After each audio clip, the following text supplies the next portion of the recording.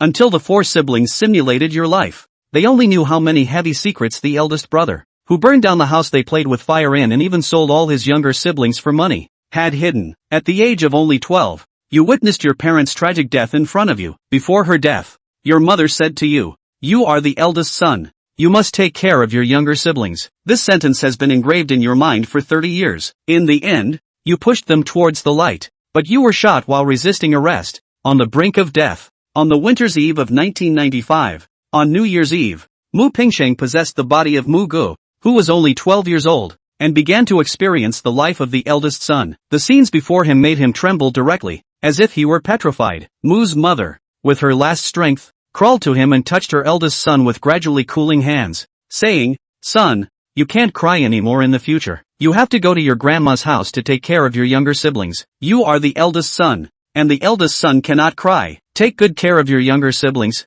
Don't seek revenge for us. Live well. Don't provoke those people. They are all lunatics." Mu's mother coughed hard, murmuring, and in the end, her face became darker and she collapsed on the ground. When she died, she was still holding her eldest son's hand. Mu Pingsheng finally began to recover his memory, looking at the fire in front of him and muttering to himself, "I remember now. That year, Muge went to pick us up at Grandma's house. He said our parents were out and the house was on fire. It wasn't an accident. Someone deliberately harmed our parents." But why did Muge lie? "Are you scared? Are you scared? Right?" Mu Pingsheng roared, slapped himself a few times to stay calm, then quickly knocked on the neighbor's door. But no one responded. The neighbors, out of fear and to avoid getting involved, did not open the door, ignoring Mu Pingsheng's continuous knocking. Mu Ping tiredly gave up knocking. He looked at the village with resentment, thinking, his parents helped the villagers so much, but now, they are all cowards. After speaking, he quickly rode his family's bicycle to the police station 8 miles away, but the tires were all punctured.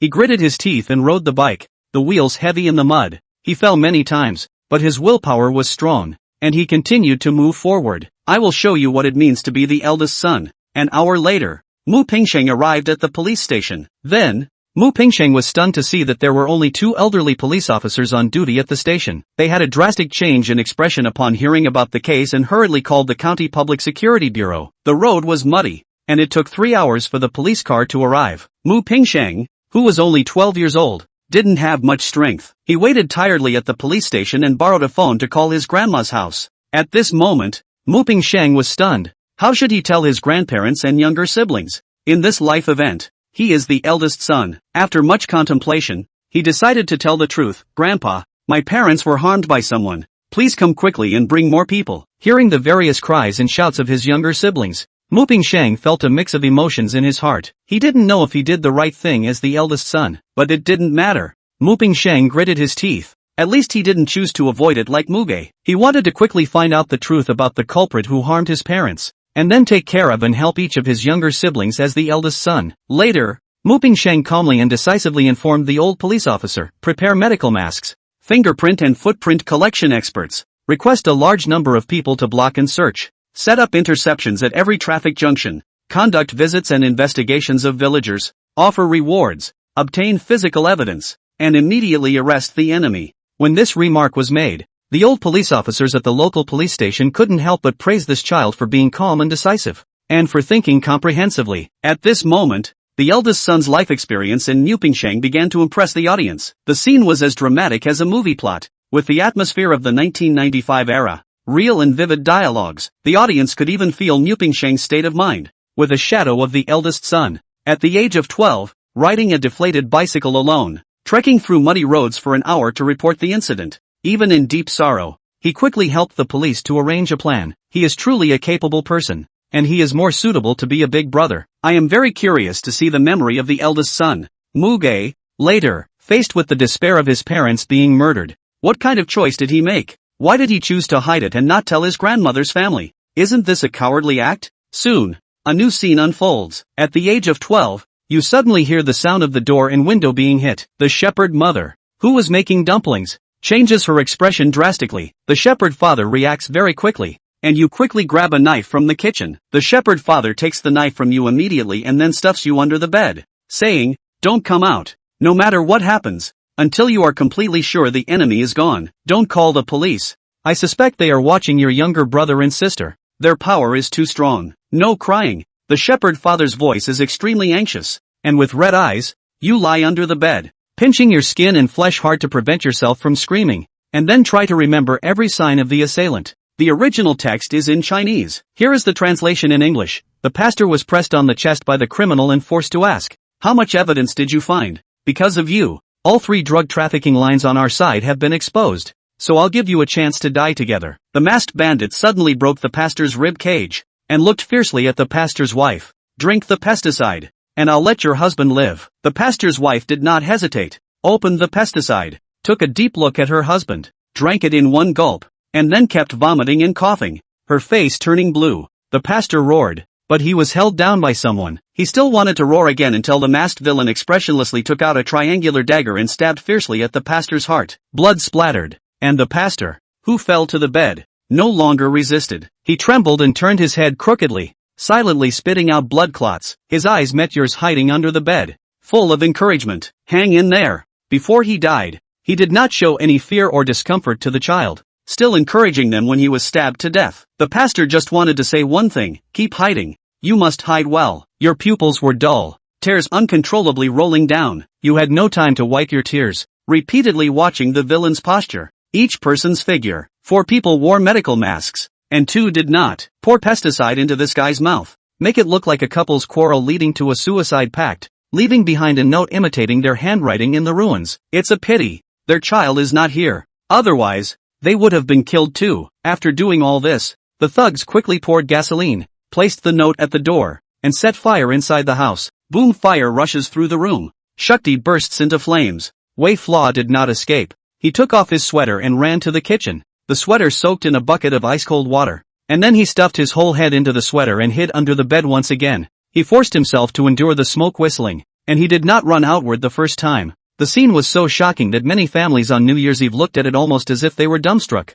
not realizing that in '95 there had been such a tragic case of door-to-door retaliation. Today's headlines have netizens posting pop-ups. Wei Zhao's reaction is too slow. Why doesn't he hurry up and escape? Gasoline spilled on bedding. Old houses can easily ignite, and the poisonous mist alone will kill you. It's too dangerous. Wei Zhao's reaction is slow and too slow. Has he been stunned? A new scene appears on the screen. The sound of footsteps once again came from inside the house where the gasoline poison fog rolled in. The bald, masked thug rummaged through the house again, kicking over various things, and finally he looked at the fire with satisfaction. There go the brethren. There must be no one left. They're all dead. Wei family. Nope. A roar came from the old van and the car began to move away. Under the bed, Wei Cho this time violently scurried out. The first time he did not rush out of the house, but one at a time to drag out his parents. 12 years old skinny. He used all his strength to drag to the yard. In the courtyard, Mother Wei's face went from green to black as she finally glanced back at Wei Flaw.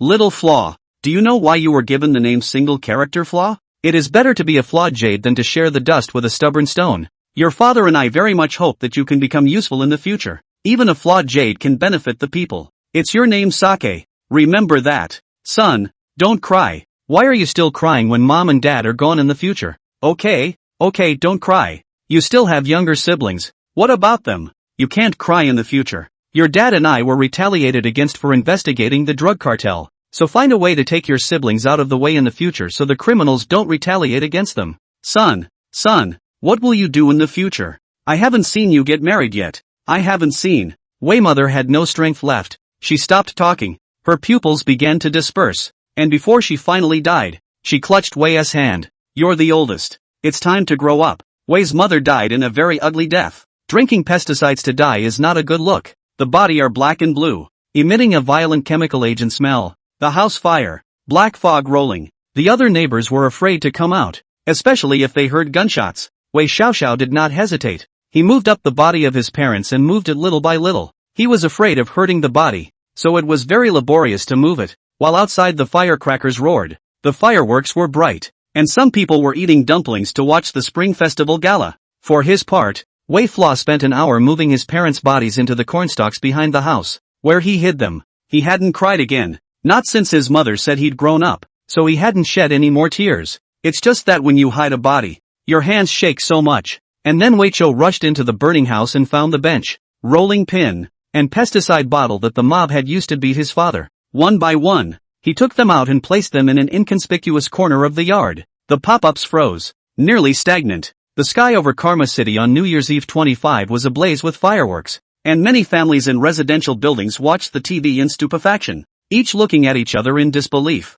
The Wei family's initial encounter was actually so tragic. Karma City Police Department. The young officer on duty also watched the memory retrospective program and froze for a long time. Why did he hide the body? Why hide the body? An old police officer squinted his eyes to see what was going on inside. The Wei family is not ordinary retaliation. This is targeted extermination retaliation. The Wei family's parents are not bad. They are the first generation of narcotics police officers from the first generation of narcotics police, and the people they have offended can be imagined. So Wei Flaw should either hide the body, say to the public that his parents are missing, and forcefully endure this matter, or secretly report it to the National Security Bureau afterward. The old police officer sighed. This was the best way he could think of. The big screens at the Karma City Mall were also showing retroactive images of New Year's Eve memories, and many young couples were murmuring in front of the mall screens. Wei Xiao was afraid of reprisals. He didn't dare to report the case in order to protect himself and his siblings. Hey, the enemy is too strong, and the Wei family still has 5 children. Wei Xiao is a compromise in disguise. But then he failed his parents. He didn't take care of his younger siblings. He went down a different path. He did nothing wrong. He caused trouble. And some of the boys had mixed feelings. Is this self-loathing? The more you fall in despair, the more you fall. And at that moment a new image appeared. Chapter 4, I'll remember you over and over again. The hottest show of New Year's Eve is officially born. Hundreds of millions of residents watched TV at home, wondering why Wei Xiao hid the body, what he did next afterward, and why he failed to take care of his siblings against his parents' wishes. Brainwave memories are extracted and the next image is shown on TV. The flames rolled and burned hot. The black mist heaved up into the sky, and bursting sounds were heard from the Wei family's old mansion. Wei Xiaoxiao took out the cloth book bag from the 3/8 bar, and he pulled out a pen and paper. A person, with a lonesome back sitting in front of the main door, took out a pen and paper. Wei Xiaoxiao sat alone in the snow, and the black smoke rolled around him. He was oblivious to it, and he was only writing something seriously. At 8:02 p.m. On January 30th, 1995, just after the Chinese New Year program was broadcast, criminals driving a 70% new gray and white van and an 80% new black Santana crashed through the gate, and 6 people came down, headed by a bald head wearing a medical cotton mask, about 1.77 meters tall, with a Dianbian accent and a scorpion red tattoo on his right hand, wearing a suit and black pants, with a black jacket on the top, and a black cotton padded jacket on the inside. The second person who threatened his mother with pesticide was about 25 years old, had long flat hair, was about 1.73 meters in height, was not wearing a mask, spoke with an Inner Mongolian accent, had a scorpion red tattoo on his right hand, and wore jeans and a leather jacket. The other 4 wore medical cotton masks, and only a vague image of the 4 could be seen. One of them was thin, about 40 years old, balding, male, wore glasses, had a mole on the left side of his forehead, had a muffled tone of voice, had gold-rimmed spectacles, wore leather boots, and was obeyed by the people around him.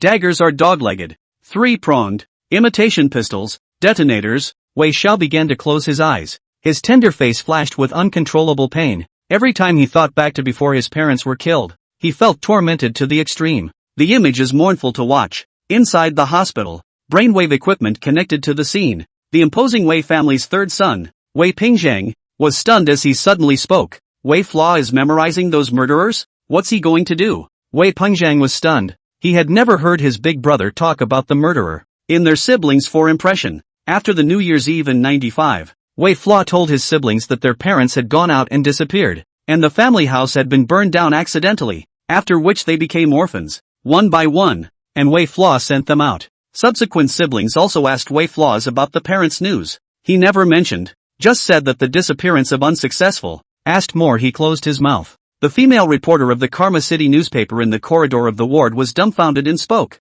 A man witnessed the murder of both parents, dragging and hugging and hiding the corpses. The house was burning down, and the young Wei Chiu didn't have time to grieve, didn't have time to put out the fires because he was memorizing all the signs of the murderer. The reporter froze. The boy is extremely mentally tough. Jitterbug, 2-way elder son life comparison, is playing in real time, and the heat has officially surpassed 4 million people watching online. The pop-ups are flying. The first simulation of the firstborn life is Wei Hengsheng. He chose to trek to the police to inform them of the truth, set up the police force, and face it with his family. The second firstborn is Wei Flaw's original memories. He chose to hide the body, let the house be burned down, and did not go to ask for help at all, and recorded the characteristics of the criminals alone. The Wei family is so ruthless. Rationally speaking, Wei Pingsheng is the one who was fit to be the eldest son. His path of behavior is correct. He didn't hide and dodge. He undertook to face it together with his family. And that's what makes a family. The pop-up suddenly stopped as a new scene appeared on the life comparison screen that was playing. 12-year-old Wei Chuan sat by the door pier, his black cotton jacket dripping white snow, and the house in front of him burned down with a booming popping sound. The surrounding neighbors finally came trembling and began to put out the fire. And there was also the oldest man kicked Wei Chou a few times. What are you still writing? What the hell are you doing? Your house is on fire. Wei Flaw was indifferent, just immersed in it, like a little cutie in the eyes of the others. Like, where are your parents? The neighbor, Dame Wang, asked worriedly. How did your house catch fire? Zhao shouted. You screwed up thing. How come the Wei family has softball goods like you? Grandpa Zhao kicked in annoyance as Wei Flaw's eyes took on a taunting calm. Yes, no one came before, but now they have come and started behaving, asking questions, being all kinds of busy, showing character. In the past, Father Wei helped to root out the car bandits and roadblocks here, and many miners were grateful, except for the hoi polloi gangsters, and now it's the good guy and the old man Zhao, who likes to get out of the way, who is taking the lead in directing the firefighting,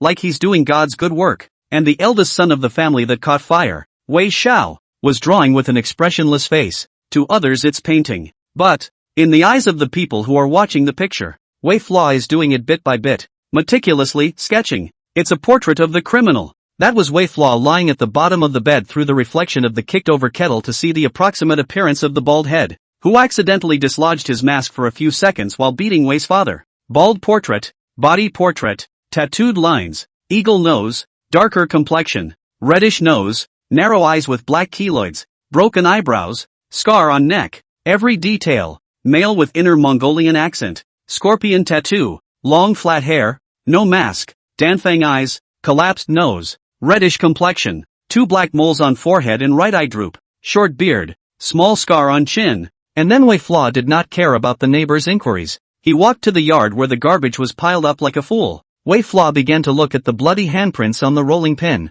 the handprints on the pesticide bottles, the wooden stools used by the thugs to beat up the people, and he began to burn the handprints, depicting them. The other 4, shape outline, dress, posture, walking outside 8 inside 8, leather boots pattern, sole marks, and so on. A little bit of all the information are written in this age-old yellow paper diary. Neighbors sighed and started to leave, and others called to inform Wei Xiaolu's grandma and grandpa. Wei Xia, on the other hand, used garbage to cover up and hide the evidence with bloody handprints. After that, grandma's family came. Take the 4 siblings. Grandma was 67 years old, and when she saw her home burned to the ground, she just bawled her eyes out, and no one around her could stop her. Flaw, where are your parents? Where are your parents? Grandma was shaking with tears. Out. They said they were traveling before. Wei Flaw calmly. The envelope left by the thugs before he also hid it. Then who burned down the house and who did it? Grandpa was shaking with anger. Other villagers followed suit and asked. Yeah, who did? Wasn't you playing with fire? Wei Flaw seemed to want to say at that moment, but he glimpsed that there was a bald and short middle-aged man in the crowd watching from afar, and at that moment Wei Flaw felt a chill come over him. It's the thug who did it. So Wei Flaw went limp, crying and saying, I shouldn't have played with fire. I shouldn't light candles in my house. Wei Flaw howled, and the other neighbors kicked him again in anger. Grandma and Grandpa were so angry that they wanted to break his legs with a stick. Wei Flaw didn't move a muscle and allowed himself to be beaten, and his eyes looked absently at the criminals hidden in the crowd. Bald, short, middle-aged man, who carried a replica pistol in his bulging waistband. The bald, scarred man, who squinted his eyes and watched as if nothing had happened, as most people did. There was also the long, flat-haired man with a sorry face talking to the others about the fire. The mob was on the sidelines. It can't show. I can't show my face. My siblings are still here. Can't be on their radar. An older brother has to protect his younger siblings. Wei Flaw repeated, telling himself over and over again inwardly, while his voice resounded through the broadcast room, resounding through the National New Year's Eve 30 years later. Many households froze. Yecheng Police Station. On duty young police officer Chen Xiaowen that moment suddenly feel very difficult. This child chose to bear everything. He knows that the killer is snooping, but he also knows that the killer is armed and that his siblings and loved ones are still here. So he can't talk about it. And he's even going to purposely say that he lit the fire himself and take all the blame on himself, just to protect the family. So he would rather take the blame for burning down the family house and being unfilial and stupid. Chen Xiaowen suddenly looked at the old policeman. Senior, it's really hard for me to imagine that Wei Xia's later life will be depraved and rotten. A prison regular, how can that be? He's in charge now and it's brilliant. The old policeman sighed. But he did degenerate later on. Probably because this disaster made him break down in despair, and finally became a demon. Chapter 5, 2 options. 30 years ago, Wei Fla's parents died horribly. His house was burned, and the criminal murderer was right in front of him, but he couldn't identify it yet, and he had to pretend to be a cutie. To carry the blame for the burning of the house. The scene of a fire 30 years ago. The 6 murderers were scattered in the crowd. Unobtrusive. But they all stared intently at the Wei family siblings, each with a sharp killing intent. They had come to exterminate the family. They're waiting for their chance. 30 years later. It's a New Year's Eve many families will never forget. The pop-up was finally asked about. Asking what not to call the police quickly and have them surrounded. This is 30 years ago. Do you know how rampant crime in the 90s? The degree of difficulty in the search for evidence, especially in remote abandoned mining areas such as this place. In the middle of winter roads are muddy. The murderer has a lot of people and heavy weaponry. Do you know the difficulty of arrest in the end how much once the murderer is forced to jump over the wall? The Wei family will really be exterminated. This is a really desperate situation. I can't even imagine what to do next. The killer is still watching. It suddenly occurred to me that the later Wei Fla was also tested for depression, bipolar disorder, and even schizophrenia. Could it be that the stress of this incident when he was a child caused him to have a drastic change in temperament and ultimately degenerate into crime? If so, it's justifiable. Inside the ward at that time, Wei Fla, together with his brainwave memories, was like a return to the images of yesteryear, and his expression became hideous, even scorchingly difficult, and he twisted his body madly, and this memory was still like a nightmare. Inside the hospital room, the oldest 3, Wei Pingzhang, frowned at the screen. We actually faced a crisis of extermination when we were kids? How did that get through? How is it possible? How come I don't know? The 4 daughters of the Wei family. Wei Shengyang was a bit puzzled. Wei Fla is really foolish. All he knows is to chicken out and retreat. I'm curious as to how he solved it. Wei solved the central also praised looking at the picture of the second brother Wei Pingshang, the second brother into the eldest son life. He quickly alarmed. United police. Informed the rest of the Wei family. United. This is intelligent and decisive approach. Sure enough the second brother is the more suitable to be the eldest son. He can lead the police to catch the murderer next and lead the Wei family out of the shadow.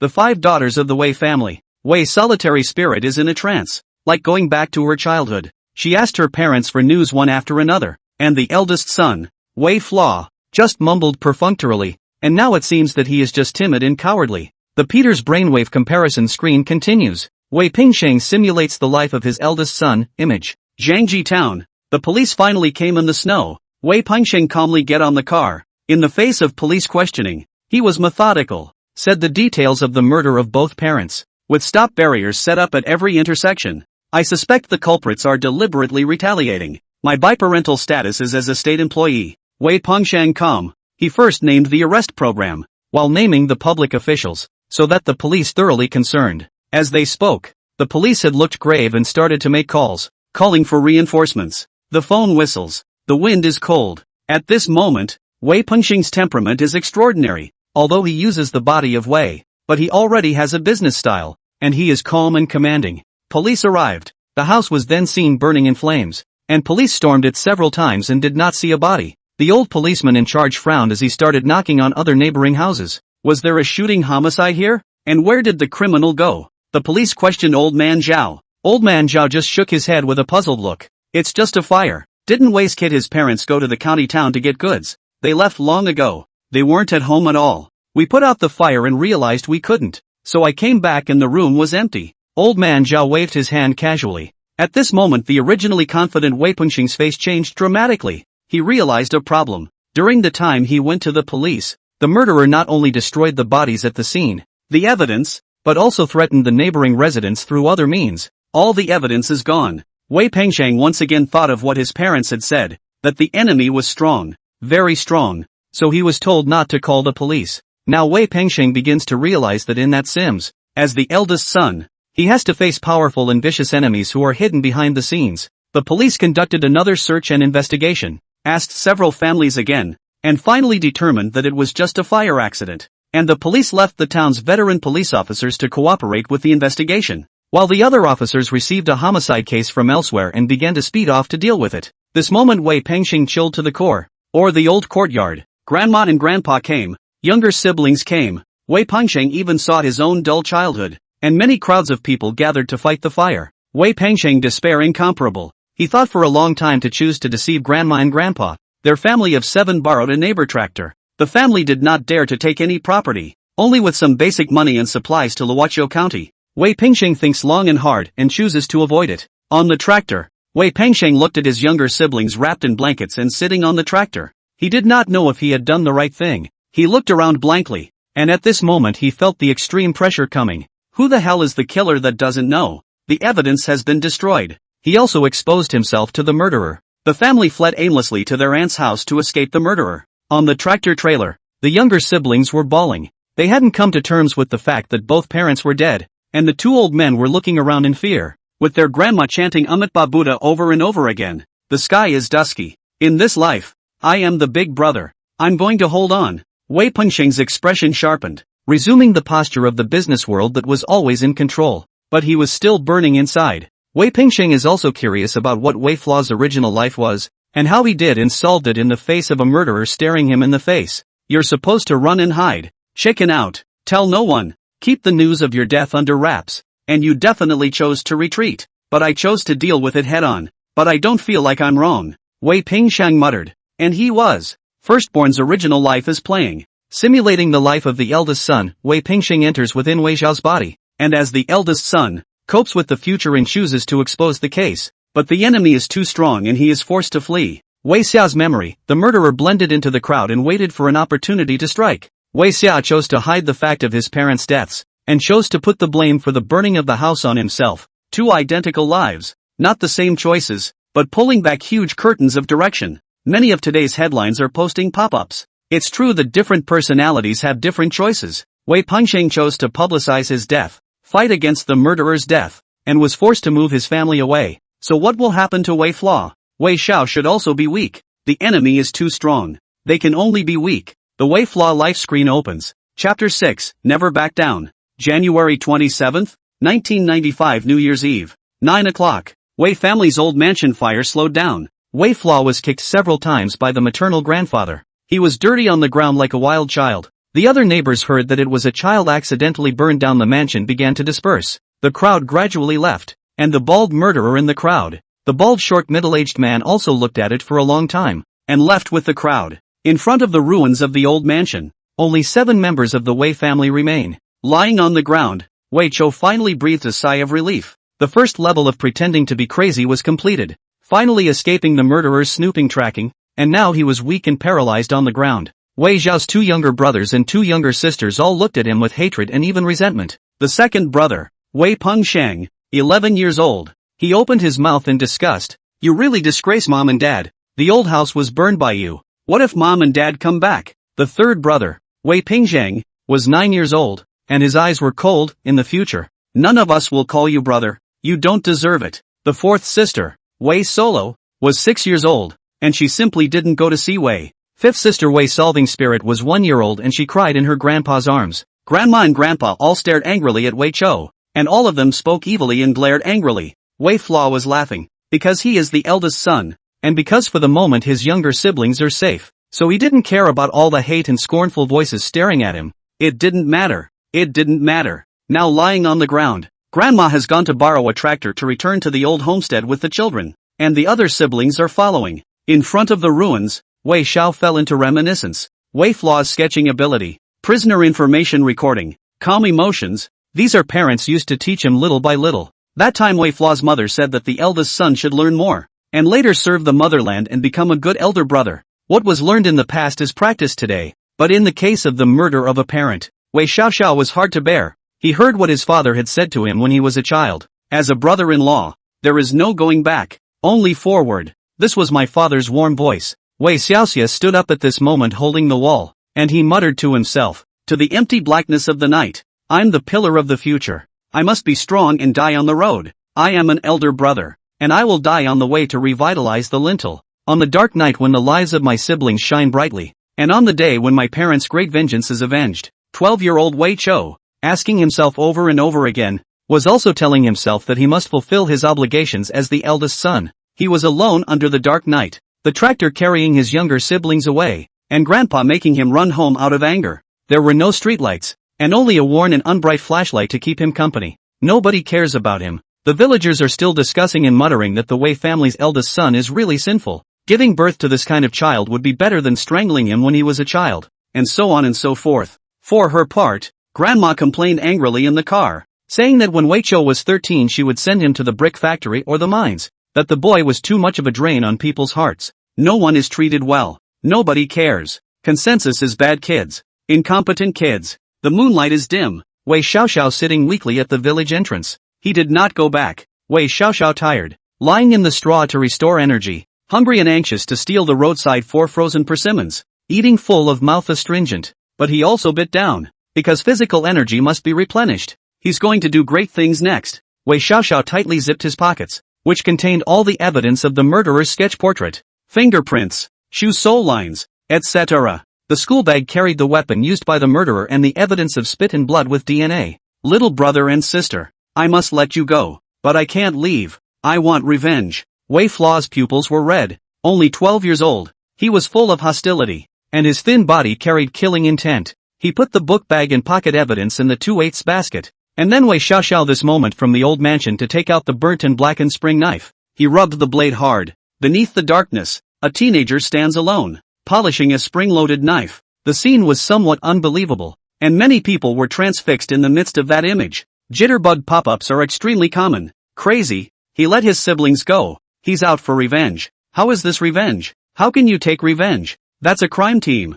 The pop-ups are extremely numerous, including in the hospital room at that time. Wei Zhao's third sister Wei Shangyang was frowning. No wonder he didn't go back that day when the family house was burned. What is he going to do? Wei Solo doesn't believe that this brother can take revenge. How is that possible? Does he have any gumption? No. Wei Shangyang's memory. This brother all day is in Fox Friends for fun. Everywhere eating, drinking, tattooing and gambling. No evil, no commitment to the heart. Shake. Headline. Weibo. Close to 20 million people online. There was also the fact that every household watched the program on New Year's Eve, and many were curious as to what Wei Xiao was up to. The picture continues. In the mining town, Wei Xiaoxiao took advantage of the late night and began to knock on the glass of every house, banging on the door. His voice deliberately became sharp, ran to the fence of the village chief's house, shouting the village chief's son's name. The village chief's son, Xiaodong, who was only 8 years old, stays out, looking for who is calling his name. And then Weiqiu went to each house as he had done and called out the children's names to get them to come out.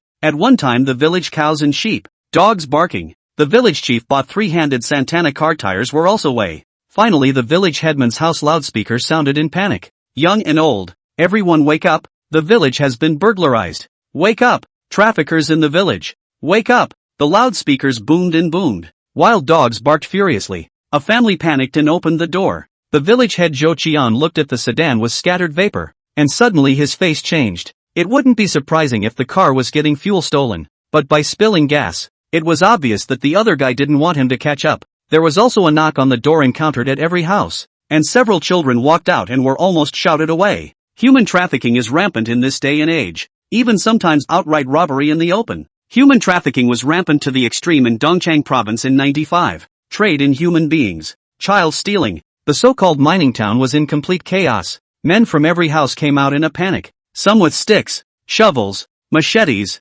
tractors and motorcycles were turned on in every house, and most of them held flashlights, or there were others with torches. Nearly 400 people in the village. A total of more than 100 middle-aged people gathered in piles and panicked discussions. And in the middle of the crowd, Wei Xiaoxiao was crying and shaking and shouting, "I saw the traffickers cheating Xiaodong." The traffickers drove a gray and black Santana and a gray and white minivan. A bald man, and a middle-aged man with a balding 5-foot-tall head. They had other kids in the car. Wei Xia kept crying, snot and tears. The village head Zhou Chang's face changed dramatically. He slapped his head violently. I see. The fire at Wei's house might have been lit by the traffickers while they had the chance, just to attract attention, and then they stole the children. The more Zhou Qian thought about it, the scarier he felt, because the village had had fewer children in the past few months before. This moment is like a bombing camp. The village middle-aged people, young people are panicked and angry. No one wants their child to be stolen from them. Go to the hills and drive for it. The mayor of the village roared and growled in anger with a big wave of his hand.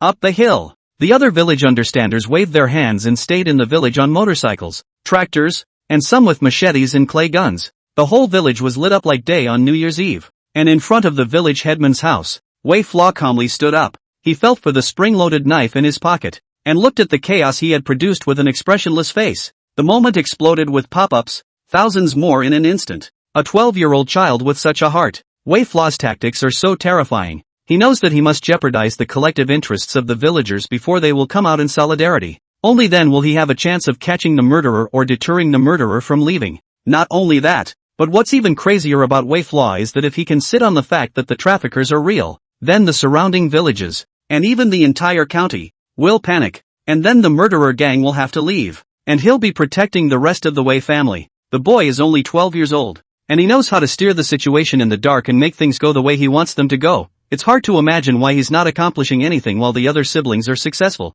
Chapter 7 Unimaginable Minds. Inside the hospital in his time, Wei Flaw's fifth sister, Wei's solitary spirit, was suddenly stunned. Wei Flaw's memory retrospectively made her incredulous. Is this really the eldest brother from his youth? However, in Wei's solitary spirit memory, Wei Flaw Junior high school dropout began to mix society, everywhere to offend people. Wei Flaw will also be younger siblings all sent to other families, and even to other families to ask for money. Therefore in Luoqiu County Wei Xiao was called a rogue son. Wei Xiao has no heart to speak of, and often gambles and loses money everywhere, borrowing and lending. As for taking responsibility, there is none. In the face of loan recovery, they only know how to run away. While solitary spirit was glad to be raised by other people at that time, otherwise it would have been a sadness to be raised by this kind of brother. That's why Wei Solitary frowned. Is this really him? At 12 years old he designed the whole village to search the mountain. How is this possible? Then why is he incapable of anything afterward? Accomplishing nothing. Wei Solitary Spirit shook his head.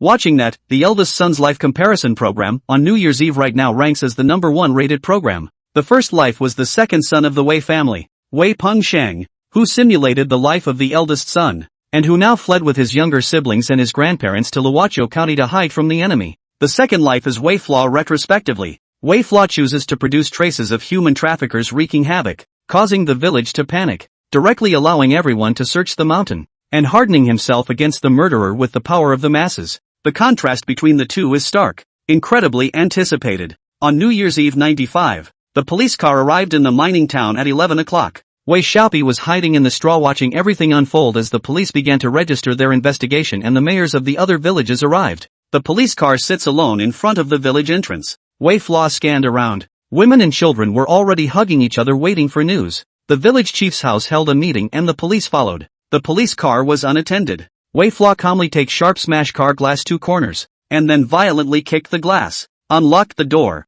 He learned with Wei Father electric lighter plan. Fast fire, car boom boom boom run. At the age of 10, Wei Xiao once went to the county with his father to learn the big truck for an afternoon. For this reason for the manual transmission vehicles he is not strange at all. He loves driving, and even his toys are mud made of sedan model. At this moment the police car started up with a roar that startled many people. Wei Xiao drove into the hills. Several police officers from the village chief's house rushed out, and the village chief came out in a panic, at which moment someone shouted, "It's over. The traffickers took the police car." They must have gotten scared when they saw the police car and took the opportunity to grab it and run away. Goddamn human traffickers. Village Chief Zhou Qiang felt chills. No wonder just gathered to search the village did not find traffickers. Turns out they were in hiding, just waiting for retaliation or to steal a car. Thinking about this, village head Zhou Qiang feel chills. Other village cadres all nervous. This kind of vicious traffickers are rare. Sun Ocean, the deputy director of the District Public Security Bureau, roared. Call the bureau. Lawlessness. These human traffickers are rampant to the extreme. Send someone to intercept them. Roadblock. Barrier block. This mob must be brought to justice. Police officers were on the phone, as were other village officials, who were notifying the village's young adults to gather. All united, blocked off the roads and started searching the mountain. Every family should not rest yet and wait for the capture of the traffickers. Boom boom boom. Boom boom. Mining towns, Jiangji Town, Chenliang Town, Zuoying Township, Dayton Village, Zhejuan, dozens of towns, villages and townships, all with loudspeakers blasting. The radio kept blaring. Attention all villagers. Attention all villagers. All put down their hands and gather the village branch. There are traces of traffickers stealing children in the old mountain of the mining area, and the traffickers are extraordinarily rampant and crazy. We will cooperate with the police to complete the search of the mountain and arrest the traffickers. New Year's Eve, completely bustling. No one can sleep anymore. The village dogs barking their throats hoarse. Children are afraid to go to sleep in all the villages and towns. And women and children are all piled up for fear the traffickers will suddenly appear and take away their children. The young and old even gathered with a sickle or machete in each hand. And according to the division of the brigade secretary, they all went to the mountains to search for traces of traffickers. The old mining hills began to get a patch of lights, and there was an endless stream of shouting and barking. All this who didn't know it was just because of a child. A 12-year-old kid is secretly manipulating everything. Inside the hospital, Wei Ping Zhang, Wei Fla's third brother, witnessed Wei Fla set up the whole village to catch the thief because of the situation. And he frowned. A glance at the hospital bed because of the gun resisting arrest. Life began to go into the countdown of Wei Chou. Wei Pengzhang heart already has an answer. He was 12 years old that year, and his mind had already reached the point of designing the whole village. Shocked by the terrible news that both his parents have been killed in front of him, he doesn't opt for the police force, but uses it to take revenge himself. So that's what started you on the road to crime? It seemed to him that life's doomed ambush had begun. Yi City Police Station. The young dry police officer on duty, Chen Xingwen, looked at the screen in a complicated manner and muttered his mouth. Why don't you trust the police? The teenager was 12 years old, and in the present day, he was just a child who had just left elementary school. Did he really believe he could fight that kind of criminal on his own? He couldn't figure it out. The old constable Joe sighed at his words and looked at the young figure in the picture with pity. 95 years? Ah, the mines are in remote places and the police force is still weak, especially in the face of such organized and premeditated revenge killings. The Wei siblings have also been targeted, and Wei Fla is smart enough to use the name of the traffickers to threaten the interests of the entire village, consolidate his forces, and completely make a big deal out of it. It's the only way to harden the other side and force them to leave. Or maybe there's actually a higher level of official power involved. Many people grew more and more curious and looked at the screen. A new screen begins. The police car accelerated and re-accelerated on the mountainous dirt road. The bumps scattered the smashed window panes, and the 12-year-old stomped on the gas pedal, roaring through the darkness. On the mountain, villagers hurrying at night with torches saw the police car whirring and reached out to greet it. The police are here and the traffickers will surely be caught. After a few yells at the top of his lungs, the vehicle just sped away from a few people. They were still unaware that a trafficker had taken the police car, and when they saw that the other party was not making a stop, they simply continued down the mountain road and left. And in another place among the mountains a fire flared up. The slits in the tires of the SUV were full of mud, and the van car was splattered with mud and blood. The flat-haired youth opened the can and sat down by the fire to devour it, while the bald man, also eating, roasted the fire and took out the photograph. In the photo, the 5 children of the Wei family smiled more childishly and compared hand gestures. They pulled out their daggers and viciously plunged them into the photo. Exterminating the Wei family men and women was not yet a completed task. Going to exterminate the door next was their main task. Chapter 8, He's Just a Man. Looking at a group photo of the entire Wei family, the flat-haired youth sneered and muttered, "Do it in the early hours of the morning and exterminate the family." He casually discarded the canister box, and then a startled cry came from his side. The accomplice who was unbuckling his pants suddenly spoke out of turn. "Why is this mountain lit up? Someone's coming." The flat-haired youth looked on in shock as he peeled away the peeing figure. A car with lights hovering over a dark mountain road approached at speed. Behind them followed a procession of men with torches. Especially the color-changing flashing police lights on the vehicles are increasingly alarming. The other people's faces changed greatly. An bilious aura began to fill the air as the bald man cursed angrily and swept his gaze across. Could the extermination have been seen at the time? Hurry up and call back the prying eyes. For a moment, not only the bald head, the flat-haired youth is also green in the face. They got the news of catching the traffickers through the villagers. Traffickers? Dogs? Damn it, how did they happen to show up at this time? They deal drugs and look down on human traffickers who are nobodies. All the while the vehicles were getting closer and closer, along with a procession of torches almost visible to the naked eye. A few people panicked, cursing and swearing in annoyance. They split directly into 2 groups, getting into the SUV and the van and evacuating in separate directions. Police car lights accompanied by sirens across the dark mountains. Wei Xiaoxiao remained calm. The whole process did not slow down, followed by a large number of tracking figures. There were mountain people with shotguns, and when they saw the van and SUV approaching, they were more and more sure of the traffickers' vehicles, and they opened fire. The bald man was fuming, and without slowing down, he directly knocked down 2 mountain people, and the car went even faster. The 2 vehicles separated at the fork in the mountain road. Wei Xiaoxiao drove without hesitation to follow the van. The steering wheel turns hard on bumpy mountain roads. Boo!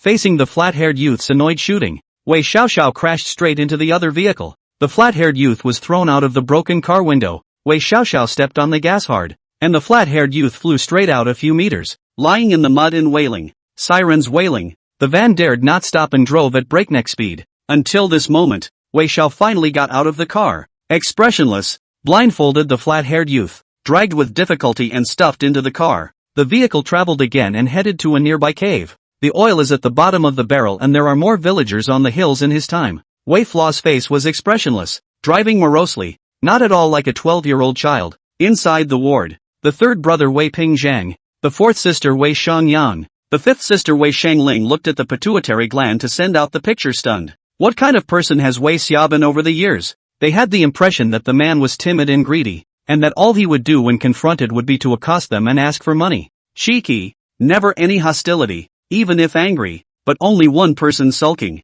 At least they had never seen such killing intent from the man, but right in front of their eyes, that 12-year-old teenager lay out using the whole village. The police, mountain road driving Top Gun fighting for their lives. Hard to catch the gunman one. Whereas a 12-year-old, Wei Solitaire looked on incredulously. Is this person really Wei Xiao? No way. He'll always just smirk and ask for money. Fourth sister Wei Soloyan pushed her nose lens, also a little dazed, puzzled and frowned. The teenager in front of him was hostile, expressionless, and calm like a machine, completely different from the tattoo-strewn, but cowardly and greedy Wei Chou in their impression. Is it really him? The picture continues. The police car drove toward the cavern, the door slamming shut with a heavy thud. In the back seat, the flat-haired youth could barely even keep his eyes open as his internal organs were affected by the impact, which was getting worse. Wei Flaw opened the door of the car, the first time to use the clothes to cover the head of the flat-haired youth, binding the hands and feet, extraordinarily skillful movements. The impact of the vehicle caused the flat-haired youth to break several ribs,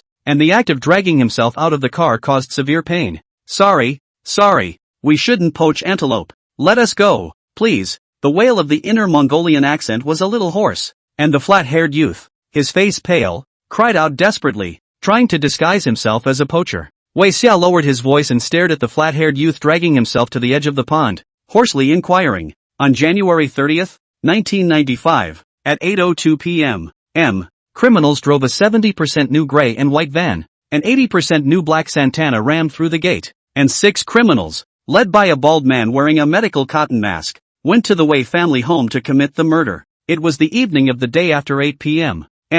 Someone threatened one of the victims to drink pesticide, aged about 25 years old, with flat long hair, about 1.73 meters in height, not wearing a mask, speaking with an Inner Mongolia accent, with a scorpion red tattoo on his right hand, wearing jeans and a leather jacket coat. The remaining 4 wore medical cotton masks. One of them was thin, about 40 years of age, balding, male, wore glasses, had a black mole on the left side of his forehead, had a muffled tone of voice, had gold-rimmed glasses, and wore leather boots. The murder weapon was a dog-legged knife, a 3-pronged spike, an imitation pistol, and a detonator. Who sent you? Every piece of information, from the characteristics of the perpetrator, to the murder weapon, made the flat-haired youth more and more chilled. At this moment, the flat-haired youth clenched his teeth and refused to open his mouth except to wail. Wei Xia was trembling. He was also afraid, but he won't back down. Inside the cave in the mountain forest, the pool of water was cold and harsh. Wei Xiao put the flat-haired youth down and soaked the clothes wrapped around the flat-haired youth's mouth and nose with water.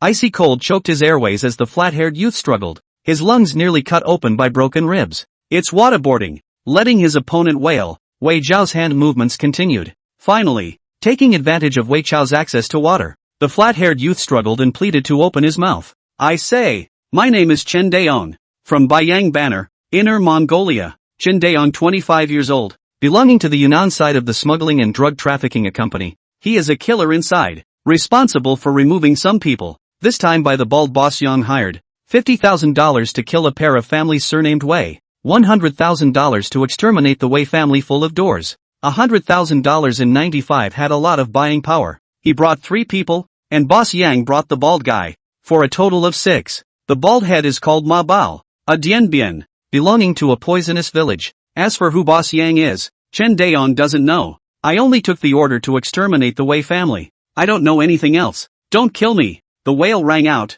Wei Xiao took out a pen and paper. His face was pale, and tears rolled down his face. While taking notes, The 12-year-old wiped away his tears, forcing back his sadness and despair, gathering out all the information from the interrogation. Karma City Police Station. The screen is fixed. The young officer on duty Chen Xiaowen, Joe old police officer are watching. For a moment the two were actually stunned. The man who resisted arrest with a gun in his hospital bed had such vigor and heart in his youth. Chen Effect Man marveled as his gaze fell on Wei Chou, who was crying while forcing despair to be recorded icily. My God. Instead of choosing to run away, this kid is planning to get his revenge straight away. He doesn't just want to take advantage of the situation to expel the enemy. He actually really wants to remember everything about the enemy. The young dryad's eyes were complex, shaken with thought. A 12-year-old kid whose parents had just been killed in front of him and whose loved ones had left him behind. It's amazing how calmly you can think about interrogation after a chase with criminals. How strong and terrifying should his inner will be? The old police officer's surname Zhou was equally choleric looking at it,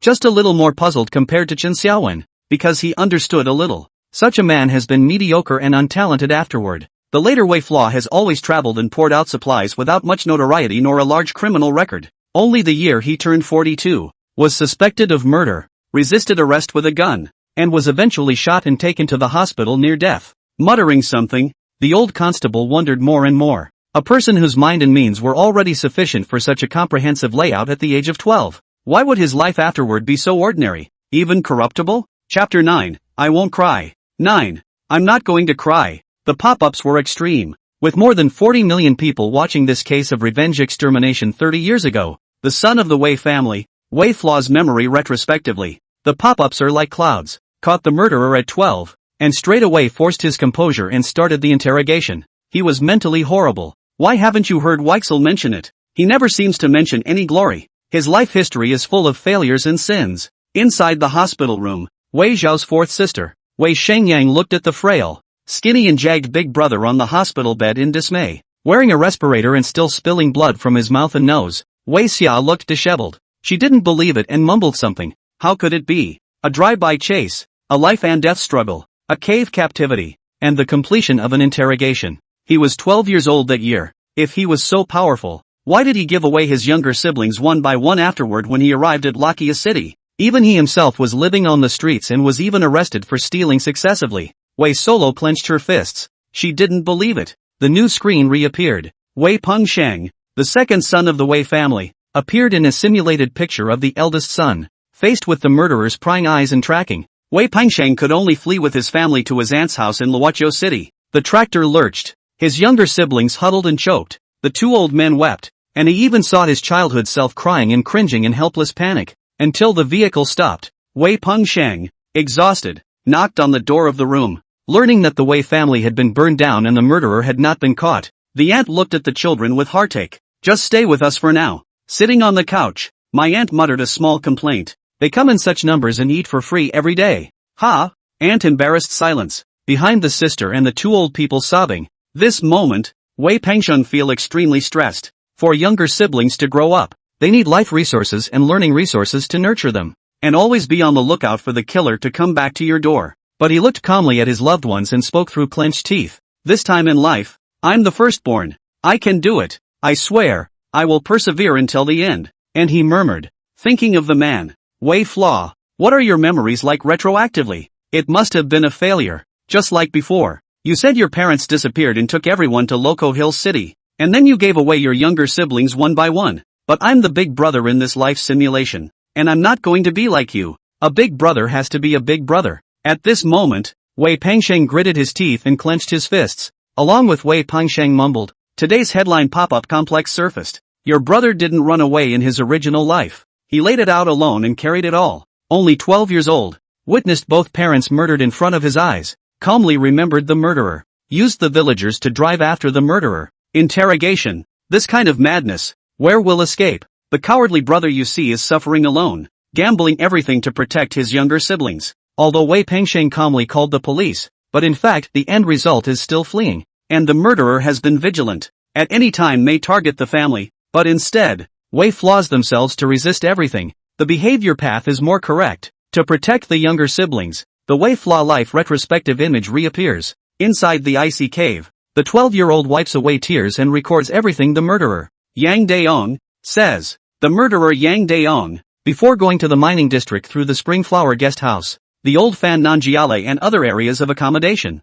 leaving DNA and other information. Driving van license plate number, DNC 9626, off-road vehicle license plate number, Ancient B3155. The murderer's blood left on the police car can be tested and compared. The 6 murderers had eaten canned barbecue over a fire in the hillside east of the mining community, and the abandoned residue could be extracted for testing. Wei Flaw recorded one by one. Yang Daong was blindfolded, broken ribs and unable to breathe from the feeling of despair more and more chills him. Spare me, please take me to the hospital. I'm going to die. The wailing was quickly interrupted as the raspy voice resumed. Why did you exterminate the Wei family? Wei Flaw was shedding tears, but her voice was filled with coldness. All I know is that the Wei family man was a narcotics cop who seized a drug trafficking line in '94 that cost someone else a lot of money. Wei family woman is the national security. Investigated the bald problem. Bald only to unite us. Provide information together to extinguish the door. That's all I know. Wei Xiao leaned over the edge of the pond and recorded everything.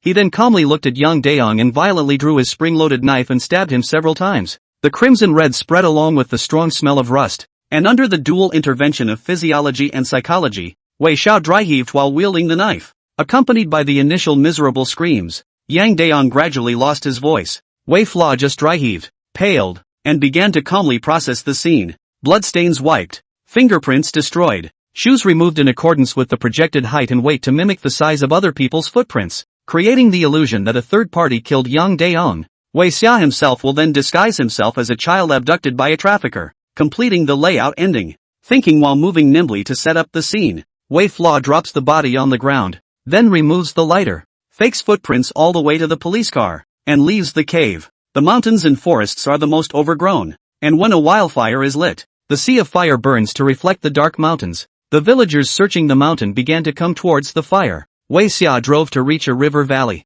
The spring-loaded knife reappeared after processing the driving marks. Wei Flaw looked at his abdomen. His eyes were ruthless, and he swung the knife decisively until the blade didn't enter to the handle. The intense pain and blood loss made Wei Chou look pale, and his strength seemed to drain away with it. After bracing himself and throwing the dagger into the flowing river, destroying the traces of DNA and fingerprints, Wei Xiao calmly lay down and waited, just like death. That's the closure he had planned for himself to accomplish. The ground was cold and damp with dampness. Wei Xiao covered his blood-hideous wounds and stared at the night sky. He thought about how his parents taught him how to look at a crime scene and where the murderer would destroy the traces. Teach Wei Flaw how to preserve fingerprints, DNA identification, record characteristics, and how to calculate height and weight from footprints. The warmth of the past. The father's wise teachings. A scene comes to mind. Wei Xia's eyes were sore, but she remained stubborn and strong. I can't cry. I'm the firstborn. I won't cry. I have younger siblings to take care of. The dizziness from the loss of blood made Wei Chuan only feel the sky spinning, but he always covered his wounds in death. It wasn't until the sound of footsteps came that Wei Flaw finally closed his eyes and completely lost consciousness. Chapter 10, The Old Constable Thinks of 30 Years Ago. It was New Year's Eve, 2025, and festive songs were playing on stereos everywhere. An elderly man in his early 70s watched the television transfixed in the Loco Hills Happiness Nursing Home. This person is clearly the Deputy Director of Public Security Sun Ocean, who went to the mining town to investigate the case of human traffickers 30 years ago. Sun Ocean watched stagnantly as Wei Flaw's life retraced within the television, his thoughts gradually returning to 30 years ago. That year the weather was bone-chillingly cold, and the phones of the offices under the mine had a dozen calls overnight from local people reporting that traffickers were abducting children and going around the area. Driving there overnight, the mountain road was bumpy. Sun Ocean and his colleagues muttered in the car, "These traffickers are really still steal people's children in the new year. Tramp, catch and beat first." Until the beginning of the visit, the local people have spontaneously started to organize manpower into the mountains to inspect,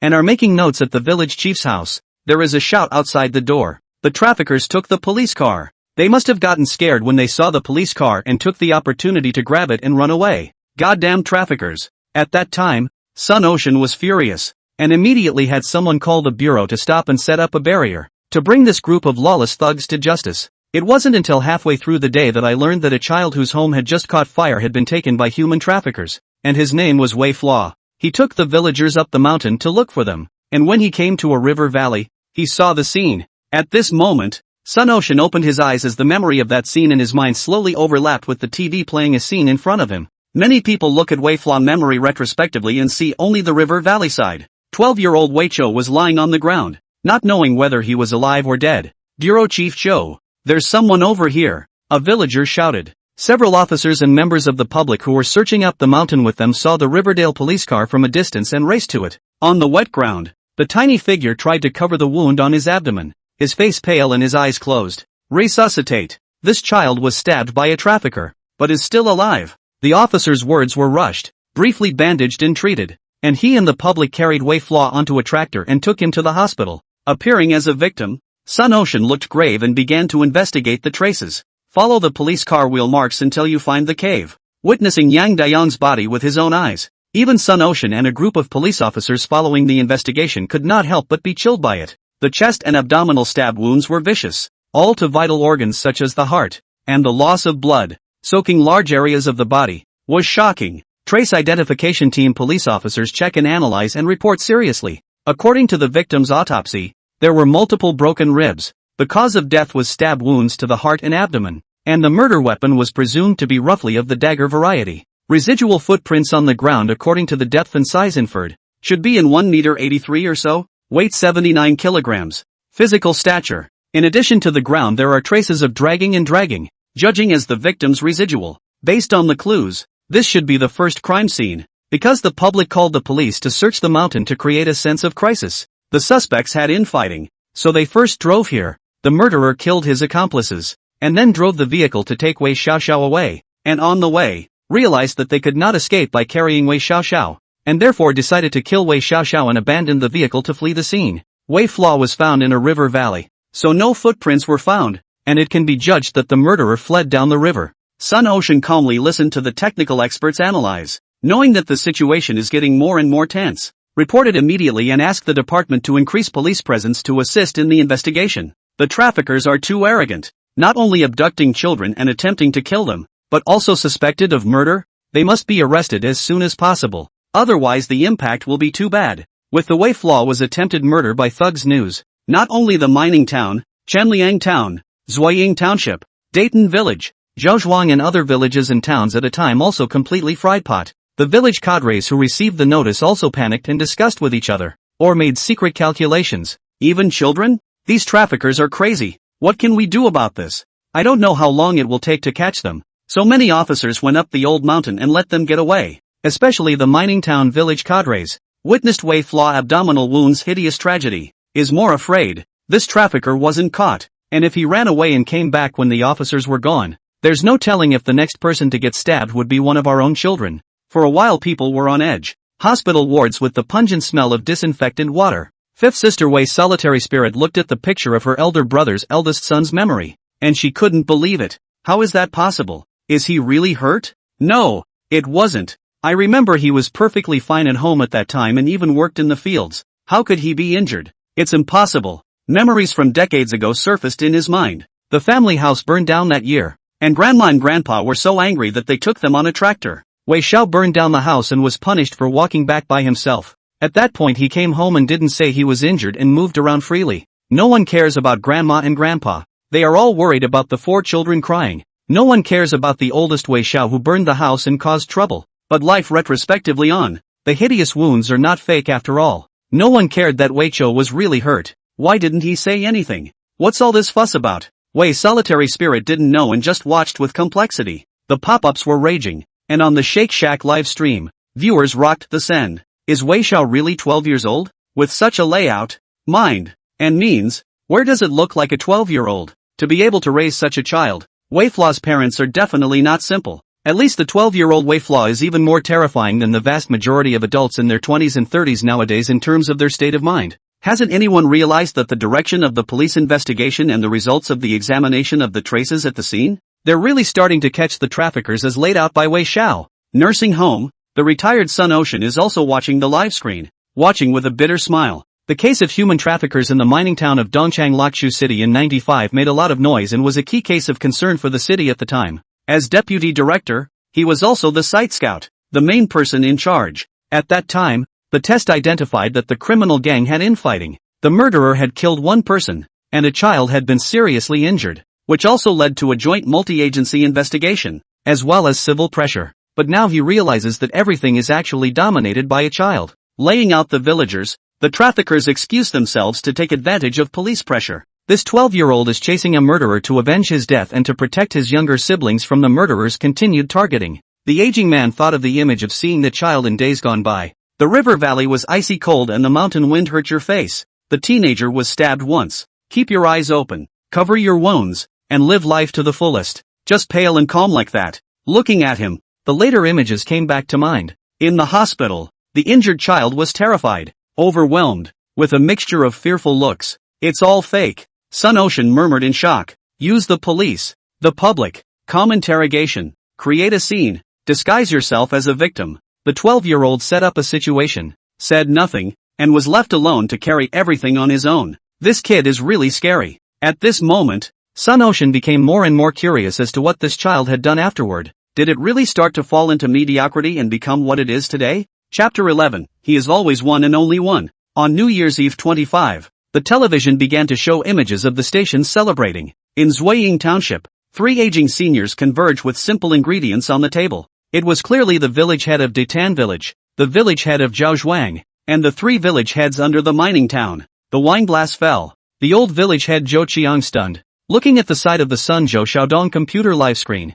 The complexity of the village chief, who used to be 50 years old but is now 80, is immersed in thoughts of 30 years ago, 95 years that year the old man has not a few years. Zhou Qiang remembers clearly. New Year's Eve. The family is immersed in joy in preparation for the New Year's Eve banquet. Families are also festooned with lights and colors and are bustling with preparations for the New Year's reunion. Then a fire broke out in the village and the entire Old Wei family house went up in flames. The village Wei family's son, Wei, was kicked outside the courtyard by his maternal grandfather, Chang Zhong, and rolled all over the ground for playing with fire and burning down the old mansion. After which the boy cried and said that there were human traffickers in the village. It was so big that all the young and old from the neighboring towns started searching the mountain, and the police also brought a large number of officers to search the area. Finally, the body of the trafficker and the fainted Wei Xiao were also found on the mountain. Because of this incident, 9-5 Dongchang City set off a vast special crackdown on human traffickers. It affects more than a dozen counties and hundreds of townships and villages under the entire municipal jurisdiction. Until now, returning from their thoughts, the 3 old village elders looked at each other with bitter, incredulous smiles. So it's him. The boy counted everyone. But he was just a little doll then. The scene plays, and pop-ups tumble across the jitterbug, sharply almost covering the screen. This kind of real program has never been seen before, causing more and more viewers and the heat to skyrocket. Is this really the bearded middle-aged man lying in the hospital bed as a child? How can it be? 12 years old. Can utilize the environment to make the best use of the situation? Calmly suppress emotions to achieve the layout of the villagers. The police, to achieve the purpose. Such a child is too scary. Have you not noticed the most crucial point? Which is that this boy has never forgotten that he is the son of the Wei family. Yes, he's holding up the fort for his younger siblings and loved ones. And he's only 12 years old. Calm to the core. Carrying everything alone. This is a madman. Along with the pop-up, the image reappeared. Wei Flaw's life in retrospect. County Hospital. Beds, 95. Eyelids heavy and distended. Wei Xiao opened his eyes and the light pierced his eyes. The chest and abdominal wounds had just been stitched up. The anesthesia was about to wear off. And the pain was gradually coming. The loss of blood left Wei Qi with little strength and it was hard. Turning his head to the ward. Enameled basins. Enameled cups. Old wooden cabinets. The atmosphere of the ages. Wei Flaw's eyes went from disoriented to determined in a short period of time. And he muttered something. I am the son of the Wei family. When mom and dad are gone, I'm the backbone of the family. He gritted his teeth to suppress the aggravation. The despair, his eyes still red and swollen. His look determined, struggling to get up. There was a vague tearing pain in the wound between movements. He had to say that. He was telling himself. Or he was afraid he would break down. The parents' bodies are still hidden in the straw by themselves, and the killer is still snooping around in the shadows. How do younger siblings live and grow up? I can't fall. I am the eldest son. I will never allow myself to fall. Wei Flaw, stand up. The teenager's eyes sharpened momentarily, and he gritted his teeth and forced himself to get up, repeating it over and over again. Until this moment, it was like steel. The door to the hospital room was pushed open. The old wooden door creaked. Sun Ocean looked at the child struggling to sit up in front of him and sighed in pity. How's it going? Does it still hurt? Uncle wants to ask you for specific news about those traffickers. Almost at the moment of seeing Sun Ocean, Wei Flaw all the sharpness of all hidden, aggrieved choking, mixed with fear, like a child of this age should show everything. They tied me up and stuffed me in the trunk. I don't know where to go. The car was going fast, like walking uphill. All I heard them say was that they were going to take a couple more kids. Then they said that there were officers searching the mountain and that there must have been a mole who betrayed them, after which they fought. I saw it again right there in Riverdale. They were trying to kill me with a knife. Wei Xiao some shivering. It seems poor. Sun Ocean asked this child's family phone. Let people come over to settle the medical bills. My family. No money. No phone installed. It's okay. You rest well. These money, Uncle advanced. While shaking his head, Sun Ocean sighed. This child. Too pitiful. Wei Flaw is not seriously injured, because his own hands are measured. Not vital. See Sun Ocean to go. Strong support down the hospital bed. Uncle, I want to go home. After confirming his condition, Sun Ocean took Wei Flaw to the car. In the back seat of the car window, Wei Xiao's gaze was calm, gazing out the window. Along the way there was a buzz of activity as loudspeakers in the villages broadcast warnings. Young men and women were organized to search the mountains, and militia teams began patrolling. Grandma's village, Dai Tam, is in the middle of the villages and is well surrounded. At this moment, Wei Flaw was calm and muttered his words. The siblings are finally safe. Concentrating on driving Sun Ocean heard. Thought the child was worried about other village children. Did not care. Today's headlines, pop-ups to this cloud.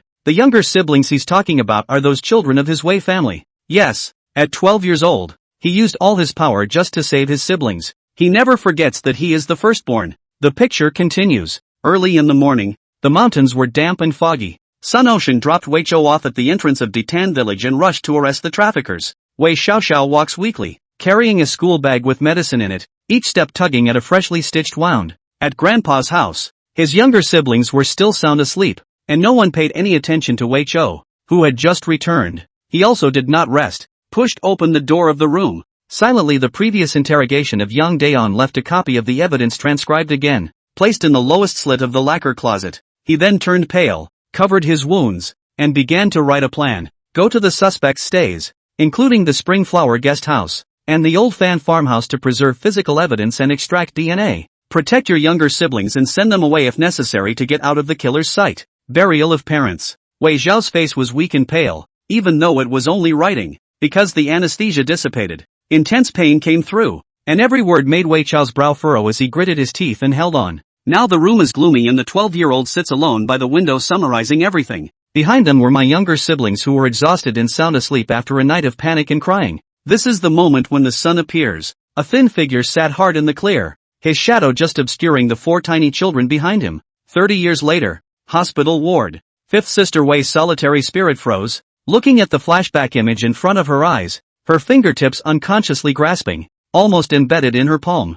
30 years ago, was it like this? She thought about that day. Wei Xiao burned down the old house, and Grandma and Grandpa took the 4 of them home first. After that she slept soundly, and there was always the sound of loudspeaker noises from outside, as well as the villages and towns organizing militia and young men to search the mountains, and setting up barricades at the village entrances. I heard they were catching some kind of human trafficker. Being half asleep and half awake from the noise himself was already irritating, and Wei Xiao had been sitting there flipping through papers even after he returned. So that's when you were writing this evidence? At this moment, Wei's solitary spirit's mind was complicated. But how? You took on those guys by yourself afterward? Send us all away to deal with the enemy. How could you possibly do that? I don't believe it. She thought of the always dangling, greedy, cowardly figure in her mind. It is inconceivable that the 12-year-old in front of me will overlap with the scruffy middle-aged man now lying in a hospital bed shooting and resisting arrest, because according to the above picture, people in sickbeds also have stronger lives, but he accomplished nothing and was sparse all his years.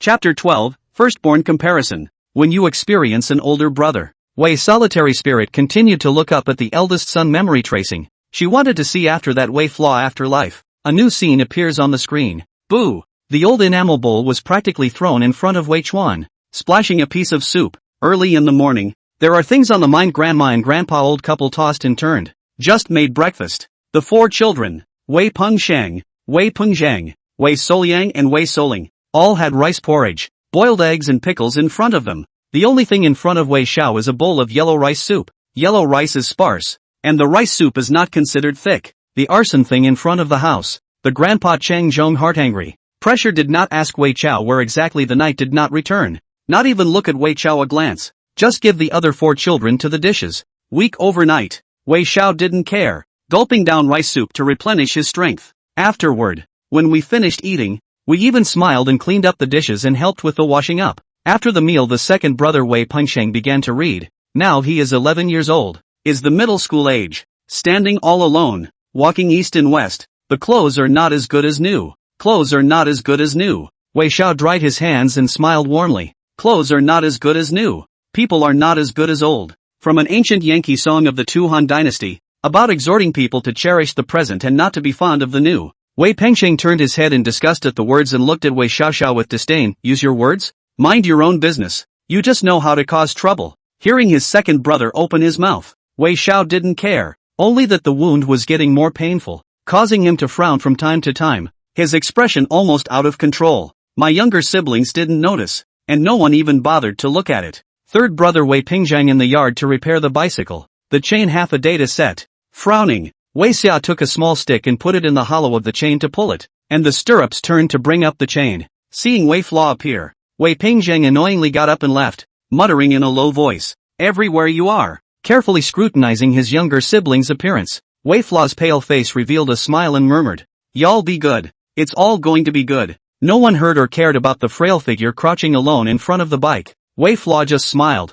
from the bottom of his heart, his gaze pure and expectant. No one knows what kind of stress and loneliness this 12-year-old faces. Go back in time again 25 years to the nursing home. Already retired. Sun Ocean, the former deputy bureau chief who organized the human trafficking case, is also watching. The lonely teenager crouching in front of his bike, eyes full of his siblings, finally made the old tears roll down his face. In a blur of vision, thoughts returned once again to 30 years ago. "Boy, does it hurt?" "It's okay," Uncle advanced. The boy never cried out in pain, and no family came when something so serious happened. It turns out that he just doesn't want people to know what he's been through, and doesn't want to involve his two oldest and younger siblings in danger. He never intended to just carry everything on his own. Later, when I drove by on the way, I saw those searching villages and towns in the mountains, the militia, and this kid would ask carefully about the traffickers and if they had caught any suspicious characters. Until the end, that childish whisper suddenly rang in Sun Ocean's mind. The siblings are finally safe.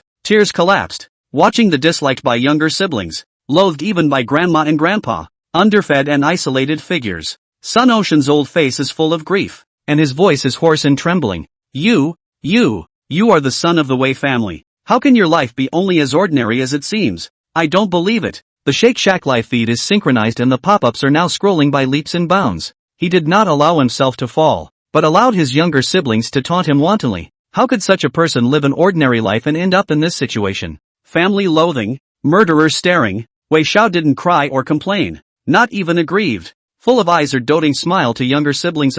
He doesn't care. He knows he's the boss, so he chooses to carry it. But it takes a lot of willpower. Right now he's just a child. What about when he grows up later? This kind of person can never be as mediocre as he appears. The program begins to appear in a different frame. Wei Pingsheng is the eldest son, citing life contrasts. Winter, foggy, weak sunlight. Waking up from his sister-in-law's house, Wei Pingsheng sat by the window with complicated thoughts. Now that a large family is living in my sister-in-law's house, I need money for food, drink, and transportation. In a short period of time the little ant can still hold out, but as time goes by, I'm afraid that if the little ant doesn't say anything, the ant will be disliked. And it's not a small amount of money to use, whether it's to support your siblings or to nurture them. Lack of money. Calm down. Wei Pengsheng began to think about how to make money in this era. Just before he could get a clue, the door was pushed open and his younger siblings poured in. "Brother, how do I do this question? You quickly help me see. My bike is broken and the chain won't go up. Brother, look, my sister is crying and hungry again." Miscellaneous. So that Wei Pengsheng thoughts completely messy, but he still pressed the boredom, patience one by one to solve the problem, then left the house straight away. It was imperative that he make money. He had to make money. It was only when he walked out that he felt the pressure. Besides the money, he hadn't forgotten that there were murderers snooping around. "I want to make money. You watch. I'm the firstborn, and I won't give my siblings to anyone. My younger siblings had me to protect them.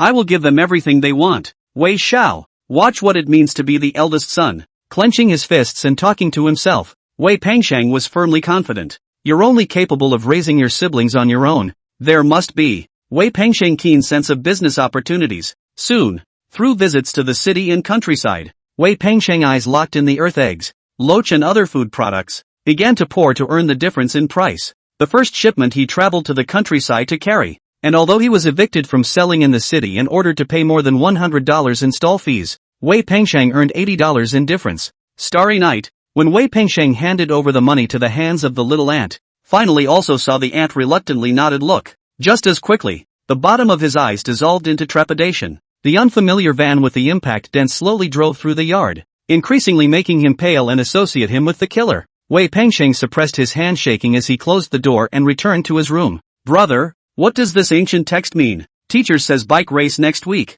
Brother and sister cluttered voices rang out. Nervous exhaustion mixed. Wei Pengsheng finally could not suppress the annoyance roar. Will you be quiet? At this moment, perhaps the murderer was all around. Wei Pengsheng was exhausted. Today's headline pop-up surfaced. He was always on passive defense. So that's what the eldest son was facing pressure. Wei Xiaoxiao distracts through the human trafficking layout. The mass line changes the situation. And Wei Pengsheng? So far, he's been on passive defense. So that year, Wei Xiao faced such heavy pressure. Chapter 13, I'll be alone from now on. Life contrasts. Another view. A new screen appeared. Early in the morning, the militia consisting of more than 30 young and strong men from the village of Dayton split into two teams. One setting up barricades at the entrance of the village and patrolling the village. The other team started going up the hill to search for signs of traffickers. The loudspeakers at the entrance of the village would sound once an hour apart, almost involving the whole village, young and old. In a shocking scene, watching this scene, Wei Xiao nodded his head in satisfaction and then took two rough dry cakes out the door.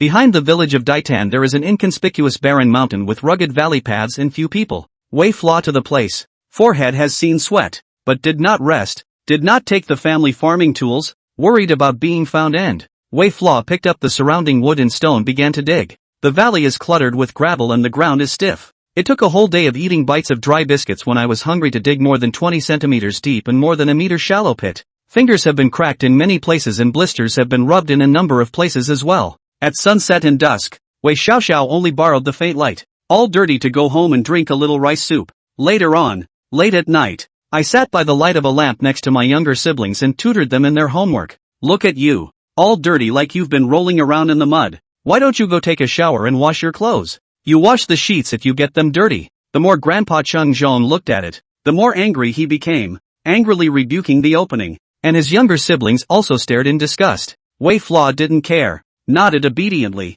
and did the laundry until midnight. Live Twitter feed with pop-ups rolling in. What are you doing? Wei Xia is just burying his parents. Of course you don't know what kind of pressure he's under. At this time, Wei Xiao is not healed at all. How painful the wound must be. The picture continues. For a whole week, Daitan village was always under martial law. Not only Daitan village, the mining town, Zuoying township, Zhouzhuan all over the country never stopped preventive vigilance. Much safer. Wei Flaw knew that for at least a month, the murderer wouldn't have a chance to threaten them in a big way. And during this week, Wei Xiao finally dug two big holes. Every day I go home and my body is falling apart. The pain from my wounds is constant. And all I eat is cold leftovers. But Wei Xiao's frail face always wore a smile. When Grandpa Cheng Zhong saw his appearance, he was furious. Look at you in this. Where have you been every day lately? All day long. I'm going to help them search the mountains to catch the traffickers. Cheng Zhong disdained it, and the more he looked at it, the more annoyed he became. Just you, catching human traffickers? Licking your face and giggling all day? Who can you catch? Useless thing. New Year's Eve 25. Karma City Upscale Senior Center. 93-year-old Cheng Zhong is now retiring here, frail and sitting on a hospital bed. His second grandson, Wei Pengsheng, as chairman of Yeqing Glass Industrial Group, carefully selected this place for him to retire. Today the caretaker tunes into the live feed and busily cleans up. Cheng Zhong looked at this scene and stayed frozen for a long time. At the age of 93, he suffers from Alzheimer's disease, and fragments of memories flash through his mind from time to time. Still, the live feed reminded him of 30 years ago. That week, the eldest grandson Wei Xiaoxiao always giggle, all dirty morning and evening, and often even can not eat. He came home to tutor his younger siblings to write homework. He remembered that despite her love of laughter, Wei Xiao had weak feet and a weak face, and often covered her stomach, but he thought it was a lack of food. Turns out it's a wound. Cheng Zhong thought of how he scolded Wei Xiao when he was also that year,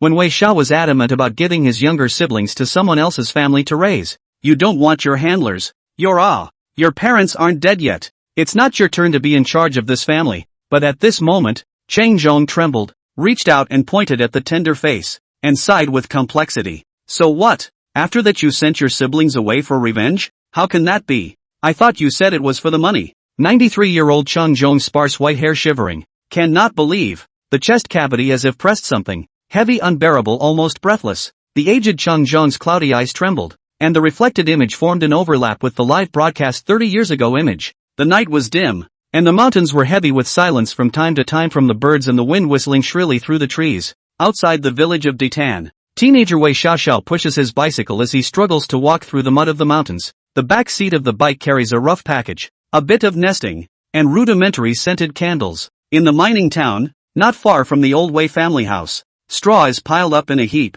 The bike stopped and the place was silent late at night from the fires burning and the human traffickers infesting the area. Wei Xiao knelt on the ground, his hands shaking a little, pushing back the straw. The two bodies were hard and cold from the winter months. It was only after seeing her parents again that Wei Xiaoxiao finally let herself be aggrieved and shed tears. At this moment, he finally acted like a 12-year-old, shedding silent tears as he frantically wiped them away, muttering, I can't cry anymore. I'm a grown-up. I'm the eldest son. I don't cry. Wei Flaw muttered to himself. Almost trembling, he put his father's body on the bike, carried it with difficulty, and pushed the bike, traveling alone in the starry night mountain field. The wounds had not yet recovered, and every time he traveled a distance, he needed to stop to catch his breath and rest, until the father's body is transported to the valley, then return to transport the mother's body. In the mud, the pain of the wound pulling made Wei Chou less and less strength, stumbling and falling several times in a mile of mountain road. But he didn't care,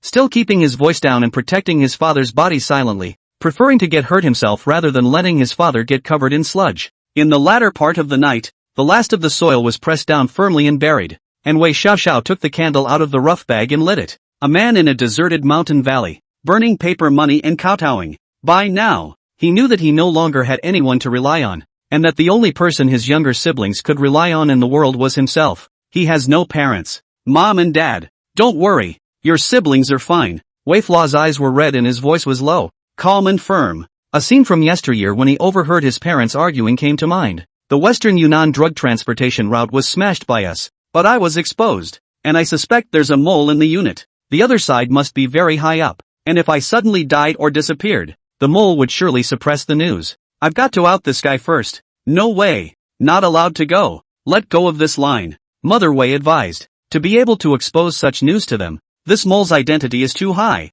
and the enemy is too strong. Mother Wei felt panicked. At the same time, Wei Xia thought of the words his mother had told him before she died. Your dad and I were retaliated against for investigating the drug cartel, so find a way to take your siblings out of the way in the future so the criminals don't retaliate against them. At this moment, Wei Flaw finally realized why her mother wanted her to hide herself from exposure. Wei Xia covered her face, tears rolling and sliding down as she muttered her opening.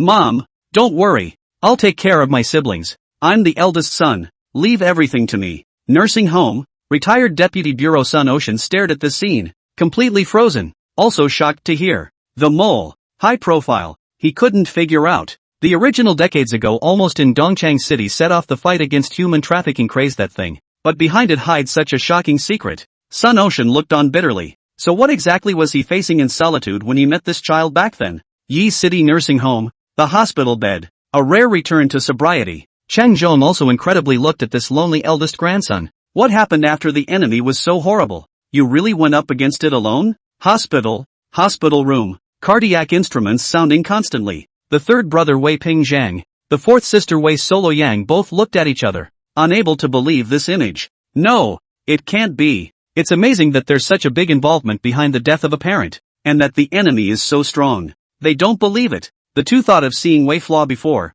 The man always smiled sarcastically and opened his mouth to lose all his money, looking for his younger siblings who he had personally sort of sold out. It's not borrowing yet. It's asking for it. Later, he even disappeared several times and was imprisoned several times. What qualifications does such a lousy person have to deal with the kind of horrible people behind the scenes? Never. Luoqiu City Public Security Police Department. Now on duty young dry police officer Chen Efficiency 1. Joe old police officer also stared at the screen. The old constable's brow furrowed and he almost stood up. Backtracking the image to Wei Flaw exposing the news is too shocking. It's amazing that there is such a mole within the police force. And then what happened? The two men froze, staring intently at the live feed. A new flashback image to this point reappears. 95 years. This year Dongchang City extraordinarily uneasy. First the mining town fire, after the human trafficking case strict investigation, and then later is the militia search the mountain. There is a murder case, leading to a special crackdown in Dongchang, and Springflower hospitality is even more affected. Police officers on duty in the neighborhood often come at irregular intervals to check all kinds of documents and are much stricter than before. At 10 o'clock that morning, a 12-year-old kid showed up at the guest house on a bicycle, getting a room. Ha! You have to have all the papers. It's being scrutinized lately. Call your family's adults. No, I'm the kid of a previous guest at the guest house and came by to pick up a few things. Facing the receptionist of the hospitality center opening, Wei Flaw smiled, full of innocence. Hearing no room, the receptionist frowned and spat out the melon rind impatiently. Take what? We've cleaned this side. Nothing valuable. Don't blackmail. It's not a valuable item. I guess they threw it away as trash. I'll look for it. Wei Flaw remained cheerful and repeatedly assured that he would not move around before being brought in by the receptionist looking for someone to keep an eye on him. When he looked at the two rooms 132/133, Wei Xiao was still smiling, but the bottom of his eyes turned cold. The garbage from the guest house is usually not thrown away right away, and according to the clues provided by Yang Daeon, they had booked a room here for 7 whole days. In other words, yesterday was only considered just checking out, and they hadn't had a chance to clean it yet. Entering the room, Wei Xiao directly began to take the old clothes that had been worn, cigarette butts, and all sorts of items that could potentially leave evidence. While rummaging around, he also struck up a conversation with the janitor who was staring at him. Auntie, have you seen my second uncle and the others? That's the one who lives here, and I don't know where he's gone, and he can't get through on the phone. The cleaning frowned, glancing at Wei Cho who was rummaging through the trash with some disgust. What does it look like? Oh, my second uncle is bald. Suit and black pants. Black jacket on top, black cotton jacket underneath, about 5'7". Auntie, do you remember what some of the friends who came with him looked like? I'll ask my parents to go out and look for him too. He hasn't been back for too long. They're all over in Dian district. I'm afraid he'll get lost. Wei Xiao smiled, energized and combative. In the police station, looking at Wei Cho, who was carefully searching for evidence, the young dry police officer chin effect man incredulously reached out and pointed at the screen. Turning his head to look at the old constable Zhou, he realized that the old Zhou was even more shocked than he was. The boy, take advantage of the traffickers first to make things worse and mobilize the power of the masses to create a safe space for yourself and your siblings for the time being. Then he went up the mountain alone, chased the murderer to interrogate him, and got the message. Afterward, take advantage of this time to take yourself out of the picture and still get the chance to bury your parents. Now it's more of a person to start detecting all the evidence of the suspect. The willpower of this man, the unimaginable power of execution, advancing again and again. The design, it's simply terrifying. Is this still what a 12-year-old should look like? Old Zhou also looked on blankly. He had never seen this side of Wei Xiao. The previous memory of Wei Flaw was also that the guy was imprisoned and shriveled up in there, as well as being short-tempered and randomly brawling. I can't imagine that the Wei Flaw of 30 years ago was so terrifying. The old weak was a little creepy. Had he gone to prison before? All of it calculated. For revenge? At this moment, old Zhou felt more and more shocked. What kind of horrible calculations this should be. Chapter 14, he doesn't care about honor or disgrace. It doesn't matter. New Year's Eve, 2025. The business district of Loco Hills is full of pedestrians. A large screen at the top of the mall was showing the hottest live show on the internet at the moment. Life throwback comparison. Middle-aged people held their children, and there were also small couples gathered around the square to watch. Pedestrians, several college students and a companion looked down at the cell phone live screen. Even in the square shooting Netflix cannot care. Quite a few people couldn't believe it. In the mining town, being driving a cab, the middle-aged driver glanced at his cell phone screen and then turned his head to stare at the deserted building in front of him. The mining town had long been deserted 30 years ago, but he remembered it well. What was the scale of the operation that spanned many places and even caused various cities to jointly handle the special rectification operation on human trafficking?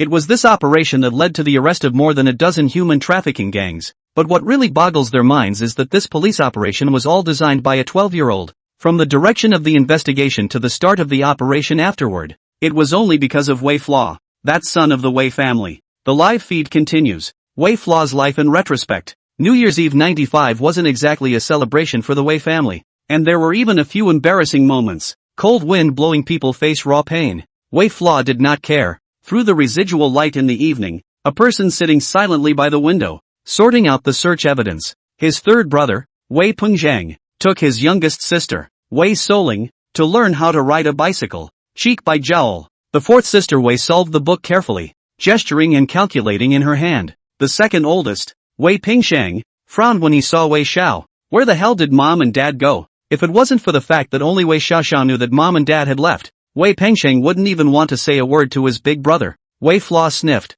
As soon as he collected the evidence to organize and mounted business trip. Hearing Wei Flaw open his mouth, the oldest two sneered. When mom and dad come back and see the old house gone, you can't run away. Shame on you. The whole village knows you play with fire and burn your house. Being reprimanded by his brother Wei Xiao didn't care. Leaning in next to his fourth sister Wei Solo, he opened his mouth to instruct. This is the wrong solution to this problem. The fourth sister Wei solved that her hands were freezing red, impatiently glanced at Wei Xiao and coldly opened her mouth. If you hadn't burned the house down, I'd still have tutorials to use, and I don't need you pretending to teach them. Mind your own business first. Fifth sister Wei's solitary spirit is still small, but also dislikes the opening. Turn around to find the third brother to play. Not playing with you. The house is gone. Daddy fight. Wei Flaw didn't say anything, just returned to the room once again, watched his siblings walk away, and continued to organize. There are now two piles on the old desktop. First, the physical evidence alley at the scene.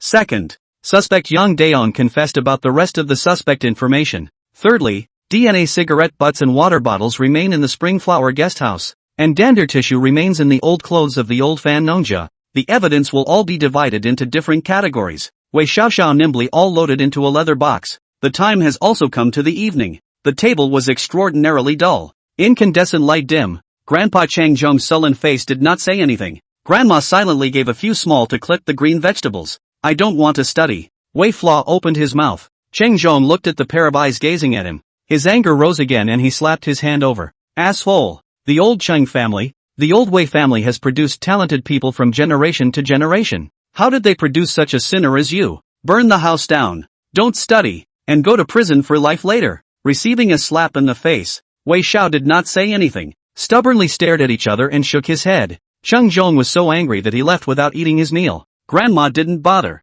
muttering, not reading and saving money. Lonely, alone in the yard. I'll just keep my hair long from now on so I can still look mature. Wei Xiao mumbled to himself, calculating that getting dirty would make him look adult. It's time for me to make money to support my family later. In this moment, the 12-year-old looked up at the somber sky and stood up straight. It's been a week since the case of the human traffickers in the mining town of Laoshan, and the village chief, Zhou Qiang, is standing outside with a few people. Sun Ocean, the deputy director of the organizing case, found Wei Xiaoxiao and took out a bunch of photos. Boy, look, is it these guys? Village chief Zhou Qiang was surrounded by several other village chiefs, all staring nervously, looking exhausted. These are the people they've been jointly catching human traffickers for a while now, all tied up one by one. Murderers kill and injure people, and several villages and towns can't rest easy until such murderers are caught. Wei Xiaoxiao obediently followed behind Sun Ocean, timidly looking up one by one. No, neither. Sun Ocean was a bit helpless and waved his hand to tell the police officer to bring people down.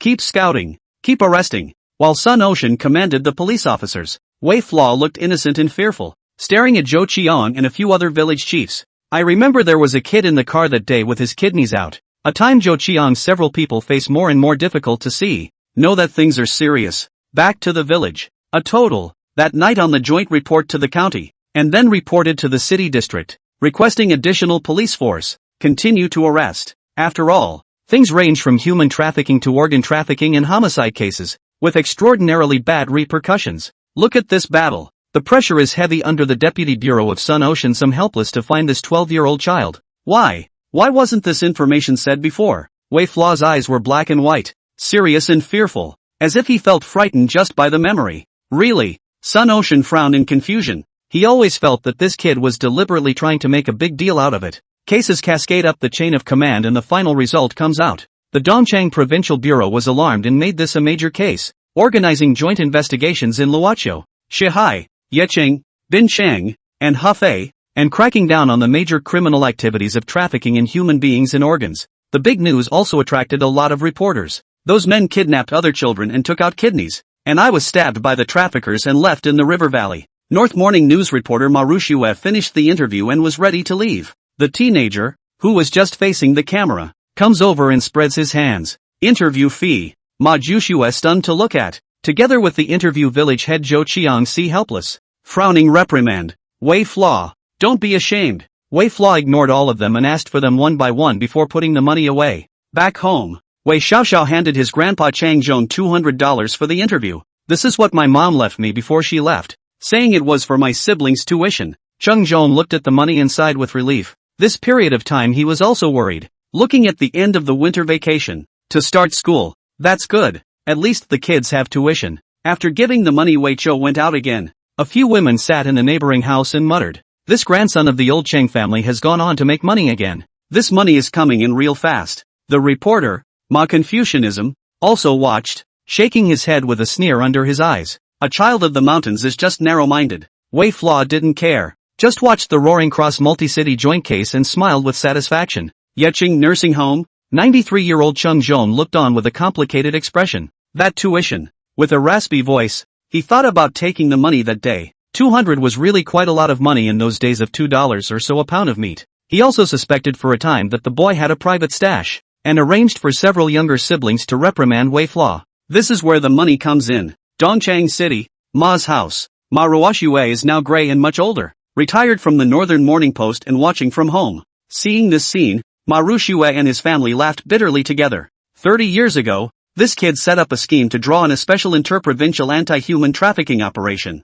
and taking advantage of the interview to charge for it. It turns out it's just to get a little tuition money for my younger siblings. He was reprimanded by the village chief and laughed at by the surrounding neighbors, but he didn't care if he was embarrassed. His aged reporter laughed bitterly and had some difficulty holding his head up when he thought of his initial words mocking the short-sightedness of the mountain children. Who was he to laugh at the child who had intended to hold up the family at the age of 12? Twitter pop-up surfaced. "It's a shame, or at least I wouldn't dare to do it. He doesn't care about himself. He only cares about his siblings. Isn't the interview fee only $200? He didn't keep any for himself. He gave it all to his siblings to pay for their tuition. And he's still being reprimanded by grandpa with his younger siblings, but he doesn't care." Chapter 15, He's always there. I'm there. It's New Year's Eve 25, 9 o'clock. Life retraces the picture quickly, and it's only an hour before Wei Xiao is on the ventilator. In the hospital room, Wei Pingzhang looked at the screen and suddenly remembered. 30 years ago, when he was not yet 10 years old,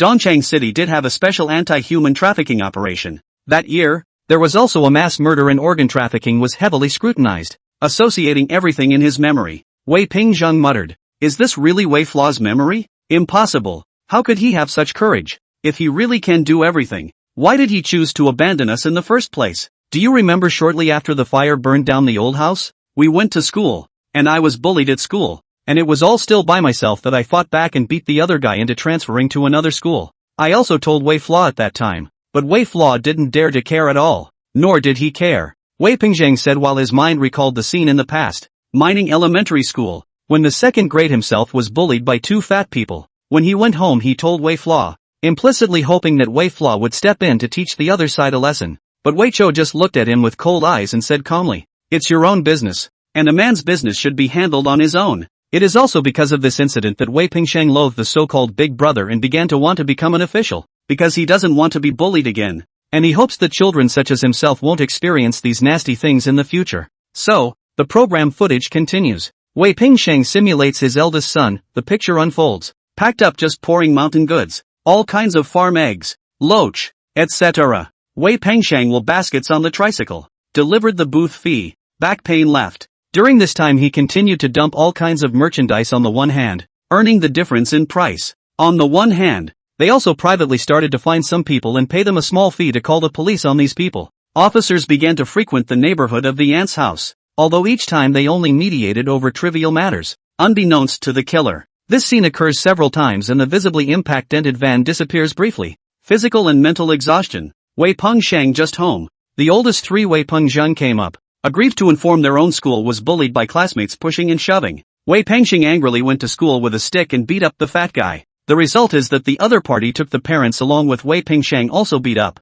but also took out the money and fell on Wei Pengsheng's face, and went away. Wei Pengsheng could only look on in fury, bruised and battered. The next day Lao San came to him again in tears, saying that the two fat men had beaten themselves up again. Thinking of the other parent-adult physical strength comparison, Wei Pengsheng gritted his teeth and decided, "Let's move. Moving away from this school. In the future, my brother will be able to make money and you won't be bullied." Inside the hospital room, Wei Pingzheng stares at the screen and is moved to open his mouth when he sees his second brother, Wei Pingsheng, simulating the screen to be beaten in order to help himself. That's the firstborn. That's what a brother does. He stands up for his brother instead of ignoring it. The life flashbacks and the contrasting images of Wei Fla's eldest son appear in synchronization. In the sight, Wei Pingzheng was crying to his grandpa that he was bullied at school. They pushed me and called for a beating at the end of the school day. Cheng Zhong looked at the child helplessly. If you're bullied, you have to find a teacher. I'll tell your homeroom teacher tomorrow. Grandpa left. Wei Pingzheng helplessly wiped his tears. He approached the teacher, but the teacher was completely useless except for reprimanding Fatty Zhou. He could only find Wei Xiao helplessly. Wei Fla heard that and coldly tended to the records while speaking. A man's problems should take care of themselves. It's your business. Even muttered something about crying when things go wrong and not being a man. The young Wei Pingzheng resentfully watched, no longer wiping tears. You really don't deserve to be a brother. Beside the desk, Wei Xiao heard clearly, but indifferently indifferent. Inside the ward, now the mayor. Wei Pingzheng complex looked at the scene in front of him, thinking of yesteryear. Yes, this man is exactly as remembered. The words were cold and unsheltered. New images continued to appear in Wei Xiao's memory flashbacks. There is a path behind the mining primary school, so Wei Xiao stood by the path and waited, watching from afar as a fat man flung his book bag and appeared. Wei Fla's eyes were cold as he lifted his stick. He inquired clearly, bullying the third brother Wei Pingzheng is this fat man named Zhou Shueqiang. The stick landed on his arm, and even with the cotton jacket blocking it, it still hurt so much that Zhou Shueqiang dropped his school bag and screamed. Been waiting for you for a long time. Speaking in a cold voice, Wei Fla didn't stop at all, just like a madman. Who are you and who are you helping out? Zhou Shueqiang roared angrily, but Wei Fla didn't answer. Zhou Shueqiang called out to his brother afterward, and the Zhou family's elder brother came with the gangsters. Asterisk.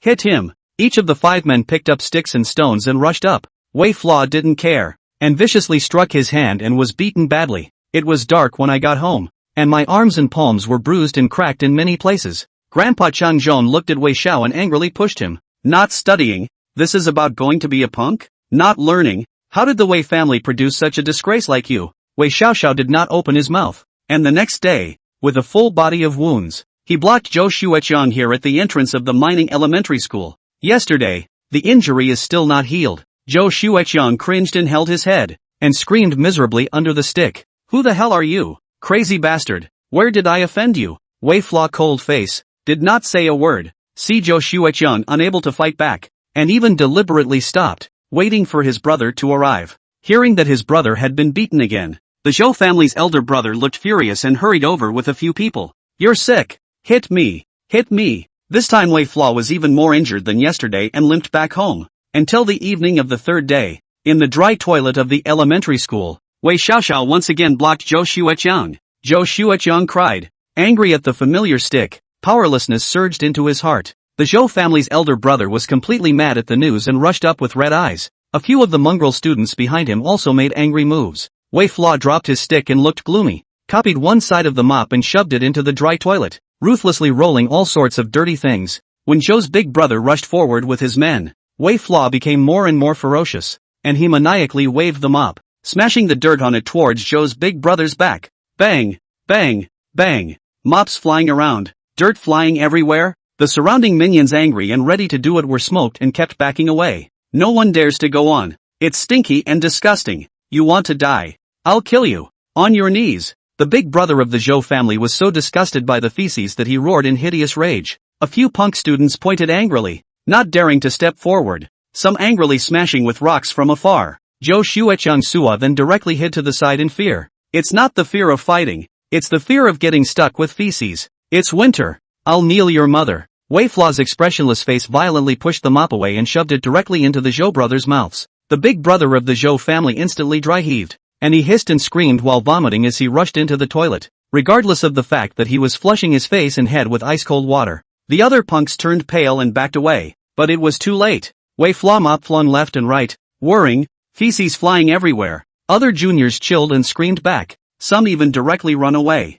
At this moment, Wei Fla was hideously insane, viciously beating the two Zhou brothers. Zhou Shueqiang cried and fell to his knees, dry heaving and opening his mouth. Why? What have we done to offend you? Who the hell are you trying to stick up for? Wei Fla still didn't answer who he helped out, slammed down the mop, expressionless, and turned to leave. Today's headline: the pop-ups are raging and rolling. Mop dipped in feces. 3 days in a row and 4 or 5 people in a group fight. Wei Xiao is really ruthless. 3 days? Iron Man, so many injuries cannot top. He paid so much for his brother. Why not tell him? Crazy. After so many years in a row, he doesn't have a good piece of meat left in his body, but he's still here, as an older brother, to stand up for his bullied brother. Inside the hospital room, the live hostess faced the camera, her eyes crossing in awe. It was the reading of it that she found unbelievable. Wei Flaw made his move and the bullies of his brother were sanctioned, but everyone was able to see that for 3 days in a row. He never said exactly who he was standing up for,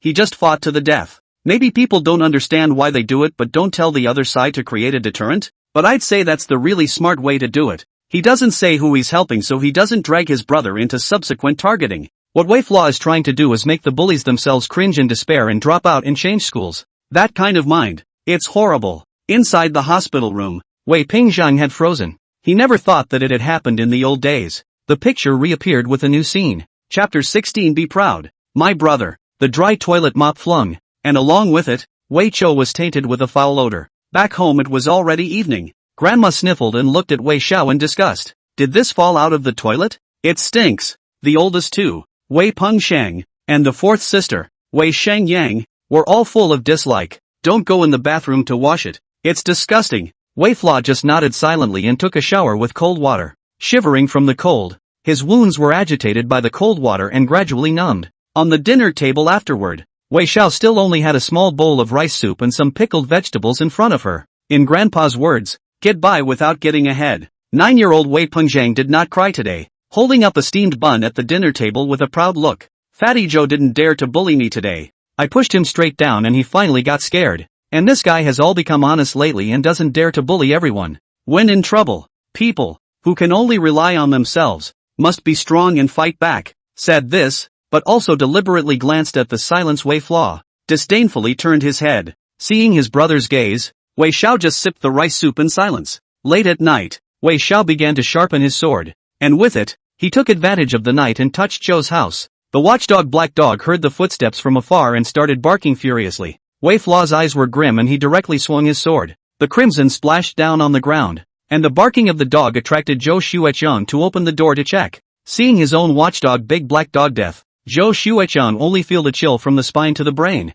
Shouting cannot shout out. At this moment, Wei Xiaoxiao carried the knife, one hand holding the freshly stripped out dog intestines, and gently set it on Zhou Xueqiang's neck, spinning around and peeing on Zhou Xueqiang. Zhou Xueqiang shivered, looking at the bright blade, not daring to move. It wasn't until the end that Wei Flaw patted him on the head, his voice calm. Bully someone else again and this dog is what you get. Watching Wei Flaw leave, Zhou Xueqiang finally completely chilled, desperate, snot and tears, paralyzed on the ground. The next evening, after school, Wei Pingzhang smiled and touched his sister's head. Flesh eyes can be seen happy. Fatty Joe transferred to another school and became especially honest. Quite a few people in the class could be happy. Wei Xiao looked at his gradually confident brother, didn't say anything, limped and silently turned to leave. 2025, New Year's Eve, West Sea City, Zhou family. The 38-year-old Fatty Joe was also watching the live broadcast with a complex expression. The live feed took his thoughts back 30 years. He was 8 years old that year,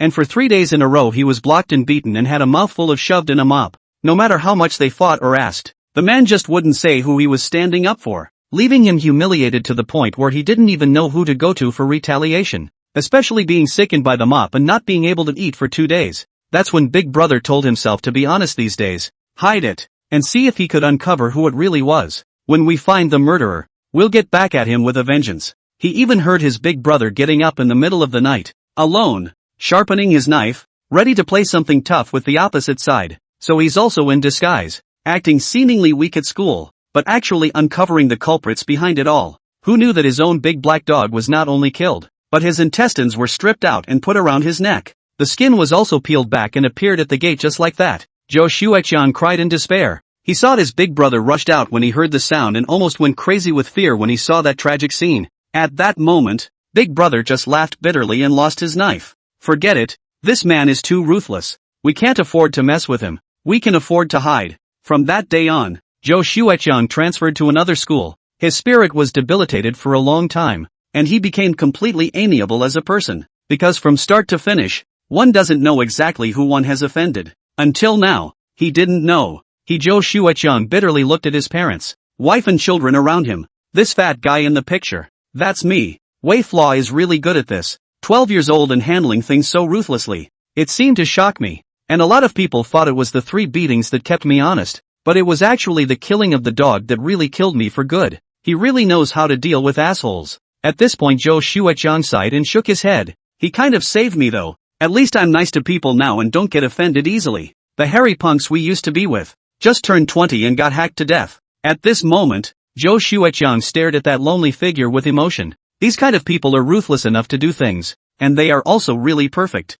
That's the tough guy. It drove him and his brother to fear at that point. Jitterbug, now that the show is stepping into a larger pool of traffic, is popping up more and more. What do you mean there's a beginning and an end? This man is dealing with it like a total lunatic. This is the real way to deal with gangsters. Gangsters are not afraid to be more ruthless than hard. They always feel that they have a rotten life, and it takes someone to make them afraid. Yes, it's the unknown enemy, the unknown means of retaliation. That really puts them in fear. In the ward, Wei Pingzhang ignored the pop-ups and froze. He thought of the scene between himself and Fatty in the old days. That day at school, when he was blocked in the playground again. He thought to himself that there was no one to help him and gritted his teeth and decided to fight back. The fat man was pushed down. Not only did not hit himself, but also asked himself smilingly if he had called his brother to come out. Himself then just gritted his teeth in disdain and told him, "My brother? How dare that loser step up? He deserves to be a brother too. All I can count on is myself." The fat man didn't hit himself afterward, just walked away with a blank face. Until this moment he had been emboldened by his younger self. Turns out Fatty was fishing. At that point he was just trying to find out who the hell it was that was behind getting him and preparing for revenge. It was only after that Fatty transferred to a different school that he got really scared. Wei Pingzhang stayed, thinking of the cheering gestures of his classmates on the day of the fat man's transfer. He shook his head at that moment. Is it really you? Wei Flaw expressionless hanging dog intestines on the fat man image repeatedly appeared in his mind. Wei Pingzhang inexplicably complex. He actually went after the fat man 3 times for me. Outnumbered. And never stopped. Even sharpening his knife in the middle of the night, a man came to his door to retaliate and shock the fat man. You really like that? Taking a look at the disheveled figure lying on the hospital bed, Wei Pingzhang clenched his fists and gritted his teeth, muttering to himself, "But after that you gave away your siblings and asked us for money. Who the hell are you?" Inside the ward at that time, as a star, the 5th sister Wei Solvingling also saw the new hot topic on the shake. Heck, someone is starting to organize life back information. Wei Flaw collection. First, how to make a big deal out of human trafficking. Use the police force to protect the younger sibling. Go after the killer alone. Force a confession. And gather evidence. Second, how to help a bullied brother. The comments section has over 20,000 messages and counting. The 12-year-old Wei Flaw's mind and heart power are simply terrifying. Whether it's the layout design or the power of action afterward, these are nothing. The problem is that this child was despised by his younger siblings from the beginning. That's right. His siblings think he's playful and cowardly, and his family thinks he's unmotivated and depraved, but he's always smiling in the face of his family, doesn't black out, carries everything calmly, and deals with it silently. That's the scariest mental thing. When a topic came to his eyes, Wei Solitaire froze. Are they really talking about Wei Xiao? 30 years of forming inherent impressions overwhelmed her. No, it's not. She thought about moving to the city afterward, and her younger siblings being sent away. That's when Wei Flaw had the cheek to come to the door and demand fees from the very nice adoptive parents, saying that the children were given and the money was in place, as in extortion. That's Wei Yan. That's him. May. Wei's solitary spirit looked at the life regression screen stunned. If he was like this as a child, why did he change so much when he got to town? The new screen is synchronized.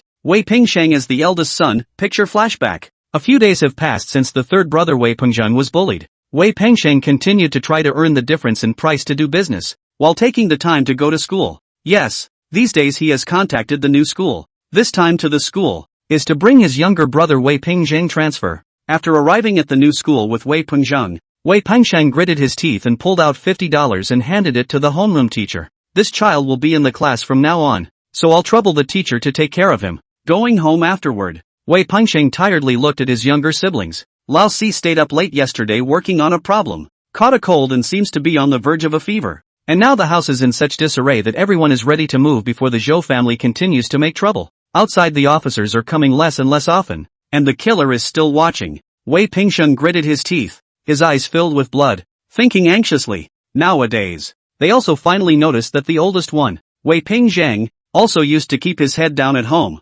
because he was bullied many times and forced to change schools, and became a bit inferior. He was synchronized with Wei Fla's life flashback screen. The oldest three Wei Pingzhang because Wei Fla secretly help. He began to boldly resist, more and more confident sunshine, full of vitality. He became aggressive, believing that by daring to fight back and making a serious effort he could change his predicament. I must become an officer and achieve my goal. Today's headlines, jitterbugs and other live feeds, pop-ups appear. That's what changes with different educational approaches. Wei Fla is tough enough to break the deadlock. The second Wei Pingsheng follows the example of Meng's mother's 3 moves by changing the environment to educate. Talk about right or wrong. But some children will be under pressure. Wei Xiao, as the eldest son, is really tough. Chapter 17, which path does a man like him take? Jitterbug, with the life back to the eldest son of the comparison program is hot. A live broadcast with the rise of the water. The live stream was titled, Eldest Son Comparative Personality Analysis. Anchor Chen Xiao is a master of psychology.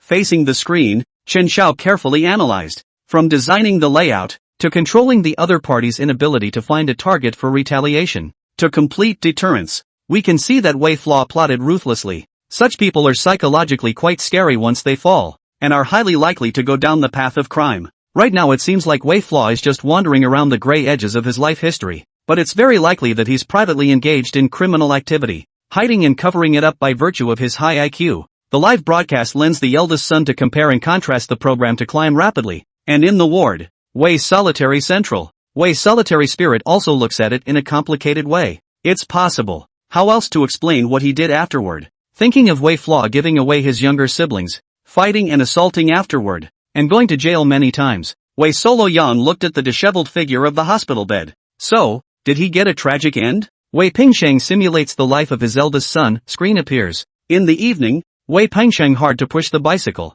tired of the streets and alleys, eyes from time to time to look around the poles to post small ads. He's looking for a house. The old bicycle squeaked. From the vegetable market to the posting of advertisements in the alley is only 700 meters. The bicycle stopped in the street. Wei Pingsheng a little shivering, looking ahead. The iconic bald man with his menacing gaze came from the end of the street and seemed to be looking in the direction of his aunt's house. Targeted. At this moment, Wei Pingsheng was chilled, silently thinking, associating the death of his parents' images. I am the eldest son. I must protect my younger siblings. Wei Pingsheng gritted his teeth and began to set up a trap. A batch of fakes began to be trafficked to different gangsters, under the name of exclusivity, as a way to lead this group of gangsters to fight. The conflict was so severe that Wei Pingsheng began to call the police. Officers arrived quickly to investigate and make arrests, as well as a number of extra police officers to scrutinize the surrounding area. That snooping bald figure was forced to leave. Wei Pingsheng was relieved, and took his grandma and grandpa and his younger siblings to start moving.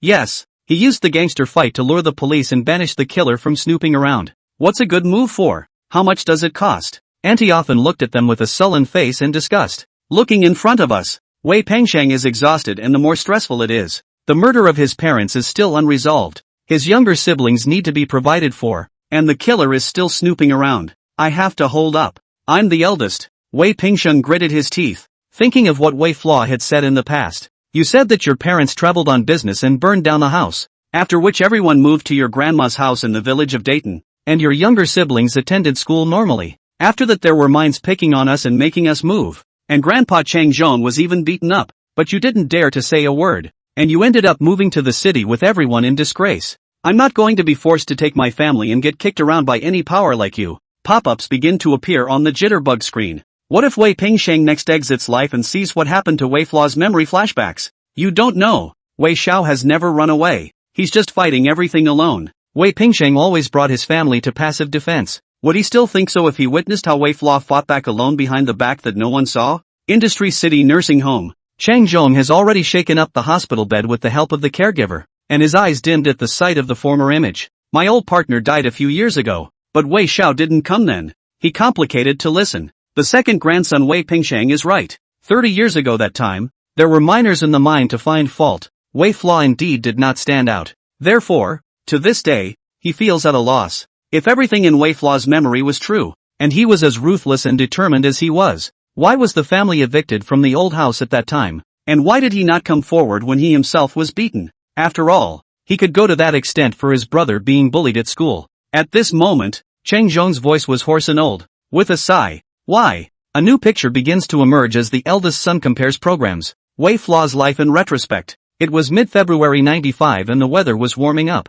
The Chinese New Year has passed, and the figures of migrant workers have started to gather one after another, heading to the train station and bus station. There were also many youths from the village of Daitan who either went south to various parts of the coast, started going to Huguang, or simply went north. For nearby jobs, they started arriving at the mines or went down to the fields to farm. Zhao Zhuang, Wei Xiao was looking around the street, and outsiders looked as if they had nothing to do. It was only in the crowd that Wei Xiao saw the bald figure almost at a glance. The bald man pushed a bicycle with baskets of pickles on both sides, pretending to be a traveling merchant trading in the countryside, and wandered through the crowd to find out news related to human traffickers. He didn't say anything, just walked calmly by. He knew that the other party was determined to exterminate the Wei family, and no one could retreat. This was supposed to be revenge from Dianbian, having been temporarily safe in the past through a crackdown on human trafficking by the police together with the villages and towns. The situation is now gradually loosening up, and these people have taken the opportunity to start planning for further retaliation.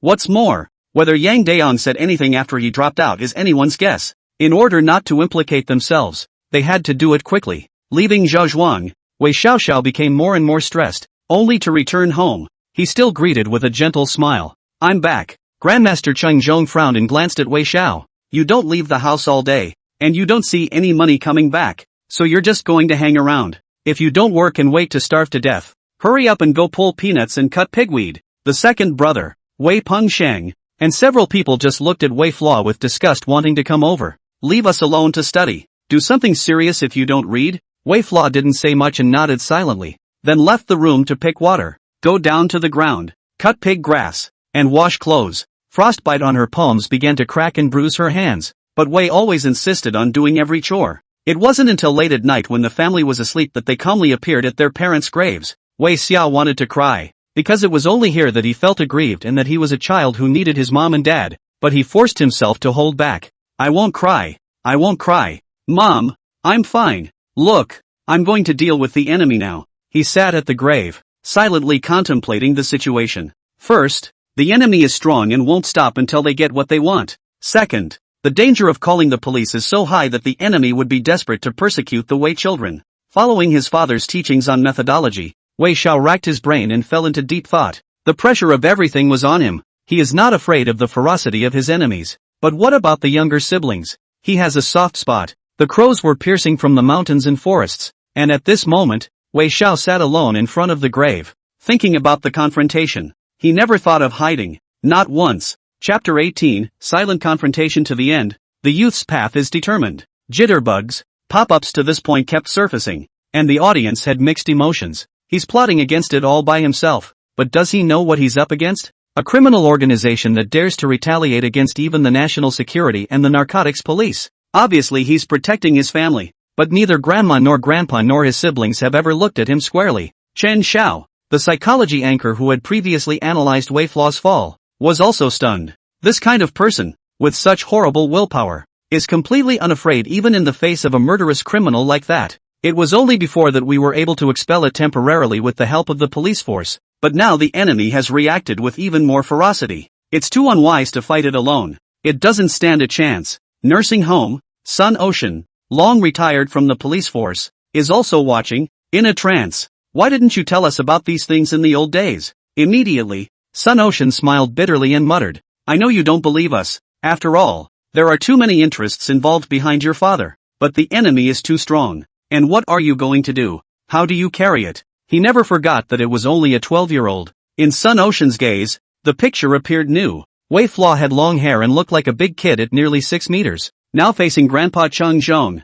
Wei Fla pretended to gaze ignorantly. Grandpa, I want to go to the county seat to work. Mom and Dad said before that they wanted me to learn how to fix cars, so I'd at least have a trade-in. Grandpa Cheng Zhong bowed his head and sighed in a low voice. You're kind of a no-good, so fix the car. At least your younger siblings will be successful. Grandpa took out $10 and shoved it into Wei Chao's hand. It's better to do a good job than to fool around every day. It is good that the village town to the county has Luoxiao Talent Market. Wei Xiaoxiao spent a few dollars to buy a ticket and stepped on the bus. A thief in the front of the seat took advantage of the bumps to scratch his purse and was stealing money from the passenger in front of him. Wei Xiaoxiao also did not make a sound. Expressionless witnessed the whole crime, while the thief, looking for a new target, took the pile of money down the car. After getting out of the car, Wei Chou quickly bought a copy of the camera and film, which arrived at the talent market, pretending to be clueless, and began to look around as he walked. A lean man with very disheveled, dirty hair and another tall man in his band was glancing around, eyeing clueless Wei Flaw. He looked at each other and came up.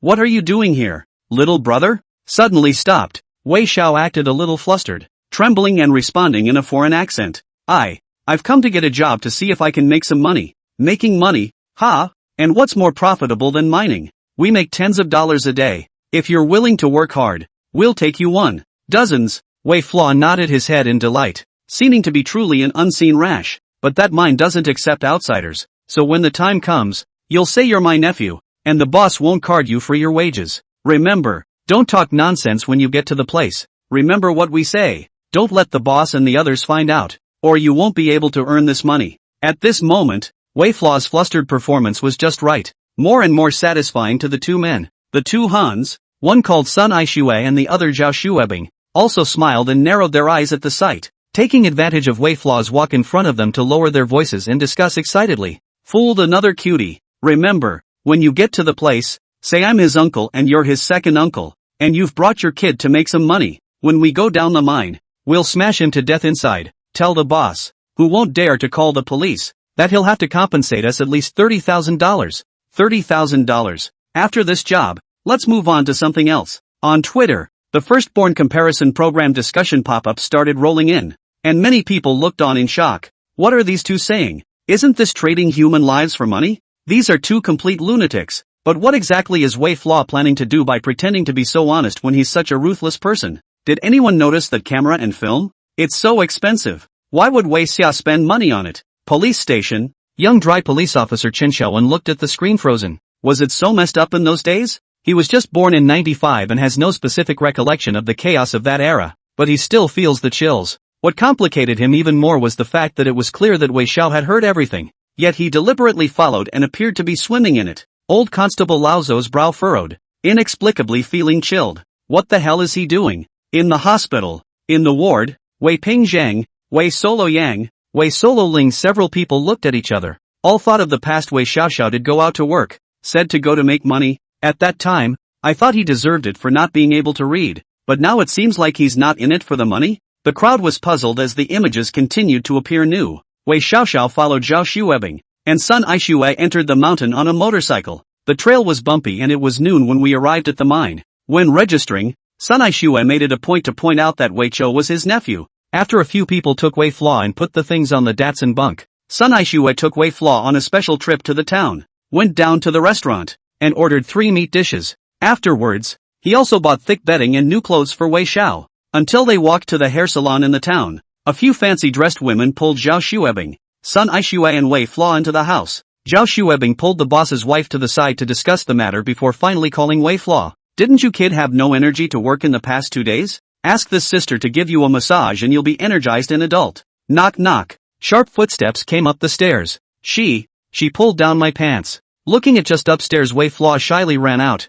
Zhao Shuebing. 2 people laughed and laughed. More and more relaxed vigilance. That's a silly boy. Zhao Shuebing and the 2 of them didn't plan to kill anyone as soon as they entered the mine. So Wei Flaw really started working hard in the mine as well. The whip cracked, and Wei Xiaoxiao leaned over the edge of the mine's entrance, lying on his back in the mud, quietly pulled the camera out of his pants, and began filming. The overseer whipped out bloodstains and wailed, with a few angry curses thrown in. These days Wei Flaw is not only filming mines beating miners, but also here secretly illegal mining, all kinds of evidence. No one pays attention to the young man who gets dirty all day long, and the mine continues to run at a feverish pace. In the evening, the management of the opening of the mine, several leaders arrived. The mine boss Ma Chilio personally appeared to accompany. Wei Xiaoxiao endured the cold and the stench, hiding at the edge of the mine's outhouse, letting the frostbite on his fingertips rupture as he silently filmed the footage. The scene shook the viewer. Some pop-ups appear. Is he going to blackmail the mine owner? Wei Xiao began blackmailing people at the age of 12? Is his true nature beginning to show?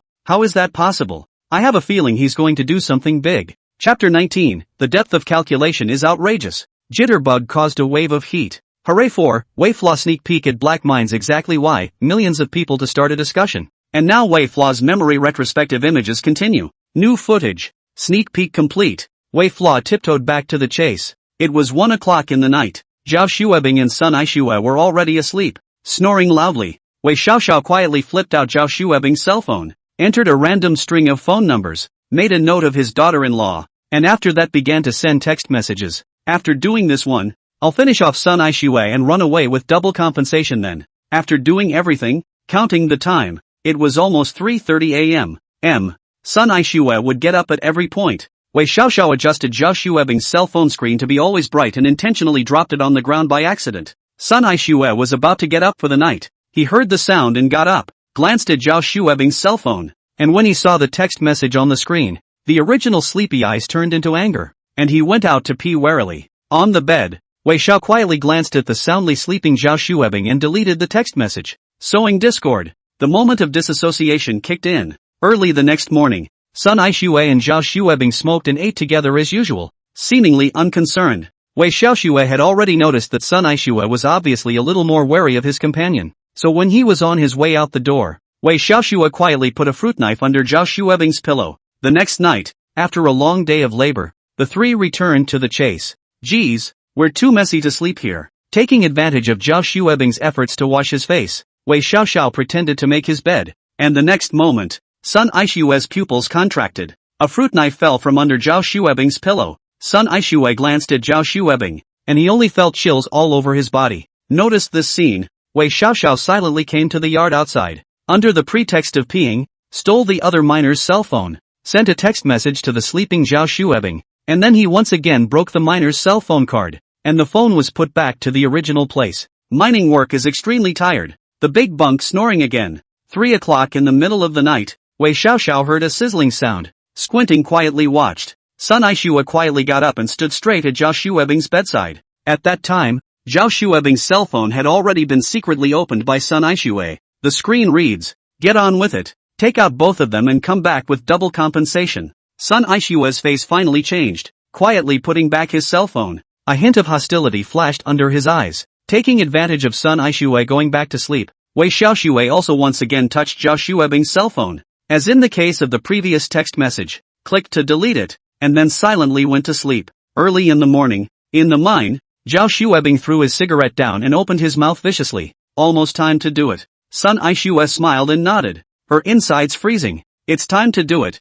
Indeed, it's time to do it. The two gazes turned to Wei Flaw, who was digging hard. Wei Flaw met the gazes of the two men and just smiled nervously and nodded his head, seemingly oblivious. In the hospital room, the three figures in the live broadcast screen stared at each other, and the image was like a freeze frame. The line between hunter and prey is so blurred today. And now your Deputy Mayor Wei Pingzhong shocked looking at this scene, thinking of everything. Both the text message and the fruit knife mean that Sun and Zhao are about to implode. But he is clearly still offending more people by filming evidence of black mining. Linked to the past, Wei Flaw claimed to go out to work to earn money, learning to repair the car picture. Wei Pingzhong more and more difficult to imagine. What the hell is he doing? Separating Sun Aishue and Zhao Xuebing, and filming so much evidence of the mine. What's this for? Nursing home? Has retired Deputy Bureau of Sun Ocean stunned. He could see that this was to disassociate Sun, Zhao and the two. After all, to disintegrate itself facing a crisis. As for filming evidence related to the beating of miners in the mines and private mining,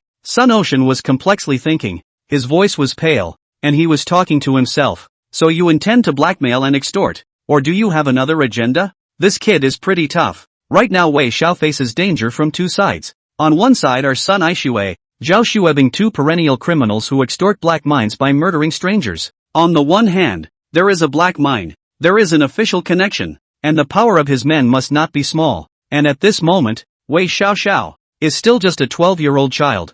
Thinking of this, Sun Ocean looked on in silence. Wei Flaw is still maneuvering around in it, calculating all parties. Such a mind, not simple. Shake it up. A lot of headliners are talking about it. One of the live room directly renamed Wei Flaw Life Retrospective Review.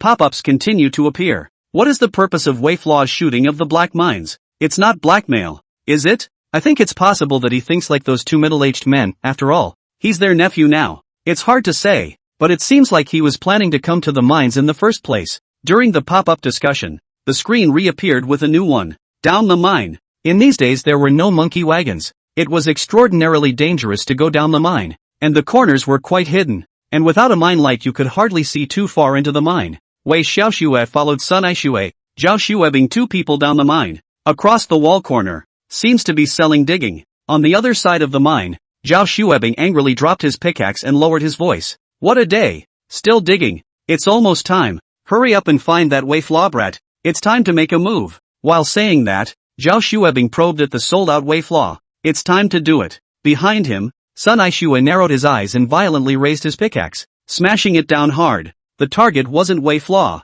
but Zhao Xuebing. Boo! A dull crash sounded. Zhao Xuebing covered his head as if desperately trying to cover the bloodstains from his wounds, his other hand trembling as he pointed at Sun Aishue, seemingly in disbelief. However, Sun Aishue did not stay. Gritted his teeth, looked grim. 1, 2. While smashing him, he cursed, I have long felt that you are not right. You also want to lay hands on me. Until it was a bloody mess. Sun Aishue once again deliberately created the collapse of the mineral vein, producing the image of Zhao Xuebing being smashed to death, and then he ran out wailing. Something happened to second brother. Wei Xia also cooperated with the performance and cried out with tears in her eyes. Something happened to second uncle. Seeing this scene, Sun Aishue raised his sleeve to wipe his tears and sneered inwardly. Zhao Xuejuan can earn a compensation here, and when he finds a way to get Wei Flaw killed afterward, there's another one. You can really take the double damages and run when the time comes. Mine collapse news quickly spread. This is illegal mining. There is no relevant safety measures.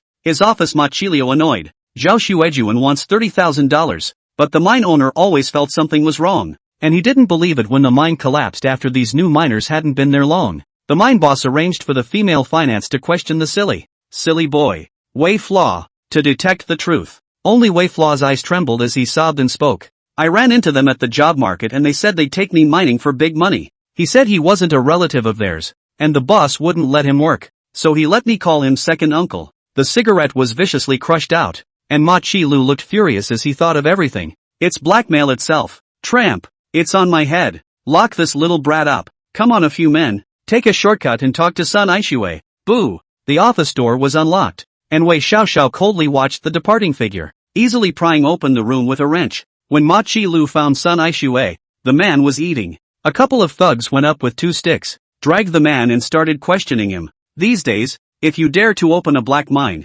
you have a thick case file under your hands, and a few of your fighters are tough enough. Wei Xiaoxiao hid in the dirty coal, forced himself to endure the cold and muddy coal dust, and through the gap, turned on the camera and began to shoot the beatings and killings, until Sun Aishue swallowed his breath. Ma Chi-Lu arranged for people to make good, and then left in annoyance. That little brat got away. Outside soon came the mine beaters searching for angry shouts. Wei Flaw expressionless. Hide the camera. In the dirty coal mine car lying down until 1 in the morning, and after that with the help of coal trucks to leave. After coming out and changing his clothes, Wei Xiaoxiao arrived at the photo studio and began to watch the film, while finding around the copy store to copy the entire 3 copies of the evidence. Armed with one of the pieces of evidence, Wei Xiao stayed up until the morning and arrived at the park phone booth. After putting in the coins, there was an annoyed, angry growl on the other end of the line. Who? It was none other than the owner of the mine. Ma Chi-Lu, go to the Talent Market Alley, in front of Nyo Laosher Ramen Store, and look for a white trash bag. It contains evidence of your murder. A dead silence came from the other end of the phone, and Ma Chi-Lu only felt his hair stand on end at this moment. Tramp! It's you little brat. You really ran away. He initially thought that Sun Aishue, Zhao Xuebing 2 people is this time to extort their own ruthless. I did not expect this seemingly harmless little brat so ruthless. Full of mine fighters chased and captured, froze and ran away, but also left a few of their own evidence of murder. Those 2 wanted money for blackmail. What does this little brat want? Chapter 20, Be good for them. The unknown is often the most feared. Wei Flaw did not say anything more in the face of the black mining area rage threat. Calm to the extreme. Straight hang up the phone. Ma Chi-Lu panicked rage, but can only helplessly lead the people according to what the other side said to do. After all, that little brat in the hands of the hand, it is likely to be really their own evidence of murder. Mr. Ma, found it. Ma Chi-Lu ignored the driving rain outside the garbage bag, opened it and finally turned blue and chilled to the bone. Mines beat workers, private development of unplanned areas, illegal mining. More afraid of him, he led the people to kill Sun Aishue photo. There is even a photo of himself and the leader. At this moment, Ma Chi-Lu was annoyed to the core, contemplating how to find that little brat. After all, he had already checked. Wei Flaw identity phone left all fake. Such evidence must not be left out in the open. So that little brat and the people behind him must die. The ordeal lasted until noon, when the phone rang again. Wei Flaw's face was expressionless, and his icy voice traveled down the phone. I'm just being hired. The boss said for you to go to Dayton Village in Mining Town to find a bald man who sells pickles and a tricycle. Remember to bring $500,000 with you. The phone hung up. Wei Flaw did not leave, but instead became more and more calm, and directly began to look for a house in the county. After looking at the morning, according to the layout of the county, Wei Xiaoxiao finally identified a household being rented area. It's close to the school, which is great for younger siblings, not too far away, and the probability of something happening is very small.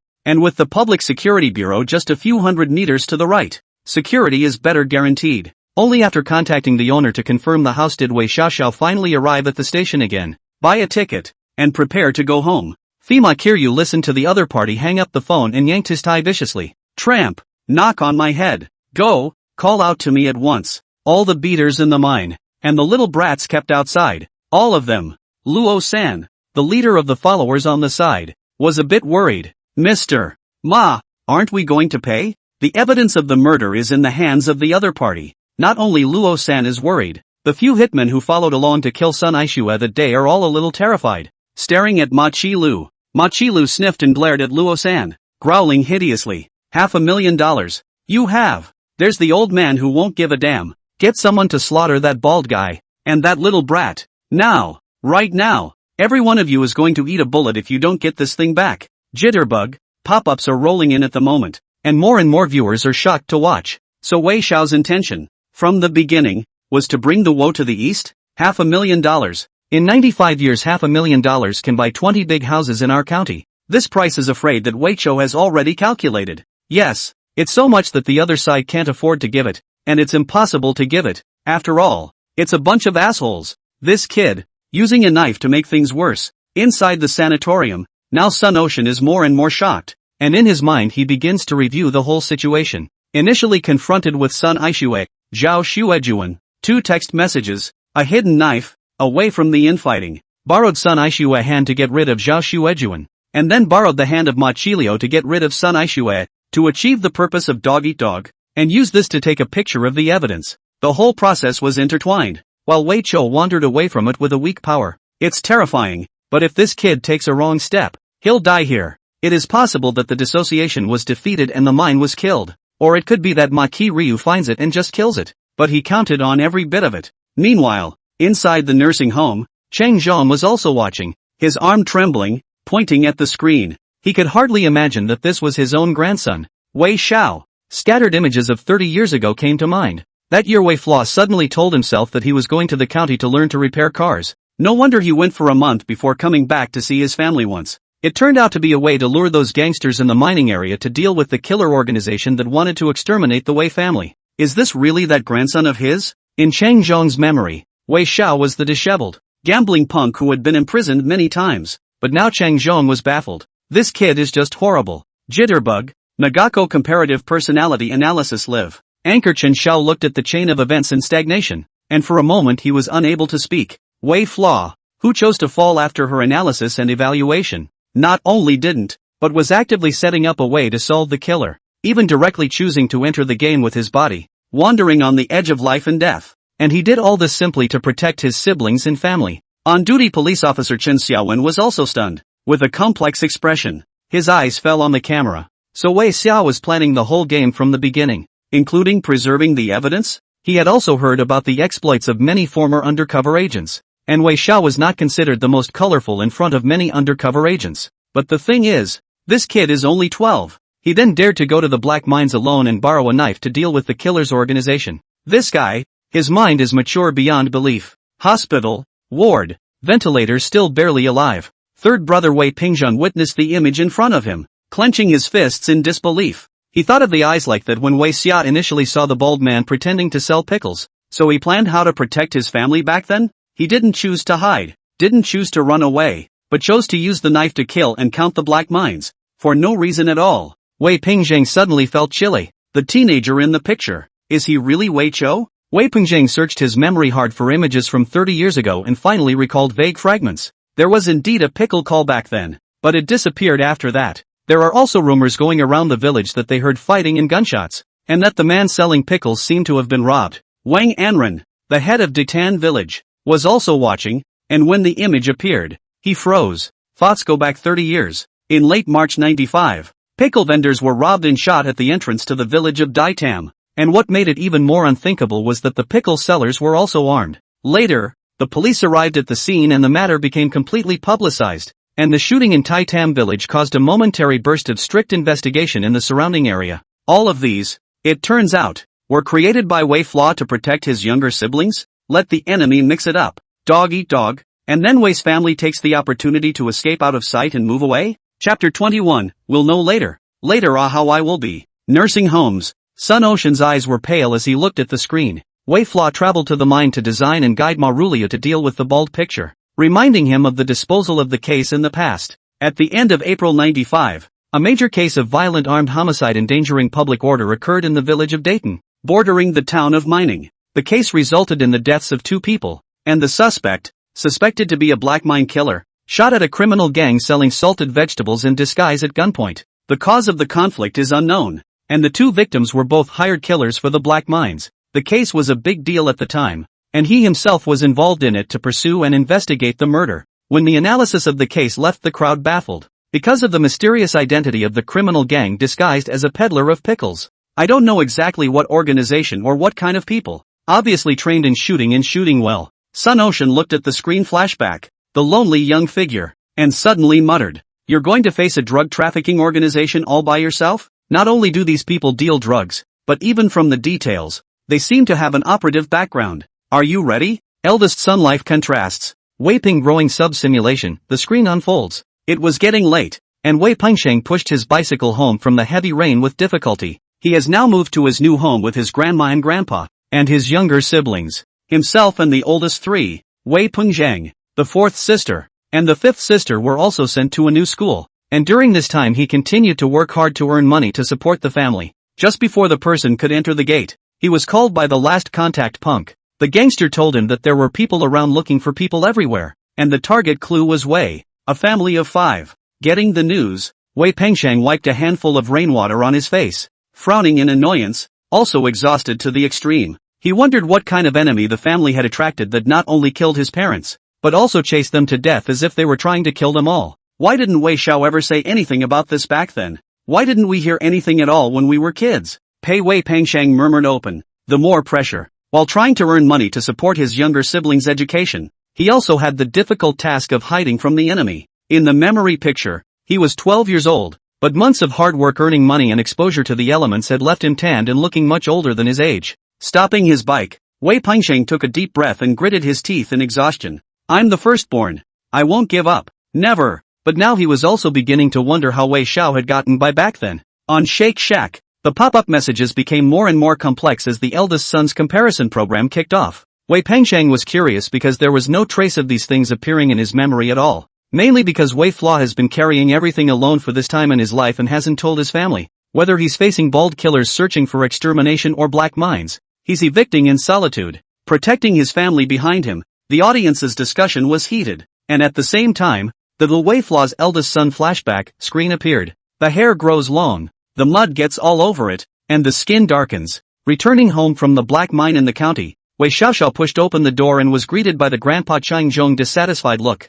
Going out to learn a skill and not contacting home for a month? What have you learned? Do you know that your siblings are in need of money? And have you earned it yet? Wei Xiaoxiao took out his pocket to buy a camera before leaving more than $120. Handed to Grandpa Chang Zhong. Only then did Chang Zhong soothe his brows and hummed in dissatisfaction. Being left out in the front yard, Wei Xiao did not care, carrying a school bag filled with clothes, knocking on the door of the neighbor's house one by one. At the same time he turned sideways and seemed to glance absently at the door of his room, where his younger siblings leaned in to watch when they heard him return. Noticing this scene, Wei Xiao only smiled and looked at the neighbor who opened the door. Cousin uncle, I'm not working in the county town for a while. I came back with some snacks and a denim jacket. Can you see if it's appropriate to give it to the calf? Barely dipping his toe in the water, his cousin stared at a large bag of gifts with extra delight. The boy, just come back and bring something. Until they returned to their own compound, 10-year-old Wei Pengsheng came face to face, aggrieved and stubborn, questioning the opening. Go out to make money.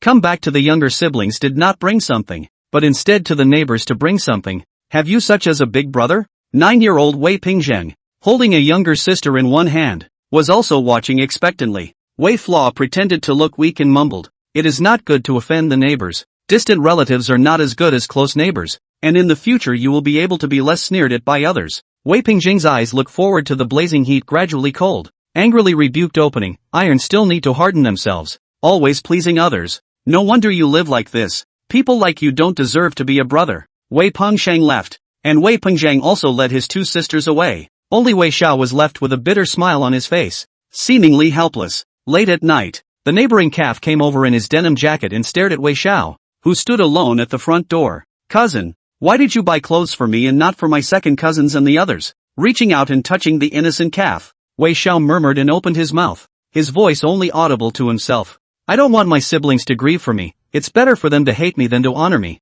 I'm destined to fall into the abyss later on, and I can't let them feel bad about it with me. So yeah, I want them to be autonomous, self-reliant, and know not to rely on others, because I don't know when I'm going to die. And the next thing that's dangerous is that I'm going to die, and who's going to help them if I die? And they have to learn to be autonomous and strong." Wei Xiao listened to the heavy rain pouring down and paced alone and forlornly. His younger siblings looked at him in disgust, not wanting to come close, and no one understood. Sadness pervades the rain. At that moment, he was still only one person. In the hospital room, Wei Pingzheng stared at the screen and suddenly felt his breath catch. Wei Solo didn't say anything, her moth brows furrowed and she froze. The two watched in amazement as Wei Xiao's life retraced its steps and listened to the rain. Memories of 30 years ago appeared in his mind. That was the year big brother Wei Xiao dropped out of school. He went to the county seat alone, saying he was learning to fix cars and make money. When they returned, several of the siblings came together at the front door and stared at their brother. They wondered if their brother would buy them new books,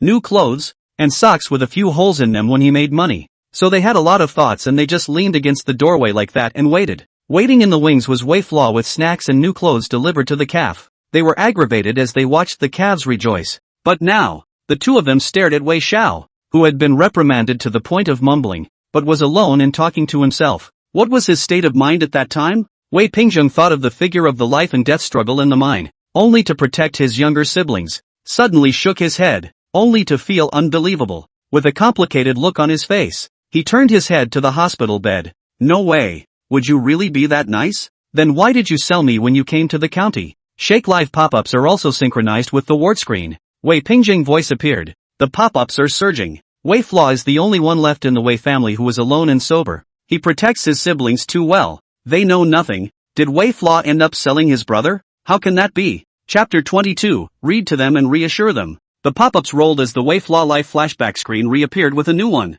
Returning home from the county, Wei Xiaoxiao took advantage of the time to start working in the fields, wearing rubber shoes every day, running in the ridge, busy, arms and feet often old wounds have not yet healed. New wounds again. Many blisters, calluses also began to appear. It's hard to imagine any of this happening to a 12-year-old, but every late night, Wei Xiao would wrap the quilt tightly around her, her face pale and sweaty, waking up from her nightmares. He saw his parents collapsed in front of him, hideously scarred, still barely able to pull a smile on his face. It also seemed to see that he had failed to protect his siblings, and so they fell before his eyes. "Don't!" Wei Xiaoxiao got up with a cry of alarm, her eyes filled with fear as she struggled to rise from her lonely huddle. He wiped the cold sweat from his forehead, then silently got up and quietly traveled to his parents' grave in the dead of night. It wasn't until he was leaning against two damp and muddy earth packs that Wei Xiao finally felt relieved not to gasp for air and have a series of nightmares. Because here, there's Mom and Dad. The young figure huddled in front of the grave, the only time he felt still snuggled in his parents' arms. It's like, Mom and Dad are still there. "Dad, Mom, I miss you guys. I've recently dropped out of school, but I'm also studying on my own, and I've learned new poems, which I'll recite for you. East to Jeshur, in order to see the sea. The water is so tantalizing, and the mountains and islands are so horrifying. Look guys, aren't I awesome?" Wei Xiaoyi muttered to himself, leaning wearily against the tombstone.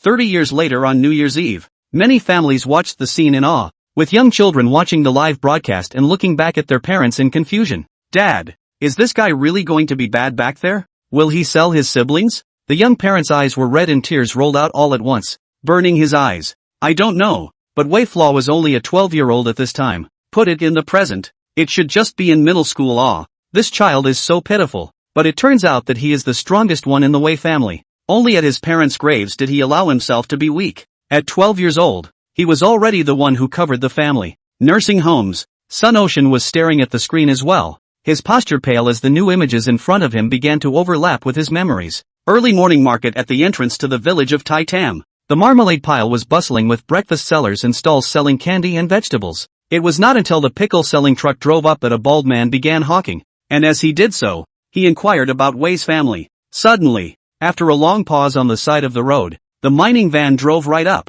ignoring the crowd. Like a maniac, the vehicle came to a stop. The van door slashed open, and a miner, clutching a shotgun, rolled out of the vehicle and walked straight toward the bald man. "You want $500,000? You're a real daredevil, grandson." The miner in front of him pulled back the black cloth wrapped around him, and the black hole of the shotgun exuded an aura of danger. The bald man looked on, smiling kindly, but his hand quietly touched his waist. "No, big brother, are you recognizing the wrong person? What $500,000? Taking advantage of the black miner's days, the bald man's eyes were fierce and vicious, and he pulled out his gun and shot. Boo! The black miner's face contorted as he received 2 shots to the chest, his eyes widening as he raised his hand and prepared to fire. But the bald man was obviously fast and once again pulled the trigger in quick succession. The surrounding crowd then screamed in terror and began to flee, knocking over many stalls. The shotgun eventually went off only once. In the pile of straw, Wei Xiao squinted his eyes and watched carefully through the cracks, his face expressionless,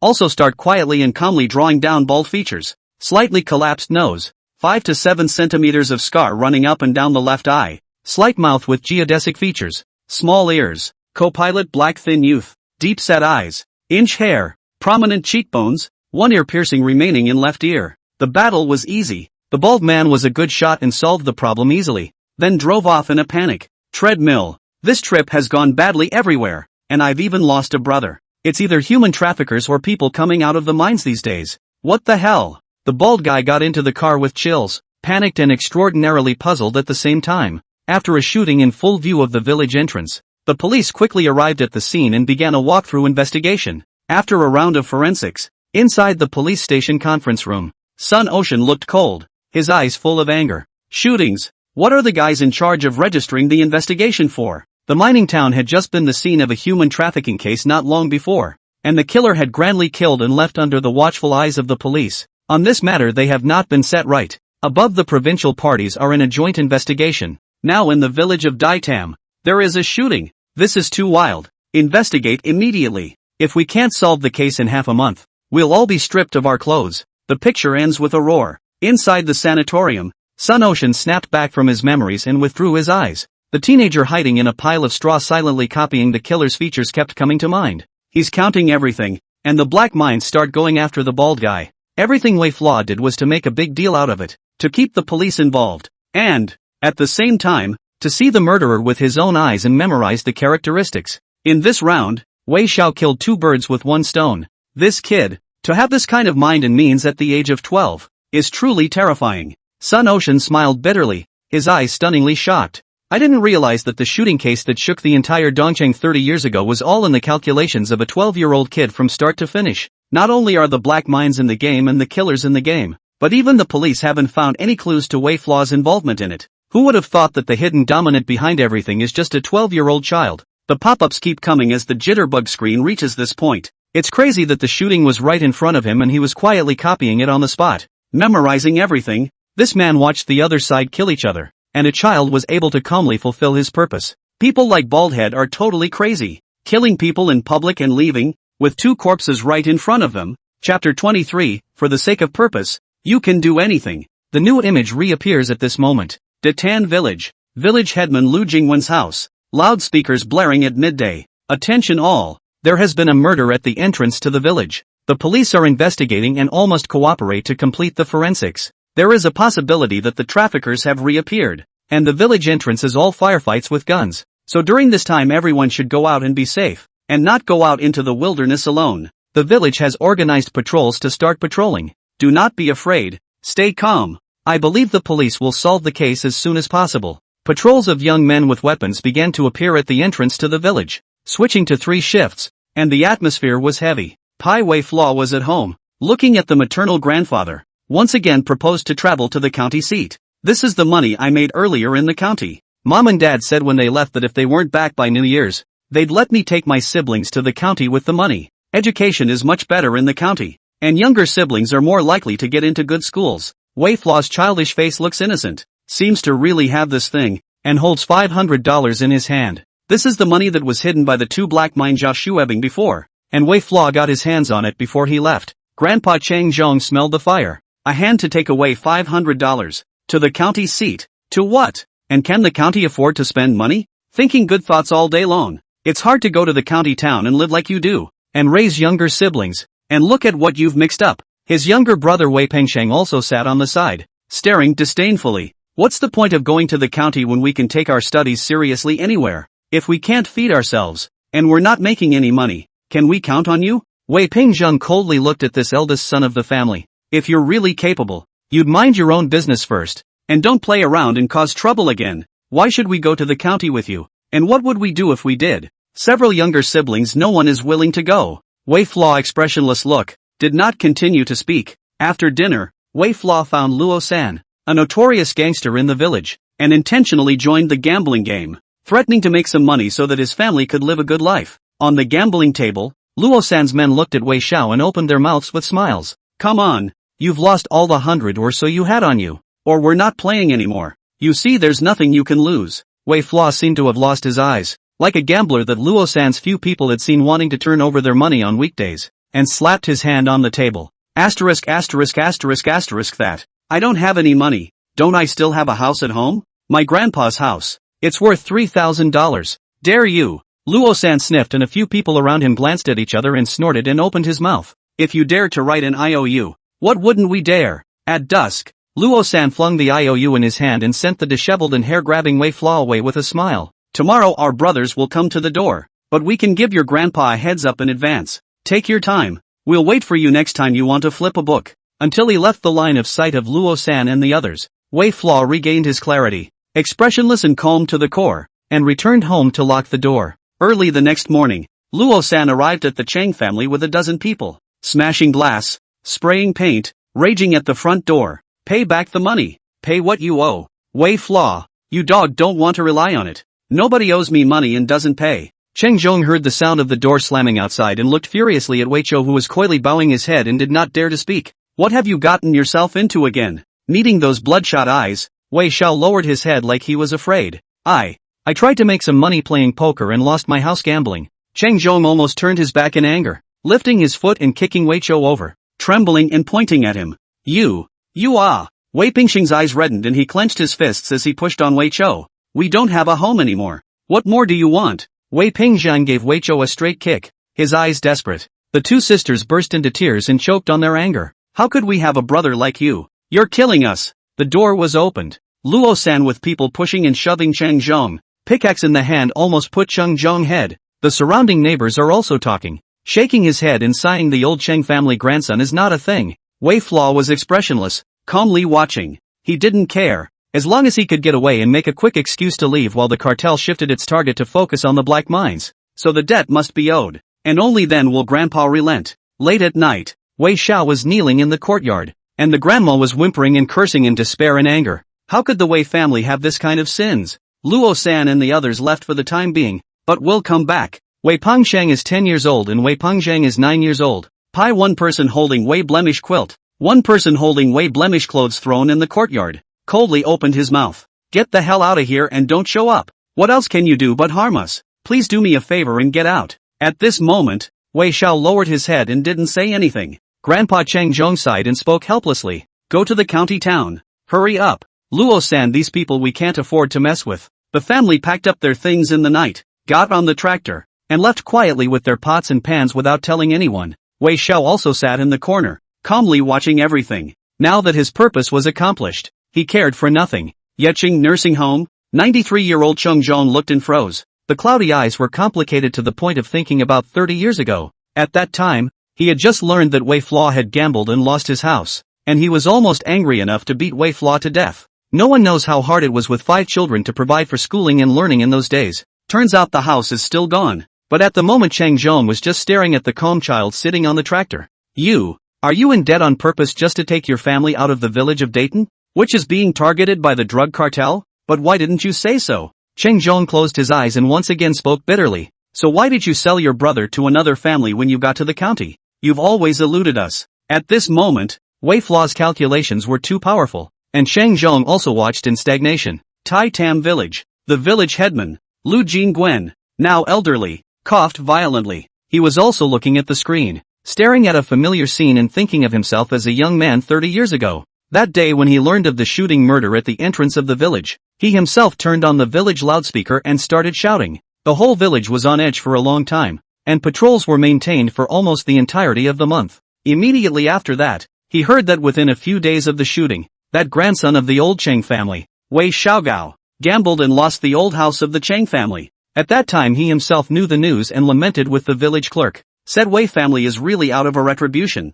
First burned his own home, and lost the grandpa's home. This messed up the family on the street. But now, Lu Jingwen stared at the live feed stunned. It turns out that the village killings and shootings were just Wei Zhao's calculations to draw the true face of the criminal. Afterwards, the trouble was brought to the east, and he took the opportunity to leave the old Cheng family house. Is this really the mind of a child? But even after the new year, he's only 13. How could a person reach that level? Chapter 24. No matter what, he had to hold on. Twitter pop-ups appeared as the audience looked on with complexity. The boy is not mentally strong. He just has no other way to go. He just wants to live with his siblings. Who's to say this kid isn't scared? Having nightmares to the point where he can only go to his parents' graves in the middle of the night. He misses his mom and dad too, and he's weak and scared, but he can't help it. He can only go into debt if he can leave peacefully without protecting his family's knowledge. And he has to be tough enough on himself. Now Wei Xiao is doing something big. He can only carry so much on his back alone. He doesn't have time to work on himself and grow.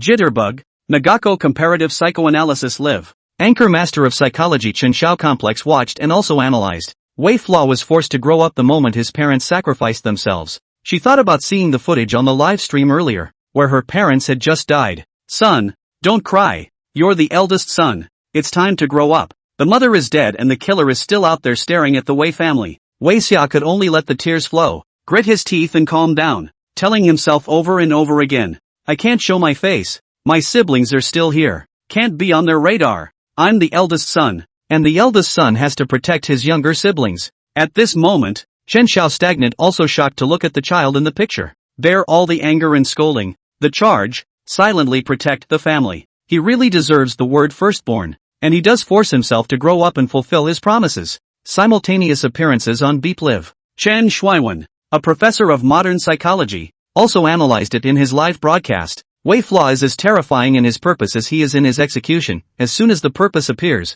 he executes it immediately. This kind of person is scary, like right now. In order to take advantage of the fact that the drug cartel was attracted away from the black mines, he really started to gamble, and also really owed debts, and owed straight away an amount that there was no possibility of repaying. Otherwise Wei Fla Grandpa Chang Zhong may still borrow money to pay off the debt, not leave. So instead of leaving, continue to be dangerous in the future. Wei Fla in order to accomplish the purpose, back everything, but also completely sit down everything, so that everyone, even his family cannot notice his silent means, no trace, that drug cartel murderer naturally cannot be detected. It's the people who fulfill their purpose in such a hard way that are really scary. Speaking of which, Chen Shuiwen also became more and more curious. So why would Wei Xiao sell all of his younger siblings later on when he arrived in the county? This led to the eventual dispersal of all of the Wei family into different families. Chen Shuiwen also did not understand it, and it was difficult to analyze Wei Xiao. Could it be that Wei Xiao was so stressed out after so much that she really broke down?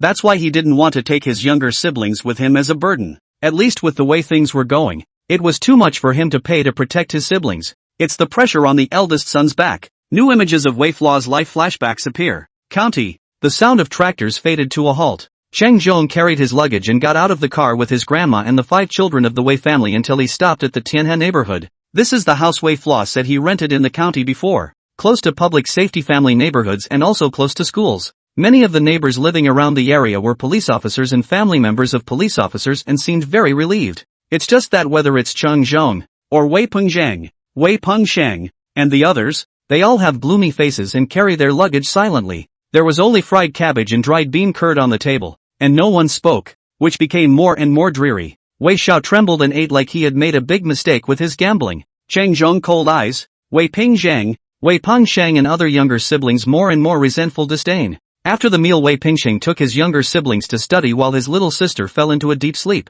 Chang Zhong called Wei Chou, spoke at length, and gazed at this great-grandson. Don't fool around anymore. Look at it now. Our family doesn't even have a home. You're still young. Even if you can't afford to go to school, you need to learn on your own, or learn a skill later. Didn't you say before that your parents told you to learn to fix cars before they left? When you learn how to fix cars, you can make a few $1,000s a month. Don't be ridiculous. Speaking of this, Chang Zhong sighed bitterly. Your siblings are still young, and what will happen to the family in the future when we are old? Hearing this, Wei Chou, who had always kept his head down, seemed to light up. Grandpa, why don't you give your siblings away? I've been to the county before, and I know a family that's quite rich, just without a son, and people are still willing to pay for it. I think the oldest two are just right, and I reckon they'll fetch a good price. It seems that the more he said.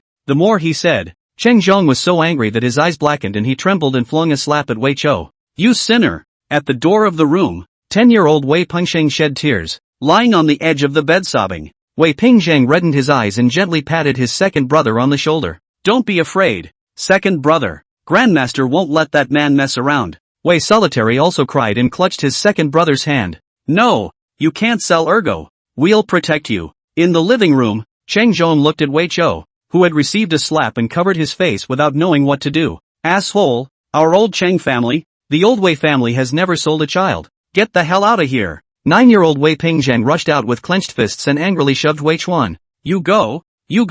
From now on we'll pretend we don't have you as a brother. Who would sell their own siblings? You're inhuman. Go away. Wei Pingsheng didn't say anything, just raised his sleeve to wipe his tears and stared resentfully at Wei Chou. If before he still had a little bit of hope for this big brother, now he had nothing but hatred for Wei Chou. Wei Xia could only be shoved in a sorry state and leave the house. Jitterbug Live. The pop-ups to this point keep coming up with new ones. It seems that Wei Xiao is really scared. And yes, after all, he has to protect 4 children who don't have any ability to defend themselves, and he himself is just a child. How can he keep taking on this kind of pressure? Alas, it seems that after experiencing a succession of murders, Wei Flaw is about to break the defense. Now say so. Should be afraid of younger siblings to drag him down. After all, he is on his own. With his means surely can live a better life. Wei Flaw was ultimately afraid, now mentally broken, ready to hide from the enemy. So many younger siblings following him is indeed a burden. In the end he's only 12 years old. To be able to do all this is already very good.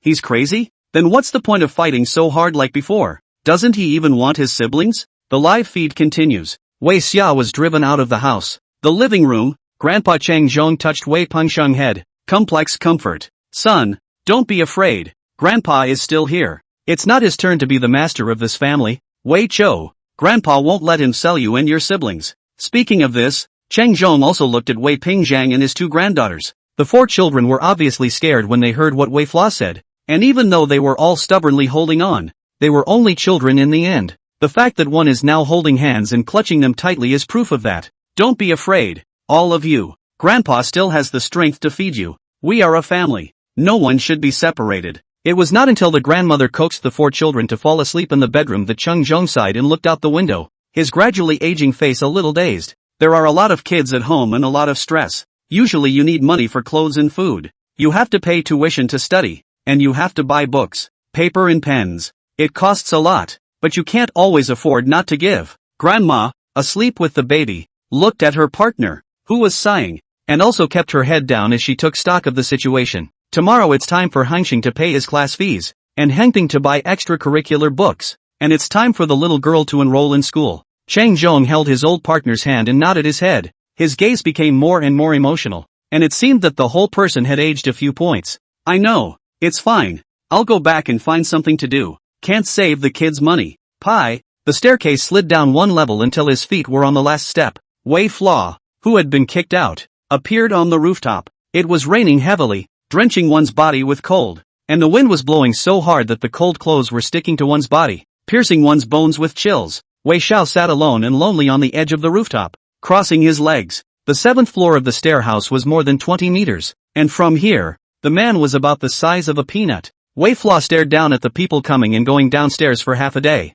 letting the rain dampen his long hair and stick it to his face. At that moment he wanted to jump. Now, being a bad boy yourself, burning down the house, gambling, having to sell my siblings. He is in the eyes of his grandma and grandpa, and in the mouth of his neighbors and townspeople in the village. He is a retribution. 12 years old himself, Wei Flaw raised his eyes, looked at the lights of the vanguard, fiercely threw his hand and gave himself a slap, gritting his teeth. I can't jump. I have younger siblings. I'm eldest son, Wei Flaw muttered to himself, sitting on the edge of the rooftop as if telling himself, the enemy is strong, and younger siblings must be given to other well-endowed families to take care of. The enemy's ability to easily shoot the black mining gun-toting assassin shows that he has been professionally trained. Now they snooped, searched, and by all means must still find the family, so it had to be given to another family by no formalities, so that the younger sibling could escape this extermination altogether. As for myself, it doesn't matter. As long as my siblings can go to good homes, I can rest easy. At this moment, Wei Xiao stared at the heavy rain in front of him. Don't blame me. Don't blame brother. I'm scared. It's okay if I die, but what about you guys? My brother is going to find you a good home, and he must make sure that you grow up safe and that those people can't find you. Brother is incapable and can only do so much. The rain poured down, soaking his entire body, and on the rooftop, Wei Xiao watched alone. The rain was like a beaded curtain, completely transformed into a white haze that obscured all sight. Wei Xiao can't see the lights of 10,000 houses anymore, like he is the only one in heaven and earth. A man facing this raging storm. He didn't know if it was right or wrong to do so, and he was under a lot of pressure, but he had to go for it. Beep. In the live broadcast room, the psychologist Chen Shuiwen watched, and his color changed. The figure in the downpour was breathtakingly lonely. It took a long time to slow down before Chen Shuiwen began to analyze everything. When Wei Flaw decided to give away his younger siblings by selling them, many viewers were saying that Wei Flaw was scared, had too much psychological pressure, broke down, and refused to take a few more dragons with him. But it doesn't seem so now. He's not hiding. He's making sure he sends his younger siblings away safely, looking for families in good conditions to raise them and grow up safely. Then he faced the murderer's syndicate all by himself and alone. He was preparing to go and end the crime while cutting off the killer's chance of finding his sibling. Speaking of which, Chen Shuiwen also stared incredulously at the lone teenager. This man, does he really want to face those gun-toting murderers all by himself? That's the kind of maniac who would retaliate against a narc. Chapter 25, Only Brother. Many people remember this scene from New Year's Eve 25. At the end of February 95, during that heavy rain in Dongchang City, Wei Xiao stood on the rooftop as if surrounded by loneliness. 13-year-old Wei Xiao looked blankly ahead, the rooftop in the curtain of catching rain, like a deserted island. There are still enemies out there, and no one behind them understands. It was clear that he couldn't find his way, and he was still desperately resisting, determined to the core. Such a young man seemed to be engraved in the minds of many spectators, and this moment was unforgettable. Peter, the hospital ward. The 43-year-old middle-aged man lay disheveled and dying in his hospital bed. Being watching the live broadcast, Wei Pingzhang also froze. In the pouring rain, the teenager stands, not seeing the light. You let us go and you face everything on your own? The drug cartel is watching and ready to exterminate the Wei family. He turned his head to gaze at the hospital bed, his eyes full of bitterness and complicated murmurs. Yeah, is that true? No one responded. Just as 30 years ago, that man always walked alone in the forefront, clad in thorns and resisting everything with his body. At that time, he did not respond either. A new picture emerges as Wei Flaw's life retraces its steps, bringing his grandma and grandpa and his younger siblings to the county town. Wei Xiao didn't stop there. He knew that the cartel could find them at any moment. The February wind was chilly, and Wei Xiao, wearing a thin garment, wandered around the perimeter, observing. Like he said himself, he needs to find good families for his siblings. The first floor of a neighborhood outside a busy place in the center of the county. Wei Xiao's gaze fell on the well-tended flowers and plants, as well as the little dog that went out every now and then. You can tell that this family is in good financial shape and loves life. Wei Xia has been observing this place for 4 days and is also secretly visiting and investigating. The man who lives here is called Su Jiankong, a small section of the taxation bureau, usually very friendly to people. Gentle nature. Academic qualities are very high. 40 years old. No children now. Wei Flaw wearing thin worn clothes like a beggar from the doorway. Su Jianguang called Wei Flaw gave him $10. After repeatedly testing the person's character, Wei Xiao came over to Su Jiankong's neighbor and began to ask Su Jiankong how his character was. Old Su.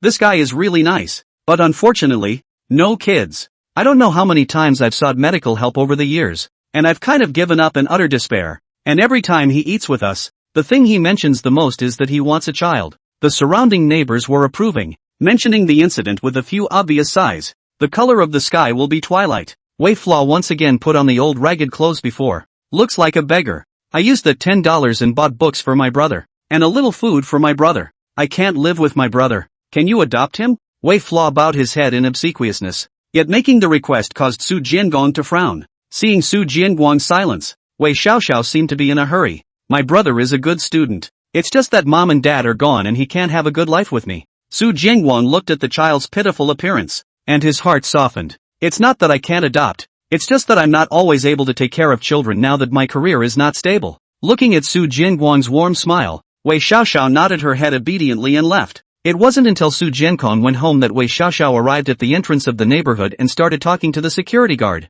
Old Su? That man is just a stick in the mud, kind and upright, always playing by the rules. The tax commissioner has long looked at this guy with disdain, so he won't give him a promotion even if there's a chance for it. So it's no wonder that this guy is only a minor section officer until now. Wei Flaw sniffed, narrowed his eyes, and turned to leave. Late at night, Wei Xiaoxiao arrived at a neighborhood, endured the cold and hid in the grass for a long time, and finally turned into a fence. He grimaced and began to pull out his tools to pick the lock. This is clearly the home of the Commissioner of Inland Revenue. The old safe was violently pried open, and Wei Xiao stared at the 100,000 in cash and 2 gold bars in it, and directly took them all. It was only when he was outside the neighborhood again that Wei Xiaoxiao indifferently arrived at the phone booth and called the police. I'm calling the police to report a burglary in the Foley neighborhood where the home of the director of the Loco Hills tax office resides. Please immediately trouble the police to come out and solve the problem as soon as possible, because the alarm address is the home of the tax commissioner. Deputy Director Sun Ocean contacted the tax commissioner Chen Kaishan and arrived quickly. Receiving the theft alarm, Chen Kaishan, anxious, speedily arrived. Looking at the room full of wreckage and the empty safe after being pried open, Chen Kaishan's face is ironic. It was just the $100,000 in cash and the 2 gold bars. The contracts and all that he didn't dare tell the sheriff. Lost 3,000 yuan. Noticing the departure of the investigating police officer, Wei Xiaoxiao watched with cold eyes, and immediately arrived at the phone booth again. This time dialing, it was Chen Kaishan phone. Wei Xiao's tone was short and calmly stated. The leaders of your bureau are quick to order us to shut down and reorganize. Director Chen, I hope you can enforce the law impartially. After all, he took quite a few bribes, and we have all the evidence. You are trying to resist the law and fight against the tax authorities. I advise you not to make any mistakes. Chen Kaishan had already reacted to the fact that the person who stole the money was threatening him, and Chen Kaishan retorted in annoyance. Only the voice coming from the other end of the phone made Chen Kaishan stunned and completely chilled. Is that so? You don't care about his evidence, and you don't care about the $100,000 in cash and the 2 gold bars? If you don't care, there are plenty of people who are interested. The phone hung up. Chen Kaishan looked grim, also with a few points of powerlessness, fell into silence. Han. He recited the names of several section chiefs one by one, and for a while, surprisingly, he didn't know exactly who had offended the other party, so he could only open his mouth in annoyance, and then he clenched his fists. All of these people must be demoted or if they are found out. With the dawn of the next day, Han Jiangwo was first transferred, followed by one, including Li Fa and others, and empty out the position. It began to be originally good performance old colleagues to replace. Su Jiankong is one of them. Watching a batch of new names appear, Chen Kaishan was helpless because there had to be a reason to do so. Jitterbug, Nagako Comparative Psychoanalysis Liv. Chen Xiao, a master's degree in psychology, looked at this scene in shock. Is Wei Flaw really only 13 years old? He has a really scary heart. In the face of Su Jiangwo's dilemma, he didn't choose to directly say who he was helping, so that even if the tax commissioner Chen Kaishan knew about it and wanted to retaliate he couldn't find a target. Now that the danger is all laid out, the director has no evidence to begin to suspect everyone, so he can only mobilize everyone, which also leads to Su Jiangwo naturally completing the purpose of the ascendancy. This man is so smart. As Chen Xiao analyzed it, new ones began to appear on the pop-up screen along with it. Wei Xiao's hand was indeed the most effective, able to achieve his goal without everyone knowing. Now that Chen Kaishan has no targets of suspicion and certainly no targets of retaliation, Su was able to complete his promotion in safety. The crux of the matter is, do you guys remember the gold bars and $50,000 in cash Wei Flaw obtained from Chen Kaishan earlier? After the goal is achieved,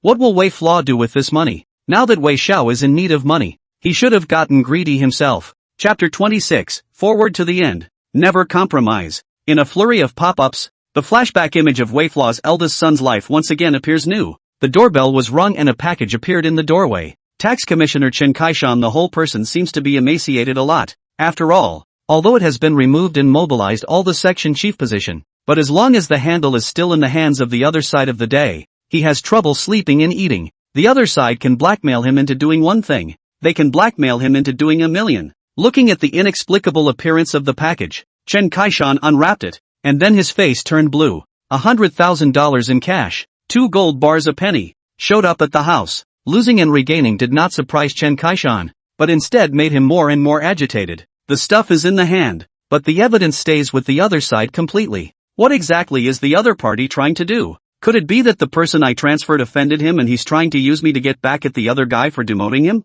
Yes, definitely. Opposite sitting is Chen Kaishan's wife. Sniffing frowned, took the opportunity to open. Anyway, things are solved. You just promoted up to change down. My little brother work history also meets the standard. Chen Kaishan was furious, grabbed the cup and shattered it. His eyes bloodshot. Alright, don't provoke right and wrong. It's alright now. Chen Kaishan was even more annoyed than his wife, but there was no way he could find out who the enemy really was. Now he could only follow the script that the other party had arranged in advance, step by step. At this moment, the irritation once again surged. Chen Kaishan only feel in front of these cash, gold bars as hot potatoes. Nursing homes. Sun Ocean was also looking at the screen, frozen. He could never have imagined that such a tactic would appear in a 13-year-old child. Wei Flaw is a man who does things perfectly. Instead of holding on to the money all the way through, he chose to return it. And that's the really brilliant thing to do. Now that the money has been paid back, the purpose has been achieved. And it also represents a clear message to Chen Kaishan that I know your handle,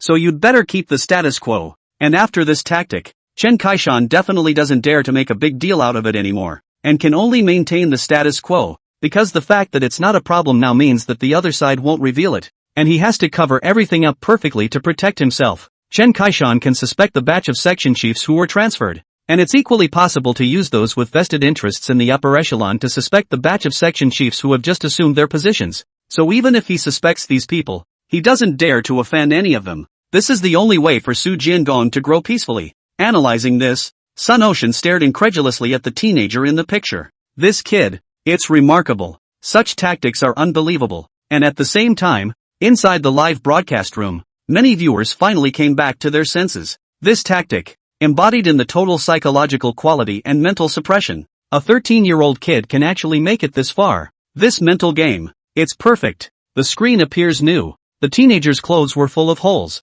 and the biting cold of the early spring chill made him shiver. Wei Zhao's figure reappeared beside Su Jiankong. The small figure curled up into a ball, staring at the just promoted, springy Su Jiankong, still looking pitiful and powerless. Uncle, can you take my brother? You are a good man, and my brother can only have a good life if he follows you. Su Jiangong looked at the boy with excitement in his eyes. Wouldn't it be a double whammy to get not only a promotion but also a child at midlife? Okay, then bring it to me. Today he is not the junior section chief with a precarious job and no means of support, but the section chief of tax inspections, Chen Kaishan, the director who had previously been disliking himself and jamming his promotion procedures, for some reason, had also been much more polite to himself recently. Looking at Wei Yan, who was curled up in front of him, Su Jiangong frowned inside. You found a way out for your brother. What about you? Will you follow uncle? He liked Wei Xiao. At least he was understanding and knew how to take care of his brother. A child like that can't be too bad at heart in any way.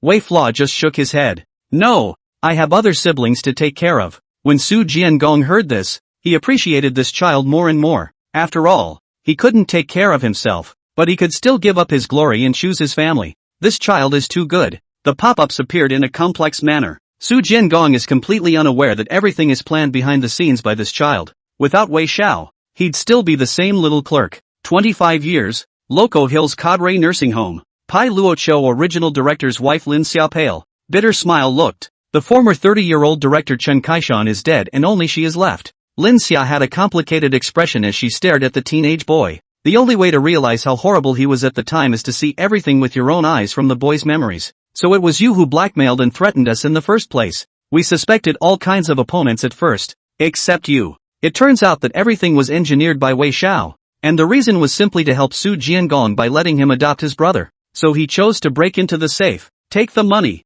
and mail it back on his own to accomplish his goal. Lin Xia didn't resent it. She just stared at Wei Chou inside and lowered her eyebrows. She saw the first half of the boy's life, all that he had endured alone. That's why she only felt sorry for Wei Xiao like that. Obviously bear everything for the sake of younger siblings. But why not be treated by younger siblings? Pai Luochio upscale neighborhood. Retired from the city tax bureau, Su Jiankong has 70 years old. He was now a scholarly man. His gray hair at the temples meticulously and neatly combed. He coughed, and his wife looked at the program footage and froze. Behind the two men on the bookshelf, there is also a family of 3 photos. One of the children smiling innocently. It is precisely the adopted Wei family's second son, Wei Pingsheng. Su Jingguang thought of the scene 30 years ago, when he had just been promoted, when Shen Kaishan had approached him to talk to him. The director, who had always looked down on himself at that time, was rarely pleasant, to himself and to others. At this moment, Su Jingguang was in a trance for a long time before he finally sighed quietly. So it's you. You. Ugh. He thought of the beggar-like teenager in the past, but also thought of the memory from Wei. Saw how that child endured in the cold wind. How difficult to use the young body to climb over the wall. Pry open the Chen Kaishan safe. Steal the wealth. And call the police. Think of how that child calmly threatened Chen Kaishan and how he reached his goal. These links, if he missed even just once, he would be faced with the fact that he would not be able to turn around. And he did everything the hard way, with one purpose in mind, to get a promotion, career stability, and a better mood, in order to allow himself to adopt his brother. Su Jiankong was very difficult, and his pale eyes gradually blurred, tilting his head. You kids. He couldn't imagine now how difficult life would be after this child. Chapter 27. I don't care about any storm. I'm used to it. Su Jingguang stared as the Wei Flaw Life retrospective image reappeared with a new one. The door was knocked on in the middle of the public safety department and the school. Inside the old police officer's family neighborhood, Cheng Zhong sat on the sofa, listening to the other parties coming. His face was ironic. They said they had heard that there were children here who were having a hard time and needed to be adopted, so they came over to check it out. Cheng Zhong's first thought was of that untalented bastard big grandson, Wei Xiao. This bastard, did he really sell his siblings? After experiencing the burning of the house and gambling to lose the old mansion, he now says that he believes in what Wei Qiu is doing. Just looking at the opposite side of the well-mannered husband and wife, dressed elegantly, with a mild temperament, but also with a lot of gifts. Cheng Zhong didn't get angry after all, and his expression gradually became complicated. Especially in this recent period, he noticed that his son was unreachable and became more and more aware that something was wrong. Yet Cheng Zhong didn't dare to think about it after all, because his son's job is inherently dangerous. Cheng Zhong hesitantly looked at the Su Jiankong couple. Wei Flaw just giggled and watched on the side without saying anything. When Su Jiangong left, Wei Xiao once again stopped the couple and offered them to take his younger brother Wei Pengsheng. Wei Pengsheng did not resist. He felt that the uncle and aunt were very good, gentle to him, and carefully brought gifts. Wei Pengsheng's several younger siblings shed tears, unwilling to watch. Grandfather Cheng Zhong also choked and red eyes. Wei Flaw insisted on taking his brother away, and the oldest, Wei Pengsheng, cried and angrily rebuked him. Do you have to make a bone of contention? You don't deserve to be a brother. His sister was also cursing, but Wei Xiao didn't care, and Cheng Zhong finally sighed. Okay, follow Uncle Su and the others, and study hard in the future. It was drizzling the day Wei Pengsheng was taken away. Su Jiangwo held a large umbrella, wore a suit, and carried Wei Pengsheng's small school bag on his back. Su Jiangwo's wife smiled gently, holding Wei Pengsheng's hand and walking slowly. Brother Wei Pengsheng finally cried out, Grandpa, sister. The two sisters sobbed uncontrollably. Wei Pengsheng is gone and will not belong to the Wei family. Wei Flaw took the time to quietly hide outside the cell and watch his brother. 10-year-old Wei Pengsheng would slide down slides and play soccer in the company of Mr. and Mrs. Su Jiangong. I would also listen to Su playing the mouth organ, applauding and laughing. Unlike at home, he doesn't have to worry about school fees, he doesn't have to worry about living a hard life, and his younger siblings don't have enough to eat. He lives like a real 10-year-old. That day Wei Pengsheng's birthday, Wei Xiaoxiao carried steamed buns to the window of Su's house, only he didn't go in and watch his brother covered in cream, eating cake and singing birthday songs. Wei Flaw tightened the steamed buns in his hand and pulled out one to take a big bite, smiling happily. Later, when Wei Flaw went to visit his brother at school, Wei Pengsheng, wearing a brand new shirt, rubbed shoulders with Wei Flaw. Su Jiangong knew this child. If not for this child, to this day his Su family still has no children. So he looked at Wei Pengsheng, who had made a gesture of not knowing each other from across the room with Wei Flaw, and spoke in a low voice. Why don't you say hello when you see your brother? Can't be rude, okay? Wei Pengsheng sniffed for the first time to break free from his adoptive father's hand and looked at Wei Xiao with dissatisfaction. Burning houses, gambling, selling younger siblings, what kind of brother is he? Su Jiankong did not know why Wei Pengsheng commented on Wei Flaw in this way. He knew that this child was very understanding. Even in the face of the adoption opportunity, he let his brother. He did not believe it, so he was a little embarrassed and apologized and looked at Wei Flaw. Wei Xia stood forlornly amidst the group of students in his washed-out jeans and frayed t-shirt, smiling and unconcerned. He stood up straight and just watched from a distance as his brother was led away by his foster father, looking out alone in a crowd of students with brand new skirts, shirts, and books. 25 years, community room. 70-year-old Su Jiankon's eyes are pale and it's hard to look at the picture. The chest cavity felt like something was trying to break free. He thought of the memory of that child. 30 years ago. His brother rebuked and didn't even want to recognize him at all, nor did he ever seem to look up to him. But the boy didn't care, and stood giggling in the crowd, content to watch his brother go away. Turns out he's been watching all along, and he cares about how his brother is doing and if he's being taken seriously. He never let go of his brother. Su Haiyan's eyes were a little hot, and he coughed hard. Inside the live broadcast, pop-ups surfaced at the same time. He's pathetic, standing in the crowd like a dog. Wei Xiao was never looked up to by his younger siblings, but he never forgot his responsibility as the eldest son, as an older brother. So he took on everything. The stigma is all over the place. He is the one who is not understood. He covers for his younger siblings. It's so tough. That's what a firstborn son is. He's good. He's never let his parents expect him to be. A new screen is starting to appear. Cheng Zhong stared at Wei Chou leaving the neighborhood with anger in his eyes. During this time Wei Flaw gave away a younger brother and seemed to subside in the flesh. Didn't go around getting into trouble. Started dumping tapes, repeaters to make money. Before he and his partner could breathe a sigh of relief, they became even angrier. During this time Wei Flaw did begin to make money, but the money he earned did not take a penny to the family. All take to play cards, gambling. He even preferred to take several $100s to know a group of gangsters who fought and brawled, bought them clothes, took them to practice boxing, dined and drank, just to mix up to become the big brother in the mouth of these gangsters. Today Wei Flaw didn't come home again. I don't know where he went to fool around. And Wei Flaw, who was mentioned by Cheng Zhong, now appears in a tattoo parlor in the county. He's offering $300 to tattoo a bunch of punk kids who dropped out of school a long time ago. A few juniors became more and more respectful to Wei Flaw. Taking this opportunity, Wei Flaw took out a few portraits. Go find out if these people are in the county. One of the minions took the portrait and nodded as he stared in satisfaction at the over-the-shoulder dragon tattooed on his body. Don't worry boss, the brothers are on their way. Before he could walk out of the tattoo parlor, Wei Flaw called someone back and stuffed $200. Take it and feed the brothers. With growing respect, several of the minions nodded and left to begin their investigation. Wei Flaw went home. Cheng Zhong stared at his shoulders tattooed with dragons and tigers, and shivered with anger. Asshole, you don't learn from the good ones. Now you're getting tattoos. You're going to piss us off. Wei Xia just lowered his head and didn't say anything. 25 years, the veteran police officer, Zhou, stared at the scene before him and froze. Wei Flaw mixes with society, plays cards and gambles, just to collect these punks' little brothers and start looking for people. He's not only the eldest son who takes care of his younger siblings, but he's also the one who shoulders the blood feud alone. He never wanted to give up his parents' great revenge from the beginning to the end. The young dry police officer Chen Xiaowen was also watching, with a complicated gaze. Just how stressed out is this kid? While hiding from the drug cartels with my younger siblings, I sent my younger siblings away to find a way back for them. All the while there is a lonely search for clues to the murderer in preparation for revenge. It's hard to imagine that such a person would be a 13-year-old. Chen Haowen sighed and continued to stare at the screen. Long hair, tattoos, drinking, gambling. The 13-year-old Wei Flaw looked extraordinarily mature, manfully arranging the minions under his command. These guys messed with me. Remember everyone,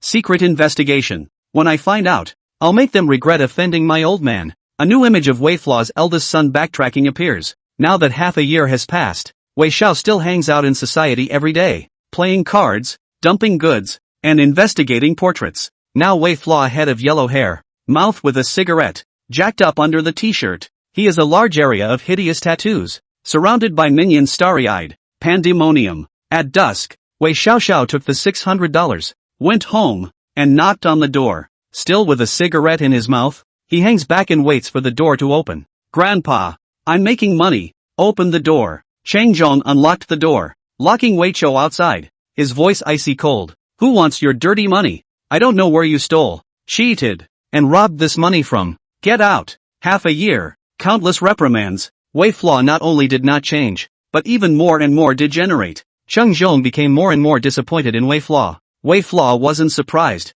He just rolled up the money, shoved it into the doorway, and turned around. Wei Pingzhang with his two younger sisters looked at Wei Flaws leaving back in disgust and viciously spat. What a disgrace to our Wei family. How could such a person appear in our family? Wei Flaw smiled and left, taking a deep drag on his cigarette. A thick fog spread out from in front of them until Wei Xiao coughed and choked out tears. A few of the minions gathered around and spoke respectfully. Big brother. Wei Flaw skillfully shook the ashes of his cigarette and narrowed his eyes. Did you find the guy? No news yet. Now that we've stepped up our search. Wei Flaw nodded, hanging back and turning to grin. Keep looking. When his little brother dispersed, Wei Xiaoxiao stood straight, and at the same time began to think about the way his younger brother Wei Pengsheng was being trained. Although Su Jiangong adopted Wei Pengsheng, his younger brother must also show talent, or he will sooner or later be disappointed in his brother. The younger brother needs to have his own point of light in order for Su to continue to cultivate with care and eventually have his own bright life. So one has to help one's brother become smart and start learning. Not only Wei Pingshang, but every younger sibling must be nurtured. Wei Xiaoxiao in front of the desktop with a variety of books. Economics, history, physics. Most of the time he was studying alone. Lonely and lonely, desperately trying to enrich themselves. It's more like he lives for others. Since he smoked and gambled and drank and tattooed, Grandpa Chang Zhong never let himself go home again, worrying that he would bring down his younger siblings. So Wei Flaw simply rented a cheap little shabby rental house by himself, with cigarettes and books on the desktop. But behind everything is a photograph, old and yellowed, with 5 smiling faces on it, pure innocence. Looking at his younger siblings, the tired and lonely Wei Chou surged with renewed motivation and began to read, study and plan everything. Without his parents, his younger siblings were the only reason his eldest son was combative. 25 years, Karma City Nursing Home. Chang Zhong coughed, his gaze cloudy with disbelief. He stared blankly at the Wei Flaw life in front of him, retracing his memories. Thinking of 30 years ago, he locked the door behind himself, his voice cold and uncharacteristic of his own grandson. Who wants your dirty money? I don't know where you stole, cheated, and robbed this money from. Get out. Still, Wei Flaw slipped money through the doorway before leaving. At that point, one mumbled something about telling him to get the hell out of there, preferably never to come back. Thinking of this, Cheng Zhong complex for a long time, lying on the backrest of the hospital bed. Why don't you say so? Why? How are you going to carry it all by yourself? He was 83 years old. Cheng Zhong trembling up, watching the live pop up. He didn't tell anyone because Wei Xiao always felt that the fear and dread was enough for him alone, and he didn't want his family to live in fearful nightmares and dread as well. Wei Xiao chose to carry it all alone. He felt that it was enough for him to fall alone. He would drag those murderers down to the abyss with him. His family just needed to live well in this bright world. When Grandpa Cheng Zhong saw this, his eyes began to be blank. So, was Wei Xiao's fall afterward all because of that? He suddenly looked to the other side of the room, at his second grandson who was simulating the life of his eldest son. He couldn't imagine the expression on his face once the second one saw this scene after he finished his eldest son's simulation. However, Chang Zhong's gaze turned to the screen image once again and muttered something. So after that? After that, you went to jail, and even variously asked your siblings for money, and went so far as to blackmail this child's adoptive parents, Mr. and Mrs. Su Jiankong. And for what? Why? Did you really stress too much and go down another path? Chapter 28, from now on, you should all be good. For sure. A new picture emerges as Wei Flaw's life goes back in time. The door of the old room was knocked. Chang Zhong opened the door, and his eyes were gloomy, because on this day, Wei Flaw came home. His long hair was dyed yellow, his tattoos were all over the place, and he was holding a cigarette in his hand. It wasn't until the door was knocked on again that Cheng Zhong finally had a few moments of joy appear under his eyes. Come back. Heck, it was 10-year-old Wei Pingsheng carrying a couple of new sets of clothes,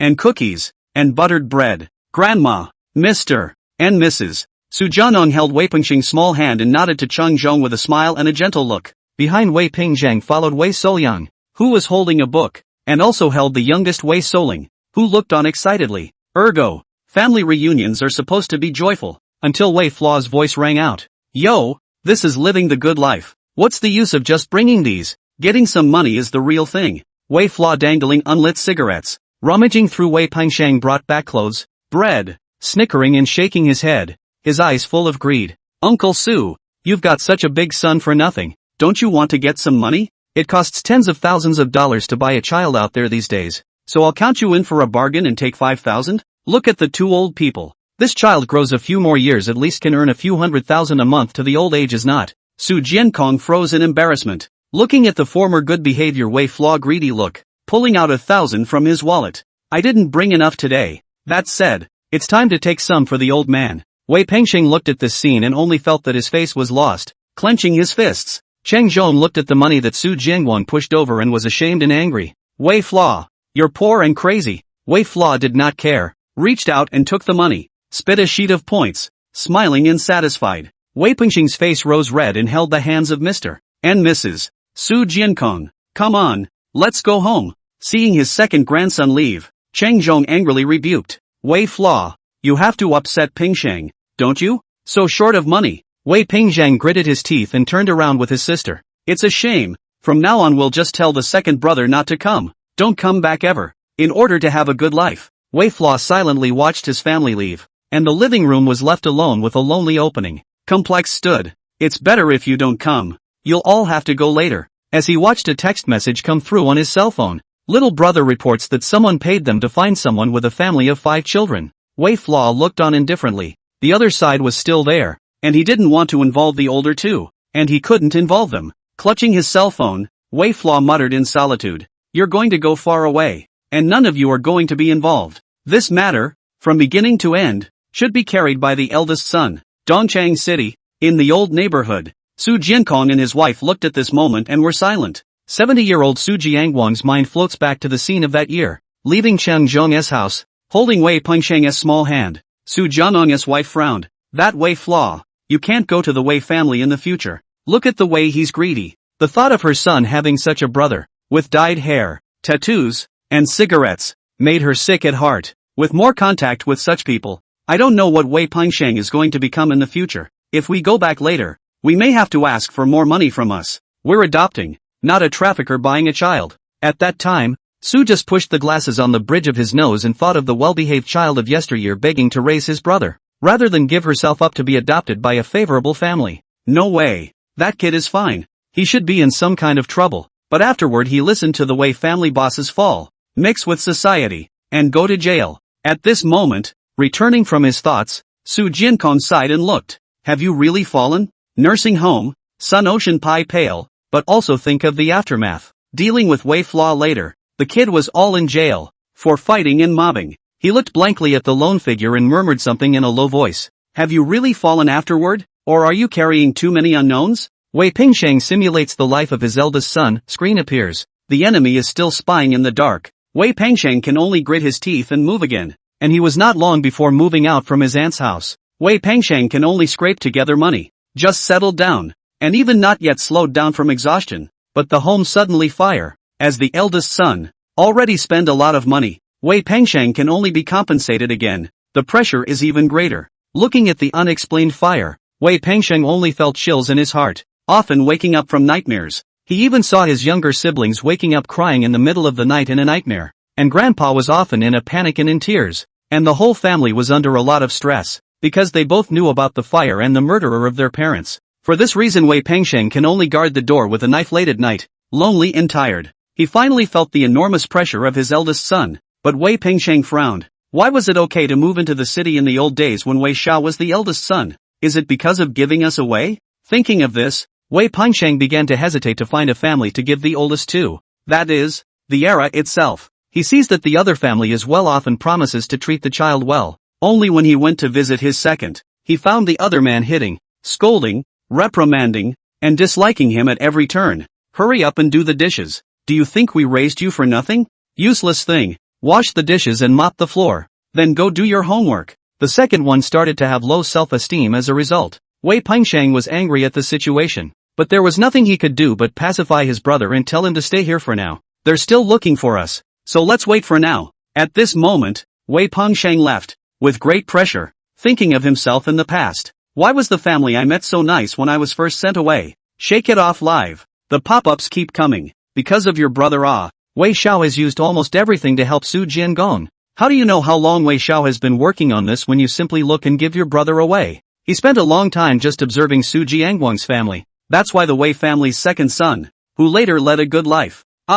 25 years, police department. The young dry police officer Chen Xiaowen. The old police officer Lao Zhou is also watching. Chen Xingwen had a complicated expression as he opened his mouth. If Wei Pengsheng can't carry on afterward and quits the life simulation, How will he feel when he sees Wei Fla's memories? The old constable, Lao Zhou, was silent inside, thinking of Wei Xiaoxiao facing the murderer, chasing the murderer alone, traveling on the edge of life and death in the black mine, just to protect his younger siblings. He even repeatedly pretends to be a degenerate, forcing away the basilisk and his family. And at that point, no one even understood. That firstborn was only 13 years old, yet he had already become a wall around his family. Even if you are hurt 1,000 times by your family, you still have to do your duty as an elder son. Thinking of this, old Zhou opened his mouth. Maybe the emotions will be mixed. But at this moment, old Zhou was also more and more curious as to what exactly Wei Fla had gone through afterward to become like this. Chapter 29, I'm going to enter hell. But don't you enter it because it's too bitter.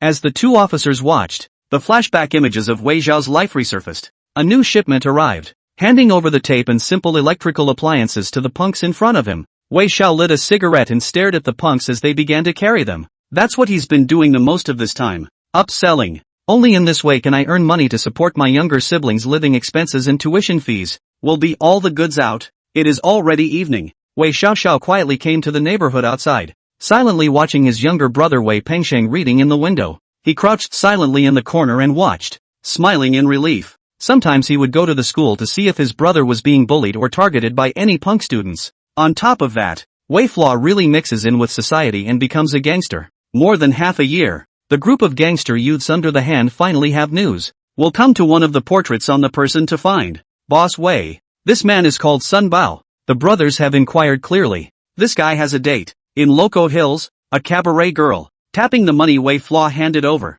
the punk was pleased to report the news he had investigated. Take your brothers to eat something nice. Don't be stingy. Holding a cigarette in his mouth, Wei Xiao reached out and patted the punk's head, laughing and cursing the opening. That year, Wei Xiao was 13 years old, with dyed yellow hair, like a real punk. Getting good news from Sun Bao Xiang, Wei Fla began to follow the investigation until he saw the young lady named Xiaoyu come out of the cabaret and prepare to go home. Wei Fla tracked to the alley. It was dark and a handful of stops. No Sun Bao? Jade looked at the brightly shining dagger on her neck and opened her mouth trembling. I know. That person's real name is Sun Xiaoli, and he often goes to Western Yunnan. Likenesses? All I remember is that he had a mole on his neck, liked to grow his hair in inches, and had a scorpion tattooed on his left hand. Wei Fla recorded the appearance characteristics and identity one by one, before opening his mouth with a sneer. You know the mines in the north of the city? This grandson is in a mess, so you'd better cooperate and tell him to come here, or you're screwed too. The dagger gently tapped on Xiaoyu's neck, and Wei Xiao laughed harshly. South City Road. The Water family area of 6 buildings. No. 3. I remember you live here, right? Jade's forehead was glistening with cold sweat, cholerically looking at the yellow-haired punk in front of her, nearly collapsing as she cried and opened her mouth. Sun Xiaoli will be at the Lanyu Hotel in the mining area in 3 days. Leaving the alley, Wei Fla did not call the other gangsters, but instead came to the phone booth and directly dialed the mine phone. His voice was hoarse, as before the murderer bawled. Maru Lu, 302 Lanyu Hotel, Mining District. Talk in 3 days? Isn't it time to give an account of that time at the entrance to the village of Dathan? The message came from the other end of the line, which seemed to hold back its anger. It's you? Okay, it's in 3 days. Lanyu Hotel. Wei Fla casually started to open a room with a punk ID card, naming 302, and carrying a suitcase in his hand. Here, because of the existence of black mines, there are also people who sell open mountain detonators and fish frying detonators privately. These are Wei Fla's quietly bought, now placed under the bed, followed by cold eyes in the Hotel 303 room waiting. The appointment was 3 days later, but he knew that Marulia's group would never abide by the rules. Sure enough, early the next morning, a black Santana parked in front of the hotel, and Maruliu arrived 302 with his men early. Looking at the detonators seized from under the bed, Maruliu broke into a fit of rage. Treadmill. This group of out-of-town drug dealers really want to count me. That little brat was sent by these grandsons too, right? Then let's do it. Notify all of our men in the mine to come over here with their guys. Wei Fla indifferently listened to the other party call out, but his gaze remained fixed on the window. On the morning of the 3rd day, Sun Bao, or Sun Xiaoli, arrived at the door of the guest house, shaking his head and skulking about to come in. It's just that after years of dealing drugs, Sun Xiaoli was inevitably wary, and almost immediately noticed the dozen or so people waiting in the shadows at the edge of the hotel. Seeing the other party's hands wrapped in pieces of cloth within the long exposed gun barrel, Sun Xiaoli pupils shrinking, then decisively pulled out a clay gun to shoot. until he was held down and unloaded his gun by the 6 thugs rushing behind him. Sun Xiaoli raged and struggled and growled. Who the hell are you people? Looking for death? Know what I do for a living? Ma Rulio's eyes filled with blood, and he grimly stomped on Sun Xiaoli's head. What are you doing? You're counting on me, aren't you? Hit me. After beating Sun Xiaoli to death, Ma Rulio and his men buried him in the hills behind the hotel. Wei Xiaoxiao watched everything with an expressionless face until 2 hours after Ma Rulio left with her people, before appearing in the wilderness and starting to dig. Sun Xiaoli's cell phone is still on his body, wallet in the back of his pants. Wei Xiaoxiao rummage, and finally get the evidence. Buying murder messages in cell phones, phone calls, as well as the business card in the wallet, codenamed T-Traders Purse Company, which is also their contact location. Wei Flaw put away the evidence, thinking for a long time, cut off the left arm of Sun Xiaoli tattoo, rode in the night and arrived at the tea company, observed for a long time, before quietly dropping the broken arm and a piece of coal mine, turned away. 25 years, police department. Old Chow froze, witnessing everything with a complex expression. The young dry police officer, Chen Xiaowen,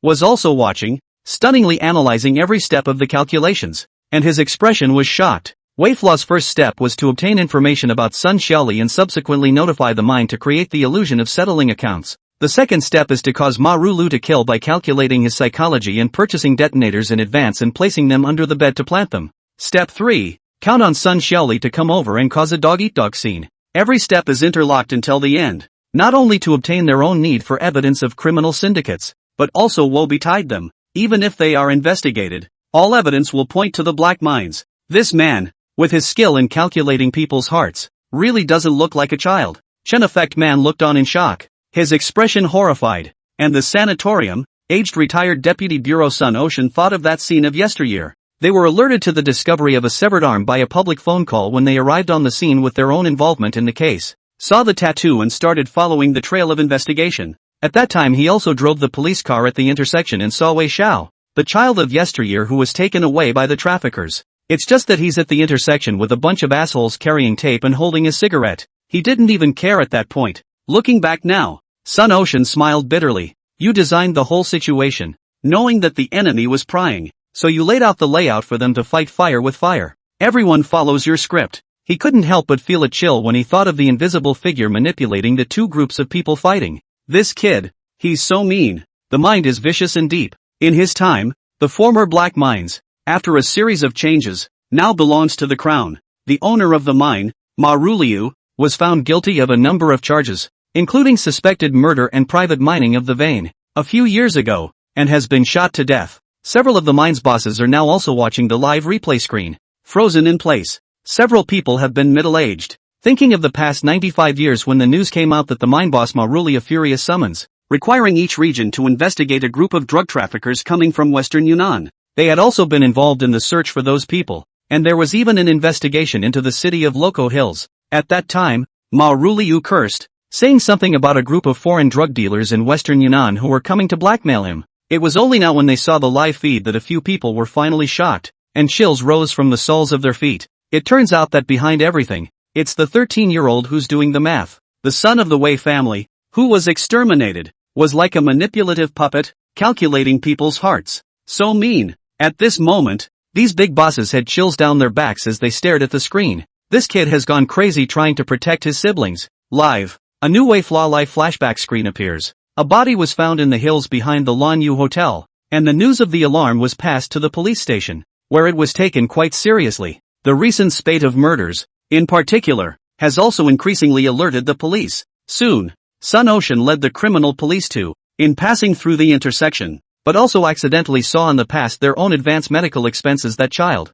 Looking at the now dyed yellow hair and dangling Wei Xiao, Sun Ocean frowned, a little annoyed. Being young and studying hard is the right thing to do. I thought you said your parents were away on business. What are you going to say when they get back? Wei Flaw always smiling and nodding. Also do not agree. Sun Ocean sighed and left. After all, in the hands of the broken arm tattoo case needs to be investigated. At that moment, no one noticed that behind Sun Ocean, the yellow-haired gangster stared at the police uniform, his eyes full of envy. Nursing home, Sun Ocean saw such eyes for the first time. His voice was a little husky as he stared complexly at the boy. Are you keen to be a police officer? You're good for it. Your scheming to count those bad guys is strong, but you carry too much. You went to jail afterward. Thinking that this child had not been able to fulfill his ideals throughout his life, Sun Ocean suddenly felt a slight lump in his throat. Everyone else may have been shocked at the kid's heart, but at this moment, Sun Ocean knew that the kid really loved being a police officer. But he couldn't. He loves his family, but he must also break it up. Everything he had truly loved, he hadn't been able to keep. And because of that, you've really fallen off the wagon later? Inside the hospital room, Wei Pingjiang was silent, and his heart was a little hard. He looked at it in detail, not missing a single detail. He watched Wei Xiaoxiao prejudge Ma Ruliu's early arrival and ambush the detonator under the bed. And it was because of this that Ma Ruliu became furious and mistakenly thought that he had encountered the drug cartel's calculations, and therefore directly killed Sun Xiaoli. Also watched Wei Flaw deliberately take a broken hand and send it to T. Skinners to make them dogfight. In fact, after watching all of them, the only one who was most shocked was Wei Pingjiang. Now that he is the deputy mayor and has spent half his life in the world of bureaucracy, only he knows how hard it really is to accomplish this. Because what Wei Flaw is counting on is the hearts of the people. When he digs up the body alone, the black mine killer could find it at any time. When he sends cartel Sun Xiaoli away with a tattooed arm, he could be discovered by the cartel at any time. He couldn't believe that Wei Xiao wasn't scared at that time. After all, he was just a kid then too. But he went ahead and did it anyway. Wei Pingjiang stared at the hospital bed, somewhat bewildered. Is this really you? But why did you send me away after that and greedily blackmail your foster parents at their home and take a large sum of money? Why? He saw the Wei Yan who turned his back to them, blocked all the wind and rain, and carried the enemies alone and alone. Think also of Wei Flaw, who later sold all his siblings in memory, went to jail multiple times, got into fights, and ended up resisting arrest with a gun. At this moment, Wei Pingjiang clenched his fists. Which one is really you? Chapter 30, I'm going to break up my family with my own hands. Mom! Wei Flaw's life goes back in time and the picture appears. From the official 95 report. A few days ago, there was a horrific hand amputation in Loco Hills that police are continuing to investigate. There was no follow-up to this news story. Meanwhile, the tea company in the area where the broken arm was found is under investigation. After the police officers left, the bald man's face was blue. Looking at his men's broken hands, which were sawed off a little bit, he could almost imagine that the other party's methods were cruel and vicious. And it was definitely not a simple revenge. Could it be the black coal mine from the previous firefight? The bald man frowned. No. Although we and the black mine have clashed before, there is no blood feud. What is going on here? The bald man looked on with complexity, and several of the cartel assassins talked. Twice now. Is there someone else behind the Wei family? I think we're being counted. Last time in Datan village that group of mining rats suddenly appeared. And this time Sun Xiaoli also died at the hands of the black mines. Are we being targeted? The several assassins only felt complicated, as if it had never gone well even once since they came to this place. Yang Daong, Sun Xiaoli, who came together died in this small place. More and more chilling. The bald guy's name was Lu Chang, and he always felt like he was being targeted. Yang Daong is dead, and so is Sun Xiaoli. The Black Hand mystery hadn't seen a shadow so far, and the feeling of the unknown made him extremely uneasy. Kill them all. Hurry up and exterminate the Wei family, then leave. Lu Chang was annoyed and narrowed his eyes. This Thai place. It's not right. The pop-ups began to appear as the Shake Shack went live. You have no idea who's really behind this. And that's a kid whose willpower is near the first echelon of humanity. When he is willing to accept his own degradation, to give up his ideals and all that is precious to him, such a rival is unimaginable. Wei Flaw has never considered himself a human being, and because of this kind of person is the most terrifying. Modern times, wards. With the explosion of the eldest son comparison program, the media began to seize on the hotspots. Reporter Chu Shanshan is interviewing in the hospital room. Looking at the picture, also incredibly turned his eyes to the hospital bed. The ventilator was barely keeping his vitals up, and Wei Xiao looked weak. Even so, one could see the domineering spirit lurking between the brows of this middle-aged man. Chu San murmured and opened her mouth. How in the world does a person like that carry on? It's horrible. Is it true? Will he end up degenerating into madness with all that stress? With nothing to fall back on, straying on the fringes of black mines and drug cartels to protect his family, standing outside the bureau to open. More and more can feel this person horror. At this moment, Chu Shanshan's eyes were complicated as she looked at the new screen. Old rental house with dim incandescent lights. Wei Xiao sat alone on the edge of the desk, smoking a cigarette and still writing. Words began to emerge from the desktop. 1. The mine with an ambush. Intercepted Sun Xiaoli. The killer organization is now opening a tea-bagging company. As a stronghold, the current death. Yang Daong, Sun Xiaoli, there are still 6 people left. Second, The drug cartels are still insisting on exterminating the Wei family, and are spending money to search for families carrying 5 children, who must send away their younger siblings. It wasn't until he pondered until late into the night that Wei Xiaoxiao finally got tired, laid down on his desk, and fell into a deep sleep. The desktop was covered with organized materials, academic notes of all kinds, an ashtray stacked with cigarette butts. Modern nursing home. Sun Ocean is still watching. He looked intricately at the tired ambling figure on the desk and closed his eyes with a sigh. This kid, alas. He thought of the initial encounter with the Wei Flaw image. That year, human traffickers came out of the mining town and took the police car, and Wei Xiaoxiao happened to be the child who was attempted to be killed by the traffickers. No one expected that everything was a calculation by the boy. It was a cold and windy time, and he himself led the police officers and villagers to search the mountain. The boy then lay with his eyes open, covering the dagger wound in his chest and abdomen. In the cold, wet river valley, that firm gaze, that tenacious vitality, makes Sun Ocean unforgettable so far. And the figure of the child lying in the cold wind of the river valley gradually overlapped with the tired ambulatory figure. The picture continues. At 5 in the morning, Wei Xiaoxiao woke up from his desktop, casually turning off the incandescent light. Wei Xiaoxiao put away everything she had written and recorded and stepped into the bathroom. The faucet spat out cold water, and the piercing chill completely sobered Wei Chou. Letting the cold soak in, Wei Xiao forced himself to be filled with fighting spirit. Looking at his own appearance in the worn-out mirror, Wei Xiao clenched his fists, and the whole person had a lot of spirit and fighting spirit. Pushing open the old wooden door, Wei Xiaoxiao arrived at the casino and found the group of punk kids, casually dispersing a few cigarettes. Wei Flaw opened his mouth. Go and find out if there are any officials in Loco Hills who have had children die young, or who have never had children. Boss Wei is willing to pay and is straightforward, and a group of gangsters sell their search. Boss, the head of the land reform construction, Zhou Kai's kid, fell ill and died the year before last. There's a deputy chief of the resource management agency here who's infertile. Yu Jianjun, the mayor of the old city district, also doesn't have a child, and the child was previously reported to have died prematurely. One by one, Wei Flaw recorded the information gathered by the mongrels, and then silently went out. The land reform construction is north of Luoqiu City, and Wei Xiaoxiao rode his bicycle all morning to reach it. He observed silently, from noon to evening. Cho, who had just gotten off work, went out, got in his car, and prepared to leave. Behind him was a section member wiping sweat off his face and chasing after him.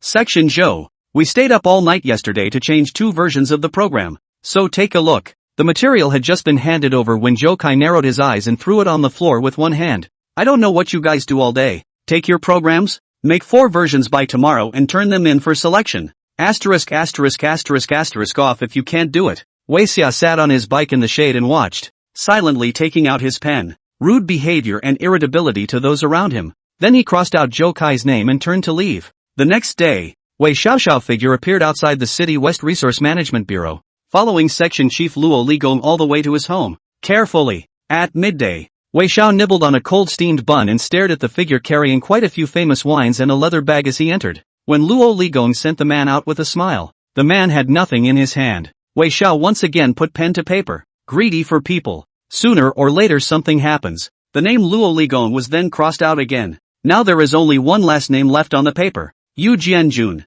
Wei Xiaoxiao watched silently, put the pen and paper into his pocket, and quietly came to the old city office building. Just after arriving, Wei Flaw was discovered by passing police officers. Seeing the yellow hair dyed Wei Flaw probing his head, the police officers directly brought the person to the police station. What? I can't just walk by? What's the law that says you can't walk outside the district office building? No matter how much the officers questioned him, Wei Xiao consistently relied on him and was finally released. The old police officer stared at Wei Chou, his gaze sharp. Be honest, make trouble and sooner or later you'll be arrested and go to jail. At this moment, Wei Flaw didn't care, and continued to quietly help his brother search for a new family, traveling through the city alone. Jitterbug, Nagako Comparative Psychoanalysis Live. Anchor Qin Xiao froze. She looked at the screen and spoke complexly to the assistant announcer beside her. Wei Xiao is helping her siblings find homes. That lone figure still weaves in and out of the picture with cold buns and cold water. The money he earned before he didn't spare any of it. Rain or shine,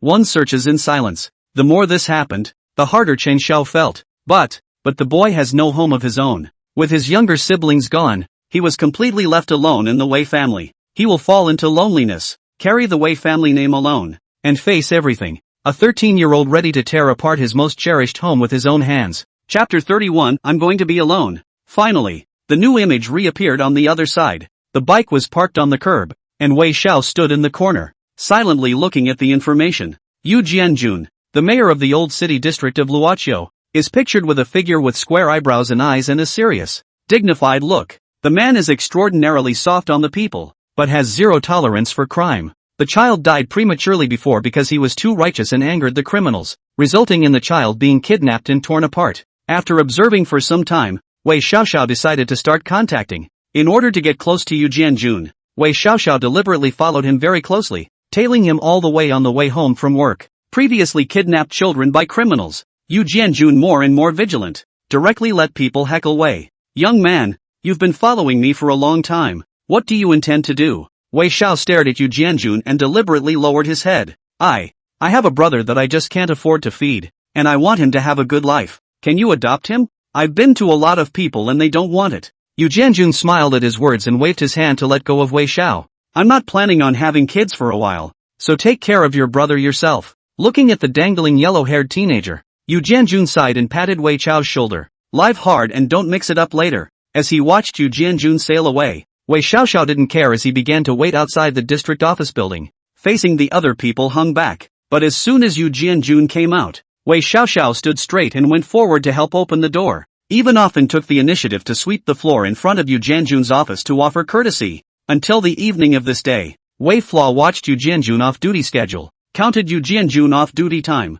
deliberately brought his younger brother Wei Pingzheng to the old district outside the street. Useless punk. You can't even move something when I tell you to, and can't make money. What's the use of just knowing how to read, eating nothing every day, holding a few large cardboard boxes and struggling to move forward? Wei Pingzheng gritted his teeth at the words, and his rage was mixed with aggression. Mom and Dad didn't come back, and if you hadn't burned down the house and gambled and lost Grandpa's mansion, we wouldn't have had to move and sell so much stuff. You just know how to scold me. And what have you done? What kind of brother are you? Wei Pingzheng opened his mouth with reason, and even though he was in tears, he still gritted his teeth in defense. Having just finished his street inspection, Yu Jianjun watched from the doorway of the building. Wei Flaw's small mind could not be hidden from him. This bitter trick was nothing, but he looked at that 9-year-old child's articulate defense and thought it was really good. Wei Pingzheng left forlornly. Yu Jianjun complexly stared at the back of this child, ready to get on the car. Wei Flaw did not care about his brother, once again attentive to come forward, to help Yu Jianjun open the car door. Fawning smile. I can't help it. I'm sorry to make you laugh. I really can't support so many younger siblings. At those words, Yu Jianjun stopped his steps in the car and took another look at the departing Wei Pingzheng. Then why don't you explain it to your brother? Explain? Explain what? What can this asshole do but waste rice? It can't make any money. It can't even move anything, and it's got a temper. Seeing Wei Chou hanging around and not having a good word to say to his brother, even though Yu Jianjun was good-tempered, he couldn't help but feel the fire in his heart. If you can't feed him, that's it. You're his own big brother. How can you be a big brother? And you deserve to be a brother? Wei Xiao didn't care, pulling the car door with one hand, and smiled at his words. Hey, this kid just lacks discipline. Just go back and beat him up. You don't care. I'll just teach him a good lesson. Yu Jianjun stormed into a rage and ruthlessly pushed away Wei Xiao's hand that was pulling on the car door. Come on, you don't give a beating people when you can't feed them. I've never seen a brother like you. Let the boy stay at my house for a while before you do. Bang! The car door slammed heavily. Yu Jianjun raised his head and left. Wei Flaw just silently watched the leaving vehicle with a calm expression. A new scene unfolds. In Chang Zheng's rented house, Wei Xiao lies on the sofa, smoking a cigarette. The thick smoke made Cheng Zhong more and more irritable, and he coldly looked at Wei Xiao. Taking advantage of the fact that Cheng Zhong was not at home, Wei Xiao barged in, and no matter how much he reprimanded him, he did not leave, and he could not do anything about Wei Xiao. Asshole, look at you and then look at the dick. People get looked at by good families, don't you? Useless thing. Picking up the beer and taking a sip, Wei Flaw continued to lean back on the wooden sofa, lazily staring at Wei Pingzhan with eyes full of disgust. Since Wei Chuan came back, the house is littered with dirty clothes, bottles of wine, cigarette butts are even stomped out everywhere, and it's a mess. The two sisters took their cold nests and gritted their teeth as they went to their rooms. The family had been unable to eat because the table was piled high with bottles of wine and the family had to eat a cold nest. Wei Pingzhang's small face was ironic, and he glared fiercely at Wei Xiao, his face filled with hatred, until there was a knock on the room door. Yu Jianjun was carrying several boxes of gifts in his hands and was neatly dressed. Chang Zhong opened the door. looked at Yu Jianjun some consternation, especially heard Yu Jianjun is the old city district mayor, more with a few points of constraint humble. Wei Pingzhang stared at the visitor's aura of majesty and righteousness, full of envy. He wants to be a politician too. Yu Jianjun stared at Wei Pingzhang and became more and more satisfied. The 9-year-old's reasoned argument at the street door earlier had been appreciated by him. Son, would you like to go with your uncle for a few days? Yes. Yu Jianjun is not ready to adopt, so for the time being, he is just taking the boy for a few days in the name of fun. Earlier, when he heard that Wei Flaw came back to teach this child a lesson, especially when he saw that the room was very messy, cigarettes and alcohol were placed everywhere, and the children were eating cold nests, Yu Jianjun had some hard feelings. Before Wei Pingzhang could speak, Wei Flaw first got up from the sofa, his eyes lit up, and he greedily opened his mouth. You're taking the boy? Our old Wei family child is quite valuable. The last one who took the child returned more than 5,000. You watch and give some? Wei Pingzhang sniffed with increasing indignation. His face was iron blue, and he looked at Wei Xiao without saying a word. He turned his head, his gaze falling unwillingly on his two sisters before staring at Wei Chou with growing disgust. He really wanted to leave the house and never come back. With a brother like that, he can't see a future. Yu Jianjun was stunned at his words. Then his gaze fell on the smoke that hadn't dissipated and the messy bottles of wine on the floor. Until finally, his majestic eyes stared at the 9-year-old, his gaze gradually softening. It would be nice to take the boy. At least now he hadn't been influenced by Wei Xiao and become as greedy and depraved as he was. Such intelligent children have a chance to be nurtured and not spoiled. Spinning around, he stared at Wei Yan inside in his heart. Wei Pingzhang, this child has such a brother. In the future will only be a drag. Even if Wei Pingzhang follow him really can blossom in the mud. I am afraid that he will also be entangled by such a brother for life. Yu Jianjun got up, holding Wei Pingzhang's small hand, and was polite to Cheng Zhong. Then I'll take the kids out for a while. Cheng Zhong with his old companion nodded, knowing that perhaps Wei Pingzhang is also going to be adopted. The heart, although difficult, still nodded. Wei Pingzhang looked forlornly at his two sisters and grandma and grandpa and waved goodbye. Wei Soliang held his little sister Wei Soling's hand, his eyes a little red as he watched Wei Pingzhang leave. Cheng Zhong sat in his chair with his head down. There's not much popularity in the house right now. Grandma wept, and her two sisters choked, looking at their shattered home in front of them. Only Wei Xiao smoked heavily, laughing and coughing. He was genuinely happy, and even though Grandma and Grandpa and his sister were looking at him with hatred, he didn't care. All he knew was that another brother was safe. Outside the door, Yu Jianjun held Wei Pingzhang's small hand inside. Go live a normal life from now on. Your older brother. Alas, he has not done his duty. 25 years, New Year's Eve, Loco Hills, neighborhood. Yu Jianjun, now elderly, is sitting at the dining table making dumplings. The live feed was playing, and he watched. Frozen. 30 years ago images came to mind. What was the boy like when you first met Wei Xia? He had dyed yellow hair, was dirty, and wore a t-shirt that was old and propped up to the point of distortion at the collar. Even when caught by himself, he still hangs back. Later on, he always came to himself with nothing to offer, and his small-mindedness attracted more and more of his own resentment, especially when Wei Yan said in front of himself that the 9-year-old brother was a useless thing. It made him resist. It was also because he saw the heartfelt dislike for his brother under Wei Zhao's eyes that he finally softened his heart and took away his current adopted son. At that point, he thought, at least by following himself, that kid could move on to a normal life and not have to struggle through the mud. It wasn't until now that he looked at the screen image and finally realized, everything is Wei Flaw layout. He personally into the game, with this bitter trick, just to let himself take away his brother. At this moment, Yu Jianjun smiled bitterly. The aged figure that was already 80 years old sighed and stared at the yellow-haired teenager. You're the only person I've ever been wrong about in my life. We've all wronged you, but you don't care. It's too bitter to carry a full load of curses.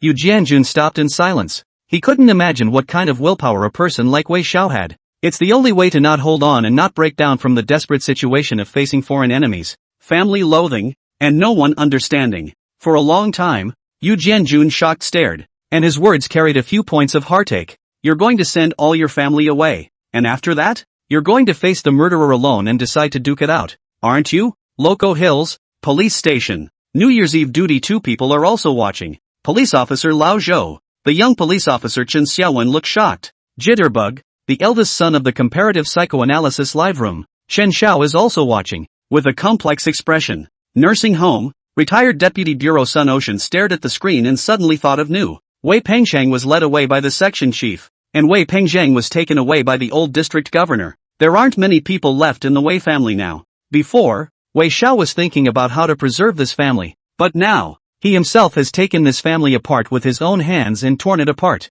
He has decided so that he will not leave himself attached, only wanting to keep his siblings safe and fall himself. And then, a showdown with the murderer. At this moment, Sun Ocean was silent and only felt chilled. When a person gives up everything precious, such a person is the most terrifying. Wei Xia is ruthless to his enemies and even more ruthless to himself. Pepe's live streaming pop-ups also began to spring up. He's going to take the initiative by going head-to-head with the killer. Wei Flaw's whole madness. He has to carry everything by himself. This kind of person is unimaginable. Out of nowhere, more and more people seem to see an image. Walking in the darkness, Wei Flaw alone begins to cross paths with the cartel. Chapter 32, The Yellow Hair Thugs of Execution Pulling All the Strings. Comparison of simulated elder son's life, hot off the presses. On Shakeology, blogger Guzan looked at the screen and began to summarize. As you can see, after Wei Pengshang, the third son of the Wei family, was also sent away. When sending Wei Pengshang away, Wei Flaw poked around and found out that Su Jiankong was childless,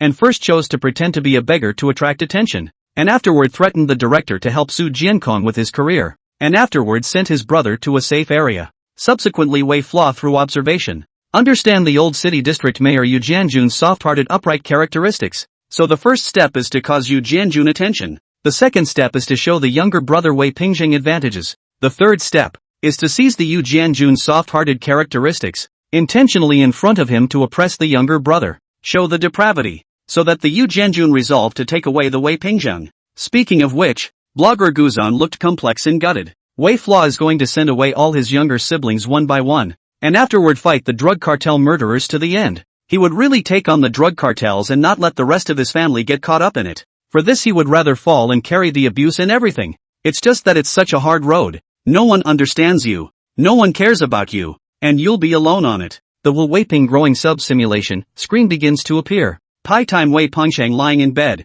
pale, still feverish. He has to earn money to support his younger siblings and put them through school, to solve the problem of living and studying with younger siblings, and to guard your family at all times from the prying eyes of the killer. Now he's so busy that he's finally gotten sick and can't carry on. Wei Pengsheng turned his head with difficulty and watched his younger siblings wake up in a nightmare, crying to the door of the room, afraid. This was the moment he finally began to question himself. Firstborn pressure, too much. Afterward, someone asked if Wei Pengsheng was too stressed to consider finding adoptive parents for his younger siblings. After thinking about it, Wei Pengsheng helplessly gritted his teeth and nodded his head in agreement. He chose to have his younger brother, Wei Pengsheng, who was himself in those days, follow one of the other district businessmen. The family, which he had seen once, was well-to-do. He just didn't realize that after his brother Wei Pengsheng left, he quietly went to see him and found that his brother was isolated by other rich kids and his foster parents didn't care about him, keeping him at home from time to time. He clenched his fists in anger,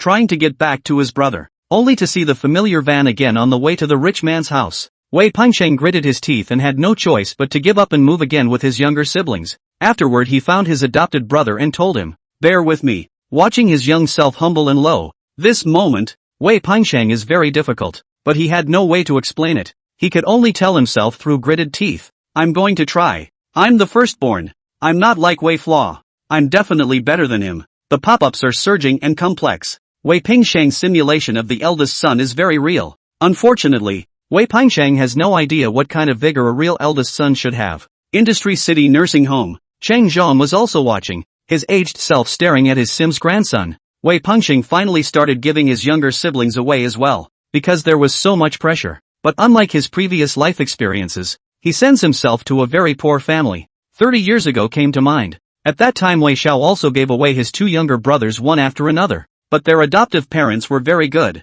Su Jiangong did everything himself and taught Wei Pengsheng, eventually making him a rising star in the business world. Yu Jianjun also physically trained Wei Pengsheng to be such a young politician. Everyone thought it was serendipity and luck at that time. Until now, he didn't realize how much someone was paying behind the scenes. At this moment, Cheng Zhong was complexly stunned for a long time, finally turning into a sigh. Retrospective on the life of Wei's eldest son. A new scene appears on the live feed. 95. Late April. Cold spring. Wei Flaw's figure appeared in an underground casino, inside a small room, listening to the report. Boss Wei. The brothers saw two more people in front of the tea house today. A few punk minions looked at Wei Xiao with puzzled expressions. They had asked why before, but Boss Wei didn't say. Wei Flaw nodded and waited for his little brother to go out, arriving around the tea house while it was dark and lifting the trash can. This is the only trash can in front of the tea leather bag company. Despite the fact that it was laced with all sorts of putrid and smelly items, Wei Xiao didn't care,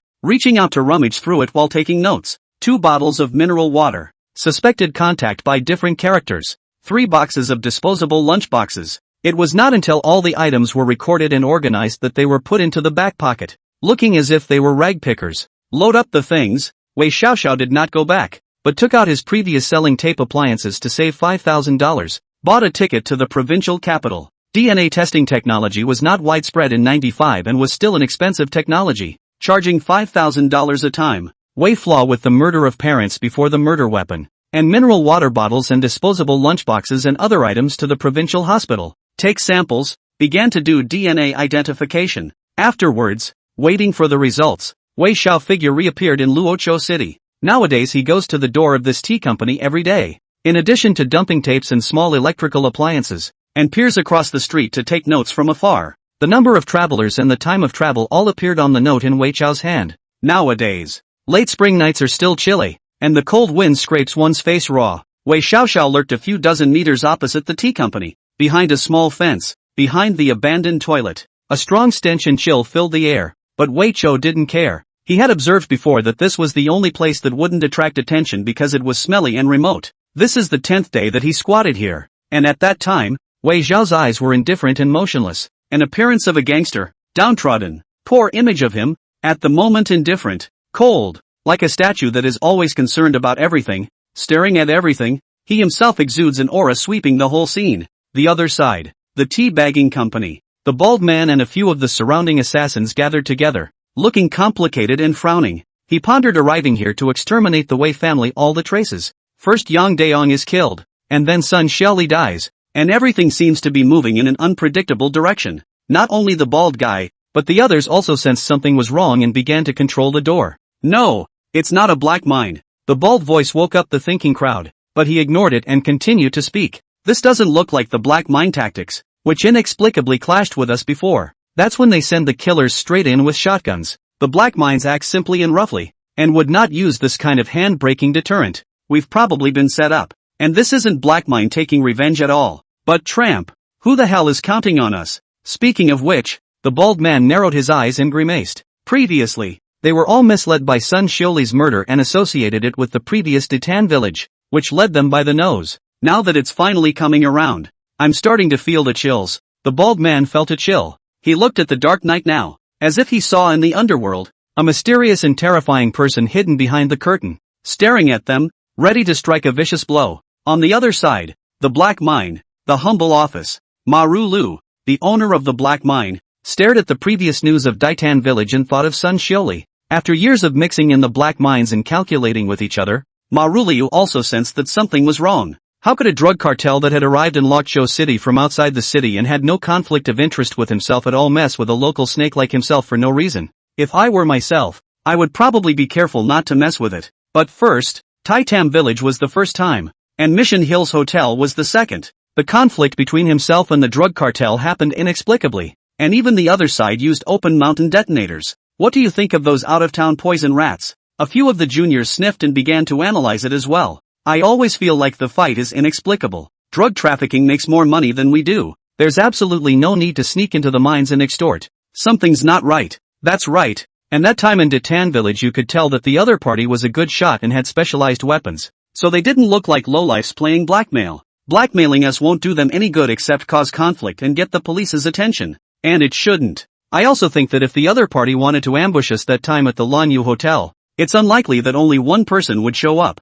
Who the hell was that little pup taking pictures? Was it really a dog sent by a drug dealer? Not quite. And who is he? And for what purpose? As several black mine management in the office analyzed, several people in Marulia narrowed their eyes and were inexplicably silent. They all sensed that something was fishy. It seems like there is a big invisible hand behind everything, manipulating everything. But they never found their target. And the thought of 2 human lives was a little chilling. Chapter 33, My brother will be a business wizard from here on out. Modern. Nursing home. Sun Ocean bitterly smiled as he watched the two sides analyze each other with a complex tone. Of course you guys can't analyze it, because everything is in Wei Flaw's reckoning. This child calculates and is crazy about everything. Thinking of that 13-year-old boy? Sun Ocean sighed bitterly. He had seen the child many times before, but it wasn't until now that he realized just how tough this child's mind was. Counting black mines and dealing with drug cartels is probably more than many adults can do. On the other side, the village chief, Zhou Qiang, who was already old, was also watching, thinking about the fire of yesteryear and the inexplicable disappearance of Wei Chao's parents. And then there was the joint special crackdown that affected several municipalities. Sighing, it is only a child who wants to deal with you. He's pushing everyone towards his calculated course. That kind of pressure can crush a lot of people, but he won't be crushed. He's too strong in the spirit world. Today's headlines, pop-up scrolling. Wei Pingsheng is still simulating today, always difficult to dodge. Defense, so that although temporarily safe, but the pressure is great. Black mine disguised extortion, causing a firefight in Ditan village. A phone call, causing black mine to kill Sun Xiaoli. So far Wei Flaw, son of the Wei family, has counted on the other side twice. Retrospective on the life of Wei's eldest son. A new screen appears. Casino. Inside the small room, Wei Yan, who had dyed yellow hair, clutched the paper in his hand and squinted his eyes in excitement. The tests were finally completed on the provincial hospital's side. The report shows DNA confirmation and a match for one of the comparisons. Soon, Wei Flaw calmed down again and burned the test report, after which he called in a few punks. Starting today, you guys keep an eye on the tea company. Determine the number of them. Identify them. Wei Flaw indifferently watched a few punks leave the figure. Once he confirms who it is, he'll take it away immediately. The tea company has identified 3 unseen ordinary people in addition to the Miss Manners. Of the remaining few, there must be that murderer. Only after arranging for a few punks to take turns following him did Wei Flaw finally put down dealing with the murderer and hurried home. The old rental house is now a place where Wei Chou lives alone. Grandpa and his siblings don't want him to come home, and what he's doing right now isn't appropriate for him to come home. It would draw attention to him. A yellow hair hurriedly came and strangely handed Wei Xiao a pile of paper. Wei Xiao reached out and cupped his hand, watching as well. Hers is the younger brother Wei Pengsheng marking test papers and studying reports. Boss Wei, I went to the school a couple days before to keep an eye on the kids' teacher and asked for this. What do we need these for? In our line of work, we stopped studying a long time ago. Looking at yellow hair doubt, Wei Flaw did not say. Just stuffed a packet of cigarettes and a few money. Yellow hair did not ask, happily tucked things away. Wei Xia came to the desk with the test papers and study reports and began to look at them and correct them. The questions on the paper were all very simple and Wei Xiao had now learned the superlative stage. He analyzed, criticized, checked for causes, and then muttered something. It's time to figure out how to raise awareness. The oldest two are quick-witted and steady, and business is a good choice. It's time for Su to start grooming him toward business. Yes, he had said before that he had to help Wei Pengsheng improve himself, so that Su Jiankong could detect the flashpoint and cultivate his younger brother. Now, it's time. Wei Xia paid to hire an old man, slipped him a bunch of money, and then found the yellow hair who had delivered the information earlier. Tomorrow afternoon, on the way out of that elementary school, you'll set up a stall there to sell turtle. And yellow hair, you'll set up a stall on one side as well. After the arrangements were made, time passed briskly, and the next afternoon, Su just held Wei Pengsheng's small hand, leaving the school gate. The surrounding school, a lot of parents of students, stalls for small business is also increasingly lively. In the crowd, seeing Su Jianguang arrived with Wei Pengsheng, the old man began to greet the sale of turtle. A yellow hair is also selling turtle on the side. Heard the greeting immediately came over, weighing the turtle. The quality is good old man. Those turtle of mine don't look too big. They only sell for $4. This one of yours mustn't sell for $6 a catty? Listen to me.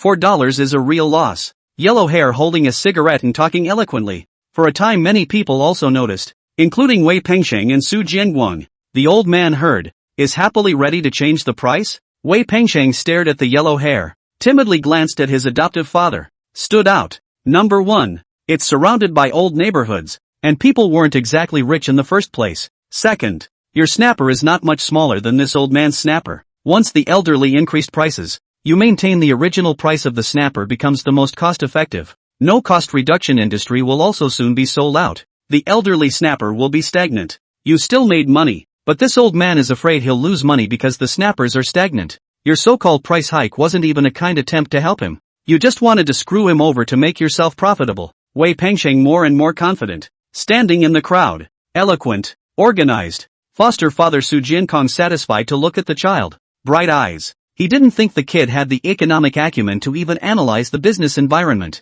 Yellow hair was revealed. Fled. Surrounding onlookers, students enviously looked at Wei Pengsheng. A group of parents applauded. Bravo! This kid. Thinking like an adult. Good parenting. Wei Pengsheng stood in the crowd and felt the business charm for the first time, becoming more and more confident. Only no one realized that at the end of the crowd, the punk with dyed yellow hair and tattoos was also watching the scene. Seeing the teenager's proud and confident pair of eyes, Wei Zhao's smile grew warmer and warmer. Then one turned and left without a word. Inside the hospital room, Wei Pengsheng gazed at Wei Xiao in the picture, who was far away from the crowd. The love in the eyes of that mongrel-looking figure almost overflowed. At this moment, he froze completely, thinking of memories from his youth. The second brother was adopted at that time, and came to see him afterwards, telling him confidently that not long before he had seen a yellow-haired man on the road trying to bully the old man by price competition. Instead, he helped the old man selling turtle by analyzing the idea of the yellow-hair pitman through the business environment,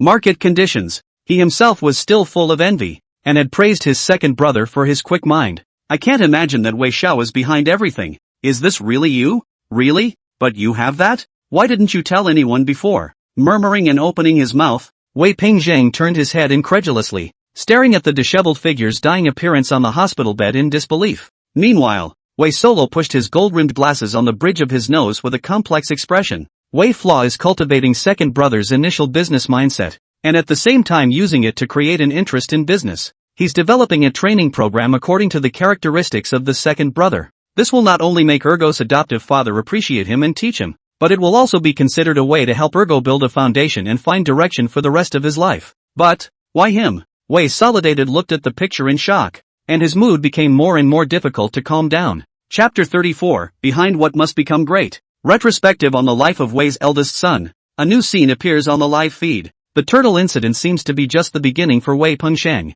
Since then, when Wei Pengsheng passed by on his way to or from school, he always came across various economic disputes. Just after school, Wei Pengsheng left the school, looked ahead to build a shanty and came over. The shed across the street from the school was decorated with lights and a huge banner hung at the top. Buy a color TV, get free eggs, take a walk and look around. Name brand color TVs, buy it or lose it. The hosts were selling. Brand new color TVs were piled up around them, and crowds were gathered around them. Wei Pengsheng was able to see a corner of the backstage area because he was standing close to the backstage corner position. Two staff members picked up cartons of name brand color TVs and put them over some poor quality ones, then carried them to the front desk and started selling them. In this day and age, name brand color TVs that cost as little as 100 or so are naturally quite attractive. Plus buy color TV to send eggs is firmly grasped many middle-aged and elderly people's sight. When the first person to buy the color TV opened the package and the brand new color TV appeared, the crowd began to boil. Wei Pengsheng stared at the crowd of coaxing color TVs, his brows furrowed, and began to analyze. First, rally the crowd in the name of giving away eggs to get attention. Second, it attracts customers in need through name brand color TVs. Third, assembling inferior color TVs with new packaging to earn the price difference. Fourth, perhaps with a single two, the crowd could be completely disarmed and cajoled. The bottom line is that they only used the name brand color TV name. They didn't say that each one was a certain brand. By doing so, they can avoid the risk of getting into trouble afterwards. After all, name brand is just a broad definition, not considered evidence, and they can absolutely say that the poor quality color TVs they sell are name brand. The next day, Wei Pengsheng again encountered a new scene on his way from school. The crowd gathered around and looked at the middle-aged man who was greeting them with a loudspeaker. The middle-aged man was wearing a purse under his armpit, a watch on his body, and even his clothes were brand name logos, and he looked extremely wealthy. I myself am from here and came back to my hometown with the idea of bringing everyone to common prosperity and for everyone to invest,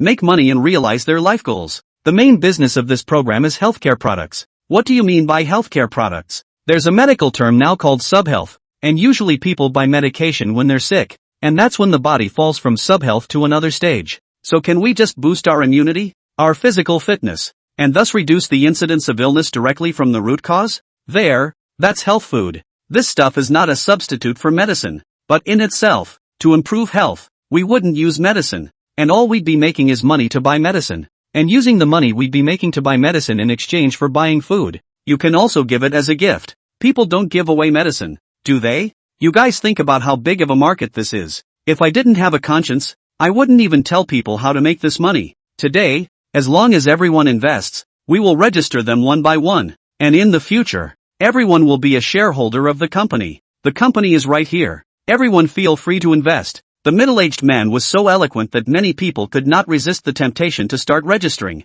Wei Pingsheng remained cold-eyed and calm, and began to analyze. Only this time he did not analyze the means of that false investment, but the ends. The opponent's goal is to scam money. As for the company that acts as a guarantor, it may just be a skinflint company that turns around and sells itself. But how is the other side able to get money by such Thai tactics? That's when the other side accurately captures the psychology of the target group, the need for wealth. And the most important thing in business is two things. Find the target audience. Feel the market demand. Wei Pingsheng's silent contemplation began to learn how to see through the target, began to commercial positioning development, but also from time to time will use commercial thinking to look at the surrounding things, even if it is only the most basic thinking. After that, Wei Pingsheng was on vacation and saw a new scene on the road. A banner was pulled up with a few words written on it. The black-hearted boss owes wages in arrears and uses gutter oil without conscience. A dozen waiters sat outside the restaurant in what seemed to be a silent protest. When Wei Pingsheng leaned over and asked why, one of the waiters bowed her head and sighed. I don't know if it's gutter oil, but last month's paycheck didn't get paid, and this month's didn't get paid, so we have no choice. Wei Pingsheng sniffed and pondered, and began to come up with ideas. You can dine at the store and eat as customers. Gutter oil, well, after eating it you guys say that you are not feeling well. You have to go to the hospital to check, report the official, and find the owner to ask for a statement. A few waiters got up excitedly at the words and thanked them, just so Wei Pingsheng did not expect. The store really cooking with gutter oil. A couple of waiters got sick from eating and managed to get their money. But there are also people who take this opportunity to start extorting their bosses, filing complaints and reports if they don't pay for the extortion. The owner had no choice but to come up with a new solution. Wei Pingsheng found the next day store entrance hanging out recharge discount dinner activities. He also knew that the boss this is to roll diners' money after. Ready to run. He contemplated this help. The greed of both sides. The concealment and deception of each other. Wei Pingsheng complicated to watch, but also more and more vigilant.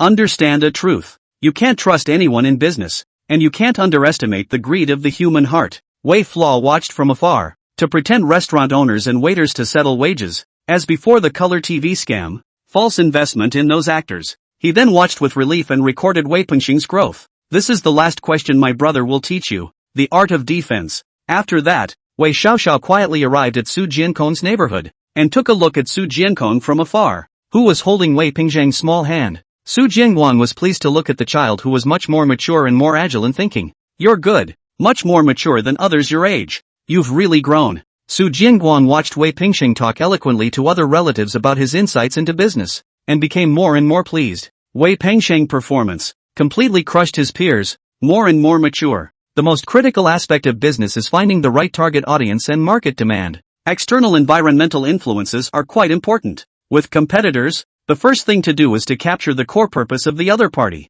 and starting with this aspect often yields good results. The nature of business is greed, both for those doing business and their customers, and ultimately a win-win outcome is often required for sustainability. Wei Xiao watched the scene from afar and was smiling as well. As the sky darkened, Wei Xiao stood in the corner, staring from afar at the laughter and the gradually maturing teenagers in the lights. He was alone and talking to himself. Brother won't cultivate it, but it's all I can do. Do you blame me? The voice paused for a moment, and Wei Xiao turned around despondently, leaving behind only a sentence that no one heard. I'm not a good brother. Hospitals, the smell of disinfectant is pungent. Wei Solved Yan looked at the live screen. His eyes fixed in the darkness turned figure fell away. Silent speech. She didn't know what to say, just shook her head in a complicated way. The words still seemed to echo in his mind. I'm not a good brother. She didn't know how Wei Xiao held up at that time, and how she managed to silently carry everything behind her back. More than that, I wondered why the teenager of yesteryear had turned into the depraved gesture he had become later. Loco Hills, neighborhood. Su Jiangong was also watching, his mind thinking of yesteryear. When my son demonstrated his business mindset in front of his relatives, all of them inquired how on earth they had raised such a brilliant son. It has even been quoted that Wei Pingsheng understands business better than most adults. At that time he was also wondering, after all, he never taught this child. Then Su Jiankong thought that this child was born with a business sensitivity and a keen sense of smell, and he would become a great man in the future. However, I didn't realize that you were behind everything. At this moment, Su Jiangong stared at the teenager who had left forlornly with a complicated expression. Meanwhile, the city of Loco Hills. Aunt Wei Xiao was also watching, much older by then, but she froze, remembering 30 years ago. Everyone disliked Wei Xiao at that time. playing with fire and burning the house, gambling and losing the old mansion, not reading, dyeing yellow hair, getting tattoos, smoking and drinking, almost synonymous with depravity. But now, Auntie just felt a little hard on her chest. The boy was dealing with the murderer who was preparing to exterminate the Wei family, while at the same time he had to take care of and nurture his younger brother. Auntie clenched her teeth, bowed her head, and thought of how she had initially cursed that Wei Flaw shouldn't have been born in the Wei family and wasn't a thing. It was getting harder and harder for her.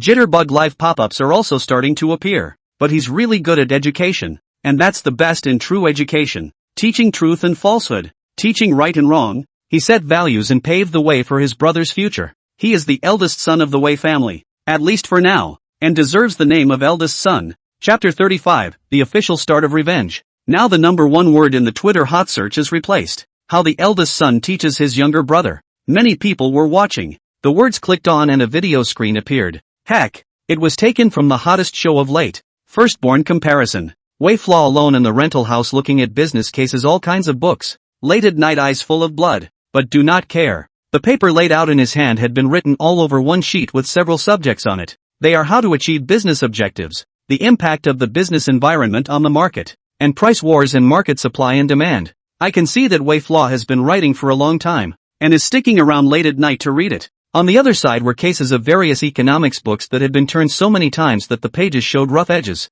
The 13-year-old boy had a stunning posture and a silent layout. The screen then shifted to the other side. These are the lines. Your words are mainly aimed at tempting investment and pay 50. You people are the groupies. You're in charge of asking about the healthcare sales market and giving him something to talk about. You all watch from the side. 20 each. The scene switches again. Wei Xia stood outside the crowd, pen and paper in hand, carefully recording his brother's moves. Outside the hotel, more than a dozen waiters looked anxious, listening to Wei Pingsheng's support, and then smiled with joy. Seeing this scene, Wei Xiaoxiao giggled nervously as he watched his younger brother grow with extra delight. Commentary complications arise. Is it true that such people will fall later? It's too bitter. What will happen to him after his life? Retrospective on the life of Wei's eldest son. New footage of the live broadcast appeared. It's the end of 95. A year after the Wei family's accident. The skinny teenager a year ago has grown much taller and is now nearly 1.7 meters.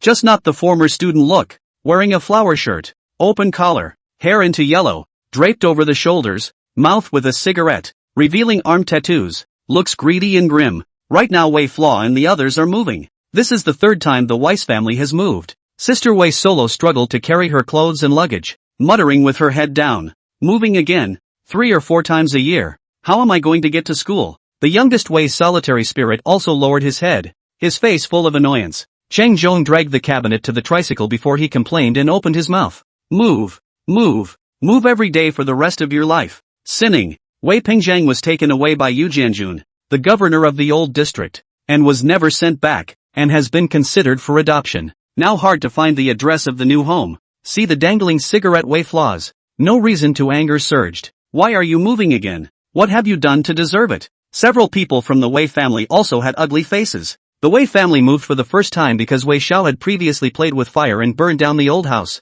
The second time he moved was when Wei Flaw gambled in the village of Datan and lost his house to the village's mongrels. Now they're moving again. Isn't it because Wei Xiao is causing trouble? Being younger brother tugged at the collar questioning. Wei Flaw dangling a cigarette, gently pulling away from Wei Pengsheng hand. Well organized the collar, which opened his mouth. If you lose money in gambling and you don't move, they may come to your door to collect the debt. I can't drag you guys down with me when I run away. Right. Pai Yu Jianjun was also there, looking at Wei Xiao open shirt revealing chest tattoos, as well as a few knife scars on his body, with a complex expression. In the past, he knew that Wei Flaw was not restless, and taking away Wei Pingzhang might indeed be the right choice. Wei Pingzhang saw that Wei Chou didn't care and became more and more angry. Well, we don't care about your business. When are mom and dad coming home? Did you ask or not? Wei Shengyang, Wei Shengling, two people also stared at Wei Chou when they heard the words, and came up to ask about it. Hearing mom and dad, Wei Xiao seemed annoyed and casually flicked the ashes off his cigarette.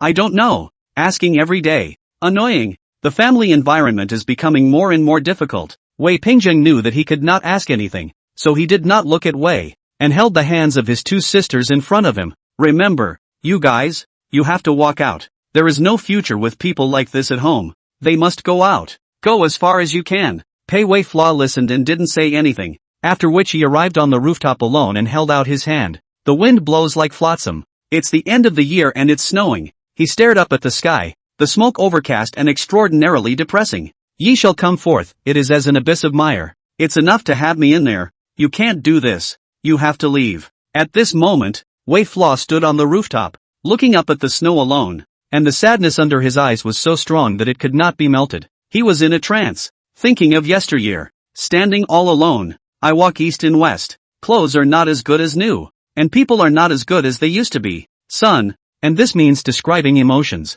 As his father spoke, he stroked Wei Chao's head with a warm smile and listened to him recite. On the other side, the mother was making noodles and watching the father and son with a big smile. Okay, we're going to make dumplings later. Are you guys going to let me do it alone? The father and son grinned and began to help. The younger brother, Wei Pengshang with his fourth sister is playing hopscotch and heckling. Wei Flaw smiled, his eyes through the smoke, seeming to see yesteryear. Just a moment later, his smile tightened and he was met with a new scene. Son, you are the eldest son of the family. Children. His mother looked at him with difficulty, her face blue and blood spilling from the corners of her mouth. Wei Xia seemed to be choking on the smoke, and tears came out of his eyes. Until the thought of now, Grandma and Grandpa, his younger siblings all think he doesn't deserve to be the son of the Wei family, much less the eldest son, the older brother. While trying to earn a living to support the family, they have to bear the brunt of angry accusations from their families. Too tired, but one must force oneself to stand up straight.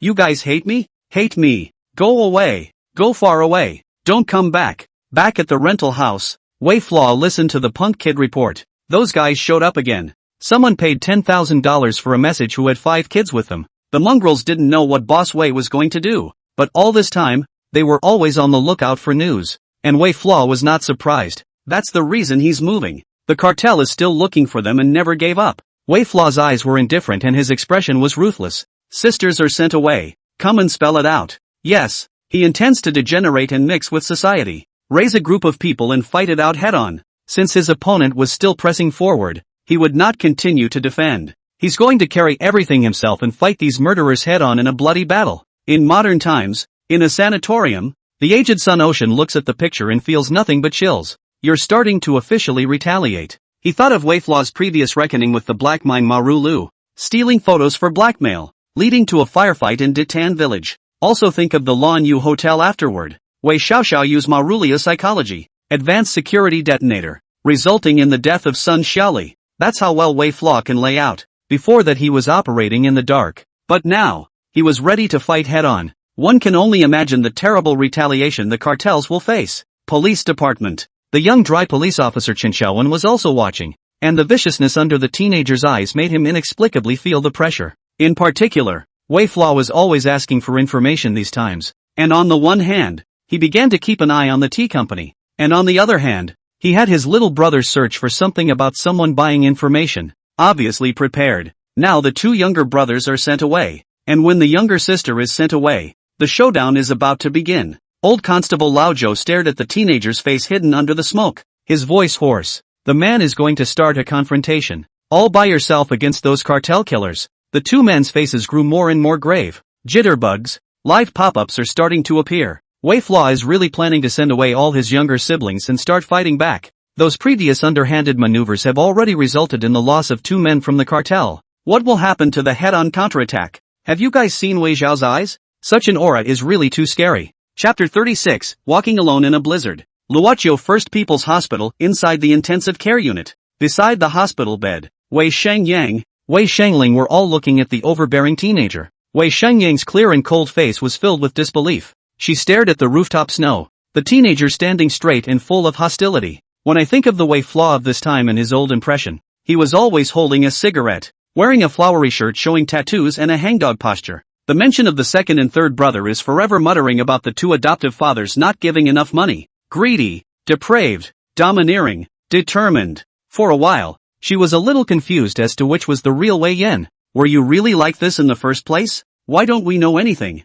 Wei's solitary spirit was also watching, looking in a trance, thinking of the beginning of 96. When Wei Xiao saw them, he always smiled sarcastically and lowered his head as if to curry favor. There was no such domineering gesture at all. Wei's solitary spirit was silent for a long time and took another look at the figure on the hospital bed. Is this person really Wei Flaw? He wasn't like that in the beginning, he would always just smile like he was pleasing. The pop-ups appeared at the same time. He's gentle with you because you're his sisters. If you are not his sister, how can a man of such a mind smile ingratiatingly at anyone? Wei Flaw is full of hostility. From the many layouts we can see just how terrifying this person's methods are. He's the son of the Wei family, and he hasn't forgotten, so his sharpness will only ever be outward. The live feed continues. In a year's time, Wei Flaw finally made a name for himself among the gangsters. Now, punks call him Bad Wolf, or Brother Wolf. The casino where he gambled before. The punk who was watching the floor announced that he was quitting for some reason. The gangsters all know that the venue is now under the control of the Bad Wolf.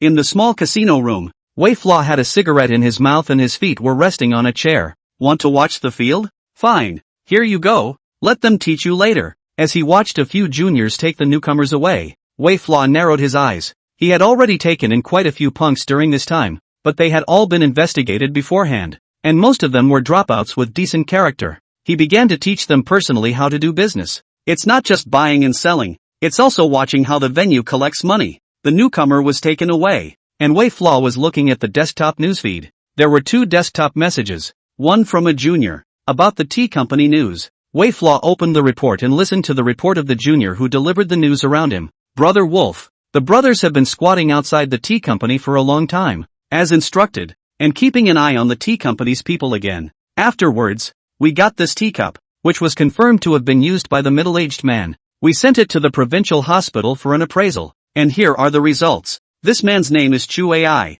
age 37, from Jiangxi in the southwest, and has been in for fighting and assault. The report was flipped open, and Wei Xiao stared, nodding and squinting. The report confirms a DNA link between this person and the pesticide bottle handprints and other DNA kept by Wei Xiaoxiao in the past. Wei Flaw just sat there, rarely removing his cigarette. His expression grew calmer and calmer, and he didn't say a word. Yellow hair and fish seller 2 now Wei Flaw under the command of the steward, but noticed that it is not right. Only feel the pressure is huge. Forehead sweat. Wei Flaw is usually flamboyant and arrogant, full of hostility. The calmer he is, the more chilling it is to the 2 men. Only to see that within the small casino room, Wei Xiaoxiao was ecstatic and let out a loud laugh. Even tears came out of his eyes, and his clenched report fingers were white from too much exertion. It was a moment like madness. Wei Xia ignored the 2 henchmen and just clutched the report in a death grip. It's been a year. How much has he suffered? Squatting in the toilet to spy on the tea company, rummaging through garbage with maggots all over his body,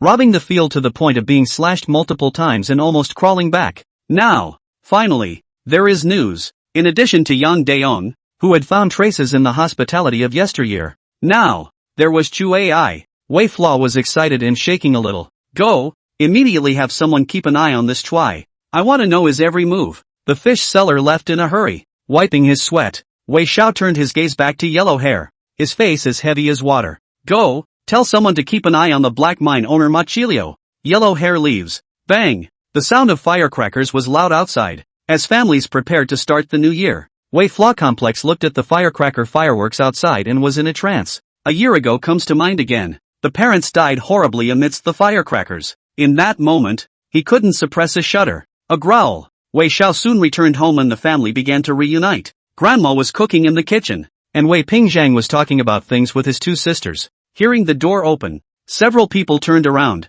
their eyes filled with disgust. No one looks good to this brother. Every day, apart from smoking and drinking, he fights and beats and mixes with the society. They mention this man and only feel shame. You still know to come back? You still know there's a home? Aren't you a gangster? Not spending New Year's Eve with your gangster buddies? Wei Flaw didn't care and smiled sarcastically. Only his eyes were full of reluctance as he looked at his 3 younger siblings. Cheng Zhong sat on a chair, adjusting the dish arrangement, his eyes not even looking at Wei Chou. All the children of the old Wei family are good, but it's a pity that there's a sinner. Your house isn't here. It's at the casino. Go back and pass. Originally coming out of the kitchen with joy, only to see Wei Xiao appear. His smile tightened, and the basilisk frowned as he returned to the kitchen. While walking, he also muttered, "It's bad luck to have to see a head of yellow hair on New Year's Eve." Wei Flaw didn't respond, just looked at his 3 younger siblings, his voice small. "You're all going to be okay, right?" The voice was soft and seemed to see several younger siblings in the future. Wei Pingjing stared at Wei Chou and opened his mouth with a cold smile. "We're sure we'll all be fine. The book says that if you're close to Zhu, you'll always be fine as long as you stay away from some bad people. Sisters, remember in the future that you must never become like him. The last sentence was addressed to his two sisters, but in a loud voice. Both sisters nodded coldly as well. Wei Xiao just smiled fondly, unable to take his eyes off his three younger siblings. That's fine. All the best. In this moment, he murmured with complexity and a light in his eyes. The live feed appears new. It's New Year's Day again, with heavy snow and fireworks. His younger brother, Wei Pingzhang, holding his sister in one hand, came over to the window and looked up at the fireworks. Wei Xia did not watch the fireworks, but just sat on the old chair and watched his younger siblings. The smile is pure and innocent. He mumbled something, as if telling himself, "You're going to face the enemy alone, so you're going to learn the most important thing in life. Farewell. This quagmire is enough for you to face everything on your own. You are the eldest son of the family, the eldest son, with the responsibilities of the eldest son." The sound was muffled in the sound of fireworks exploding, unheard for the moment. Modern day. In the hospital room, Wei Pingzhang was incredulous, listening to those words. Is this really Wei Flaw? At the mention of the name, he would only ever think of the coldness of yesteryear when he was bullied at school and came back to tell his brother. Think of his never-ending reprimanding fury at himself, and his greed for his adoptive father. The parents aren't there, they don't have a brother in their lives to rely on, just one more scumbag. But now, he looked at the screen and clenched his fists. He doesn't believe it. Then why didn't you tell us? Why? Wei Flaw's life backtracks quickly, and it's still New Year's Eve of the 25th year. West Marine, Loco Hills, Yi Town, White City. A lot of people are watching this brainwave live memory program at home. In Karma City, a family sat together, and the middle-aged couple looked on with complex expressions. He's saying goodbye. He's taking his revenge on his enemies. He never hides, and as the eldest son, he will face everything. Chapter 37. 25 years, New Year's Eve. Many people remember this scene. The sound of firecrackers. The teenager looks cold. No New Year's joy, only loneliness. Wei Flaw Life Rewind, a new screen appears. Now it's New Year's Eve 96. Following the return of Wei Pingzhang was also sent to the Wei family by his adoptive father, Yu Jianjun, to begin the reunion. Grandma and Grandpa were busy cooking and serving food. Wei Pingzhang took his younger sibling's small hand and brought it to the sofa. Several small bags had been placed on the wooden couch. Third brother, this is for you. I saw go outside and brought a Go instruction book with me. See if you like it. Fourth sister, this is the physics and chemistry extracurricular book I got, along with the tutorials. Little sister's toy, a musical microphone that plays songs. Wei Pingzhang smiled at his words and took the Go and the book. I have a gift for you too. Grandma's new clothes. Grandpa, this is an insulated cup. It's perfect for making tea, and it won't get cold even if you leave it for a long time in winter. Everyone in the family received gifts and were overjoyed. The only thing no one cared about was Wei Chou standing by the window. Obviously everyone saw it, but it seemed to be treated as if the person didn't exist. Wei Pingxing turned his head and coldly glanced at Wei Flaw, noticing that he was looking at the gifts with envy in his eyes, and turned his head with a cold smile. Wei Xiao just smiled sarcastically until his family finished distributing the gifts. Then he came forward and stared at Yu Jianjun and Su Jiankong. My brothers are pretty smart. It looked like he had nothing to say. Yu Jianjun didn't say anything. Su Jiankong, being a gentle person, smiled and nodded his head instead. Wei Pengsheng felt something was wrong and frowned. Both of these brothers would have made a lot of money in a few years if they hadn't given them away. When the time comes, the family will be able to subsidize the subsidies and not live as they do now. Would you two like to watch and give some more? Yu Jianjun frowned at his words, staring at this increasingly tall teenager who now had a few more scars on his body. The greed in the teenager's eyes was unmistakable. Wei Pingzheng's face flushed red as he gritted his teeth and spoke. Wei Flaw, what the hell are you doing? Don't be ashamed, okay? Are you a beggar, always reaching out for money? With good hands and feet, can't you make money on your own? Even the always mild-tempered Su Jiangong frowned and didn't say anything. Previously, when Wei Flaw sent Wei Pengshang, he had already asked him for a lot of money, and now it seems that his appetite is getting bigger and bigger. Wei Flaw sniffed and straightened his neck. Isn't what I said the truth? Don't forget the blood of the old Wei family flowing in your bones. Isn't it right to contribute some money and effort for our Wei family? What's so humiliating about that? As several people gritted their teeth, there was a popping sound from the window glass and the door was slammed. Surname Wei, hurry up and get out. Don't think I can't find you if you hide here. When will you pay back the $3,000 you borrowed from us earlier? If you want mange, we have ways to make this a bad year for your family. The gate was opened. 4 people led by Yellow Hair were aggressive, smashing things when they saw them, and then Yellow Hair pulled Wei Chi's collar and opened his mouth with a sneer. Yo, is this your house? Okay, this time I know where your house is. Where's the money? If you're not ready, I can have the brothers take everything here to see what it's worth. Wei Xia shrank his neck, seeming extraordinarily fearful. Huang, I'm getting it together. Money, money. Su Jinhuang sighed and pulled out $3,000, handing it to Wei Xiaoxiao and seeing that he personally sent it to Yellow Hair. It wasn't until Yellow Hair left that Cheng Zhong sighed and bowed his head. It's so humiliating. The old Wei family and the old Cheng family have no face this time. Wei Pingzhang gritted his teeth and looked towards his home, which was full of wreckage. I really don't want to come back. With people like you around, sooner or later you'll tear the house apart. Wei Flaw didn't pay any attention at all and just watched Yellow Hair leave, seemingly relieved. Cheng Zhong kicked him out the door several times in succession, and he ignored it and continued to crouch in the doorway, until Wei Pengzhang left under the leadership of the two adoptive parents. Wei Solo Yan also held Wei Solo Ling's small hand and looked at him with annoyance. Remember, little sister, we don't have a brother anymore. As if he didn't hear it, Wei Flaw just stared at Wei Pengzhang and Wei Pengzhang and sneered. Don't come back? Don't ever come back if you can. Every time you say you won't come back, but you're still back, living a good life. Isn't it right to give your brother some money? The new screen reappeared. Yellow Hair stood in front of Wei Yan with a few people, looking respectful. It was none other than the several punks who had previously chased the Wei family for debts. Brother Wolf, the brothers have spied a message. Those people are still looking for the Wei family, and I heard that they even found their way to the previous mining town and to Tan village, but they don't move much. Wei Xiaoxiao drew on his cigarette and nodded. He knew that the other side was still waiting to make their move. Perhaps initially the father was not just offended by the other side, but immortalized. Doesn't matter though, then it's a fight. But the two younger brothers must not return. There were also two younger sisters that needed to be sent away in a hurry, never to be involved in this mess. Thinking of Wei Pengsheng and Wei Pengzhang's expressions when they left, Wei Xiaoxiao became more and more aware of the urgency. As soon as all the sisters are sent away, the two brothers will be reduced, if not returned. A new screen appears. T Company. Bald Lu Chang, nicknamed Chang Zi, was now holding the phone, his brow furrowed and his eyes annoyed. He's on the phone with a drug dealer in western Yunnan. On the other end of the line, the voice stormed. Chang Zi, why haven't we heard about the Wei family's destruction? How do you guys step on the horse's business? Do you know that the boss's brother is still in the hands of the narcotics police? And this won't be over until he kills the other side. Lu Chang breathed in sharply, obviously caught fire by the split-faced anger. It was just that he didn't dare to offend the other party either, so he could only suppress the fire. We'll look for it right away. The phone hung up, and Keiko looked at the 5 outlaws under her command with a grimace. Find. Get it now. Asterisk asterisk asterisk asterisk. In the office Lu Chang paced from side to side, rubbing his bald head in annoyance.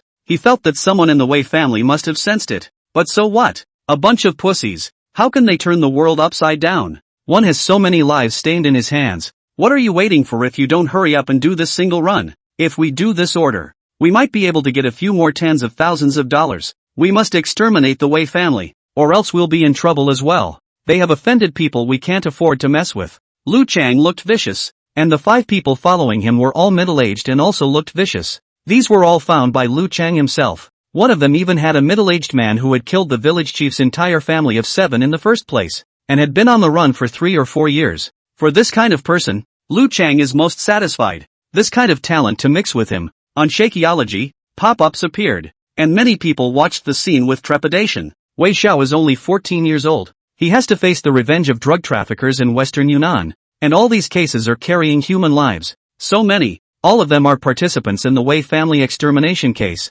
These felons even have a powerful background behind them. I'm afraid it's difficult for Wei Flaw. Did you guys notice how humble this bald guy was on the phone just now? Even the other party scolded him and didn't dare to talk back. It looks like the other party is even higher in rank than he is. But the bald guy has been able to lead so many criminals to commit the crime of extermination. So who's behind him? This is the moment when the Shakeology live screen changes. On the one hand, behind Lu Chang, Western Yunnan drug trafficking, Southeast Asia drug trafficking industry chain, mysterious bald, official background. On the other side, there's nothing behind Wei Xia, just him, like a left/right corner chart comparison. Chapter 38, Spare No Expense. Retrospective on the life of Wei's eldest son. Live on air. New images continue to appear. After the new year, Wei Flaw reappeared in the casino. Only this time his arm was hanging from his neck, and his body was still vaguely oozing blood. Recently he started training more gangsters to compete for the casinos, bars and other area venues.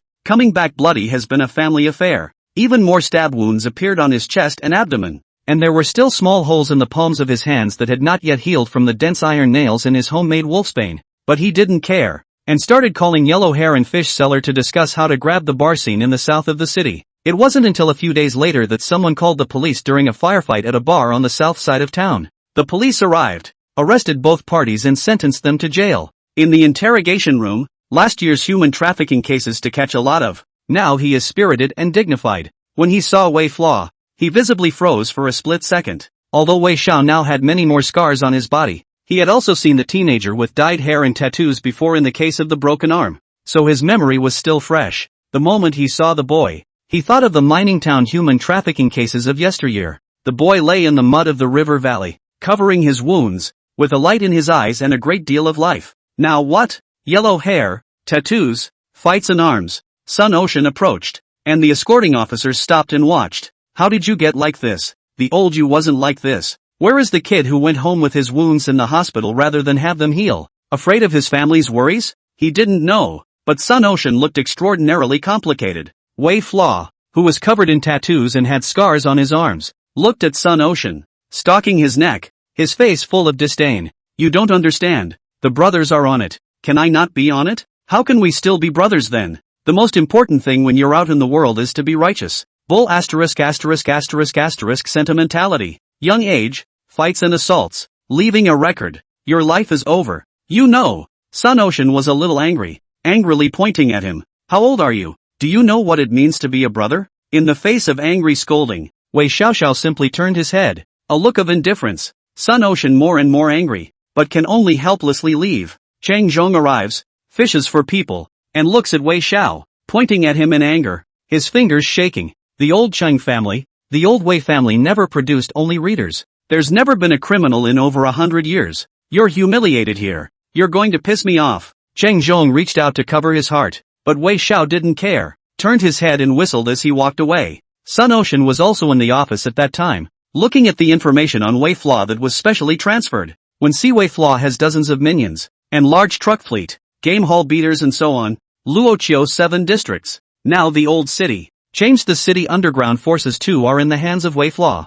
Because Wei Flaw always fights the hardest, is covered in bruises, and gets the most money. While Sun Ocean was shocked, he was also a bit puzzled. Wei Flaw doesn't want money and is brash enough to have such a power normal. But isn't that what fame and fortune are all about? What does he want by doing this? Soon, Sun Ocean once again saw Wei Xiaoxiao in the detention room. This time coming in for the same reason of fighting and assault. What the hell do you want to get mixed up in? I've checked you out. Come out as a gangster. Don't keep much money for yourself. What do you figure? The young Sun Ocean's eyes were sharp, trying to find the answer in the eyes of the innocent teenager back then. Wei Flaw was still indifferent, hanging on for dear life and smiling. What's the figure? It's just a mix. See how powerful I am now that I can call in dozens of brothers with a single phone call? It's the only thing that makes me happy. Seeing his complete degradation, Sun Ocean leaves in disappointment. After being released, Wei Flaw began in the tea company next to the nightclub to open a private room. In the game hall also arranged to have a lot of punk speeders stationed.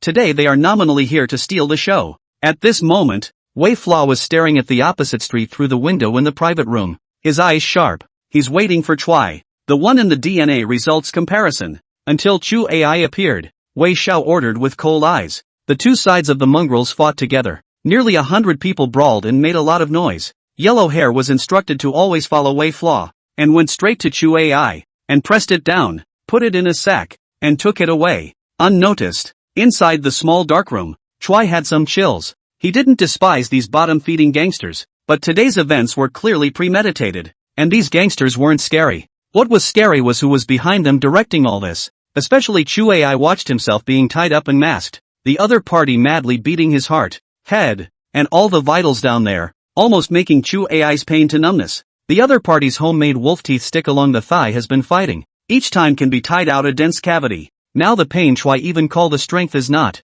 Outside the door, Wei Xiao was expressionless, put on his mask and opened the door. At this moment, Chu AI looked at the mask and was completely chilled. It's not right. He thought of Yang Daong, the death of Sun Shouli's people, thinking about somehow having 2 firefights with the Black Mines. He couldn't help but struggle to open his mouth. Who are you? You're behind all this, aren't you? Kill me if you dare. Kill me. Under the mask, Wei Flaw was expressionless, coldly looking at the bloodstained figure with only hatred in his eyes. This person, like Yang Daeong, was one of the masked men of the past. Without speaking, Wei Flaw took out a medical mask and put it over Chu Ai's face while changing his leather jacket for him, looking him up and down. Seeing this outfit, Chu Ai only felt chills all over her body and knew everything. He opened his mouth trembling. Who the hell are you and how do you know about the Wei family? At this moment, Wei Xiao looked on coldly. Son of the Wei family, come and take revenge. Choi almost went into a frenzy, looking on in disbelief. Everything is being calculated by those little brats of the Wei family.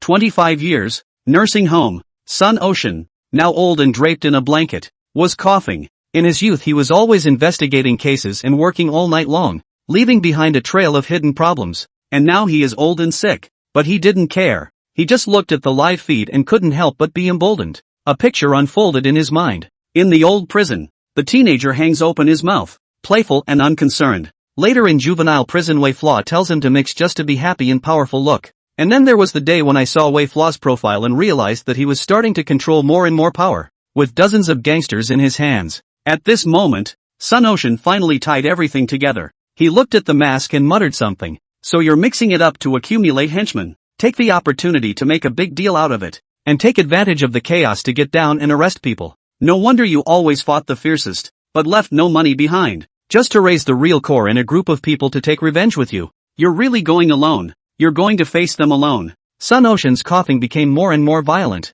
thinking of the whole process of recognizing Wei Flaw in the past. Initial mining town human trafficking case, followed by advancing medical bills, taking him for interviews, intersection reprimand for broken arm case, and 2 prison inquiries. It's all fake. All fake. Going to jail is what you're after too. Sun Ocean's voice was old and only felt shocked. Everything eventually dissolved into a sigh. You're under too much pressure to be this kind of person. It's horrible. Shake it off. The pop-ups are raging again. It's insane. This is not what a teenager should have the heart and guts to do. Wei Xiao has never forgotten that he is the eldest son of the family. And since he chose to fall into the quagmire, he was destined to face it from the beginning. Step by step. Interlocking. Before the human trafficking case, after the black mine firefighter like this, Wei Flaw layout is very crazy. Not only to the enemy ruthless, more ruthless to themselves. Chapter 39, Moving Forward. Memory traces back to the son of the Wei family. A scene in which Wei Flaw blacks out inside the dark room. Choi, one of the exterminators and a drug trafficker, is trapped in a seat, with the masked man standing in front of him. For 25 years, many viewers have been watching. Karma City, Lakhiu, Dongchang. It's still New Year's Eve, and the memory flashbacks play quickly. But as far as Wei Cho was concerned, more than 300 days and nights had passed. Now, it's late March 96, and he's caught one of the men who committed the murder last New Year's Eve. Underneath the mask, Wei Xiao almost trembled, his eyes glancing back and forth through the mask, pacing and walking around Chu Ai, who was dressed exactly the same on New Year's Eve last year. Hatred almost turned to madness in the prison of restrained reticence, and his heart raced with excitement. Immediately, he kowtowed to the other side of the nameless tablet, shivered, and muttered something. Found it. Found it. Revenge. Can revenge. Dressed up to look like last New Year's Eve, Choi remains bound. The hairs on his body felt like they were exploding when he met those eyes under the mask. What kind of eyes are those? It was full of blood,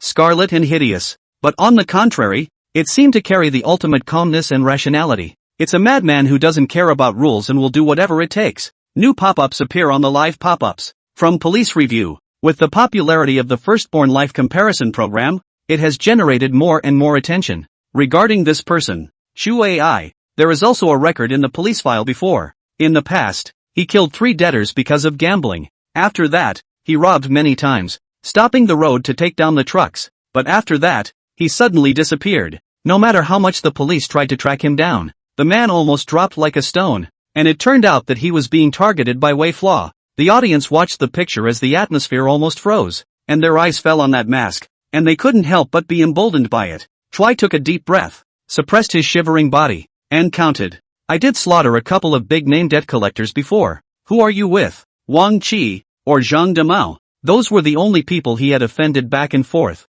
and Choi gathered his courage to meet those eyes again, trying to seek a silver lining for himself. The mask just shook his head, his eyes scarlet and staring straight ahead. I'll give you the money. I've got $250,000 in my hand and some gold. It's all yours. Silence is often the most depressing, and Chuai's newly built mental defenses were finally cracked open, gasping for air like a fish about to run out of oxygen. He's going to buy a life. The masked man just snorted, like he was talking to himself. New Year's Eve 95. Mining town. 1 van. 1 Santana. 6 people, wearing leather jackets, masks, and scorpions tattooed on their arms. One of them took poison and forcibly poisoned a woman. As the masked man continued to describe the details, Choi finally despaired. Who are you? Who the hell are you? Wei family. You're a Wei family member. Isn't it? Isn't it? Chu Ai was agitated. His struggling strength suddenly became greater, and he was a little out of sorts, constantly pursuing the question. To this day they were still searching for each other,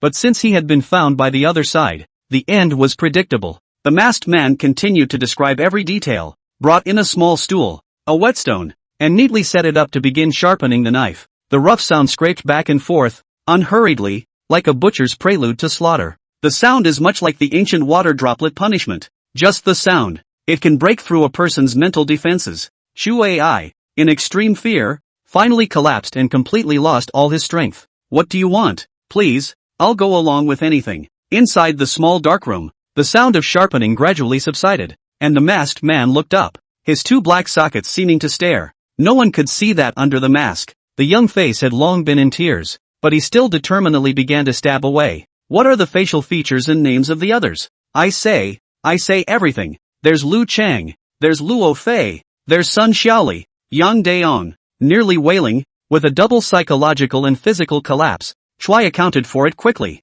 Half an hour later, Wei Xiao left the dark room and took off his mask. The tear tracks had dried, and he rubbed his face, regrouped, and began to look carefully at the records he had put together. First, the arm tattoo is a member of the same organization, but Chu Ai is not sure of the specifics. Secondly, the bald man in the lead is named Lu Chang, nicknamed Chang Zi, suspected to be a peripheral member of the organization. Third, the number of people known so far: Sun Xiaoli, Lu Chang, Chu Ai, Yang Daong. The other 2 are named Luo Fei, Zhang Wei. Handpaper in accordance with all kinds of details organized. Wei Fla successively crossed out Sun Xiaoli, Yang Daong 2 names, and then circled Chu Ai name. The cries from the small dark room behind him grew fainter and fainter, gradually overlapping with the sound of paper folding, hoarse and desperate. Ward, the instrument's sound. The live feed is framed with tear-stained faces. Wei Pingzheng froze and only felt chills. The transcripts contain killer organizations, a drug trafficking chain in western Yunnan, and even a mole in a high position. Wei Xiao was only 14 years old that year, and had 4 younger siblings with her. All he could rely on was himself. It was hard to imagine what kind of pressure Wei Xiao was facing at that moment, and how lonely and desperate she was. Wei Solo Yang's usual high and mighty expression was also completely converged at this moment. Just looking at that face. In 96, Wei Xiao completely changed. The whole person became greedy, cowardly, selfish, and even often went to jail for gambling and fighting. No wonder he used to look at us with that complicated gaze afterward. But why? You had every option to call the police. Peters, the sanatorium. Sun Ocean is now getting weaker and coughing, but still majestic. He told his erstwhile subordinates to call up the files, everything about the Wei family, until I saw the column for Wei Xiao's father, chief of narcotics. Yunnan faced drug trafficking line. Several drug trafficking routes attempting to enter the country have been eliminated. Sun Ocean looked complicated and put away the information. His face grew paler and paler.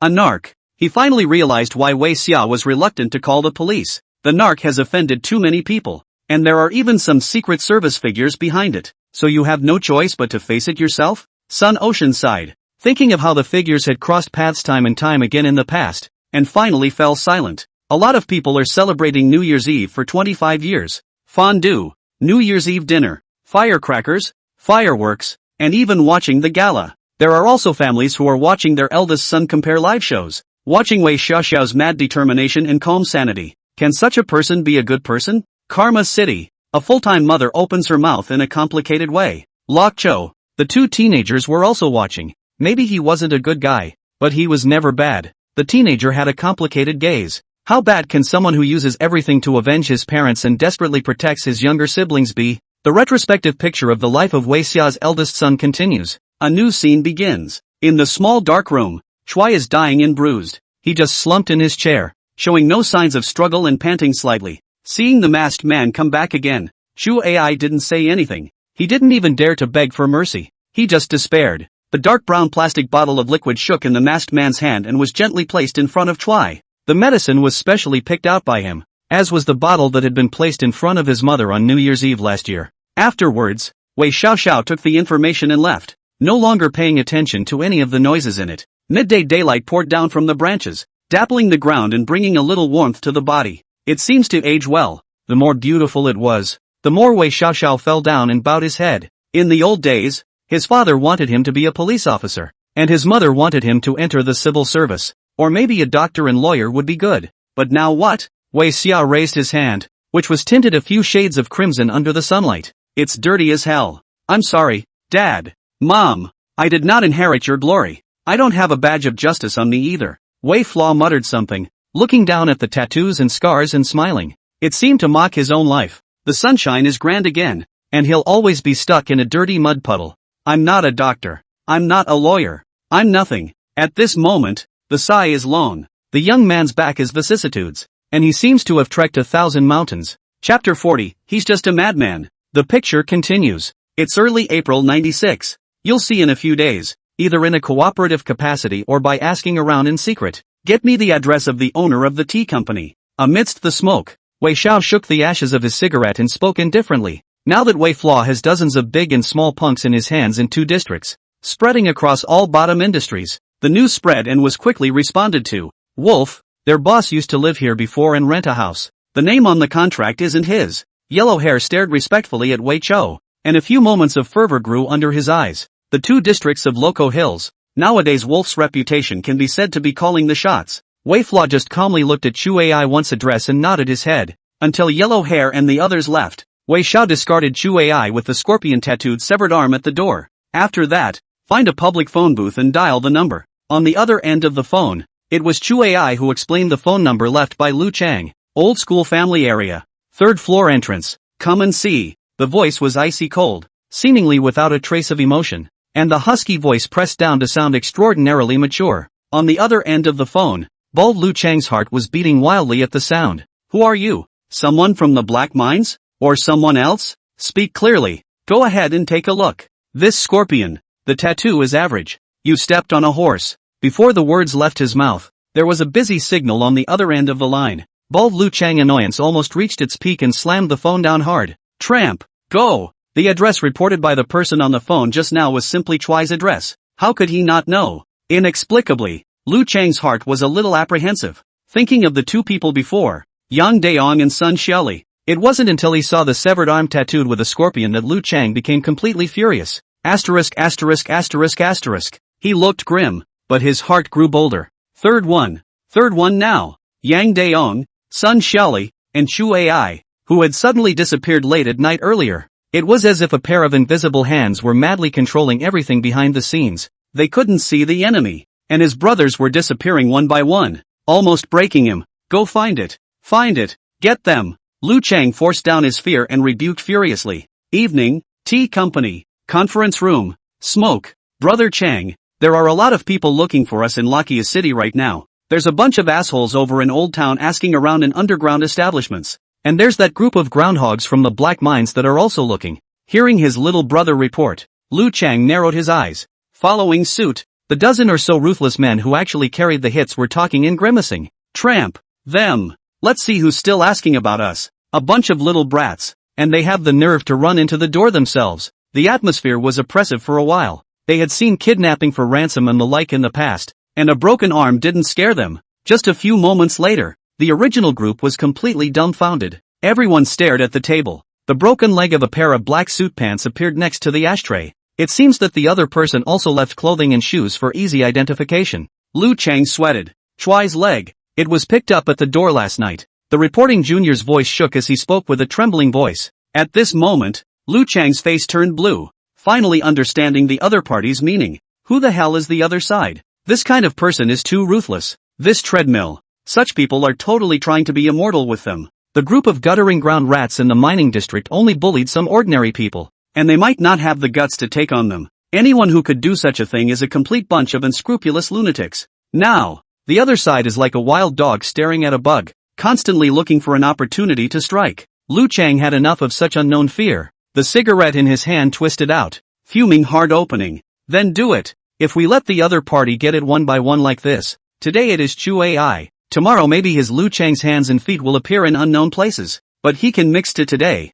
Not all by Mang. Tea company momentarily began to shrink low profile. Late at night, staring out the window, Lu Chang gritted his teeth and thought and muttered something. Who the hell is it? Does the Wei family have any more friends? Or Wei family members? He looked at the information coming from Dianchi in front of him. The information clearly showed that the Wei family was ordinary people except for the two families. And they didn't even know the identity of the two families at all. Wei family. Thinking for a long time, Lu Chang frowned more and more. Only the sound of paper turning over and over. As for the Wei family's group of kids, the oldest is only 14 years old. So what the hell? 25 years, New Year's Eve, police station. Dumplings in the box has been cold. Young police officer Chen Xiaowen did not care. He was going over some of the previous volumes with old Chao. Ma Zhou, a native of Shiko town, was involved in the Luocho gold bank robbery in 94 and fled after killing a security guard with a homemade nail gun. Chen Dayu, a native of Huta village, robbed a cab and then accidentally killed the driver in 95,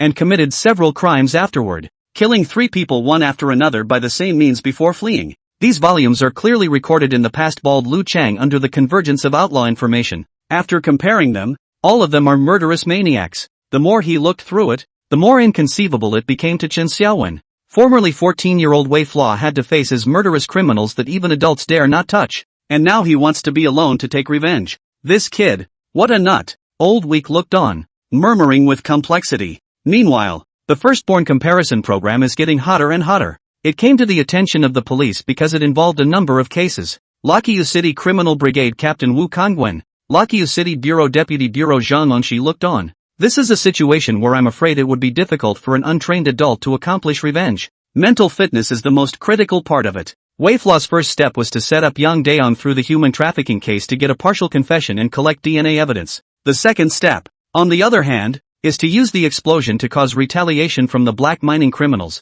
resulting in the death of Sun Xiaoli, while finding the tea company's stationing point. Step 3. Cultivate the gangsters for a large-scale armed fight. Take the opportunity to arrest Chu Ai and get specific information about Lu Chang. Each step is interlocked and lends strength to the situation, and the layout is brilliant, while also taking advantage of the opportunity to find new evidence. Not to mention the mental quality, just thinking logically and executing, are far beyond the average adult. More rare is the kid's big-picture view. He sees the situation through. After Wu Kangwen analyzed it, Zhang Onshi could not help but nod his head, only looking at the teenager with some regret under his eyes. It's a good one. Unfortunately, if he walks the right path nowadays, I'm afraid that his achievements are unimaginable now. With the airing of the eldest son's comparison program, the heat has gone crazy and is now high on the top of the hot search list. Live streaming room background update screen. On the left is Wei Flaw alone, slim, walking, although it seems to be a single force, but the aura is extremely strong.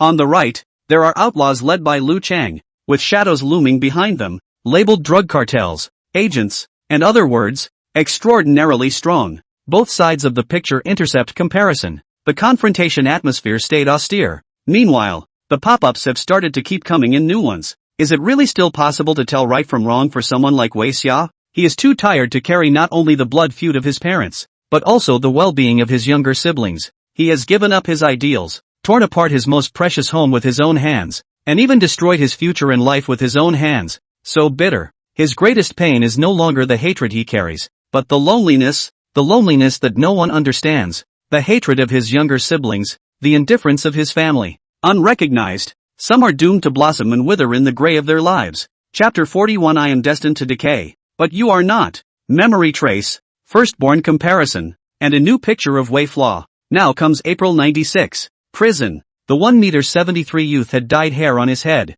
hideous green dragons tattooed on both arms, and a chest scar hidden under his shirt. There are scars on the forehead and shoulders, and they are hideous and vicious. The fists are still partially calloused. Be honest, Wei Xiao was arrested for brawling, and now he faces the officers heckling, hanging back and smiling, seemingly unconcerned. Cheng Zhong has gone through many changes in the past year, and now he is getting older and older, and his back, which has always been straight, is beginning to stoop. The first time he saw Wei Xiao, he looked furious. You have to break up this family, don't you? Asshole, look at you. What you look like now. If it wasn't for you, would the family need to move? Cheng Zhong was burning with rage, covering his chest in agitation, and his eyes blackened a little. But Wei Chou didn't care. He just laughed, and in the bottom of his eyes there seemed to be the smugness and pride of a teenage gangster. The young Sun Ocean looked at the teenager, signaling his colleagues around the case to go beforehand, and the complex stopped in the stairwell to stop. In the old days you were so tenacious,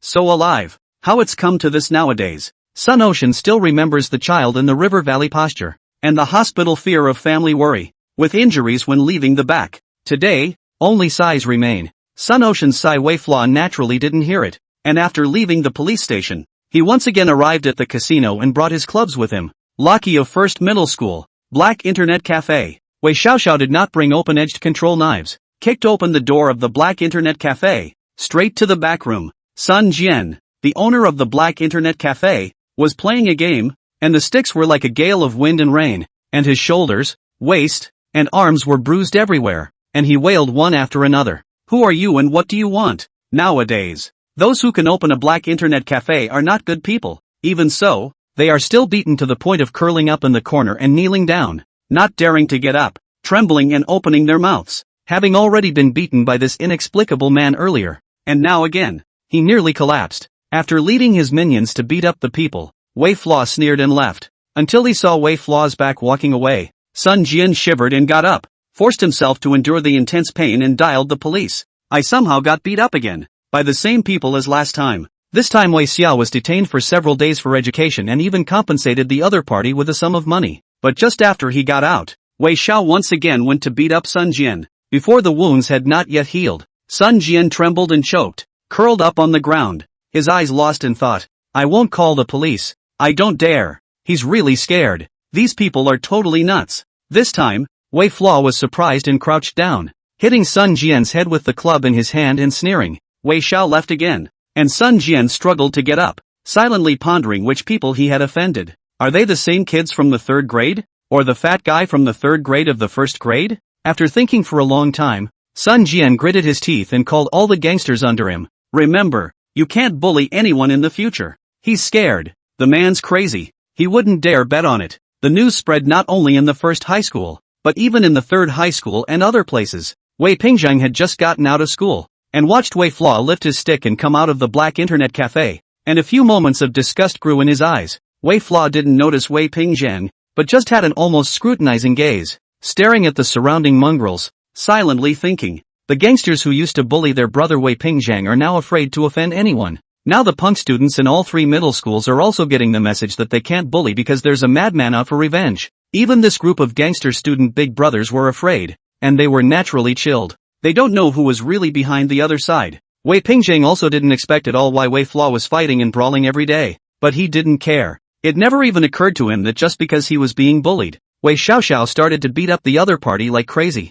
Following Wei Flaw out of the Black Internet Cafe, Yellow Hair handed over cigarettes with a complex expression. Wolf, why didn't you tell your brother when he was being bullied and you went in there so many times for him? He could also tell that Wolf's brother seemed to look down on him, even a bit condescending. The smoke looked beautiful in the evening sunlight, and Wei Xiao just shook his head, speaking inwardly. I'm a lousy character. Don't involve them. I'm sure I'll die a horrible death later, but it's fine. They just can't be involved by me. Wei Xia appeared in various middle schools, from the 1st to the 3rd, hanging around. It really seems like a punk. Among the students of the 1st middle school, Wang Shuai, who had always been the most honest and had been bullied the most by the gangsters, looked on and summoned up his courage. Hello big brother. At one point, a number of students who were usually much bullied greeted, Big brother, Wolf. Adoration and gratitude grew in the students' eyes. I heard that it was because of Wolf that the gangsters around them started to tighten up and stopped beating them up. Amidst the hoots and hollers, Wei Xiao smiled playfully and shook his head in greeting.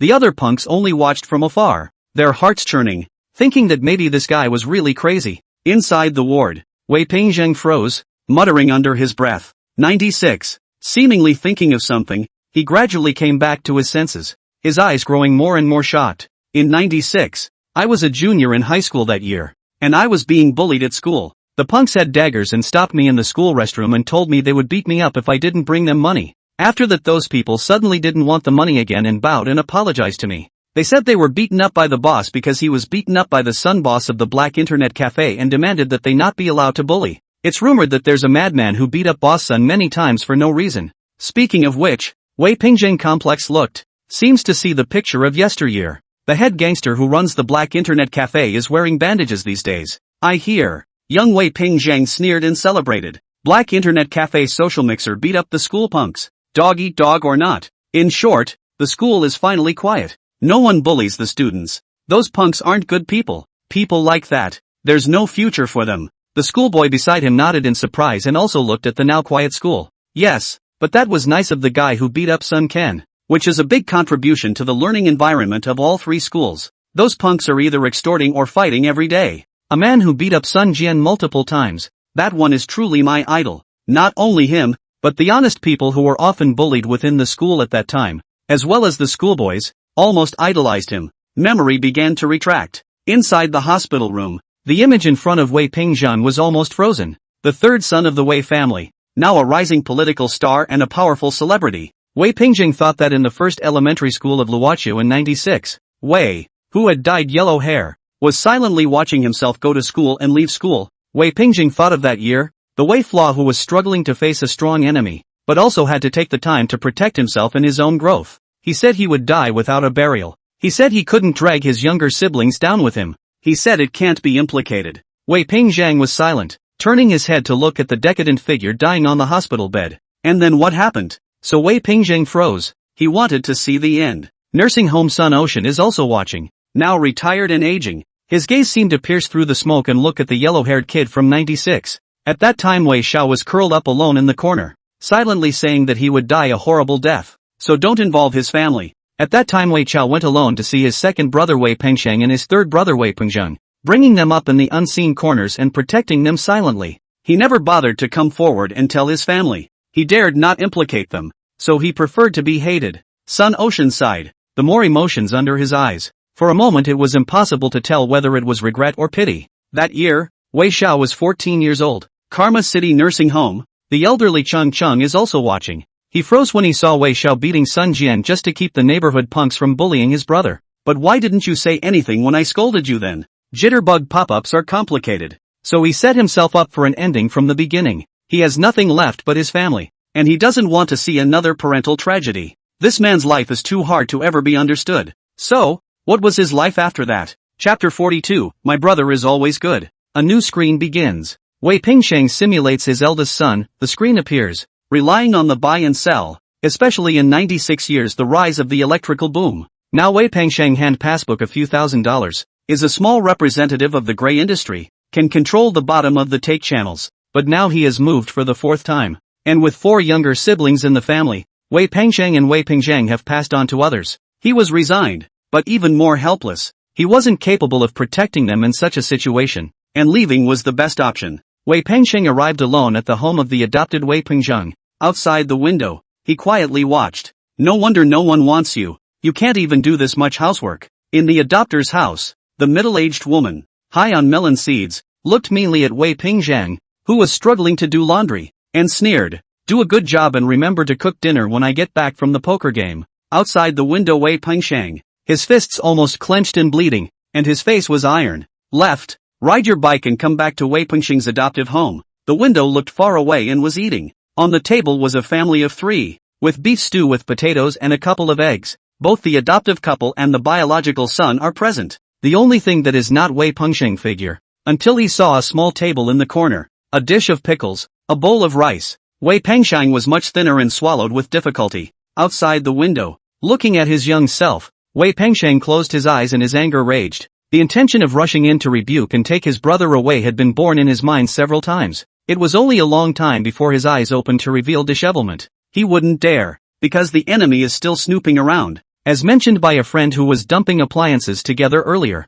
Why didn't I notice being spied on in the old days when Wei Xiao was the eldest son? Why were we all safe after being given away by Wei Flaw later? At this moment, Wei Pengsheng gritted his teeth and was under a lot of pressure. The pop-up surfaced on the other side, because there's a maniac in the corner where you can't see him. He has no dreams, no future, and may not even have a tomorrow, but he has protected you all in the end. Because Wei Xiao always remembers that he is the eldest son, he dares not run away, and the consequences can only be borne by him in full. Wei Flaw's eldest son's life in retrospect, the screen appears. A new scene. Nowadays, Wei Flaw is already a famous big gangster among the underground gangsters in Luoqiu City, and many people know about the evil wolf when mentioning it. But after the Sun Jian incident, more people on the road called him Brother Crazy. Only he wasn't in Lakhiyu City right now, appearing in a remote rural area east of Lakhiyu City. The perennial trucking gangster introduced him here to find an old man with a fake ID. With this fake ID, Wei Xiaoxiao came to the door of the tea company. The receptionist politely stopped him. "You can't come in without an appointment. Who are you looking for?" "Sir, I'm the owner of that black internet cafe next to the first high school, looking for your boss to talk business." This year the black internet cafes were extraordinarily chaotic, mixed with fish and dragons, in which naturally there were not only punk students. The receptionist looked on calmly, whirled around, and called for the manager. Tea is just a leather company gimmick. The real money, naturally, is their old business. Li Bin, the nominal manager, scanned his eyes up and down, lit a cigarette, and greeted Wei Xiaoxiao to sit down. Brothers are a bit strange looking. Running a dark internet cafe and looking for our tea company to talk about cooperation? Wei Flaw leaned back on the sofa with a big grin, while silently sizing up the man in front of him who was around 30. "Tea? Didn't inquire about the name of my madman? Hurry up and get some goods." "Crazy?" Li Bin did really hear about it. Recently went in several times. Is indeed a gang leader. Greeting behind him, a mongrel student soon arrived at the scene, trembling and watching until he saw Wei Xiao, almost trembling with fear. The other party beat up boss son several times he witnessed, and now respectfully bowed his head. Crazy brother. Only after calling his men to identify them did Li Bin finally confirm it as Wei Flaw's identity and sent the punk student out. "Don't mind me brother, but I really don't dare to take these things out like this. You have to try." Li Bin's eyes were sharp as he stared at Wei Chou. A packet of poison was clearly placed on the table in front of him. "If you're afraid to touch it, maybe it's really an undercover agent poking around." However, Wei Flaw just disdainfully skimmed his mouth. His nails scraped out a little, inhaled familiarly, and whirled around and smiled. "Good stuff." Li Bin was grinning back, nodding his head. "How much do you want? But we don't have it in stock here. You'll have to wait." Until Wei Flaw left the number of goods he wanted. Sun Bin secretly called his men and opened his mouth in a low voice, and the smile in his eyes was swept away and turned into ruthlessness. "Call the police and tell them someone here touched the drugs. Everything's been transferred, right? Tell the inner circle inside to keep an eye on it and see what kind of path this kid is on."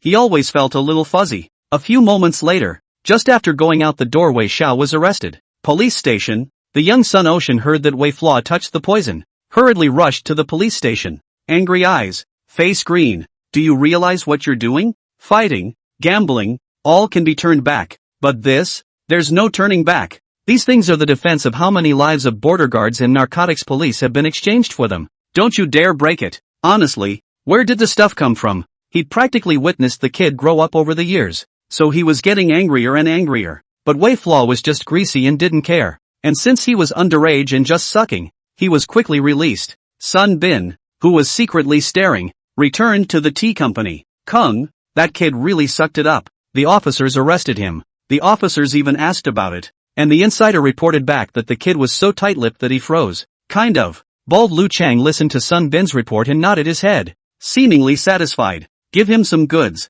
It was a moment of raging Shake Shack pop-ups. Wei Flaw is really a madman. He did suck it up. This is going to be a body in the game. His father was a narcotics officer. How could he not understand what drugs mean? But he still touched it. This kind of person is crazy. Is he trying to resist with his willpower? How is that possible? That's poison. Now that Wei Flaw is really getting into the tea business, in his capacity as a big-time gangster, he'll have to get close in order to find a couple of other murderers because the other side won't give him another chance. But with Wei Flaw's ruthlessness, once he finds the murderers, he'll eliminate them once and for all. The live feed continues. It was late at night when he was released. Outside the countryside, Wei Zhao's face was expressionless as he looked in the direction of where his parents were and silently burned paper in worship. The wind was strong, mixed with a little snow, a few chills to the bone, and swirling the fire. Wei Xiao was thinly dressed, but didn't smoke, for worshipping his parents. Now that his parents have been gone for more than a year, Wei Xiao has never for a moment forgotten the scene he witnessed. More than that, he hadn't forgotten exactly how he had learned a skill these days, because the father was a narc. My father and mother spent their lives running for drug enforcement, even until the end of life. They disappeared silently, unnoticed, in the midst of guarding the bottom line of a great nation. And now, in the name of cooperation, he himself is starting to reach out to that group of drug dealers. With his shirt neatly buttoned, Wei Xiao holds a black umbrella, rises, and murmurs an opening. The voice was audible only to himself. Faint, but firm. "I won't work with them, ever, Dad. I'm not a narc, and I'm not likely to be in the future. But what you're doing, I'm going to keep doing. The drug cartels of yesteryear that you failed to completely eradicate. I'll do it. I'm not in the light, walking on the edge of the mire like you, but we are the same. Never stop, even if it costs you your life. With the drug cartel and killer agents still snooping around, there was no way out for him to protect his younger siblings, which would have been impossible. But he was fearless. The promise was solemn, and the figure of Wei Xiaoxiao seemed to overlap with his father's in the past, and no one witnessed it. The fire raged, bright and dazzling, fighting to burn in the somber sky until it was reduced to ashes. Snowflakes fell on the umbrella, and the youth looked like a decaying lance, sharp and compelling. In the wilderness the wind and snow rolled, the firelight gradually extinguished, leaving only the oath and agreement, standing alone with the figure. Nursing homes. Sun Ocean looked at this scene in disbelief. Even though Wei Xiao tried to touch those poisons before, he only thought that Wei Xiao was trying to take revenge. But the only thing he hadn't thought of was that Wei Xiao actually wanted more than just revenge. His aim is to uproot the drug cartels. How is that possible? Alone? You know what you're up against? It's tens of thousands of soldiers on the border. It's a criminal chain that countless teams of anti-narcotics police in a large country can't completely eradicate. Day and night. Even if it's just one of the drug cartels, it's not something that can be subverted by one person. Just as he looked at the faint glow of the fire in the snow, his eyes suddenly became a little sore. This kid, he's crazy. Industry City Nursing Home. Cheng Zhang was also watching, his eyes gradually cloudy from old age written with disbelief. So he realized his vision after all? In another way, how is that possible? He wasn't like this back then. Ward. Wei's solitary central. Wei's solitary spirit was completely silent, and the bottom of his eyes were bitter. Was it really that greedy and cowardly Wei Chou who chose such a bitter path? Live streaming pop-ups appear. He doesn't just want revenge. He wants to be left alone to choose his own path. The right path. The path that is strong enough to protect many people. There are people who run in the darkness, holding torches high, but those lights may never illuminate themselves. And this moment Wei Xiao may not only be the son of the Wei family, he will shine in the mud himself. Chapter 43, Dreaming of an Ideal. At the end of January 25th, New Year's Eve had passed. Many people were visiting various attractions and others were in shopping streets, squares with their cell phones, watching the live feed. The scene shows heavy snow,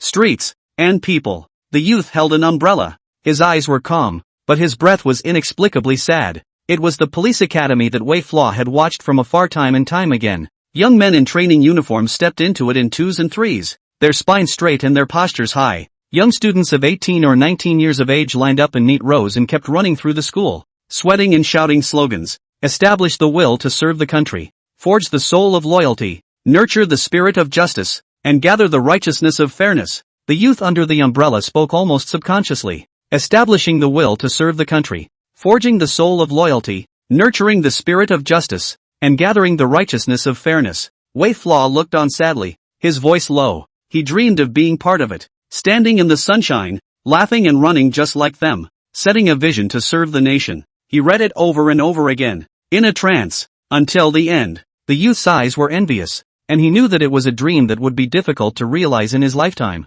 But in this moment, he stared ahead at the badge representing honor and responsibility and listened to the students speak in unison. I voluntarily become a freshman in the police academy. I swear that I am willing to give everything for the badge on my chest. For the people, for justice. I will eradicate all the poisonous and dangerous things that jeopardize the people. The mountains and the rivers, that is the monument. History will not remember us, but under the green hills of the barren grass, our spirit lives on. The voluminous sound made his eyes soar and he followed word for word. The spirit lives on. Tears blurring her vision, Wei Zhao's body shook a little. He was overwhelmed with the desire to stand in the crowd and read out, or even yell those words. This was the life his parents had planned for him in the old days. But now, he doesn't stand a chance, and there won't be any in the future. He can only fall sad and stand in the snow and watch from afar. That day, Wei Flaw looked for a long time, holding an umbrella in the snow, and his eyes were desolate and dead. Looking at the brass nameplate to the side, Wei Xiao saw what kind of image he saw. The yellow hair was a mess. The tattoos on both arms were hideous, and scars were all over his torso. How can such a person appear in such a righteous and hoary place? Outside the main gate of the police academy, the figure that had stood for a long time slowly took a step and stepped on the snow to leave. It's obviously moving slowly, but it's like falling away. It was the road to breaking free from the dream, and Wei Xiao walked hard, but didn't stop. 25 years in the commercial center of the old town of Loco Hills. The square was bustling with activity as the two students watched, and their eyes seemed to be colored with a bit of sadness. His aspirations were shattered. And that's where he aspired to be for the first half of his life. He looked at the badge with envy spilling out of his eyes. A security guard on duty at the Karma City swimming pool was also watching. Snow-covered, the footprints gradually left, and he had a complicated look on his face. This is the ideal of the Wei family's son. My younger siblings have realized their ambitions. But what about you? It's the last ones left that are the loneliest. Ward. Wei Pingzheng looked on in silence and opened his mouth in a complicated manner. So he had a career he loved. Did he? But why an arc? Now when Wei Pingzheng closed his eyes, his mind was filled with memories of the Wei Flaw figure. Yellow hair, tattoos, scars all over, smoking and gambling, greed and cowardice, and the lone figure in the snow. Which one is the real you? Wei Shangyang. Wei Shangling also complexly looked at the hospital bed in disbelief. A narc? But why? Why have you changed since then? Burning houses are fake. Gambling is fake. Money grubbing is fake. So what's real? Wei Solitary was almost indistinguishable. That Wei family son in her eyes. And the picture of the forlorn and lonely youth. And that youth with the tear-stained reflection badge under his eyes gradually merged. She didn't know, and found it hard to believe, that the gangster who was a perennial brawler in the city of Loco Hills would believe in something so strongly, so precious and almost as if it were his life. Now in his hospital bed, Wei Xiao looks extraordinarily old, his body's old wounds making him nearly shriveled and desiccated. The host suddenly spoke slowly. I volunteer to be a freshman at the police academy and I swear to be willing to pay for the chest badge. Under the camera, the lips of Wei Chou, who was already nearly unconscious, suddenly moved, albeit weakly, but still followed the chanting. As in the past, the female host was only subconsciously opening her mouth and was completely shocked to see this scene. There was a long silence before he finally spoke with a sigh. His voice soft. All his life, he begged for it. Meanwhile, the pop-ups grew more and more shocking. To follow along with the chant even when nearly unconscious is not a promise to anyone, but simply the most devout belief of his heart. Ideal? It's too precious a luxury for the eldest son of the Wei family. Unfortunately, now that he's the eldest son, he has to hold up the family. Wei Xiaoxiao has fallen into a quagmire. He can be cruel to the classmates who bullied his brother. He can beat up the punks again and again. He can also take revenge on Yang Daong, Sun Xiaoli, Chu Ai, but his ideals are gone, and he can't realize them in this life. I didn't think a vicious, thoughtful punk like that would ever see this day.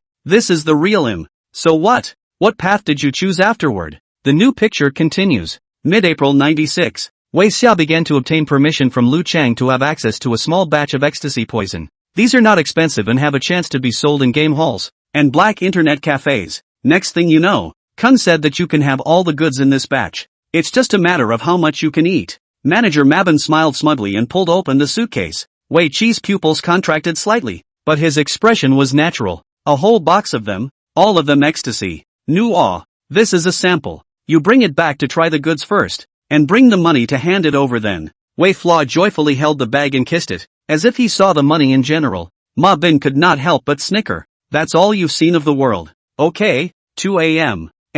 Mona's nightclub 302. Remember to pick up the goods. Seeing the other party go far away, Wei Xiaoxiao left until late at night, only to send something to Luoqiu Anti-Drug Brigade Captain Ma Taigang, also attached a copy of the address. About to meet. Ma Taigang, who had always been thunderous, saw the shaking pills and frowned slightly, sensing that something was wrong. But he didn't say no. Clues were hard to come by these days. Soon, Ma Taigang figure appeared in the alley next to Xiaofang barber store in the old town. Just when the other party appeared, Ma Taigang could not help but frown. A yellow-haired punk? Talk, what do you want for calling me out? He knows these punks well. Wei Xiao smiled sarcastically. Horse-teen-wise, I have the means to go undercover. But this, he rubbed his thumbs together, his eyes greedy. You can't beat a favor. Ma Taigang sniffed angrily. Do you realize how harmful this stuff is? Once it flows out and appears in the underground range of Lockyu City, do you know how many people's families can be caused to die? If you don't think of yourself, think of your family.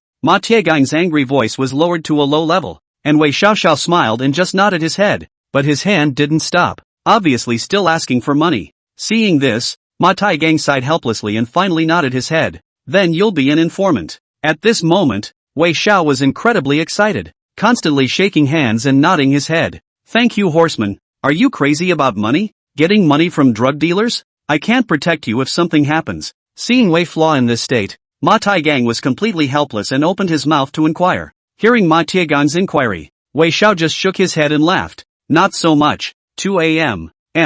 Mona nightclub 302. Ma Tai Gang will not be so easily believed. Deliberately told Wei Flaws to stay an ID card used to check. Then also turn money. Hearing the words transfer money, the yellow-haired punk happily offered it with both hands without a care in the world. Back in the team, Ma Tai Gang began to tune in. Wei Xiaoxiao left his identity, and found that it was the son of an old farmer in the rural area of Luoqiu City. His eyebrows grew tighter and tighter. Why on earth did this person volunteer to be an informant and be so happy about it? Looks like a gangster. Don't you know it's dangerous if you get caught? Jitterbug. The live pop-ups are surging again, because Wei Xiao knew it was harmful. That's why he went to work as an informant. He didn't want to fall. He just wanted to kill the bad guys and then give the clues and incriminating evidence to the police, so that he wouldn't fall. What exactly is Wei Xiao doing? Is it possible that he's gotten ambitious after 2 years of socializing? He has no ambition to count. He just wants to see his favorite profession, which he can only feel in his dreams. At this moment, as the pop-ups surfaced,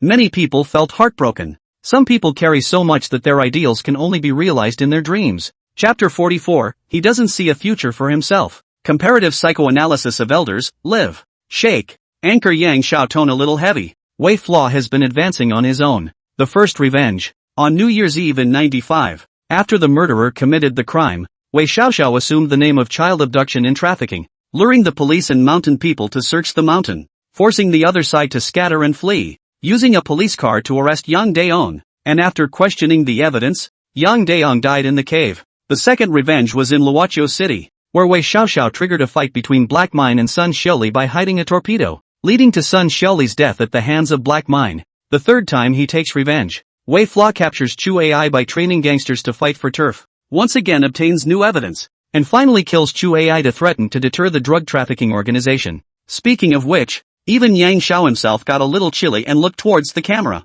Did you guys think of that? Wei Flaw is not yet 15 years old today, but he's already been crazy for a year. In this year's time, carrying the mountain people police force, counting black mines, counting Luoqiu City gangsters, investigating drug cartels, lay out revenge. He did so many things, but he is only 14 years old. With Yang Xiao stopped, the pop-ups appeared with the same guts and started a new topic. Heck, it's exactly what Wei Flaw has been doing all year. Besides protecting his siblings and teaching them, Wei Xiaoxiao is all about fighting and socializing. He has calculated the black mine Maki energy, and the black mine is always a pawn in his hand. It's been a whole year of this kind of life with protecting his family and dealing with the drug cartels. Isn't he tired? These days are so hard, but no one understands him. How can he carry on, knowing that during this time not only is he counting on his enemies, but also preventing them from counting on him and finding him? After all, his family hasn't all been sent away yet. The live feed continues. Retrospect of the life of the eldest son of Wei Chou.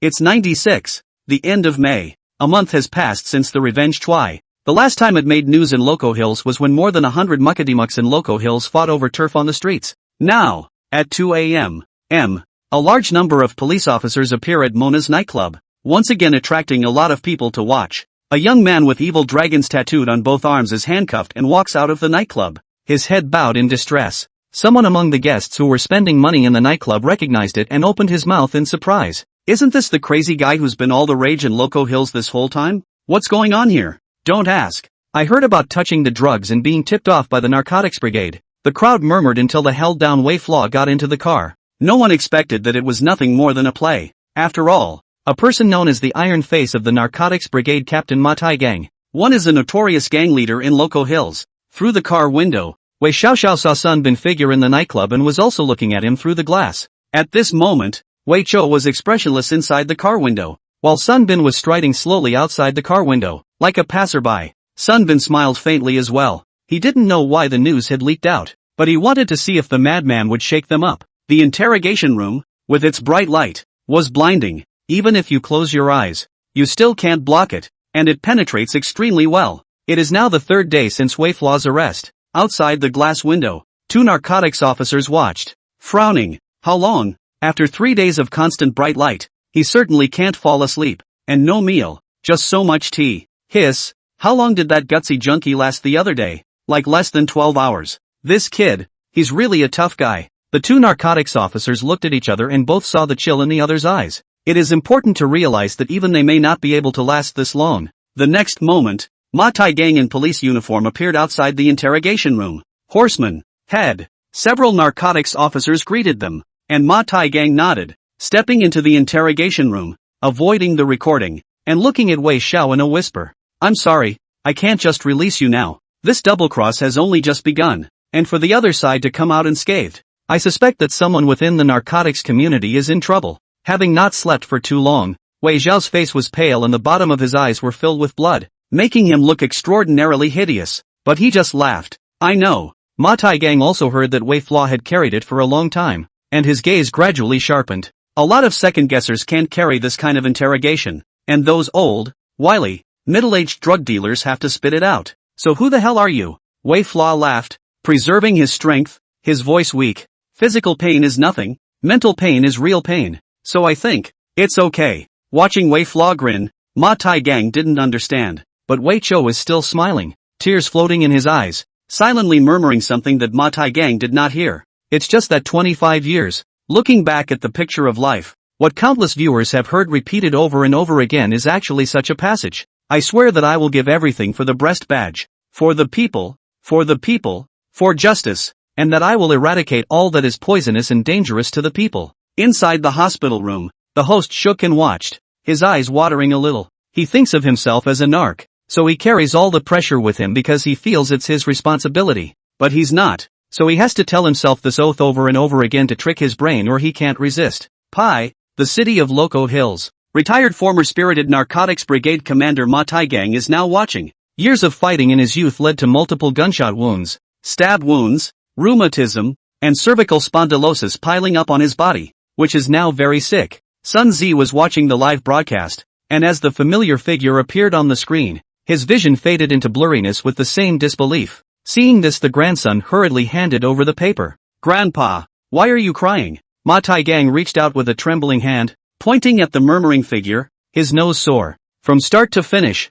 all he wanted was to be a narc in a profession where the average life expectancy was less than 40 years. I owe a man something. I owe him something. Ma Taigang thought of his contemptuous disdain for Wei Flaw in the past, and even had a thought about whether the other party would be a double-faced undercover agent, pretending to be an informant. That's why he didn't block his opponent's harsh interrogation of Wei Flaw, and also because he deliberately wanted to test it. The drug cartel Lu Chang's Sun Bin does not believe Wei, so both sides are testing. Ma Taigang stared at the screen and suddenly opened his mouth, his voice mellow. You're not a narc, but you think you are, so you start carrying it like a narc. Only because of the mission and responsibility you've given yourself, or you'd have broken down long ago. He looked to his grandson, bitterly. I have not believed in him and encouraged him since the beginning, and he has gotten nothing but reprimands from me, because in my eyes, he's just a greedy, exploitable informant, a being the gutter dares not meet. I owe him a debt of gratitude. Sun Tzu looked on suspiciously. What? At this moment, Ma Taigang is complicated and did not explain. You'll see afterward. The hospital. The wards grew silent. Wei Pingzhang was near stupefied, looking at his eldest son comparing another image. Wei Pengshang is the eldest son simulation. Today, Wei Pingshang is still hiding with his family, constantly moving, and has now even moved away from Lakia City, all the while making money carefully, hard and tired. As the same eldest son, Wei Xiao is now tormented by revenge, thinking about how to uproot the drug cartel. Wei Pingzhang was silent, his head bowed. It's impossible to imagine how Ergo should feel once he exits the simulation and sees Wei Flaw's memories. After all, the two sides have had nearly diametrically opposed experiences. Wei Pingzhang glanced at the hospital bed and opened his mouth in a complicated manner. But after that you chose to resist arrest? He didn't understand, and just stared at the dying Wei Yan in silence. Do you really want to get back at everything eventually? Or do you completely fall into assimilation afterward? Wei Solo Yang carried the characteristic rationality of a scientific researcher, but her face gradually paled as she thought about before. Mid-96? It's no wonder that when we went to school earlier we saw that Wei Xiao hadn't grown taller and had a weak footstep. So you touched ecstasy back then just to be an informant. Undercover, close to the murderer, alone for revenge. And 4. The path that parents once traveled. She shook her head and straightened her glasses. Did you really choose this path? The Wei family's youngest Wei solitary spirit was equally incredulous, looking at the live broadcast screen and thinking of yesteryear. I remember the middle of 96, and that was the time when she was most frightened. Wei Flaw would often suddenly yell and scream at home, and she even thought for a while that Wei Flaw had gone crazy. Grandma and Grandpa don't want everyone to go near Wei Xiao either, so he touched the poison and his temperament changed. But this is poison. What will you do in the future? Wei's solitary spirit mumbled in a trance-like daze. He didn't think about the future. He didn't think he had a future. Wei Pingzhang suddenly spoke, and he fell into silence. Inside the hospital room, everyone looked at the middle-aged man on the hospital bed whose breath was weak. He doesn't see a future for people like him. Chapter 45, he makes himself a ghost and makes others adults. Taken for questioning by narcotics police. Being released. In the vibrant spring of '96, Wei Xiao started home like a stray dog. Everyone avoids them like snakes and scorpions. His tattoos, scars, hideous images, glowing frail gestures, are scandalous. These live images were once again reflected in the gaze of Wei Pingzhang, Wei Solo Yang, and Wei Solo Ling. New footage. Wei Xiao is back home. Bang! The door was brought up hard. Wei Xia stumbled around, looking exhausted to the core, his eyes lifeless. Cheng Zhong looked on in violent anger. What the hell have you been doing all this time? Looking at Wei Flaw performance, Cheng Zhong's heart is a little uneasy. Seems to think of something, and then the bottom of his eyes become more and more furious. Did you touch something you shouldn't have? Viciously kicking Wei Flaw. Cheng Zhong was still not relieved and kept slapping Wei Flaw, almost bursting into tears from his anger. Are you out of your mind? Have you forgotten what your parents do for a living? I can put up with you if you touch gambling, drink and smoke and get tattoos, and even socialize. How dare you touch those things? I'll beat you to death. How can you stand up to your mom and dad? Even the always silent grandma clenched her fists and gritted her teeth as she looked at Wei Xiao. Only a narc's family knows how hateful those things can be. Wei Xia just covered his head, trying to dodge, constantly shaking and dry heaving, fingernails embedded in flesh and blood in his palm, crimson surfacing. It's hard to bear. Ah! Wei Flaw roared angrily. He was like a mentally deranged madman. His weak and also pale face was hideously twisted on the ground, and he babbled in a low voice, muttering almost asphyxiatingly. 5'7", bald, scorpion tattoo on his left arm. 6 men, bald with collapsed noses, 5 to 7 centimeters of scarring across the left eye, mouth with geodesic features, and small ears. Has a mole on his neck and likes to grow his hair in inches. DNA identification comparison results match. Old Fan Farmhouse, Spring Flower Guest House, Tea Company. Cheng Zhong couldn't hear it, and neither could Lulu. Or rather they couldn't understand what Wei Xiao was saying incoherently. They were already in a frenzy, and only thought Wei Xiao was going crazy. The beating continued as Cheng Zhong unclipped his belt and, with tears in his eyes, lashed out viciously. Grandma also wept in anger. How many times have your parents gone out and we were worried they wouldn't make it back? And how dare you touch these things? Sins? You're asking your parents and us to die. Wei Solitaire was so scared that she hid behind her grandma and watched, her little face white. Wei Xiangyang, on the other hand, reddened her eyes, gritted her teeth and went to the kitchen to bring a basin of water and ruthlessly splashed it on Wei Chou. That's enough. Wake up, Wei Flaw. Don't be crazy. Don't wreak havoc on your family. My second brother is gone. My third brother is gone. My parents are missing and haven't returned. My grandparents are old. And what more do you want? Don't you go crazy. We're tired enough as it is. No one understands. At this moment, the drug addiction. Out of control. Wei Chou has been powerless. Snotty. The whole person is more like out of control. Lying on the ground like a dog. The voice was already weak and blurred. Shouting out like a deranged lunatic. It had now been more than 3 days since Wei Flaw had touched the drug. And with no food to eat, the addiction was at its peak. This nerve-acting poison almost exceeds the limits of human tolerance. Arm tattoos for members of same organization. Western Yunnan route. Gray and white van. Santana. Medical cotton mask. Balding. Male. Gold-rimmed glasses. Leather boots. The cries were blurred and no one cared. No one knew what he was saying. What he was expressing. 25 years. Loco Hills Narcotics Police Brigade. 2 elderly narcotics officers were also watching.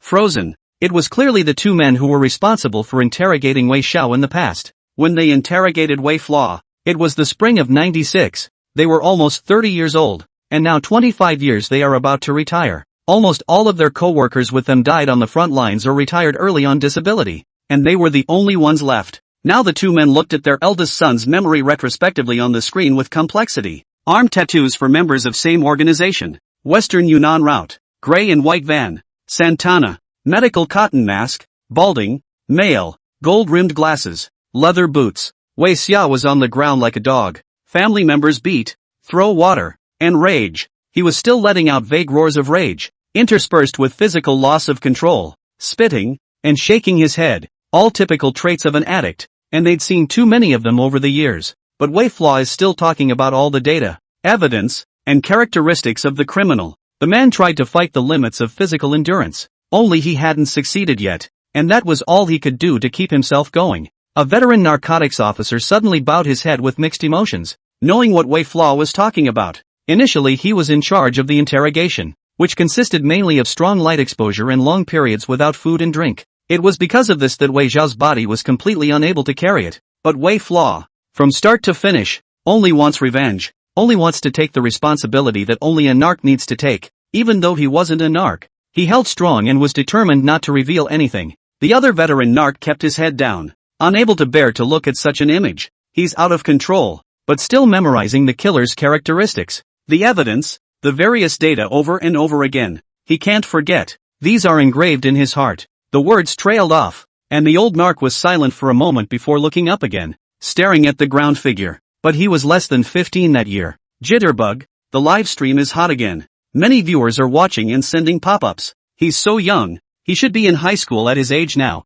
but he's got so much to carry. A child no one understands can be autistic, but what about him? He's facing the Western Yunnan drug cartel, and even killers, agents, and he wants to think of himself as a narc against everything. Can these really be resisted? Nursing homes. Sun Ocean did not continue to look alone. Now a group of retired old director of the Convergence. Complex eyes, but also choleric look. The chief of police of the Old Town police station was involved in human trafficking cases in the past, while the chief of the development area was involved in the investigation of the case of the broken arm of a tea shop. It wasn't until the live feed came on that it tied everything together. Now they're all staring, thinking of the images from the opening of several cases in the past. New Year's Eve 95. In that murder case, Wei Xiao desperately tried to memorize every murderer's characteristics, suppressing physical fear and teenage nature to hide his parents' bodies. At this moment, Sun Ocean murmured and opened his mouth, his voice pale. You remember it in your mind and keep torturing yourself over and over again, just to remember everything. It also becomes something you can never erase, even out of control. It becomes an everlasting memory for you, a constant recurring torment, but also a reminder, so that you can only be uplifted. You can only move forward. Elderly Sun Ocean suddenly gave birth to chills, thinking that Wei Xiao has been reprimanded by himself for many times in prison. Even though he had misunderstood Wei Flaw for so long, he never cared. He couldn't imagine whether Wei Flaw would choose justice or depravity in his life afterward. Judging from a couple of layouts, this kind of person is downright scary once he chooses to be completely rotten and depraved. Especially, at this moment, Sun Ocean raised his head and stared at the constantly blurring and hissing Wei Flaw on the ground, as well as the hideous veins that had earned their way out of his neck. This kind of person, endurance and stoicism, is too scary. He made himself a ghost and made everyone else a man. Chapter 46, Under the Sun, in the Mud. 25 years of New Year's Eve have passed, and according to network statistics, the ratings for the Nagako comparison program were up for a while. From the beginning of New Year's Eve to the 6th day of the first month of the year now, it has always maintained the North and South ratings, the number one of the jitterbugs, microblogging, headline heat, popularity, hot search, a lot of topics, and more viewers. Many people were watching the scene, their eyes unforgiving and sad. Sprawled on the ground, Wei Flaw was confused and out of control, yelling and screaming in a muffled voice. This is not the moment when he is counting the black mines and dealing with the people behind the drug cartels, not the Wei family son who protects his younger siblings. Ruthlessness, hostility, fierceness, calmness, all the auras were dispersed. He was just curled up on the ground, soaked through and shivering, like a baby with nothing to fall back on. Skinny, lonely, scared. The face was pale, but the eyes refused to close, still struggling to open their mouths to record all the features. His younger siblings can count on him, but he can be counted on. It was never just him. A new topic appeared in Shake Shack, even adding the eldest son compared to Wei Flaw retrospective phrase. Do you guys remember what he was like when he was powerful? Loco Hills, second middle school, dormitory. The student Low family would look on, complicated to think of initially. That year, Wei Xiao was 11 years old. He secretly chased the murderer in a police car, crashing through the mountains like a madman without a second thought. Even when a man is beaten and bruised, he still has to help his brother out. The Luo family will be silent and complicated. Is it true that this man won't break down and lose control? At Loco Hills prison, several inmates were also watching the live feed. A burly prisoner clenched his fists, veins rippling on his neck. Tramp. If I were him, I would have collapsed long ago. I directly door-to-door first end of the tea company, or simply completely on a road to the black. The big deal is to fall to the bottom. Nobody believes the old man anyway. The mining town, now middle-aged, bolts and watches. Think of the days of yore when you were told to go out the door. and the subsequent joint case triggered by multiple provinces and cities to catch the traffickers. That was the same year that Wei Xiao's parents were killed in retaliation. The fire was so bright that he still remembers it clearly. Bolt's father was also involved in fighting the fire that day, and he was a little sad and compassionate. The boy is so powerful that we forget he ever went through. He actually broke down a million times a long time ago, just like any normal person. A yellow-haired dyed gangster, imprisoned several times, involved in drug cases, greedy and cowardly. He just curls up on the cold, wet ground, unattended. The live feed is like a freeze frame, live screen switching, bathroom. From losing control of the shaking pill poison earlier, to taking a long time to regain some spirit, Wei Xiao is a little better now. He struggled up and stumbled to the bathroom, looking at himself in the mirror. He was getting paler and paler after the cold water was thrown on him, and he was still muddy and dirty from his footprints. Drool hangs on his face, still uncontrollably reciting incriminating evidence. The family had closed the doors to their rooms and gone to bed, and no one cared. After suppressing her emotions, Wei Xiao cleaned up and washed her face, pulling the corners of her mouth at herself in the mirror. Tsubasa hasn't grown up yet, and Tsubasa hasn't been completely accepted by his family. Solitaire hasn't found an adopter yet, and Solitaire is still young. Grandma and Grandpa are being targeted too. Where are all the enemies? I'm Wei Flaw. I'm the eldest son. I'm the backbone of the family. He murmured and opened his mouth, gradually becoming spirited from sluggishness, and his gaze began to sharpen from laxity. There is the deepest will underneath these withered bones. Just the moment he turned his head, Wei Xiao stared at the corners of his pulled mouth in the mirror. It's hard to smile. Looking in the mirror, he grinned again and nodded. Immediately Wei Flaw began to call. The phone dialed. The other end came Lu Chang's voice. Hello? How the hell do you guys do your job? You got me arrested. One shaker. Make it known all over town. And a secret deal my ass. Wei Flaw's voice was hideous, gnashing his teeth in anger. I'm sorry. We don't know when word got out on our end. But you're pretty good too. Pretty tough bones. Those narcs didn't even pry any useful information out of you. Wei Xiao didn't spoil the other party and opened his mouth grumpily. Don't bull asterisk. Hurry up and get the goods for me. No money gained, but also get into a mess. The scene appears at the tea company, the warehouse. Baldhead stood behind Lu Chang, who was answering the phone, and narrowed his eyes. In the face of Wei Flaw wanting to continue to take the goods request, Lu Chang looked behind him, flicking the ashes of his cigarette. The bald man spoke in an icy tone. A couple brothers died earlier. Lu Chang knew that the brothers he was talking about were none other than Yang Daon, Sun Xiaoli, and Chu Ai. Now the bald head is visibly annoyed. After all, nothing has been done yet. Now if we can take the Loco Hills market, we can still make up for some of the losses. Spinning around, the bald man reached out and tapped the phone. But this boy, there are tests to be continued. Whenever you're trafficking in this stuff, you have to be wary of undercover agents. And this kid can't be trusted straight away, even though he's initially passed the test. Pai thought of the 3 Western Yunnan drug trafficking lines that had previously been directly connected to the pot by the narcotics police officer surnamed Wei. A burst of flesh pain. Getting a sign from the bald head, Lu Chang nodded his head. Okay, there's plenty of goods. End of May then, when that shipment arrives. On time for the deal. Many people were relieved when the pop-ups appeared on the Pepe Shake. It's getting better. At least he didn't go through all this for nothing. That's how he made himself strong. By giving himself faith. Because the moment his parents died, he had no faith. But he was paranoid that he would make his siblings safe and get his revenge. And now, the Loco Hills Anti-Narcotics Brigade. Young narcotics officers in their 30s are holding a meeting. Now he's the new narcotics brigade leader, Yang Jing, and the live broadcast screen. Communicate with the teenage Wei Xiaoxia City Anti-Narcotics Brigade Commander Ma Taigang, is his master. Looking at the picture, Yang Jing felt complicated. Not right. In the 90s the narc didn't trust Wei Xiao at all, and the drug dealers even less. This drug dealer test is not going to hurt. Wei Flaw is under too much pressure. Only those of them who are narcs understand that undercover isn't all talk. It's the narcs who die on the way to gaining the trust of drug dealers that are the most numerous group. Yang Jing looked up, watching intricately as the new image appeared. Sitting on the chair, Wei Xiao took small bites of piping hot rice porridge. I have just recovered some, and my body is still weak. Wei Solo is organizing his book bag. The book bag is old and starting to lose its skin. It was Wei Pengxing's old back in the old days. Going to school? I'll give you a ride. Putting down the kanji and preparing to get up. But Wei Xiangyang almost reflexively raised his head and coldly looked at Wei Xiao. No, I can't let my classmates know that I have a brother with dyed hair and tattoos who is a socialite. It's embarrassing. Being rejected. Wei Flaw was not surprised. The past few days at home, Wei Xiao seems to have gotten better. Started volunteering to mop the floors, serve the groceries, do the housework, and sometimes clean the windows and doors. He was so meticulous in his work that it made Grandma think something was wrong. After that, her sister went to school and Wei Xiao began to run on her own and started looking for a good family. He inquired in one neighborhood after another,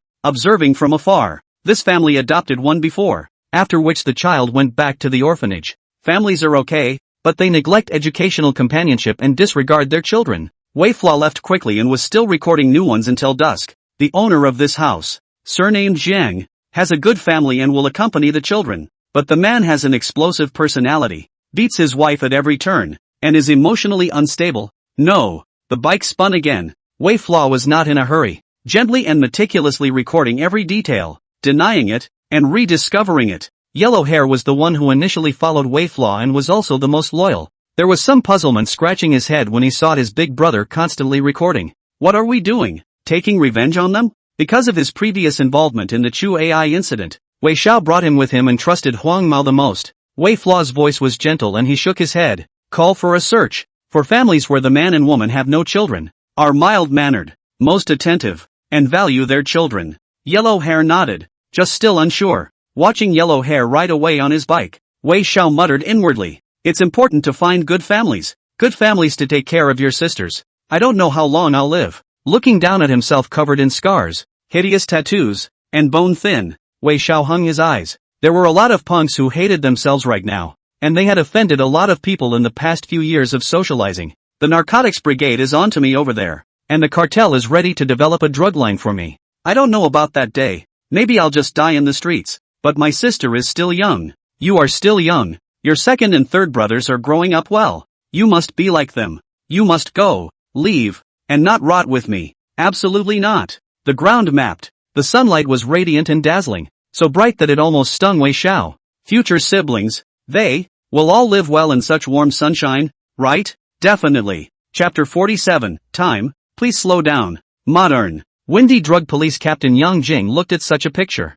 Someone looked down and seemed to stand in shadow. Just beside him, the light shining brightly. A few of the narcotics officers around him nodded and murmured as well. The opportunity to penetrate the enemy came, and the family gradually began to settle down. Maybe Wei Flaw can really fulfill his dream. At this moment, Yang Jing just sighed and spoke only after a long time. Do you guys really think that Lu Chang's group of drug dealers trust Wei Xiao and recognize Wei Xiao? You guys didn't realize it. But Wei Flaw felt it himself. And he knew the drug dealers couldn't possibly trust him. He has sensed that something is wrong, and that is why he is in such a hurry to arrange for his sister. More like, arranging the aftermath. This is the kind of person who is scary and young, but has an extremely keen, almost top-notch sense of danger. He sensed something was wrong, so now, he's leaving himself open. Keep your sister and family safe and get them settled. He thinks he might suddenly die. Speaking of this, Yang Jing, who has always been sharp-eyed and like an eagle, had complex emotions and looked at the standing figure in the live broadcast.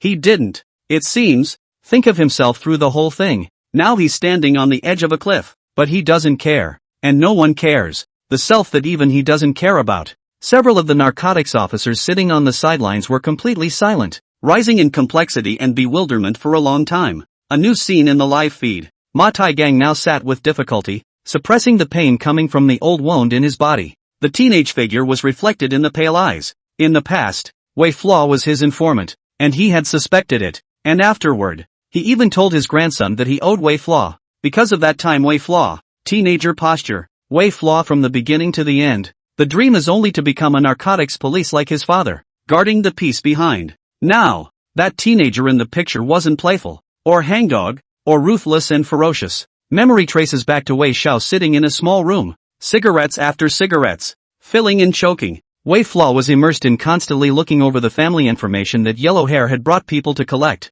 His eyes were terrified. Afterward the Translost Review desperately searches for each question carefully. Ma Taigang knew that the boy's trepidation was not a fear of the drug dealers finding him. Rather, they are terrified that these families will not treat their sister well. In that case, this Wei family's son will not be happy even if he dies. Is this how you pay for your siblings? But now you're facing death yourself. Even the strong lifelong Ma Taigang could not bear to shed a tear. He suddenly struggled to his feet and stumbled to his feet, looking at his grandson. Drive me to the hospital. I'm going to see someone I've been ashamed of all my life. I'm ashamed of my life. Buddy, Ma Taegang's eyes reddened and guilt almost filled his chest, making him unable to stop his vision from blurring. Grandson panicked and assisted Ma Taegang to get up. Go out and get in the car. The vehicle sped. Ma Taegang wiped his tears, looked out the window, then closed his eyes, murmured and opened his mouth, his voice bitter and vicissitudes. Wherever he ended up going after that, but at least in 96, I owe him. I forgot he was a kid, a hero's kid. The eldest son comparing programs is now high on Twitter. Whether it's a New Year's message or a star releasing a song, the scandal heat has broken down and fallen. A lot of big V's are watching and discussing. Sociologist Ma Radium, TV host Sun Jing, and others are all watching live together. How's the simulation of the eldest son on Wei Pengsheng's side? Suddenly mentioning Wei Pengsheng, the camera turns again. Dongchang. Wei Pengsheng has been much tanned and wears cheap shirts with a tired and pale demeanor. He is moving for the 7th time with his sister and grandma and grandpa. Today he is no longer the spirited man he once was, with his eyes averted, suspicious and irritable. Whenever I see the gray and white van, Santana, I subconsciously shiver. It even went so far at one point that he even went out in the evening with a dagger in his hand. After an exhausting day, Wei Pengsheng's simulated eldest son pushed his way in. Wei Pengsheng and Wei Pengzhen, who were sent out, are now at home, crying about how the other side bullied them. Wei Pengsheng just growled angrily, and there were actually a few grimaces under his eyes. Hurry back and remember, this is not your home anymore. Get out. Wei Pengsheng and Wei Pengzhen left, leaving with their heads bowed and in tears. His two sisters looked at him angrily, and Grandma and Grandpa's eyes looked at him more like he was a stranger. They could not believe how gentle such a man had been before. The elder brother who defended his younger siblings in every way. The son of the Wei family who thought of his family in every matter. Where did he go? That look almost pierced Wei Pengsheng's heart to the core. He just silently clenched his fists and gritted his teeth and told himself, now that I'm the eldest son, I do everything for your good. Even if you misunderstand, I must do this. Jitterbug. Many viewers watched and sighed with complexity. Wei Xiao is ready for a duel, and now Wei Pengsheng is still hiding. He also began to be misunderstood, but it was much milder than what Wei Xiao went through, except that he seemed to be on the verge of carrying it off. What will be your state of mind once you quit the simulation and see how your brother is being a firstborn son? Retrospective on the life of Wei's eldest son.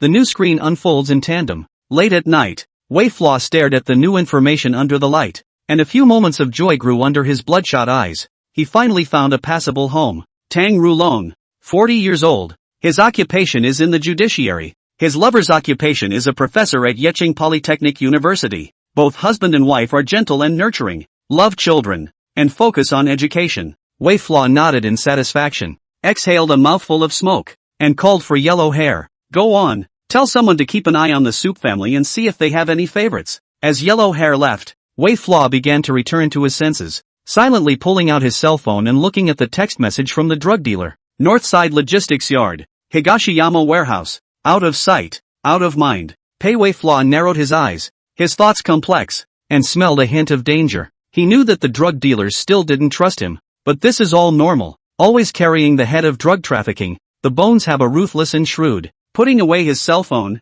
Wei Xiao patted the soot on his body, straightened his shirt, and went home. My sister is still doing her homework. The light was dim, but Wei Solo Yang, Wei Solo Ling were both very serious. One stroke at a time. Wei Flaw looked at his two sisters gently, concentrating as if he was looking at some precious treasure. Wei Xiangyang heard the sound, and a few moments of impatience grew under his eyes. Go away! Don't interfere with my homework. The youngest sister, Wei's solitary spirit, didn't say anything, just lowered her head and turned a blind eye to Wei Xiao. In her mind, Wei Flaw was the bad guy who had sold her two brothers and was a socially promiscuous lunatic. Even if he was driven away, Wei Xiao did not care. Still smiling, staring for a long time. Taking a deep look, Wei Xiao gathered his emotions, left the house late at night, and started for the East Mountain Warehouse. Late at night, the logistics yard does not even have vehicles. Dim incandescent lamps hanging, emitting a faint glow. Wei Xiao had just arrived when he was held down. The figure at the head had a shaved-inch head and a hideous spread of arm scars,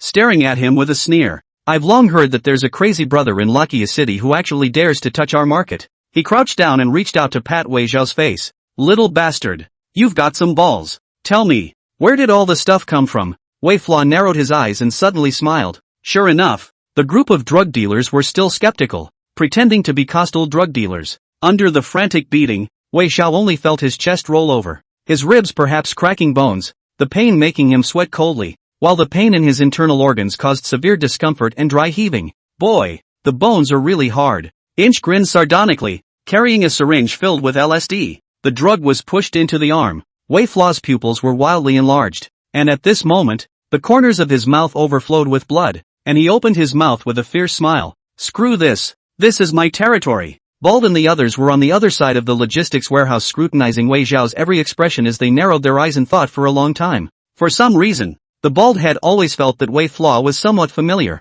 but he just couldn't always recall it. It wasn't until Wei Fla vomited profusely that the bald head nodded faintly. It's okay. Wei Fla came to his senses, changed his clothes, and finally met Lu Chang. How's it going, buddy? Don't blame me. In our line of work, it's hard to say if you'll live to see tomorrow if you're not careful. We can't help it. Wei Fla sat on the ground, took the cigarette Lu Chang handed him, smiled and spat out a mouthful of blood. Not bad. Then let's officially start working together. With two hands held under the incandescent lamp. This moment, Wei Xiaoxiao became a representative of the nightclubs and KTV shaking head poison in the old town of Luoqiu City. All the field supplies, all of which are handled by Wei Fla. Under the watchful eyes of Lu Chang and the others, Wei Xiaoxiao limped on his feet and left the logistics field. He didn't go home. He didn't go for treatment. He just took Yellow Hair with him. Two silhouettes stood outside the door of the soup house, watching through the window. The lights were warm, and the soup family couple was cozying and laughing at the dinner table, reading a book. Wei Fla grinned back, his eyes soft. How nice it would be if my sister grew up in this environment. Bruises piled up on his body. His arms trembled. His knees could barely support Wei Xiao to stand up straight, and part of his waist was revealed to be rolled up in hideous flesh. Yellow Hair was in so much pain just looking at it that his crying voice trembled. Boss, why don't you tell your sister? Wei Xiaoxiao listened to Yellow Hair's thick nasal voice, and with great effort reached out, touched his head, shook his head and laughed. Don't cry. I'm fine. He looked away from home, this world, and all the lights. Send them away so I can do what I want. I can hardly wait. But time, please. You must be slow with her. Jitterbug. A viewer's nostrils flared. In the picture, the teenager gazes at all the lights, leaving only that one behind. Pop-ups surfaced, densely packed. What he wants to do. He wants to have nothing to hold on to so he can go crazy with revenge. He hoped that in the end the only one left in the muck would be himself, and that no one would know that his most precious light was about to be completely scattered in his hands, and that from then on he would have no home. Did you guys see that? The first thing he said when he saw the cozy scene at the Thompsons' house was that his sister should grow up here, because he felt in his heart of hearts that he owed it to his sister to make her live like this. To him, the eldest son, protecting his family, taking revenge, carefully guarding his father's ideals in the darkness. He's done everything. This Wei family's son has done everything. But who's going to feel sorry for you? The world held him back. He could have walked into another happily ever after, or Hall become a judicial officer and could have basked in the sunshine. Just he didn't choose that path. On February 1st, 25, the #1 hotspot on all platforms across the internet was a scene that many people will never forget. Dirty, covered with rolls of skin-chapped wounds, Wei Flaws and little brother squatting in front of the Tang family. The two big brother in the old city famous like a stray dog looking at the family's happy picture. They also followed the giggle. Like being there, like this warmth also belongs to them. Chapter 48, let's go. All the best. The eldest son contrasts the picture framed. Eldest son comparison psychoanalysis, inside the live room. Anchor Chen Shao looked on with complexity. Another sister found a way to retreat. The second brother, Wei Pingsheng, was sent to Su Jiankong, section chief of the tax bureau, for adoption, and was well educated and helped a lot in business. Third brother Wei Pingzhen was adopted by Yu Jianjun, the head of the old city district, who taught Wei Pingzheng to learn about politics and develop a political sense of smell. Both sides of the family are well off and treat their children seriously. Now it's time for fourth sister Wei Solitary.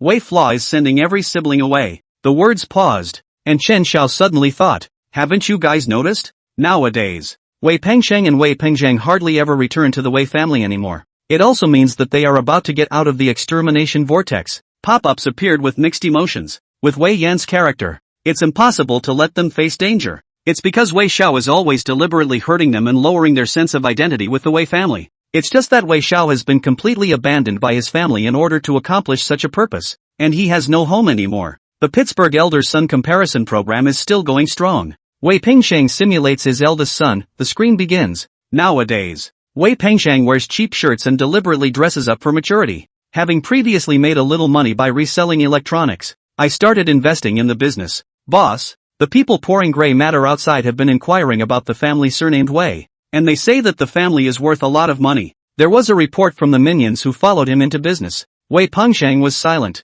thinking for a long time, and muttered to himself through clenched teeth. It looks like the fourth sister will be sent away as well. He shut himself up and stayed alone in his room, fuming, his mind drifting back to the old days when Wei Xiao was the eldest son. Wei Xiaoxiao's family was forced to go to the city of Luoqiu after they got into fights in the countryside and went into debt and gambling. Later Wei Xiao also sent herself to the family of Su Jiangong, a section chief of the tax bureau, to be adopted. The adoptive father was gentle, safe to go to school on his own, tutored, and lived in a good environment, and often returned to the Wei family to visit. But then he was reluctant to go back himself, because as soon as he did, Wei Xiaoxiao asked his adoptive father for money, leaving him spurned and disgusted.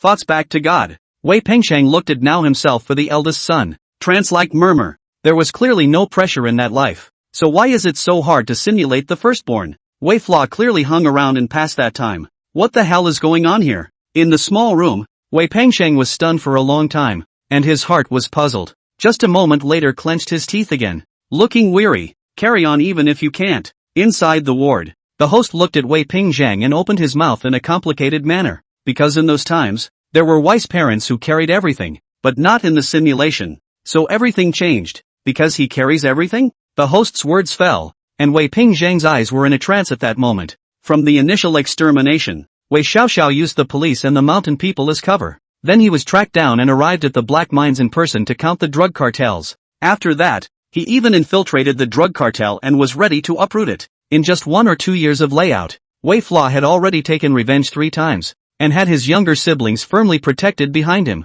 This Wei family's son has tried everything, just not escaping. He suddenly looked to the hospital room. The dying, disheveled figure, which was only in its 40s this year. 30 years ago, Wei Xiao was just a teenager. And how did he live such a long life after that? He didn't know what path Wei Xiao ultimately chose to take. But it seemed that there was an unknown side to everything. Wei Pengsheng clenched his fists as a new image appeared in front of him. In May of '96, it was a hot day in Luoquang City, Dongchang Province. Phone booths standing in the street are painted bright yellow and there are people waiting in line to dial. Young men and women carrying stereos and wearing bell-bottom pants, bobbing their heads together to dance. Extraordinarily fashionable. A number of teenagers in the gaming room gathered around, watching the joysticks wiggle and crackle. This was the era when color movies were on the rise, and there was a steady stream of ticket buyers. Street vendors sell belts, white shirts, dark sunglasses and pointy-toed shoes are everywhere, and city girls hold their heads high and broad-shouldered, waist-cinching coats. Not far away,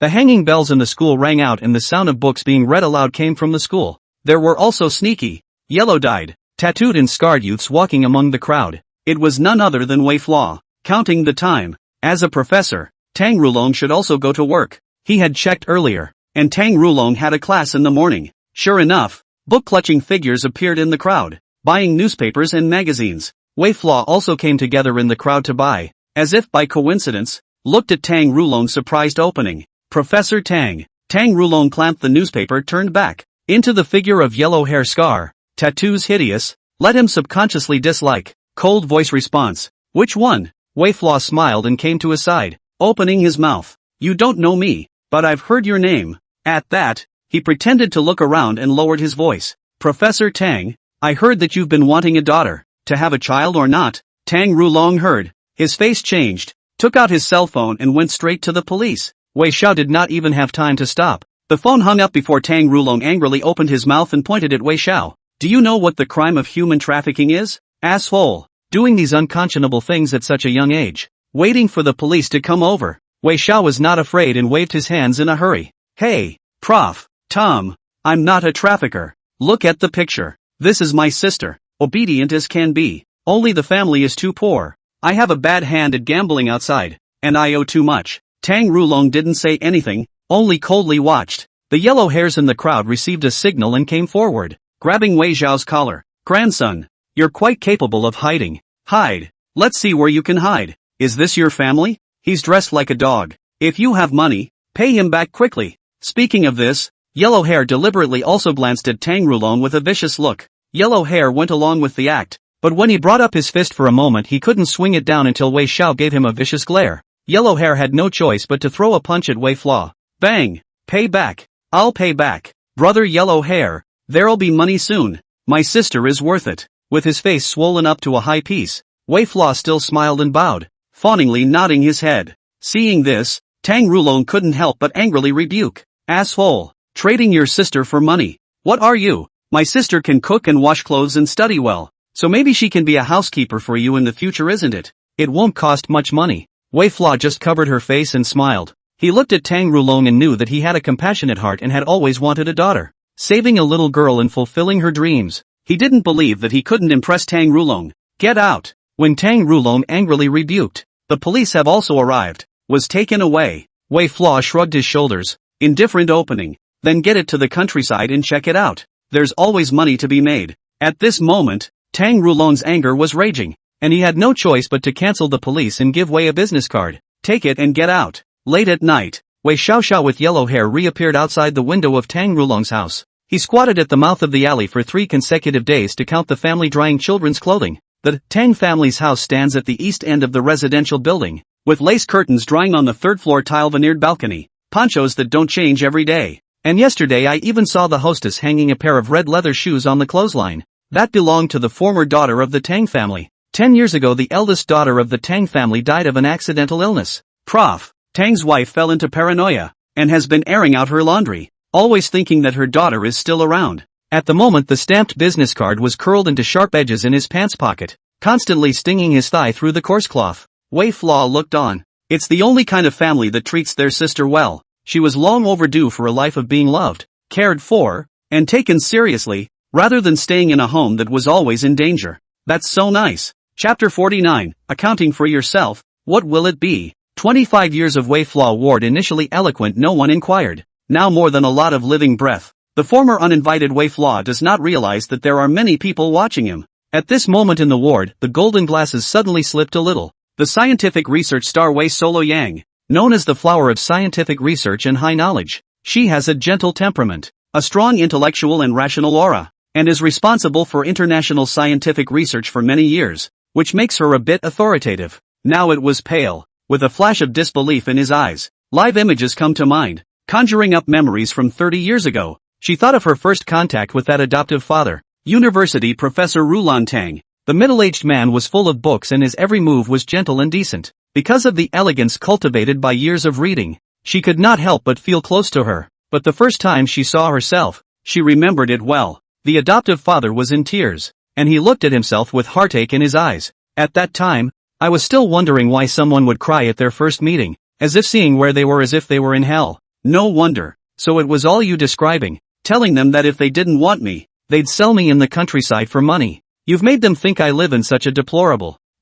situation, haven't you? Wei Shangyang muttered. Growing up in such an unappreciated, not even treated as a family member, and having to exchange himself for money at every turn, it was no wonder that his adoptive parents would love him so much later on. Thinking of this, Wei Solo's Zhuanqiu eyebrows furrowed, suddenly feeling in a trance. The past is being overturned, and what she didn't know officially appears. Wei Shangyang looked up, into the eyes of the sickbed of the vicissitudes of the middle-aged. Behind the tattoos, there is clearly a wing pattern. The Pittsburgh Live retrospective screen reappeared with a new one. Leaving from Tang Rulong, Wei Xiaoxiao returned home. His feet are still weak, because of the previous hard-to-carry the poison backlash, coupled with the beatings by drug dealers. Wounds have not yet healed. The color of the face is particularly pale, but nobody cares. There was no preparation of his meal or even a chair on the table. Wei Xiao raised his head and looked at the old house, with cobwebs on all sides, and the rain falling from the roof's raggedness with a slight chill. He crouched down wearily,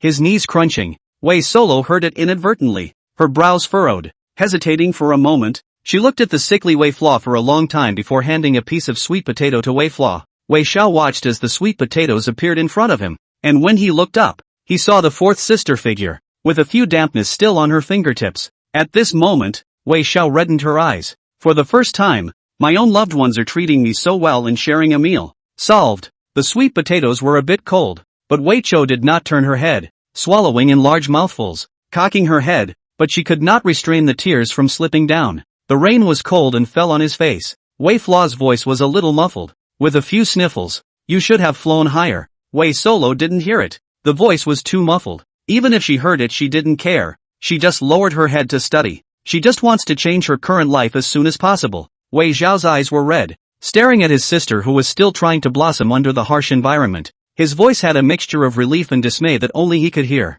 Solitary, you should fly higher. The corner cobwebs are pocketing the raindrops that are leaking in. 1 drop, 2 drops. The live stream pop-ups kept rolling. This time to find a family and 2 younger brothers are different. Both Wei Pengsheng or Wei Pengzheng, ultimately looking for civil servants, suitable for the development of strengths, so that the 2 younger brothers get excellent resources to cultivate. But the younger sister is different. He wants his sister to get a cozy family, love and care, can live a warm and comfortable. In addition to being ruthless and determined, Wei's eldest son is really attentive and cares about every loved one in his family, even if he's almost without a home. Nursing homes. Retired Sun Ocean is watching now, and he's in very poor health, with a violent cough and a heavy gong. The son opened his mouth with some complaint. Dad, stop watching and take a break. Sun Ocean was as if he hadn't heard it and was just staring at the live screen in a daze. Did you guys see that? Wei Xia just ate a little sweet potato and cried. His voice was mellifluous and complex. It seemed like the first time he'd gotten some warmth,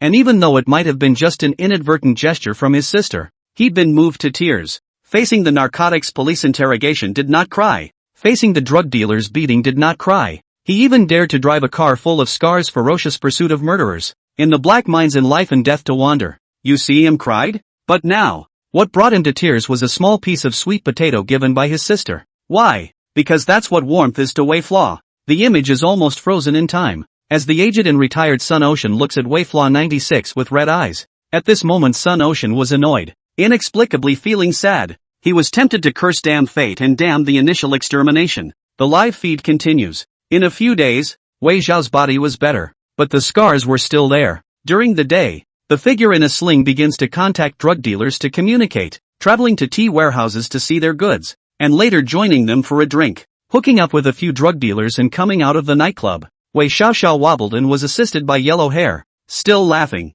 Keep it up next time. See, these fields, there are market. A few drug dealers were also drunk, laughing and sticking their thumbs up at Wei Chou. You boy. It's this. It was only until the drug dealer left far away that Wei Xiaoxiao withdrew his hand that was being assisted by yellow hair, his complexion regaining its calmness. After making sure no one was there, he arrived at the soup house again with yellow hair, sneakily hiding under the small attic, staring at the balcony children's clothing. Tang Rulong, who was about to close the window, subconsciously glanced at the 2 men and frowned. What are you planning on doing? Stalking into my house? What? To steal or kidnap? The angry reprimand was loud, and Tang Rulong's brow grew more and more disgusted. He heartily hated these punks who dropped out of school early and squandered their lives. It is also basically the same people who go on to commit crimes afterward. When Wei Flaw heard this, he just looked at him helplessly and pointed at yellow hair behind him. It can't be helped. Brother Yellow Hair is chasing debts very tightly. I finally look at Professor Tang. Do you want a child?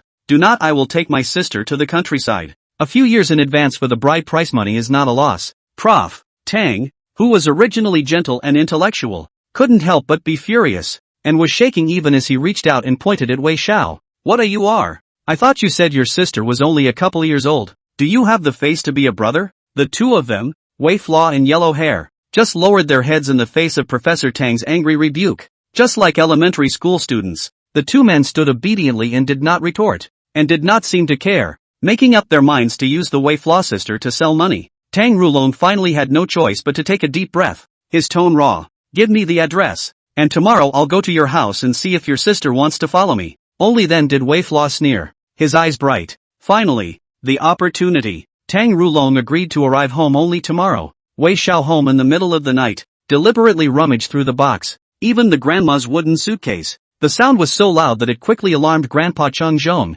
and the 2 sisters were also held by their grandma and looked at them angrily. Seeing Wei Flaw holding his old partner's gold ring and silver bracelet in his hand, Cheng Zhong had a gloomy face and was now dressed in shabby clothes. Stealing money? Are you out there getting into trouble again? The incandescent light was blinding, and Wei Xiao smiled sarcastically. I borrowed some money from a professor earlier, and they said they needed a daughter, so I thought I'd find some money to see if I could cover it. Wei Solo heard. His small hands hugged his little sister and he nervously yelled at Wei. 5th sister can't be taken away. We have no one left in the family. At that time, Wei Shengyang's nasal voice was thick and his eyes were red, but he still protected his 5th sister behind him. Wei Solving Spirit was still young and scared, hiding behind his grandma and shedding tears. Grandma was trembling with anger. Cheng Zhong even directly copied the stick and beat Wei Chou headlessly. Gnashing his teeth and cursing angrily, Wei Xiao held his head. The pain was excruciating, but he still smiled and only stared at Wei's soliloquy. At this moment, the reactive Wei Solitary innocently looked up and looked at his grandma. Grandma, is Wei Xiao going to deposit me in someone else's house? Like a piggy bank. Wei Qi suddenly froze, an uncontrollable pain filling his chest. His sister's innocent words made him nearly bleed through his gums. Sinning, Grandma finally couldn't hold it together and hugged Wei Solo and cried loudly. Dawn. Wei Xia lying on the damp bedpan. He heard his spine knuckles squeezing and making noises. The third-grade student awards on the wall are curling up in the mold. He listened to the raindrops dripping from the broken holes in the house, gradually spreading and diffusing the dampness, becoming one with the rotting moss. The knock on the door sounded, and Chang Zhong, who was still holding the stick in his hand, was angry that he had not slept all night, and he opened the door grumpily, and his tone was gloomy. Who? Tang Rulong, who had just arrived with gifts, frowned absently, becoming more and more certain that this family was too bad. That little girl should be rescued. He was courteous and polite. His eyes fell on Wei Solitary. Wei Solitary sat upright and well-behaved. His eyes were a little moist. This kid is so good. It's a shame to be born into such a family. Son, would you like to visit my house? Auntie and I are going to treat you well and never let you suffer in any way. Kind, gentle and polite as the sunshine on a wet winter's day, Wei Solo was extraordinarily calm, as if he had made up his mind. For the sake of my family, for the sake of the debt I owe, I can go with you. She knew that she could sacrifice herself, if only to protect her sister. Debt. When Tang Rulong heard this, he revealed a gaze that was really like that and angrily looked at Wei Xiao. Wei Flaw was still lazily watching, and there seemed to be a few moments of delight between his brows. Nowadays, Wei Solo doesn't care. She did her best for this family. Grandpa Chang Zhong trembled, looked at the now nearly empty home and offered to follow Wei Solo, until they arrived at the small three-story building. The hall was wide and the bookshelves were filled with all kinds of tomes, even wire-bound orphan books. The floor was bright and the sunlight filtered through the window, warm and dazzling. The house was very nice, and after learning that it was a professor's residence, Chang Zhong became more and more shocked and satisfied. It was hard to imagine that such a high-level intellectual would actually take the initiative to take Wei Solitary. Wei Solitary was also a bit agitated, lost in thought and murmured, "Can I really live here?" Tang Rulong looked at the trance-induced child and was glad. It's a good thing they took her, or that cranky granddad wouldn't have treated her well. In Pai Wei's house, the grandma wiped her tears and cursed under her breath. The only one left in the house is the youngest sister, who cries into tears as she hugs the bunny doll that her sister left behind and has torn holes in it. Wei Xiaolu leaned back on the couch, relieved, and just stared at the moldy ceiling and smiled. The wounds on his body were vaguely painful, and he muttered something in sudden disgust as he sniffed the smell of poison on his body. Go, all good. Wei Xia was smiling, incredibly happy. He was really happy that his younger siblings would be safe and all very well. That'll do. Wei Flaw suddenly no longer detested sniffing himself, and when he sent his younger siblings away, he would give himself an explanation.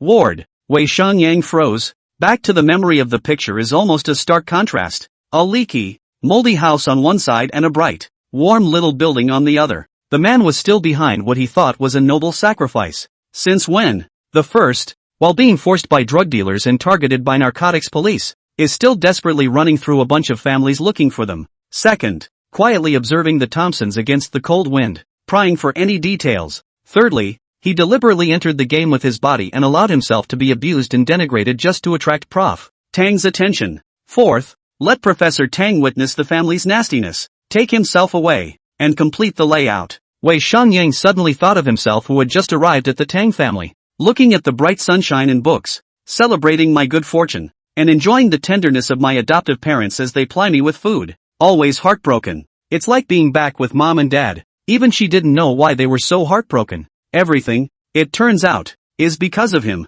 Eyes fell on the lonely figure curled up in the moldy home. He planned everything behind the scenes and gave himself a cozy, thoughtful and pampered family of professors and high achievers. In the end, it was attributed to his own sacrifice for the Wei family. Are you going to send us away and fight the killer? At this moment, Wei Xiangyang was stunned, unable to imagine the pain of Wei Flaw's intentions. She was stunned. Is this really still the same Wei Flaw? Wei Solve the center suddenly looked at the frail middle-aged man on the hospital bed. Her brother. Wei Solo murmured. Or rather, this is the real you. The spring festival of 25 years has passed, and the old Professor Tang Rulong, who has been reappointed, is in the classroom, lecturing to several PhDs. The recent hot comparative analysis of the eldest son is very analytically sound. Until he saw the memory retrospective image, he fumed for a long time, oblivious to the questions from the students on stage. Images of yesteryear began to appear in Tang Rulong's mind. In what mood did he arrive at Wei's house in mid-95? A savior who saves people from themselves, high and mighty, with a heart of compassion? He looked at several students with a complicated expression, his hair already gray and his voice pale. At that time, I thought I was the salvation of the Wei family, or at least, of my daughter. I spit on such a bad Wei family. He glanced at the live feed and was silent for a long time, his voice bitter. This time, his eyes fell on the teenager left behind in that moldy family. Now I realize how stupid I was. It was a teenager's sincerest plea for help, begging his sister to get out of the muck, but he himself headed deeper into the muck. Tang Rulong paused and began to gather his textbooks. He suddenly didn't want to lecture. I'm going to the hospital. I'm going to see him. He was tempted to compliment the boy, though no one has ever complimented him. Chapter 50, Showdown. 25 years of the new year has passed. Changzi memory, more and more hot. Luochou People's Hospital Intensive Care Unit ward door was once again pushed open. The emergence of a weathered face, trembling step. That's retired Loco Hills Police Chief, Sun Ocean.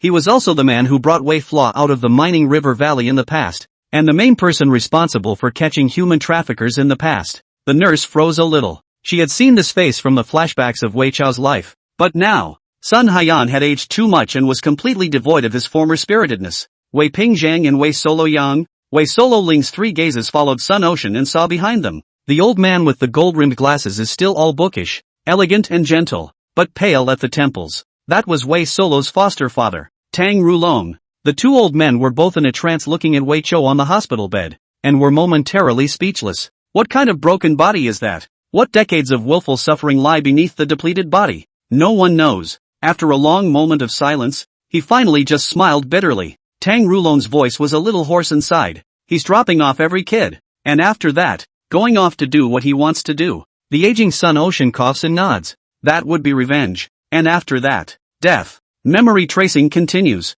Retrospective of Wei's life? A new screen appears. The teenager with dyed yellow hair had a bright smile and was humming an unknown country tune as he cooked. It's June of '96 and the kitchen is getting more humid and stuffy from the steaming water vapor. Chang Zhong was a bit bored and closed his eyes, not saying a word. Wei's solitary spirit was very young, clutching her sister's rabbit doll in her hand and sobbing. Why whisk a brother and sister away? She's afraid. She's afraid that one day she'll be taken by strangers too. Wei Xiao took the time to turn his head, grinning. It's not chucking out. That's making a good life for all of you. Unfortunately, the water vapor steamed and the blur of smiles made the family feel more and more hideous and disgusting. Wei Solitaire looked down in annoyance and some trepidation, wiping her tears. No one knew why Wei Flaw was happy. Maybe it's because there's money to pay off the debt? Wei Flaw didn't care, just quietly did a good job with the rice, and after that steamed eggs, fried cabbage, and left after drying his hands. He knew that as long as he remained in the house, no one would be happy, much less eat. Outside the door, Wei Xiao smiled, excitement in his eyes, and murmured in opening. It's all almost gone. At least they're safe. Wei Xiao was alone in the hot summer crowd, staring at the address book, to find the name of Lu Changjiang. Yellow hair, come over here. Yellow hair's name is Lu Changjiang, and unlike himself, he has a home and parents. But Yellow hair's real parents were divorced. His stepmother abused and beat him, and his father just stood by and watched with cold eyes, the same as if he had no home. So he ran away from home and became what he is now. Yellow hair arrived quickly. Big brother, is anyone still inquiring about the Wei family now? Hearing this, Yellow hair looked grave and stressed. Only the black car driver piece received a message looking for the Wei family before. Now the big truck drivers, the chicken feather merchants, the country savory stalls, the mines are looking for them, along with the contractors, the black agents, and basically they've spread out across all walks of life. The situation is getting more and more rotten.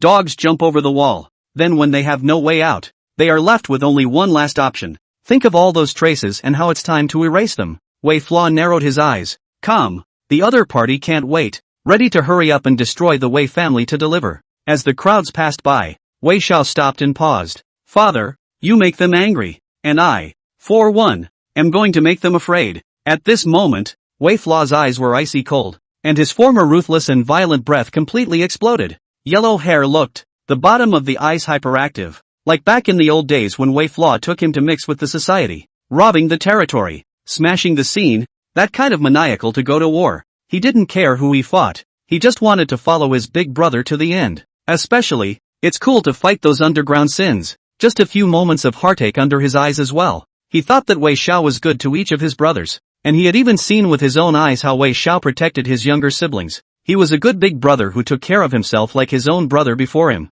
But unfortunately his own brother was stabbed to death in a fight. And Wei Flaw, he's too tired to live. Old black cars bumping along the road. Dyeing his hair back to black and covering his tattoos, Wei Flaw appears in the countryside in the middle of the night, followed by Lu Changjiang. He would go back and cut through the traces of his previous existence. In the mining town, there are Wei family clan shrine preservation materials and paper archives, a network of social relationships in the Wei clan. Upon seeing the document, Wei Xiao narrowed his eyes and began to burn it piecemeal. This is because it contains information about my grandfather's aunt's cousins in Jianu. Fu Zhen. Wei Flaw did not completely incinerate, along with his aunt's share of the information, but only burned a hole in the information with a cigarette. The aunt who married in Whitehurst, Loco Hills, is now only in Whitehurst, while the other side of the profile holds documents from Whitehurst. Fu Zhen. Lu Huangmao looked like he was in awe, which was to mislead the enemy and mislead the other party to go to Fu Zhen to find someone. It was especially difficult to organize the data in the dark and to worry about not being discovered by the village clan guardians of the ancestral shrine. Wei Flaw and Yellow Hair carefully, little by little, erased the records about their aunt's ancestor. It was as if the Wei family had suddenly become fragmented overnight, with all key information hidden. The four fields were dark, and the light reflected in Wei Xiao's dark eyes, only a little, but extremely dazzling. Yes, he's all about the showdown. The next time the enemy reacted, they must have come to the town's ancestral shrine and searched for the Wei family tree, because they can't poke around in the outside world right now. They don't have a choice. Ruthlessness surfaced in the bottom of his eyes, and in the smoke, Wei Xiao watched silently. Earlier they thought they had finished off the narc and only had a few kids left to run. Now, as you can tell by their increased efforts to check around, they're panicking, and according to Chu AI's explanation, this was still only a peripheral organization, and the people behind them would definitely rush when they found out that they were late in completing the mission. Then showdown. Tell them there's still someone alive in the Wei family. Go for the kill. At this moment, Wei Xiaoxiao seemed to return to the madness of the initial lone pursuit of the murderer. In the old days he had regard for it, but by now, soon he will not have regard for it. He'll be crazier than before. Under the lights, the teenager's eyes were cold, and underneath the extreme rationality, a madman was suppressed. After the information was quickly organized, Wei Xiao turned off the lights, took Yellow Hair and exited the shrine, and began to return while the night was still young. In the ward, the aged Tang Rulon looked on, with vicissitudes in his eyes. The dark-haired teenager was stunning then. He gently reached out and took hold of the middle-aged man in the hospital bed. The palms of his hands were nearly temperatureless and cold, and he could only feel the ups and downs and heartaches he had experienced over the years from the crevices full of calluses and scars. He looked on with complexity, thinking of yesteryear, when the hangdog teenager had smiled and given his sister to himself. He said that if he couldn't give it away, he would get it to the countryside. Until now, Tang Rulong still remembers the asshole kid that made him hate his guts. He couldn't read it then, couldn't see that the teenager was consigning himself, because he, Tang Rulong, is trustworthy. Pai Tang Rulong pointed at Wei Xiao's rough and old hand and muttered, he's going to start a showdown. After sending his siblings away to fight each other head-on, the camera also panned to the hospital bed and landed on Wei Xiao's hand. What kind of hands are these? Calluses, cuts, burns, curls and pallor, and large swaths of texture almost too corroded to be seen, with little to no intact flesh. Memory retrospective images. Once again. Chapter 51, Lose the Trace. You won't be remembered in the future. How did the scars appear all over Wei Flaw's palms? The retrospective memory screen continues. After Wei Xia and Lu Wanmao returned from the mining town, the first thing he did was go to the dark rental house. A muffled grunt sounded. Wei Xiao's forehead was sweating, but his eyes were meticulously applying the potion evenly. Yellow Hair watched from the side. The man who was like his own brother. Almost every muffled grunt made his heart ache. Big brother. He knew the enemy they had to deal with was horrible, but the scene before him made his heart sink. Back in Luochio City, Wei Xiaoxiao first went to the pesticide store to steal a little caustic soda. As my father once taught, there were many such similar ways of destroying traces in the 1980s. This is followed by caustic soda in water, diluted to 50%, which causes the skin on the back of the hand to burn, turning the original scar into an ulcerated scar. The hands were very flexible human tissue, equally rich in nerves, and the intense pain coming from the burning made Wei Qi pale, but he didn't care. When the hand was basically finished, almost shaking violently, Wei Xiao, by the light of the lamp, began to wrap the iron nail with tin foil. Afterwards, it is silently swallowed. Iron nail scratched the throat while causing the vocal cord's original voice to be destroyed. But it hurts like hell. But the role is there. You can disguise yourself. And after that, even if your loved ones have not seen you for years, and you hear it again, fingerprint detection, and familiar voice, you will not be able to recognize Wei Flaw. Wei Flaw's eyes were almost filled with hideous blood.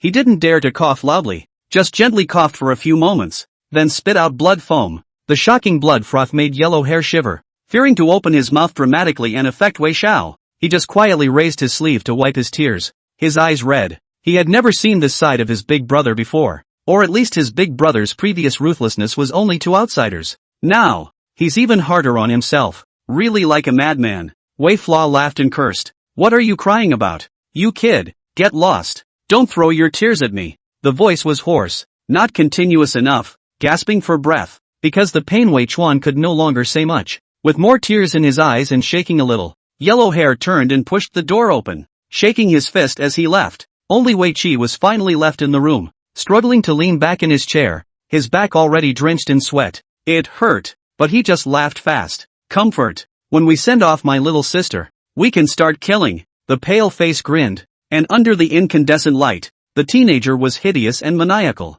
He murmured and opened his mouth, looking at the lights outside the window as he looked at the Wei family today. His voice hoarse. Will you recognize me later when I'm old? Will those fingerprints, later on, find any trace of me? He misses his younger siblings and wants to see them grow up and have families, but he quickly smiled. A bitter smile accompanied by a slight cough. Nope, I'm not getting old. I won't get old. At this moment, Wei Xiao's eyes were a bit lost in a trance and smiled. What a shame, I can't wait to see you guys grow old. The teenager leaning back in his chair gasped, dropped his eyes, and grinned. Ward. The nurse who had initially been impatient to put on the ventilator for Wei Chou looked on in shock, her hands shaking involuntarily. Because of this? She thought of Wei Xiao's unpleasant voice and the scars of her fingers where almost all of her fingerprints had been destroyed. It also occurred to him how badly he had treated this middle-aged man before. She had only silence. Complex. Sun Ocean also turned his head tremblingly at that moment and looked at Wei Chou, recalling to the beginning. No wonder in the old days the Tao said that crazy people have an old crow's voice.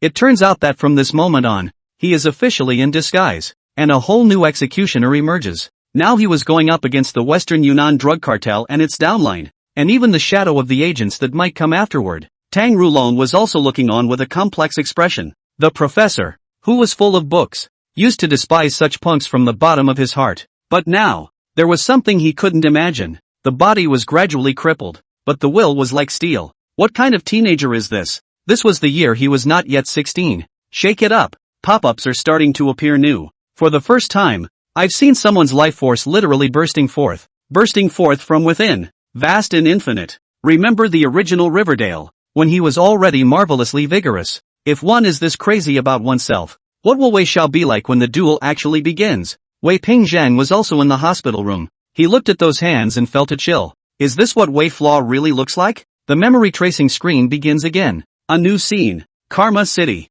As one of the first small towns to be laid out for industrial development, there is a lot of traffic and the transportation industry is quite advanced. Wei Flaw appeared with Yellow Hair, holding a bag in his hand, looking at the big trucks speeding one after another, and opened his mouth indifferently. Call the drivers of the big rigs that are looking for people and tell them that they found traces of Wei's kids jumping overboard. Yellow Hair immediately understood, nodded, and dialed the phone. There are all three religions among the big truck drivers, especially when they recently heard that the price of inquiring about the Wei family on the black market had gone crazy for a while. The voice on the other end of the line was visibly excited at the news. 2 miles east of the Yellow Water Marina. Are you sure? What was the other guy wearing? The largest size is a blue cloth midriff, and the clothes are 3 boys and 2 girls. Remember to pay. On the other side of the phone, the driver of the big truck was so excited that he hung up the phone after 2 perfunctory sentences. Wei Xiaoxia's silently moldy blue cloth suit wrapped in mud to the bottom of the river, which is still stuffed with an old pen engraved with his school number and undeveloped film.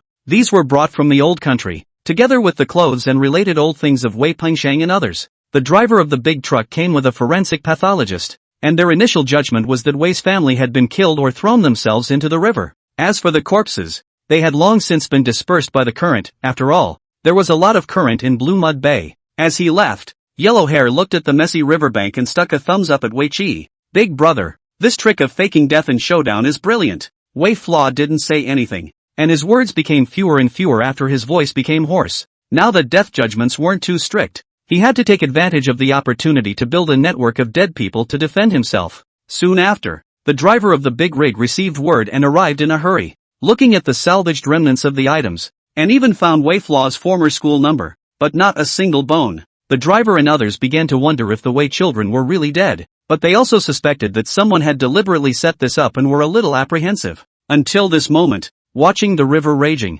gradually bewildered. Hospitals. There are a lot of people standing in the ward today. Wei Solo pushed his gold-rimmed glasses on the bridge of his nose and stared blankly. Watch Weixel corrode his own fingerprints with his own hands. Look at Wei Flaw destroying the vocal tract resulting in a hoarse voice. Look for Wei Chuan to come to the clan to process all kinds of information. And then there's this time, arriving in Karma City and creating the illusion of several deaths of siblings. Wei Solo suddenly thought of those narcotics police, those walking in the darkness, the figure to the sun. If you were a narc, you'd be happy, wouldn't you? But now, you're doing everything as a punk. Wei Solitary was a bit complicated, staring at the teenager in the picture. The picture continues. Leather boots, glasses, baldness. It's the same as the murderer who first appeared in Wei's house. The vehicle bumped, shook, and sped through the mountains. The bald middle-aged man stared at the bald Lu Chang and spoke coldly. Originally, our mission was to support years of ravaging Western Yunnan, followed by disrupting the local economy and finally reaching a level of drug legality with Southeast Asia. Now over there overseas, the people behind it have also invested a lot of wealth to support it. The original plan was peaceful, but unfortunately the narc named Wei knew about it, so he had to die. Bald Lu Chang didn't say anything, but his heart had already turned over in shock waves. Now he realized that the other party was not a mob vendetta at all, and the water behind it was much deeper than he had imagined. But he understood the importance of this extermination even better. In case the narc surnamed Wei still left any important evidence, even they, the underlings, couldn't get away, and that narcotics police is too hateful. Just because of him alone, several routes are all ruined. If he does not die, the future drug cartels cannot stabilize the hearts and minds of the people. The vehicle shaking finally stops and a group of people begin to appear in the mining town. Yes, now they had no way out and had to look for it at the Wei family clan house, only to sneak in overnight and get almost all of the important information burned and mutilated. Asterisk asterisk asterisk asterisk. The balding middle-aged man dropped his cigarette and spoke in annoyance. A few people were a little gutted amidst their annoyance. Is there someone else from the Wei family? Those little brats, or some old guy? White Crane Town, chanting, a few people grew more and more cranky. Karma City, or Hokkien. As he left, bald Lu Chang received a call and lit up. The Wei pups or drowning deaths were found in Karma City, maybe in the town of White Crane in Yecheng. Excited, several people hurried there, gave the driver of the big truck a sum of money, and began the difficult salvage. Pens engraved with school numbers, film, clothes. These little brats are definitely dead. Lu Chang was excited, but the balding middle-aged man felt more and more wrong and frowned. Don't forget how Yang Daong, Chu Ai, and Sun Xiaoli died. All he felt was chills, as if he was being watched. Wei family, a few children dead or not, the clues to here completely messed up. Careful, keep checking, maybe. Flicking the ashes of his cigarette, the balding middle-aged man's eyes glazed over. I always felt something was wrong. Hospitals. Wei Solitary Central. Wei Solitary Spirit Sisters too suddenly silent. Frozen. Think about how Wei Xia is laid out. Reach the clan and destroy the remaining clues. Travel to Karma City. Drop your clothes, and warn of interfering enemies. Now that the drug cartel is focusing on Yecheng, it is gradually letting down its guard on Luocho. And taking this opportunity, Wei Xiao began to disguise himself as other identities to get closer and even penetrate them. Such calculation, layout, execution. Wei Solitary Spirit couldn't help but murmur in shock. Wei Flaw was even thinking about a few moves afterward before the other side even made a move, almost completely leading the other side. The pop-ups are shocking and synchronized. The battlefield was chosen in Yi Town? Why not Lakyu, where he has fighters and power? Because there's someone he loves in Loco Hills, so he will draw away the enemy, even if he has to fight, far from his family. Chapter 52, he waited until his battlefield. Ward. Sun Ocean stood for a long time and his back hurt, but he just looked at the hospital bed. Calm. Until the door to the hospital room opened and a new face appeared.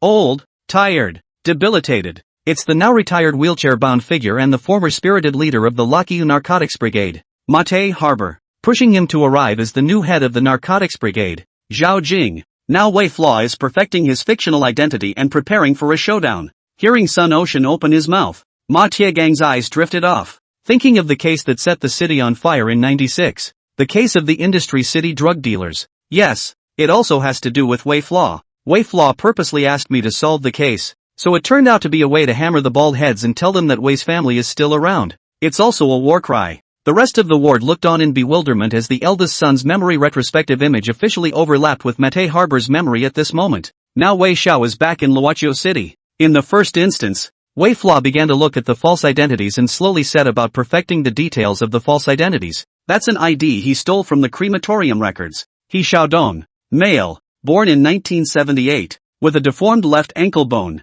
died in 1996. Nail crescent whiteness, a symptom of hereditary porphyria. The teeth marks are evident. He has remarried several times after his mother and has a violent personality. The left ankle bone deformity is the most important bit of characterization of this new identity. Wei Xia had previously been reproduced one-to-one in a plaster-in version at the crematorium. 10 years of natural wear and tear on ID cards. Used for too long, the black and white ID card edges will show signs of wear and tear. Wei Xiaoxiao began to use sandpaper to rub the edges of the ID card. Hereditary porphyrias are well characterized. For 20 consecutive days, Wei Xiaoxiao was blackening his fingernails with kerosene lamps, and then he sneaked into the laboratory section of the Chinese hospital through a window in the darkness of the night, taking the blood of jaundiced patients and mixing it with indigo dye to carve crescent whites into his fingernails. A pathology report was later obtained, masquerading as hereditary porphyria symptoms. My father once told himself that the family registry section still has traces of dentition topography, and after being cremated,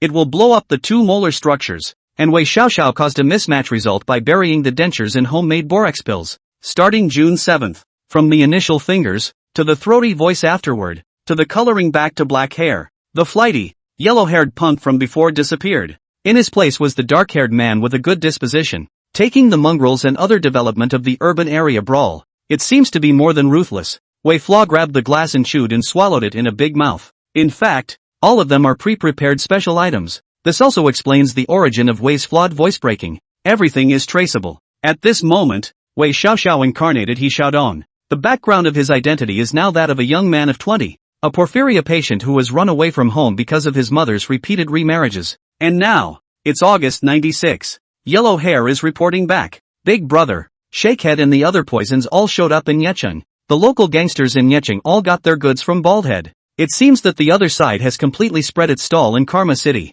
Wei Xiao watched coldly, smoke filling his fingertips. Begin. He flipped out his cell phone and dialed the captain of the Luochio City Narcotics Brigade, Ma Taigang, for an appointment. Still in the same alley as before, Ma Taigang looked at the now dark-haired and well-behaved Wei Yan and smiled flirtatiously. Yo, changed your hair? In a good mood? Wei Flaw did not care. Just come to the Yellow Hair to investigate the news and dish out. Ma Taigang color is also more and more solemn. At the end of August, there will be a fire in the Karma City's 2nd Avenue Heezy Place. After that, Xiuquan Road, Tianhe Road black gambling houses can be arrested, all of which are filled with addicts. Matek Harbor nodded, then hesitated a bit. Why are you working so hard? Lack of money? How did that go before? Did you have to go to rehab? Wei Xia finally laughed, his voice hoarse. There's no need for that. It's what I've been doing all my life. At this moment, Ma Taigang was rarely a bit angry. What do you mean it's just like that? It's never too late if you're willing to turn back. He was truly intolerant.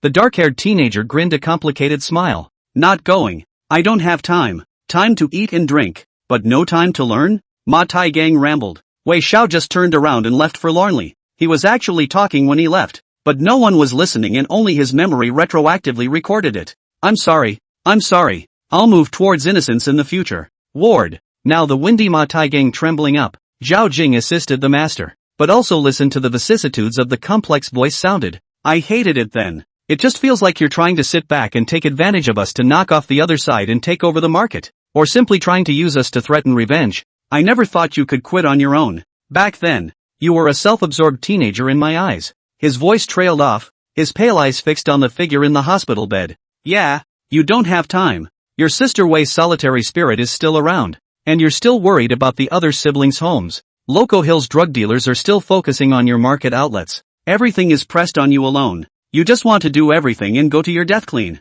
Take your life and get your innocence back, right? Marty Harbor was in a bit of a trance and finally closed his eyes. Jitterbugs, Pop-ups are equally shocking to the surface. What a terrifying tactic. Wei Flaw is really crazy. Now he's not just the son of the Wei family. He's also a madman guarding his father and his own ideals. The clan destroyed the clues. Yecheng lost his clothes. All the clues are messed up. The other side must have guessed that there is still someone alive in the Wei family. Moreover, it's a comparable opponent. There is still Wei solitary spirit not sent away, but he has already begun to lay out, telling the other side, "Don't chase, now I will chase and kill you." New images continue to appear. It's August 96 now. In the fall, the wind was blowing dry and swirling up huge swaths of yellow sand that hurt one's face. Wei Xia came home with black hair, pushing open the door. The table Grandma and Grandpa took Wei's solitary spirit to eat, and the meal looked a little shabby. Wei Xiao swept the table and didn't say anything. There was no place for him and no dishes for him. Solely sitting on the old wooden sofa,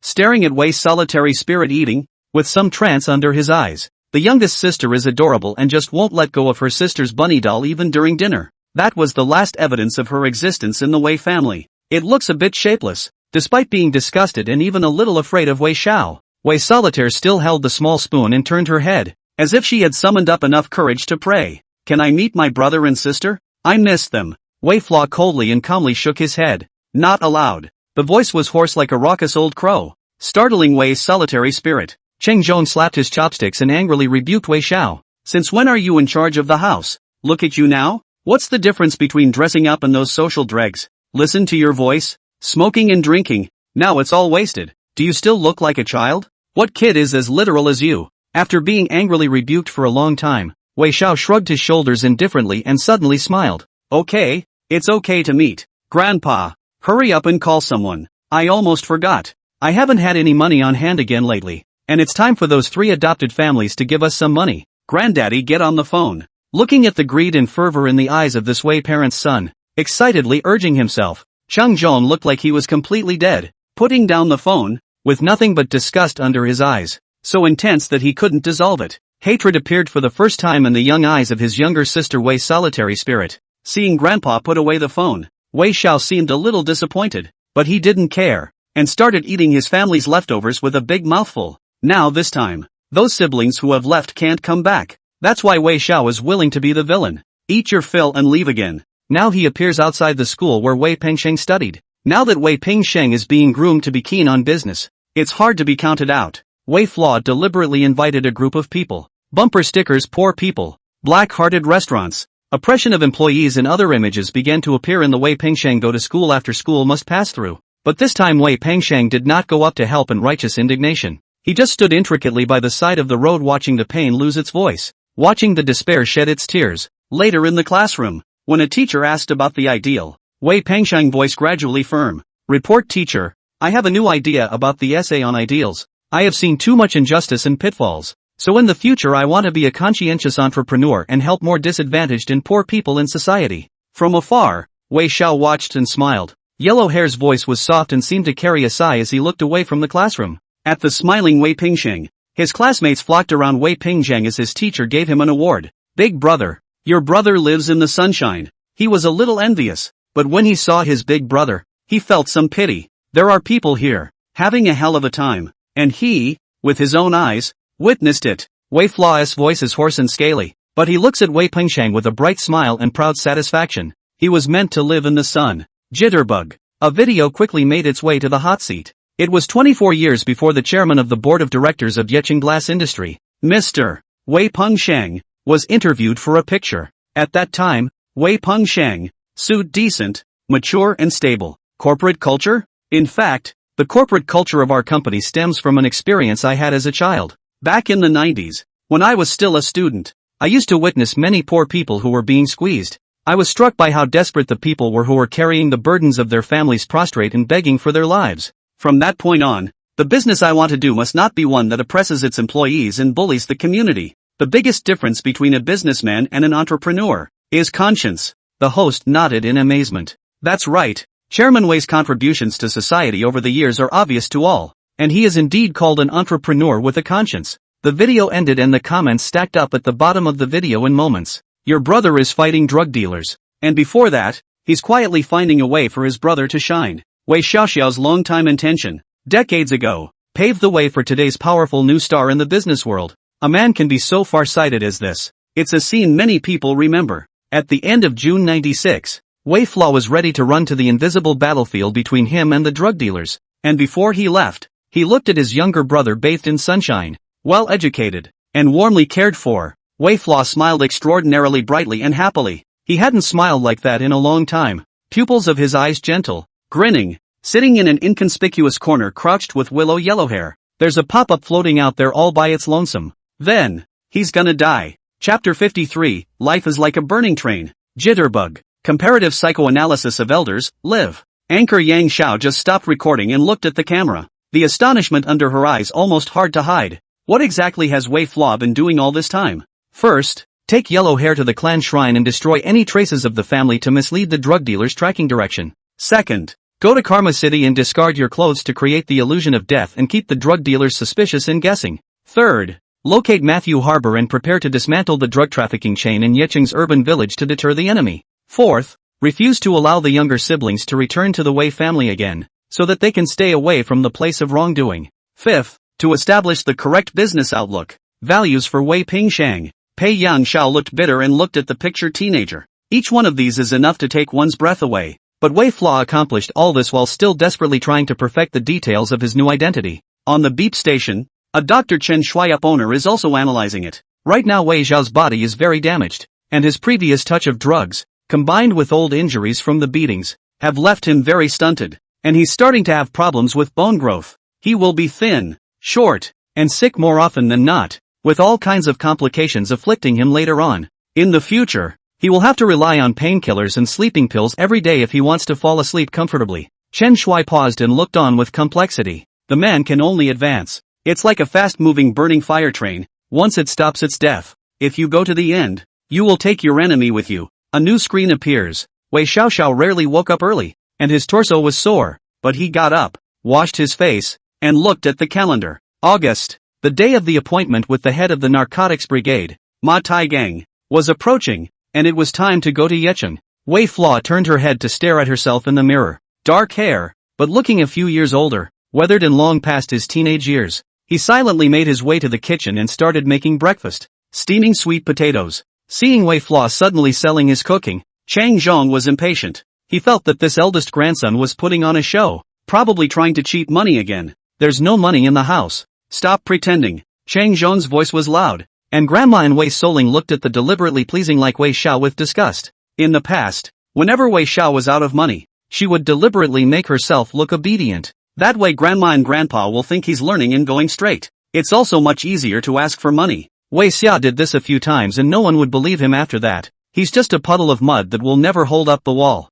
Only after placing the sweet potatoes did Wei Xiao turn her head, smiling good-naturedly, especially when he looked at Wei Solitaire. There was a trace of imperceptible doting under his eyes. Cheng Zhong coldly grunted and turned his head to leave, and the grandma felt that Wei Xiao was a little different today, but she just frowned and didn't say anything. Walking to the front door, Wei Xiao suddenly turned his head and reached out to pat Wei Solitaire's small head. Little solitary spirit, in the future you must live a happy, all-conquering, bright life. Wei Solitary Spirit looked down and clasped the rabbit doll broken and dirty. She impatiently avoided Wei Xiao's hand. What about you? Mom and Dad used to say you were the best. The child's eyes were black and white, questioning everything. Wei Flaw scratched his head, his voice raspy and sharp. I'm going to fight in a ring that I made an appointment for ages ago. He looked out the window. The sun was shining, but not warm. This is something I've been waiting for a long time. Wei Flaw's voice was so small that Wei Solitaire didn't hear it and didn't care, letting him talk to himself. In this world, there are many people smarter than me, so there's too much, so you can hide, you can retreat. But on this heap of rotten things, Wei Xiao suddenly smiled, and looking at the sun reflecting in his eyes, bright as starbursts, he said, but on this heap of rotten things, I'm going to show you a funny thing. I want to show how a man can die for his original purpose. Pushing the door open, Wei Xiao was ready to head to Yecheng, carrying his bag quietly and weaving his way through the crowd like one of the uncaring multitudes. In front of the cell, the squatting willow yellow hair appeared. Big brother, do you really want to go to Yecheng? Now that the lines are well developed over there, a person going alone is likely to die. Willow yellow hair had a few moments of supplication or pleading in her eyes. He also wanted to go. His voice had never been firmer. Big brother, I know everything you're going to do. I'll go. Luo Qiu can live without Lu Changjiang, but not without Wei Xiao. Wei Xiaoxiao laughed, shook his head, and patted the yellow hair on the head. Stay home with your brothers and keep an eye on my siblings. The teenager's voice was husky, and he turned away with a bright smile. Willow Yellow Hair wiped his tears, but found that he couldn't dry them. Big tears rolled down. He felt that he had cried more than he had in his entire life. Wei Xiao's firm voice came from the crowd. This has nothing to do with you. You can't be implicated in this. You have a future. And the future. Yes, Wei Flaw doesn't even consider yellow hair among them. His layout is big and dangerous. And Karma City is not his territory. So he couldn't protect the man who was willing to follow him to the death. Especially, since he's not like himself. The teenagers in the crowd grew more and more silent, and Yellow Hair stood behind Wei Xiao and asked in a low voice, "What about you, big brother?" Until this moment, Wei Xiao turned around, grinning with confidence in his eyes. "I'll be fine. After a few years of being all over the place, what can they do to me? Ha ha ha." At this moment, the crowd is getting more and more crowded and is about to reach the street. Wei Flawhorse's sharp laughter gradually dissipated. The voice ultimately seemed too strong. Laughing false, Wei Flaw began to turn around decisively.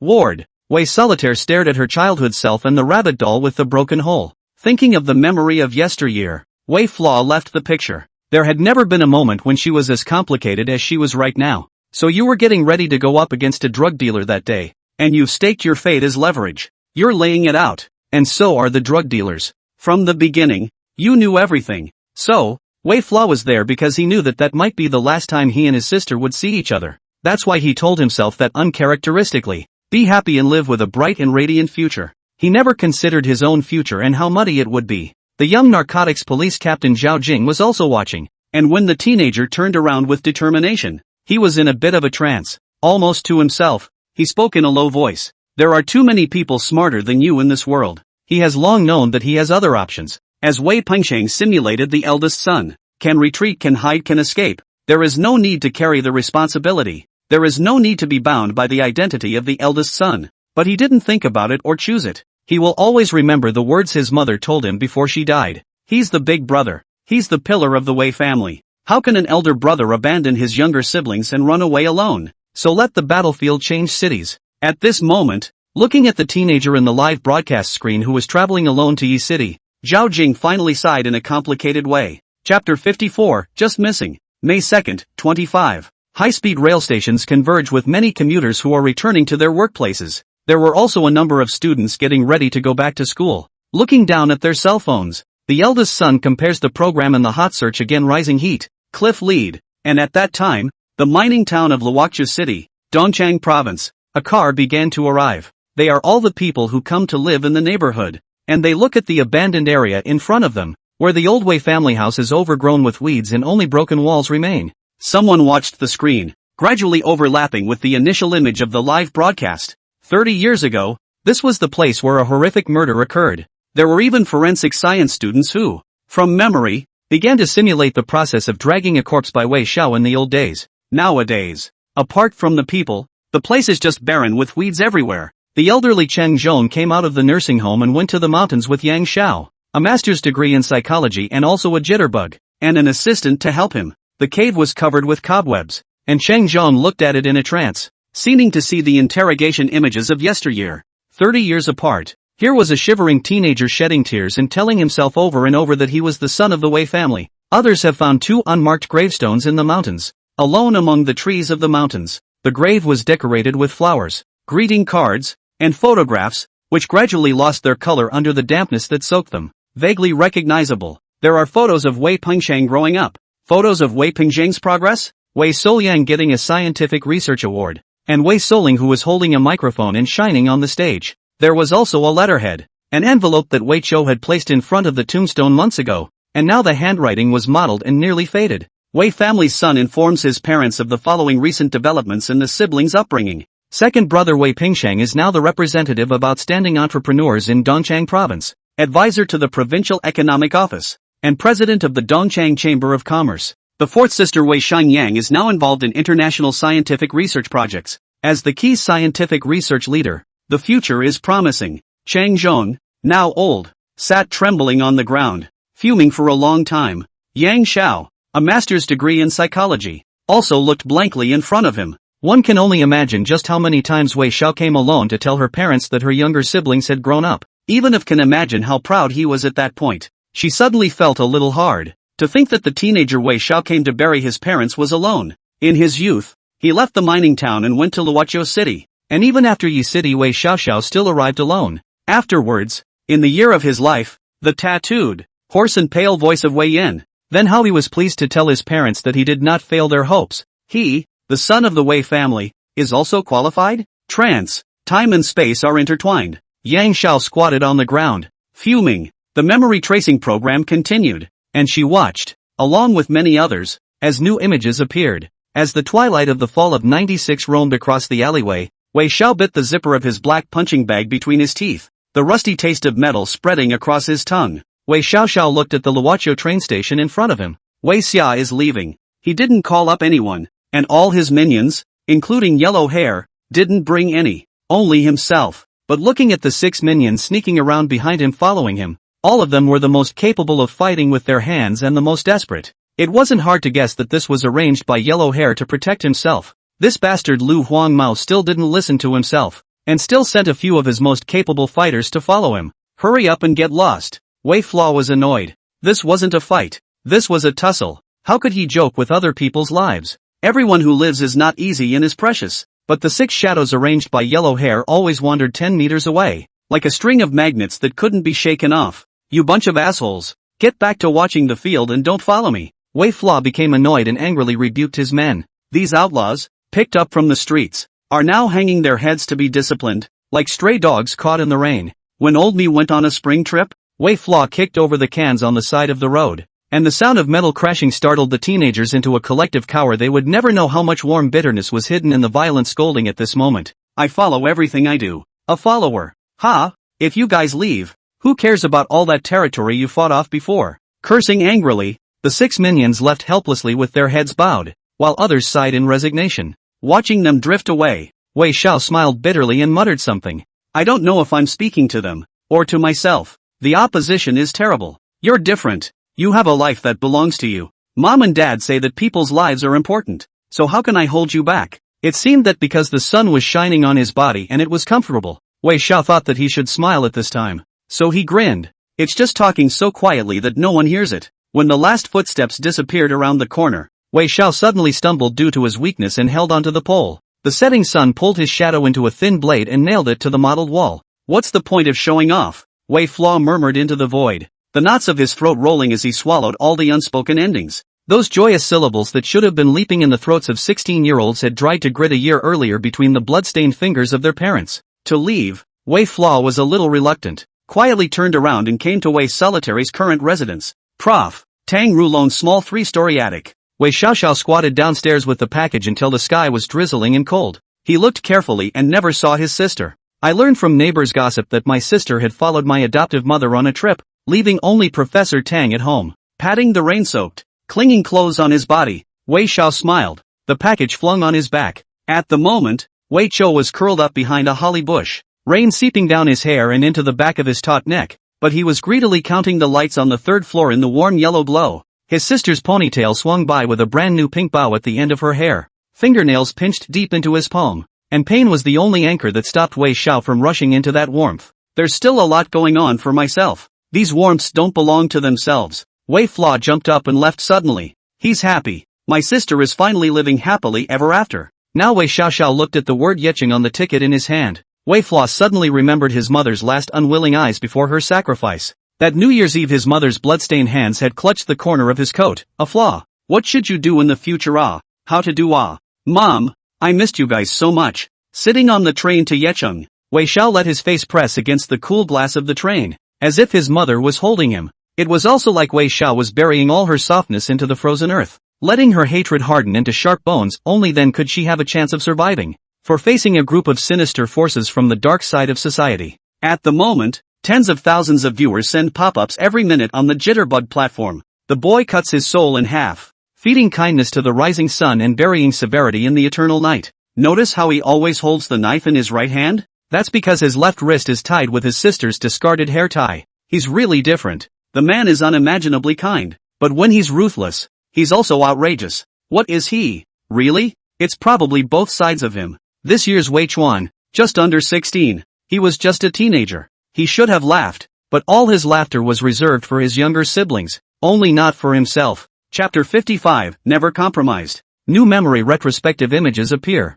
Get off the train and arrive at Wei Flaw in Yecheng. Like most of the migrant workers who came to the city to work in the 90s, the dyed black-haired Wei Chou was inconspicuous among them, except that he was so thin and weak that he didn't stand out in the crowd. In the 90s, the city of Yecheng Erdo Hezafang was very prosperous after 30 years. But now if you look at the city from the sky, this piece of land belongs to the junction of the old and new towns, urban villages, migrant workers, all kinds of people piled up here, all kinds of private houses. Privately built houses are countless, and this place is a mixed bag of fish and dragons. Wei Flaw cold eyes into, before the willow yellow hair prying news, and a variety of acquisition news to know. This is not only the industry city's largest black casino is located, but also Attic's Convergence Place. Late at night, outside the Bifewashan Black Casino, the watchman was a very large wolfdog with eyes that flashed green and fierce in the night. Wei Flaw narrowed his eyes, took out the dichlorvo-soaked fried ribs from the package, and quietly threw them over. A few moments later, the wolfdog gagged completely.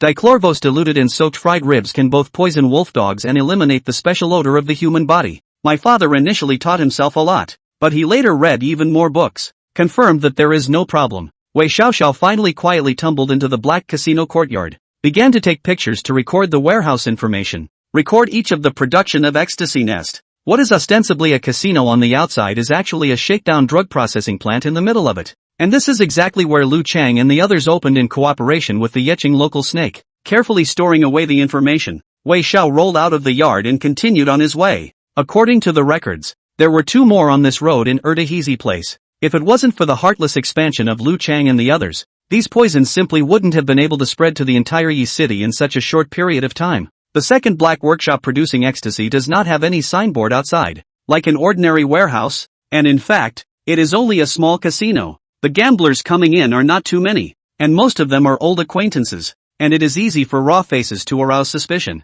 The perimeter is likewise guarded by dogs. Wei Xiao bought a lot of chloramphenicol eye drops before coming and soaked his linen shirt with them. This, on the other hand, has the advantage of not attracting the attention of the wolfdogs and avoiding encounters with pursuit. The situation inside was unknown, but Wei Chou followed the route, tossing snake-scale vine seeds at the roots of the courtyard's damp walls every 300 meters. This seed has the property of swelling and flowering within 72 hours once it has been flushed with urine, showing that it has been recently occupied. It was also an important basis for him to know the lines and numbers of the other side's patrols. After spending a few days in the Black Hotel until he confirmed the number of patrols on the other side, Wei Xiaoxiao cautiously sneaked in and started taking relevant photos and started recording them. The weather was cold in his time, and the damp clothes clung to his body, almost numbing Wei Chou, and the corner of the wall. Because people urinate here all the time, the smell is very pungent, and the cold wind blowing, like pouring into the nasal cavity, induces people to be nauseous. However, Wei Yan did not care, and every move was extraordinarily meticulous and calm to the core. Investigating 2 locations in a row, Wei Xiaoxiao went to a dark internet cafe to rest this time, and also began to organize and think about the last location next. Again, it's a black bookie, but this is obviously larger than the 2 areas where they were previously located. And the staffing arrangements are different. It's hard to sneak in and record evidence. So in the end, Wei Flaw decided to just appear in it as a gambler. Play 2? Boss. The black gambling house's beaters had viper tattoos on their necks, and the obese beaters swept Wei Flaw with ruthless eyes, making sure Wei Flaw had the money before letting him in. Wei Flaw looked young and showed up at the casino strutting around in deliberately bought clothes. Hearing the greeting, he nodded faintly, like a disdainful glance at the surrounding gamblers. He frowned. Find a quiet place and play big. I've heard that the further you guys get in here, the bigger the game gets. Is that true? It doesn't look like it will work either. Because his voice was raspy and looked much more mature, the black casino steward frowned for a moment, but still gritted his teeth and nodded. He also signaled to his side beaters to quietly put a bug on Wei Flaw. There's no way around it. The stuff the workshop has been getting lately inside the casino is going to be the end of them in case someone finds out. Wei Xiaoxiao with a wiretap arrived at the closest inside piece. It wasn't until he couldn't see the hitter that he squinted, carefully compiled an anti-communication jamming cap out of burnt copper wire, covered the bug, and began to record. This moment was like an agent meticulous, cracking every means. Ward, the Narcotics Brigade's present-day brigade leader, Zhao Jing, was incredulous. How is that possible? How does he know so much about intelligence types when he hasn't had any training? Now aged and retired, Ma Tai Gang is increasingly sad in size, Because he has been reading and thinking and practicing simulations, he has never given up on moving forward over the years. Studying economics for my younger siblings, political science, all kinds of intelligence skills for revenge, physical chemistry. Zhao Jing was silent, and the live broadcast images of the past appeared in front of his eyes.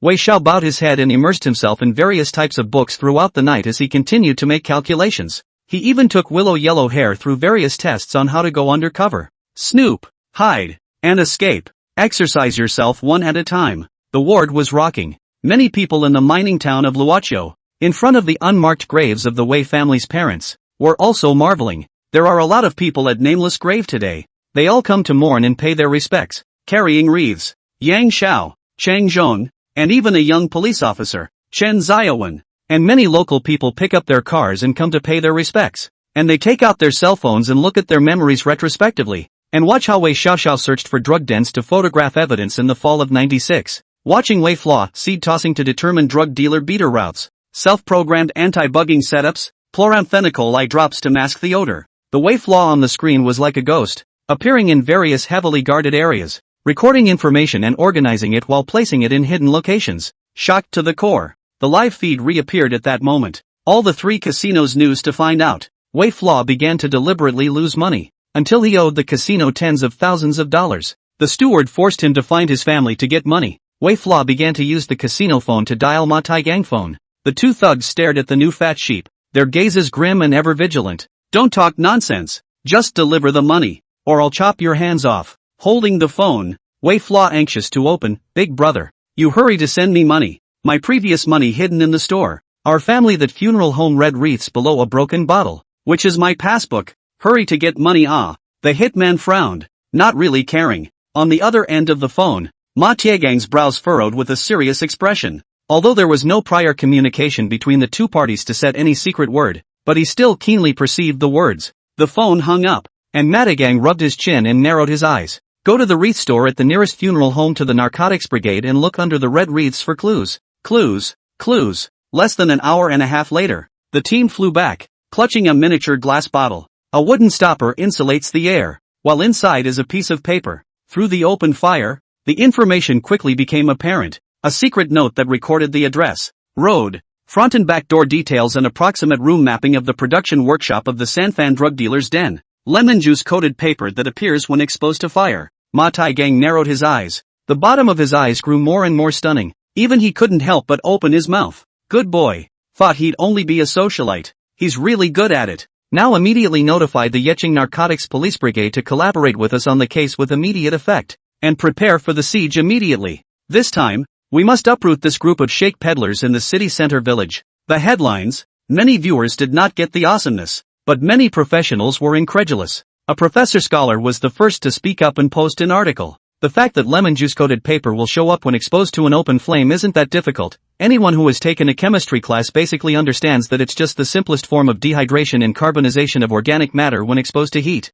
But everyone should realize that Wei Xiao is just a teenager who gave up studying for several years. He even learned so much while socializing, dealing with drug dealers, and protecting his family. Jitterbug, a bio-blogger, also looked on in amazement, explaining to the livestream. Snakescale vine, the plant generally grows in the two regions, and it has the property that 72 hours after encountering urine, it will rapidly expand and germinate, and is considered to be catalyzed. And the fact that there are only people here, growing at an abnormal rate, means that there are people here on a regular basis. I can't imagine that Wei Flaw tested the locations of the drug dealer patrol teams harboring and urinating through that seed, thus projecting the number of hitmen, time, harboring locations, and obtaining their routes. People are kind of seeing the importance of biological knowledge. There were also beep station up owners hanging the title at the time. On the interference of copper wire metal mesh caps on communication equipment. Can we all see a detail as to why Wei Xiao was not bugged? Totally because of this little mesh cap. The wiretap likewise accomplishes data transmission by capturing radio waves in space. Especially this simple wiretap that does not have a mine-type probing point deployment structure, which can easily be interfered with to capture the signal. As a group of anchors explained, many viewers were more and more shocked by the details. Biology, physics, chemistry. This 15-year-old performed a textbook secret agent level infiltration in front of them using the most basic of various disciplines. Stunning. Meanwhile, all kinds of website headlines are popping up. Agent level disguise identity. Stealing in secret. Wei Xiaohua's methods are ruthless. smash drug traffickers strong behind the industry city trafficking line, deterring the enemy to tear their faces off and begin to kill each other. This is the moment. Jitterbug, the main broadcast room of the program. A viewer, however, sent out a pop-up. But is it really easy for him to do all this? Silence fell over the live feed. The memory retrospective image reappeared. 2nd Avenue Place. Casino. Losing gamblers keep yelling, but in reality, this is one of the biggest producers of shakedown drugs in Karma City. Now that Wei Xiao, a fresh face, had lost a lot of money. He naturally attracted a lot of attention. Inside the small room, there were constantly casino stewards coming to interrogate them, and in fact, Wei Flaw was already under control. Someone passes the shaking head poison and the interrogation begins. Wei Flaw did not refuse and ate skillfully, shaking his head and laughing. Taking advantage of Wei Flaw being a bit disoriented, the steward narrowed his eyes. They had long ago contacted the insiders and obtained some information about Wei Flaw. Now taking advantage of Wei Flaw's mental disorientation, the steward took the opportunity to interrogate to make sure. He Xiaodong, male, born in 1978, left ankle bone deformity, hereditary porphyria. The knife scar on his body is from being cut by someone in the previous turf fight in Luochao City. His voice is from swallowing glass in the middle of the turf fight, damaging his vocal tract, and his fingerprints are badly worn. Steward Jean. It's alright. The doctor in the white coat looked at Wei Xiao's fingerprints and left foot to make sure. The steward, now codenamed Jean Yao,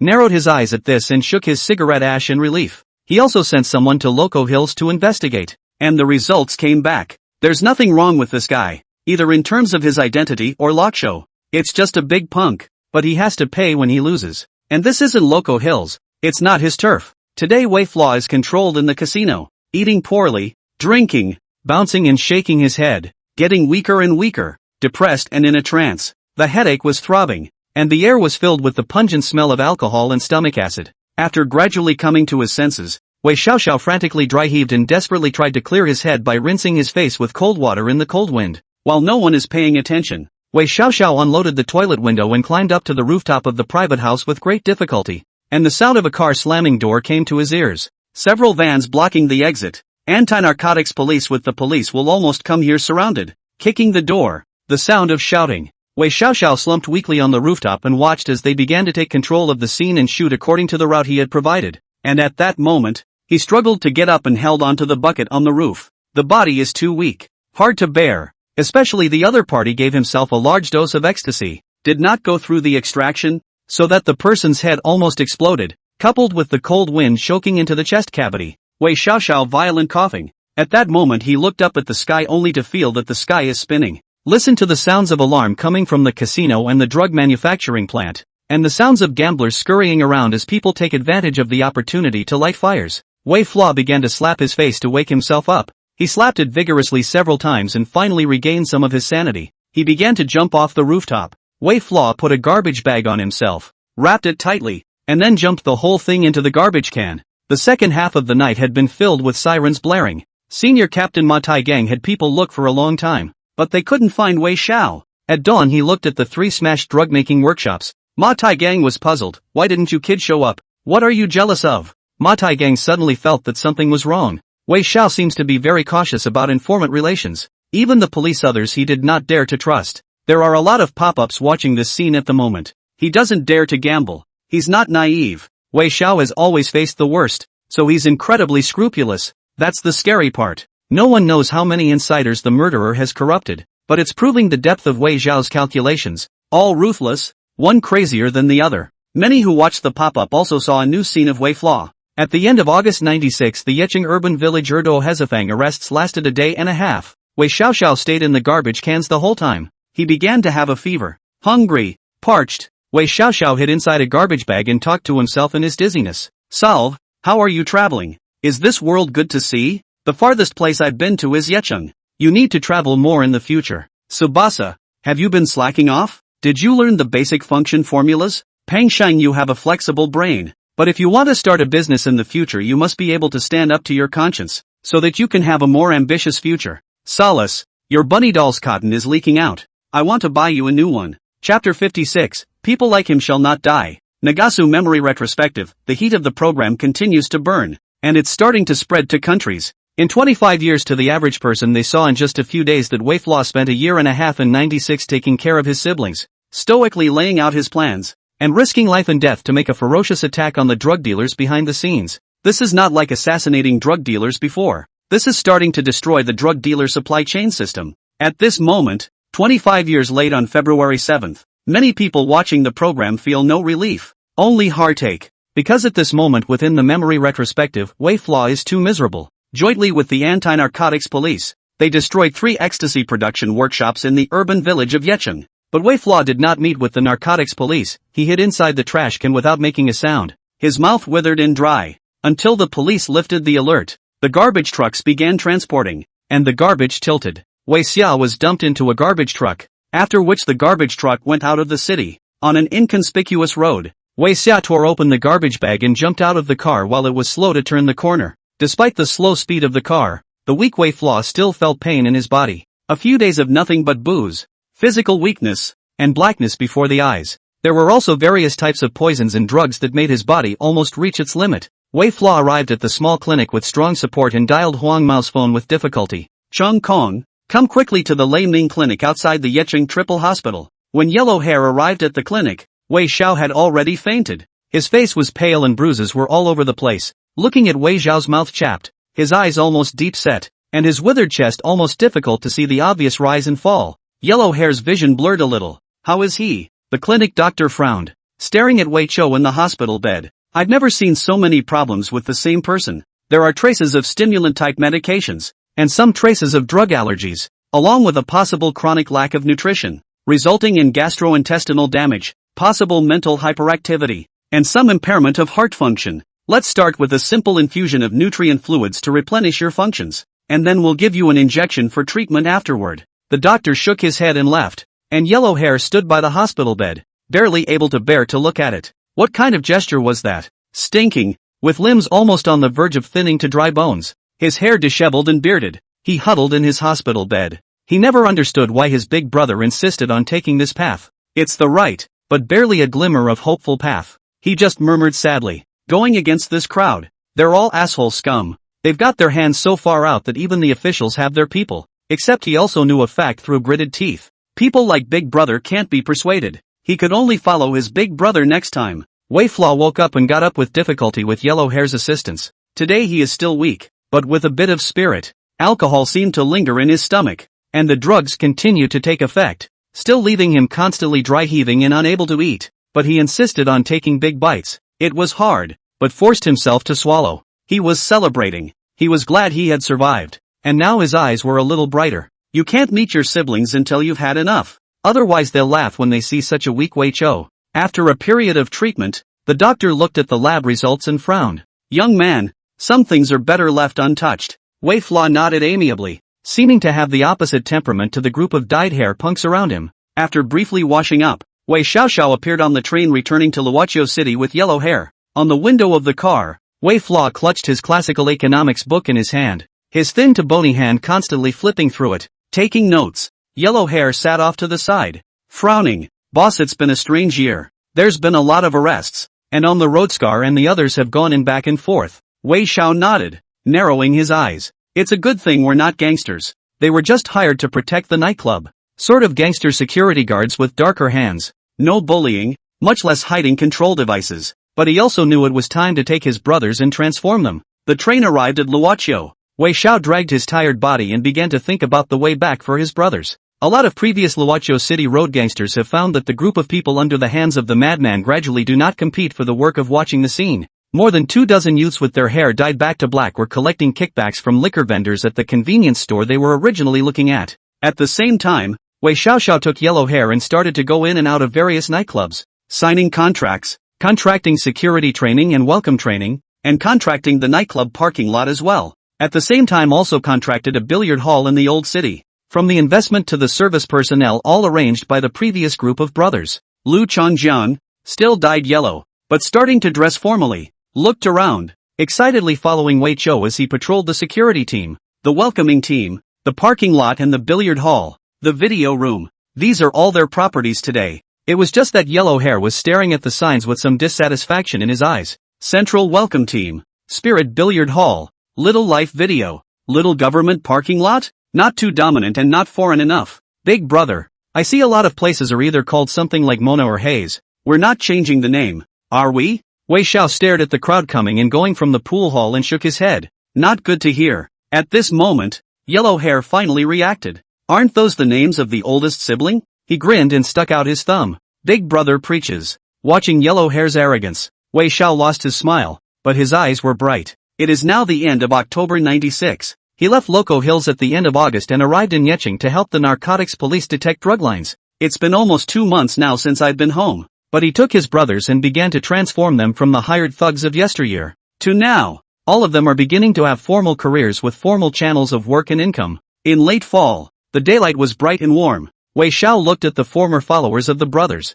His smile was converged and his eyes were calm. Ward, billiard hall, video hall. The extremely contemporary industry made Wei Pingzheng freeze, and then think of yesteryear. In 96, when my foster father, Yu Jianjun, was driving myself to and from school, I heard them talking in the car. Said the black forces are too many and too rampant, causing Dongchang province to crack down. At that time he would still worry about whether Wei Xiao would be shot, but he also just gritted his teeth and told himself that the asshole deserved it. He did pass through the old town once after that and saw a strange video hall that was actually called Little Life Video Hall. He and his classmates were still curious. I remember afterward, when he was passing by Xiaozheng's billiard hall, he even said to his classmates with his backpack, I don't know who named it. It's awful. The classmates heckled and scoffed, saying they must be rich, uneducated dirtbags. A live flashback image came to mind. Wei Flaw smiled nervously at Yellow Hair, looking at the names with soft eyes. At this moment, Wei Pingzhang was lost in thought.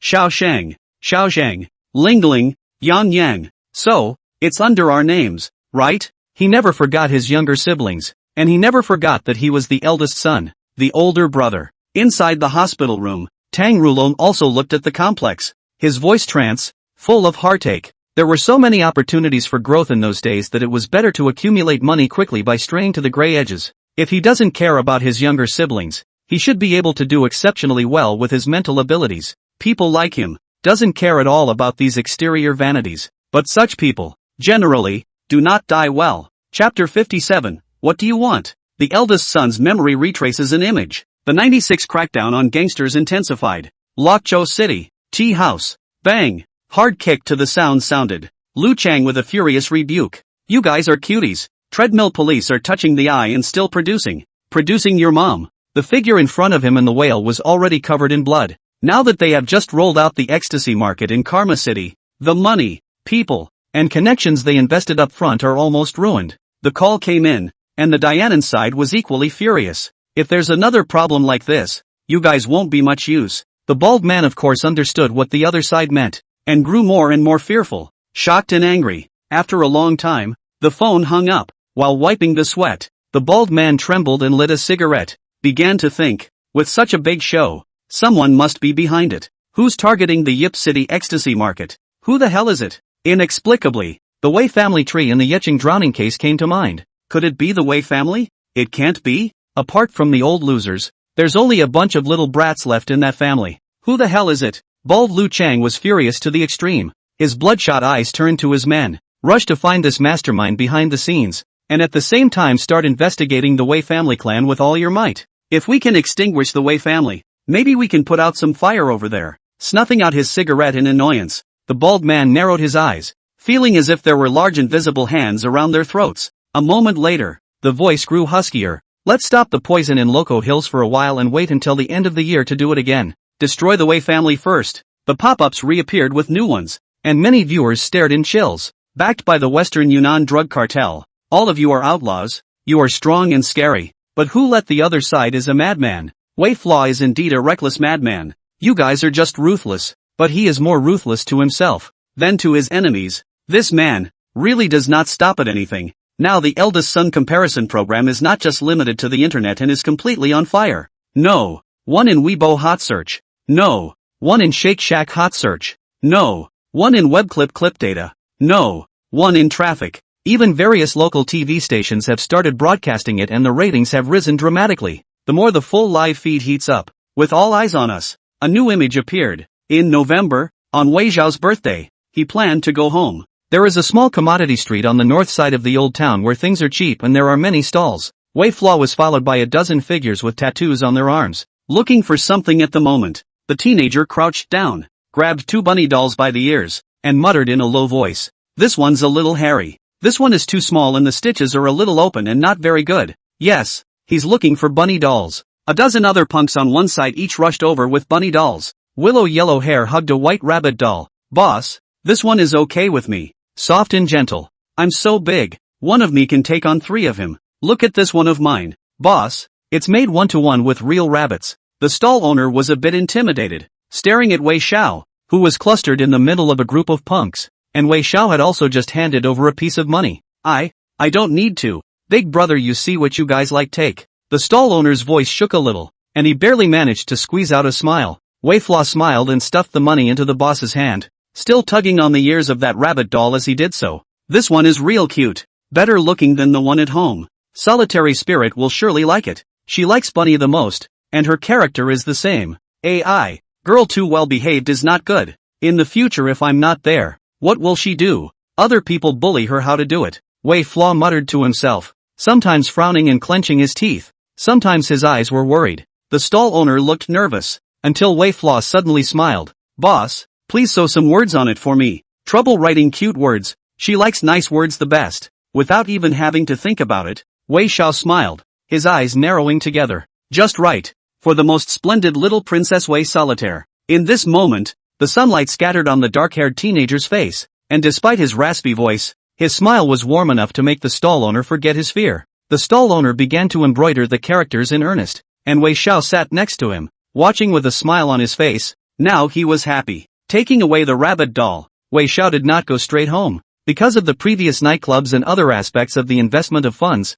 began to cooperate. Wei Xiaoxiao also counted in the Luoqiao City land snake businessmen have a little fame. The person in charge of the nightclub told him that this was a drinking game for several directors of the economic office and the commercial office, who wanted him to accompany them. Wei Xia frowned and carefully put away the rabbit doll before arriving at the private room. Late at night, at Mona's nightclub, outside the gates Wei Xiao stumbled on his feet, holding onto a tree and throwing up in a terrible way. A captain of the Loco Hills police, who had just left the house, looked on and laughed out loud. That's all the booze? A few of them hooked up, Wei Xiao yelling that he'd turn around and take the next one on him, until the others left one by one, and then braced his knees hard. He didn't want to drink, but there was no way around it. He had to pull those strings to keep the pool hall, the parking lot business going. His brothers have to eat, and that business has to be used to fight drug dealers. Shaking off his dizzy head, Wei Flaw took the doll and returned to Wei's house in exhaustion. Chang Zhong looked at Wei Qian, who smelled of alcohol, and crossed his eyes.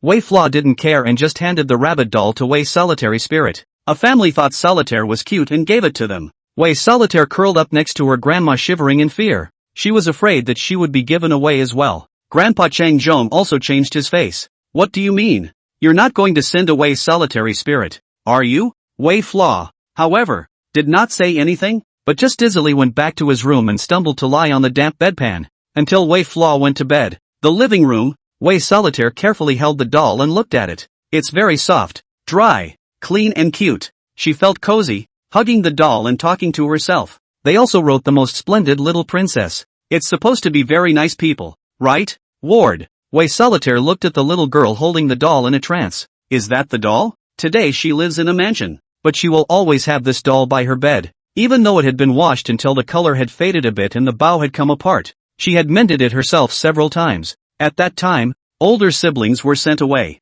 She spends her days looking out at the children in her old, faded clothes, carrying a rabbit doll that her sister has left torn holes in. Each one is shiny, with lots of toys and new. It's all she has, this doll. She's afraid to even talk to them. She's very self-conscious. It was because of this new doll that she felt like she was important too, so it was only later that I grew confident. So that's where this doll came from. Wei Solitaire lowered her eyelids and suddenly murmured, Wei Flaw, what do you want? It's like no one ever gives you a gift. Chapter 58, Shamelessness. The memory flashback screen continues. It's early December 96 and it's even colder. Little Shang Video Hall is now open to the public, and Shaojiang Billiard Hall has begun to be frequented by regular customers. The welcome team's reputation hit the city of Loco Hills, and customers became more numerous. The parking lot and the security training business has taken off. Old Town, Loco Hills, Junior High School. Wei Xia is now focusing more on Wei Pengsheng. That year, my brother was 13 years old. In his second year,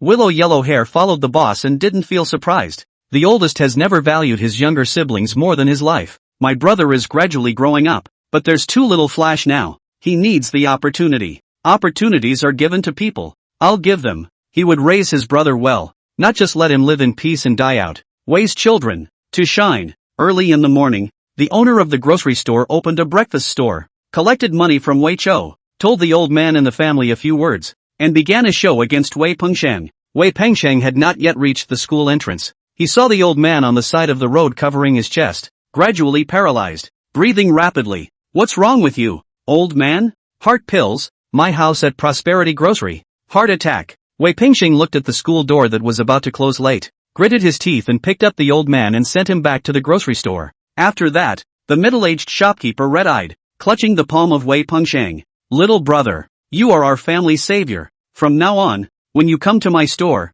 no charge for breakfast for up to 50 people. Make sure you come. Don't be polite to us or I'll go to the school and get your teacher to buy you dinner. Back to school. Wei Pengsheng looked at the students who could not afford to eat breakfast, thought about this matter, and arrived at the grocery store with them. When they saw that the breakfast is really not charged, a dozen poor students' eyes a little red, know that Wei Pengsheng is actually deliberately take care of them. So in the selection of the class president, competing for the first vote Wei Pengsheng. On the weekend, near the end of the school day, Lu Huanmao brought a few punks under his hand to stop a few schoolboys from the 6th class of the second year. As long as you are willing to tutor Wei Pengsheng in his homework, each of you will receive 30 game coins per week. A few schoolboys, despite their good grades, enjoyed going to the game hall, and with $30 of game coins in hand, they instantly agreed. In the class, many people looked at the school bully who was tutoring Wei Pengsheng and flirted. Offering to help someone study? Did the class president pay you? The school teacher smiled and waved his hand. What's money or not? The squad leader is really nice. Haven't you seen how everything is taken care of for us? In just 2 weeks, Wei Pengsheng's academic performance was visible to the naked eye, and he began to move forward from the middle of the pack. Many students also genuinely began to recognize the class president. Wei Flaw looked at the name progression table sent by Yellow Hair and nodded in satisfaction. Go to the tutor at the breakdancing class out there and pay some money. On Monday, Wei Pengsheng was stopped outside the school gates by a stylishly dressed man who slipped a business card. Your form is really good and your temperament is perfect for breakdancing. If you're interested, you can come here and learn. Free of charge. Thinking of the upcoming school recreational performance, Wei Pengsheng not only started to learn breakdancing by himself, but also came back to teach his classmates and prepare for the rehearsal program. Earn some honors for your class before winter break. The weather was even colder, and now Wei Pengsheng had become almost a second-year man of the hour, having just returned from dance practice with a few of his classmates. In the alley, Yellow Hair looked at the oncoming Class 7 student gangster Luo Xiong and nodded to the gangster beside him with narrowed eyes. The other punks turned around and held their sticks against Luo Xiong. Get the money out. Quick! The ferocious gesture caused Wei Pengsheng and his party, who saw the scene from afar, to freeze. The two timid students tugged and pulled, ready to go back and tell the teacher. The stick raised, Wei Pengsheng's brow furrowed and he dropped his book bag. It's too late. Let go of me. Courageous Wei Pengsheng's stick knocked the arm several times. The other two students also boldly stepped forward. The robbery gangster fled. Looking at the rescue of their own is actually their own always despised Wei Pengsheng. Luo Xiong face fear dispersed. Complex opening. Wei Pengsheng. I'm convinced. Luo Xiong, will work with you from now on. At the end of the recreation show before the winter vacation, Wei Pengsheng received an award with his dance troupe and was also presented with a medal for bravery and courage. He shone brightly in the crowd and was famous. Teachers praise. Students are also convinced. Wei Pengsheng more and more confident. Wei Xiao watched from the crowd and turned away. Afterward he waited in front of the school,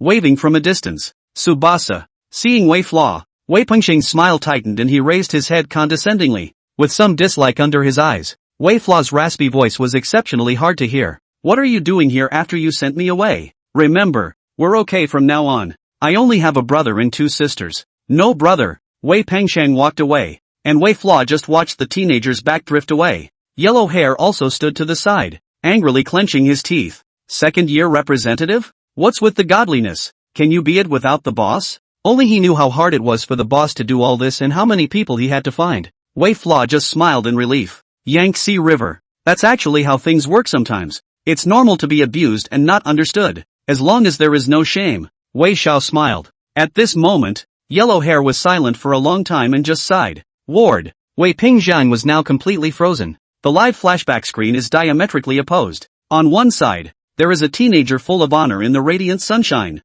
On one side was the husky-voiced figure in the shadows of the corner. The image is as frozen. After that he looked the other way. The Weiping growing sub-simulation screen appears similarly. What's he doing now? By the end of 96, Wei Pengsheng had also sent his 4 younger siblings away, but was still alone and hiding from the murderer, while struggling to do some small business. In the dilapidated room, the bitter liquor was swallowed in a big gulp, and Wei Pengsheng was extraordinarily irritable. Boss, Wei Pengsheng is being bullied at school. Wei Solved today was forced to do housework again. That family took their children out for a trip. There's a lot going on and it's very disorganized. Bang! Stomping down the bottle hard, Wei Pengsheng opened his mouth in annoyance. Got it. It's out of control and extremely stressful. He couldn't help but think of himself at this time in the past, in his second year of junior high school and in the prime of his life. In those days I was at the top of my class, admired by everyone in my class, and was an honors-addicted man of the hour at school. After that it was even more of a smooth ride, becoming a true newcomer to the business world. Why is it like this now? Ward. Wei Pengsheng was silent for a long time, his voice bitter. Wei Pengsheng was really strong at that time, but you're so powerful that you're practically stepping on Wei Flaw's back. He helped time and time again before he lifted you up to junior representative. The man the students adore with all their hearts. That's what really makes you strong. Behind the dazzling light, someone is carrying everything and making everything, but he never knew it, so credit where credit is due. Wei Pengsheng froze and finally sighed. He wondered what would happen if Ergo came out and saw this. Chapter 59, it's here that he doesn't feel alone. Retrospective of Wei's life? A new screen appears. It's almost winter break. Nowadays, families start to prepare for New Year's Eve, and many New Year's Eve goods appear in the neighboring merchants. Couplets, lanterns, fireworks. Wei Flaw continued to look at Wei Pengsheng and began to call the 4 Luoqiao city cooperative merchants to have them reward Wei Pengsheng in their personal names. Soon, the school's director of instruction called Wei Pengsheng out of the classroom in the early morning with a big smile on his face. Classmate, you're good. The word got out about your bravery earlier, and these gentlemen, all local entrepreneurs, have prepared a batch of gifts for you as a reward. One of the merchants wearing glasses smiled at Wei Pengsheng and nodded in satisfaction. Our students in Luoqiao City are meant to be rational, bloodthirsty, and insist on justice. Only then can they contribute to society. These Audi sneakers are a small gift to you, so be sure to continue to be a role model for your students in the future. Many students looked on, eyes full of envy and admiration. Audi sneakers, they cost a couple $100 a pair. Wei Pengsheng's reputation has spread outside the school. See, Wei Pengsheng nodded with equal excitement and began handing out sneakers to those he recognized. The good ones, not only in the second year, but also in the first and third years. There were also officials and others who received sneakers one after another in response to Wei Pengsheng's call to form an intergrade soccer team. At this moment, Wei Pengsheng's influence has not only in the second year, began to expand to the whole grade of junior high school. Boss, that shipment of sneakers smuggled from Hong Kong Island are in his hands. Yellow Hair stood outside the school and reported to Wei Flaw. Wei Flaw nodded and likewise began to arrange for a new one. A stall appeared silently outside the school. Just finished training. Wei Pengsheng backpack. Some surprise staring at the stall. Above the Hong Kong Star gossip books. The business-minded man's first thought was of the Hong Kong Star characters that were all the rage in video halls. He remembers that a number of the schoolboys in his class enjoyed the discussion. Thinking of this, Wei Pengsheng will buy all the books. Began to privately open Hong Kong Star Gossip weekly underground circulation service in the school. Many schoolboys come to the school and promise to tutor their studies in exchange for passing them around. Wei Pengsheng's grades are up again, and progress is visible to the naked eye. At the same time the influence is no longer limited to the second year, but vaguely has the ability to influence other grades. Yellow Hair arranges for someone to show up again, and a new scene begins in the billiard hall outside the school gates. Soon, some junior students return to school with a sad face. There is a billiard hall outside the school to increase the price. The students who previously filled the card blood loss want a theory but was driven away. Angry at the news, Wei Pengsheng arrived alone. There were 2 yellow-haired gangsters present who had been notified by Lu Qingjiang and were smoking. Price increase without notice and no refund of the money previously pre-deposited. Do you know what kind of behavior this is? Disrupting the market. We can totally call the price department to inspect it. The other party, seemingly shaken by the angry rebuke, threw away his cigarette resentfully and muttered about collecting the price increase sign. After this battle, many students in the junior high school were shocked to see Wei Pengsheng, who single-handedly broke into the billiard hall, and began to spread the rumor that he alone deterred the strong aura of the group of punks. Nowadays, Wei Pengsheng is getting more and more windy and grand. Wei Flaw began to find the director of instruction. What? Say organize a contest? What about the budget? The director of instruction frowned unhappily until Wei Xiao promised to cash in a billiard hall to him, and he nodded triumphantly. Soon, a knowledge contest on the return of Hong Kong Island, organized by Wei Pingsheng of Junior Class 6, was in full swing. Today, Wei Pingsheng is a representative of the second grade, a judge of the school's knowledge contest, captain of the school's soccer team, and other various names of the wind winner. Every time he appeared in the crowd he drew a lot of comments from his classmates. Now the school auditorium is filled with whispers. Wei Pingsheng broke into a pool hall full of punks all by himself, and the other party was too hard to talk and gave the price back down. All those junior varsity guys on the soccer team have to listen to him. I heard that the head teacher named him for that Hong Kong Island return knowledge contest. The magnificent figure of Wei Pingsheng appeared on the stage, confident and proud. Students are the new backbone that thrives under the times and should carry on the legacy of the ancient times, fearless of power and upholding justice. As the mainstay of our time, we should play a role, be positive and carry on. The teenager shone brightly in the sunlight, springing to life and at one point becoming the idol of many at the school. Even many of the teachers looked sideways frequently and admired such students. Applause thundered, and among the crowd listening to the speech, the dark-haired Wei Xiaoxiao was inconspicuous, looking at his brother's glowing appearance, quietly applauding. The applause mingled with the crowd and went unheard. New Year's Eve 96. Sue received a lot of letterhead at home. Looking at the letterhead invitations sent by the mailman and the phone calls received, Su Jiangong smiled and opened his mouth. Football captain, student representative, competition host judge. Ooh, you kid, you're really something. Even the head teachers and teachers' parties have invited you to go there as their representative. Nowadays, Wei Pingsheng was considered the man of the hour at Luoqiu Middle School and smiled proudly at his words. Su Jiankong also looked at the child with his wife and became more and more satisfied. The boy is still smart. I've heard that not only is he the president of their class now, but the other upperclassmen obey him as well. The last time I saw the righteousness of the one who still does not deal with him, broad-minded and good grades, how much to save people's heart. The adoptive mother blankly glanced at Su Jiangong and also smiled and opened her mouth. Alright, you two couples stop looking. Hurry up and serve the food. It's time for New Year's Eve dinner. Wei Pingsheng responded, getting up and moving to the kitchen. For a while, the family was happy. The Wei family. New Year's Eve firecrackers barely stopped, and all the houses were lit up with dazzling lights, but Wei's house was cold. The New Year's Eve dinner had gotten a little cold, with only one meat dish and the rest vegetarian. Grandma was lost in thought as she looked at the moldy, damp walls, much older than before. Wei's solitary spirit just hugged the brand new rabbit doll and took small bites of the meal that had gradually gotten cold. Grandpa Chang Zhong pushed open the door, took off his hat and old cotton coat, and sat down at the dining table. All he could do to make ends meet over the years was sneak around and set up stalls to earn a little money. After all, many factories and places weren't hiring workers of that age anymore. Sweeping a glance at the somewhat cold home, Chang Zhong's smile was forced. Let's eat, Wei's solitary spirit muttered in a low voice. Where did Wei Flaw go? He's not home yet this day. There were also some gifts placed in the house, which were sent by Wei Pingzhang and Wei Solo, but none of them came back. Fearing that they would be pestered for money by Wei Flaw again, Wei Pingsheng didn't even send anything back at all. Where's Tsubasa? Hearing Grandpa ask, Wei Solitaire sighed. Ergo is a junior high school sensation now, and he doesn't want to get involved with us. The dinner table is getting more and more lonesome. Wei Soling suddenly thought of when he was a child. His brothers and sisters would all gather together and follow his mom and dad. She clutched the bunny doll. Homesick. Another mining town, Chilian Valley, nameless monument. A teenager stood alone. On New Year's Eve, Wei Xiao came to spend time in front of his parents' tombstone. He took out a bunch of photos and started burning them in front of his parents' tombstones. These photos are Wei Pingsheng award-winning photos. Wei Pingzhang is lifted up for a photo by Mr. and Mrs. Yu Jianjun. Wei Solo is wearing a brand new puffy dress photo. Wei's solitary spirit hugged the rabbit, her eyes smiling into a crescent moon photo. These were taken without them being photographed.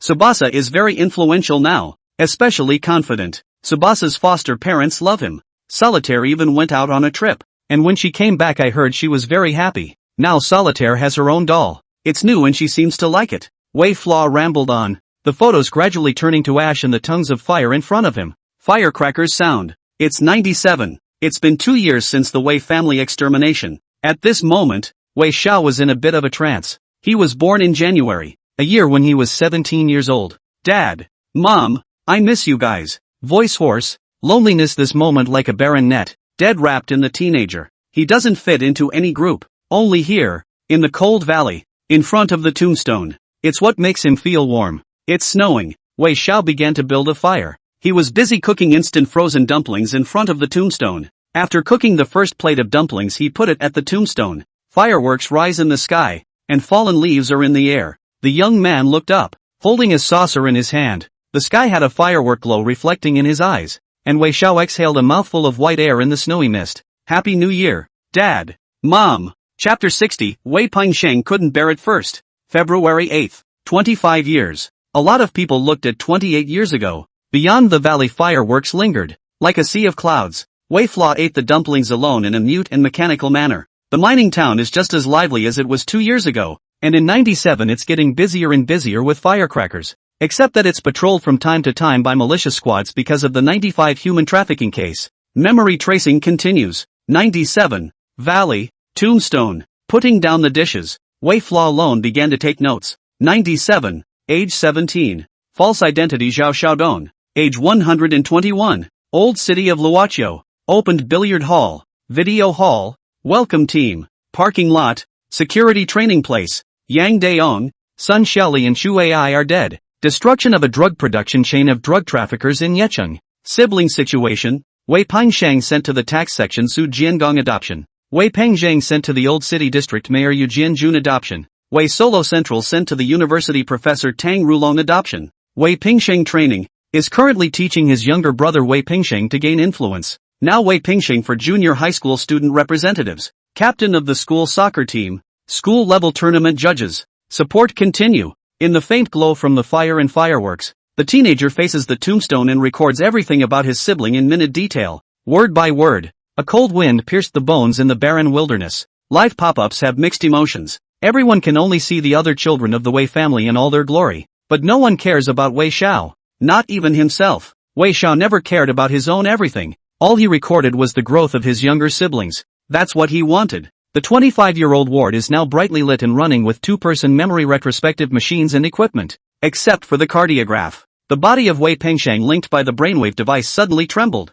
seemingly having a hard time. Someone's eyes turned to Wei Pengsheng's analog firstborn life and looked at the screen. Yes, Wei Pengsheng couldn't carry it. In 97, Wei Pengsheng chose to give up completely in the firstborn simulation. Being the eldest son, he has been exploited and cheated many times. Although he has made a little money pouring in business under the profits of the times, he doesn't have ruthless tactics. Why? Why is everything remembered differently than before? The scene is at the drinking table. Simulating the eldest son of Wei Pengsheng is Vane 17 years old, but he is disheveled, bearded, and his eyes are full of blood. Empty bottles of wine were strewn about the table askew. He was still gulping, his drink soaking through his shirt as he gradually broke down emotionally. Wei Pengsheng still didn't stop under the physiological limit. He couldn't carry it. Years of hiding had kept his nerves so tight that they had almost pulled out. And then there's the younger siblings and all sorts of things that feel like a big mountain pressing down on my chest and making it hard to breathe. The eyelids were heavy, and the heartbeat in the chest gradually weakened.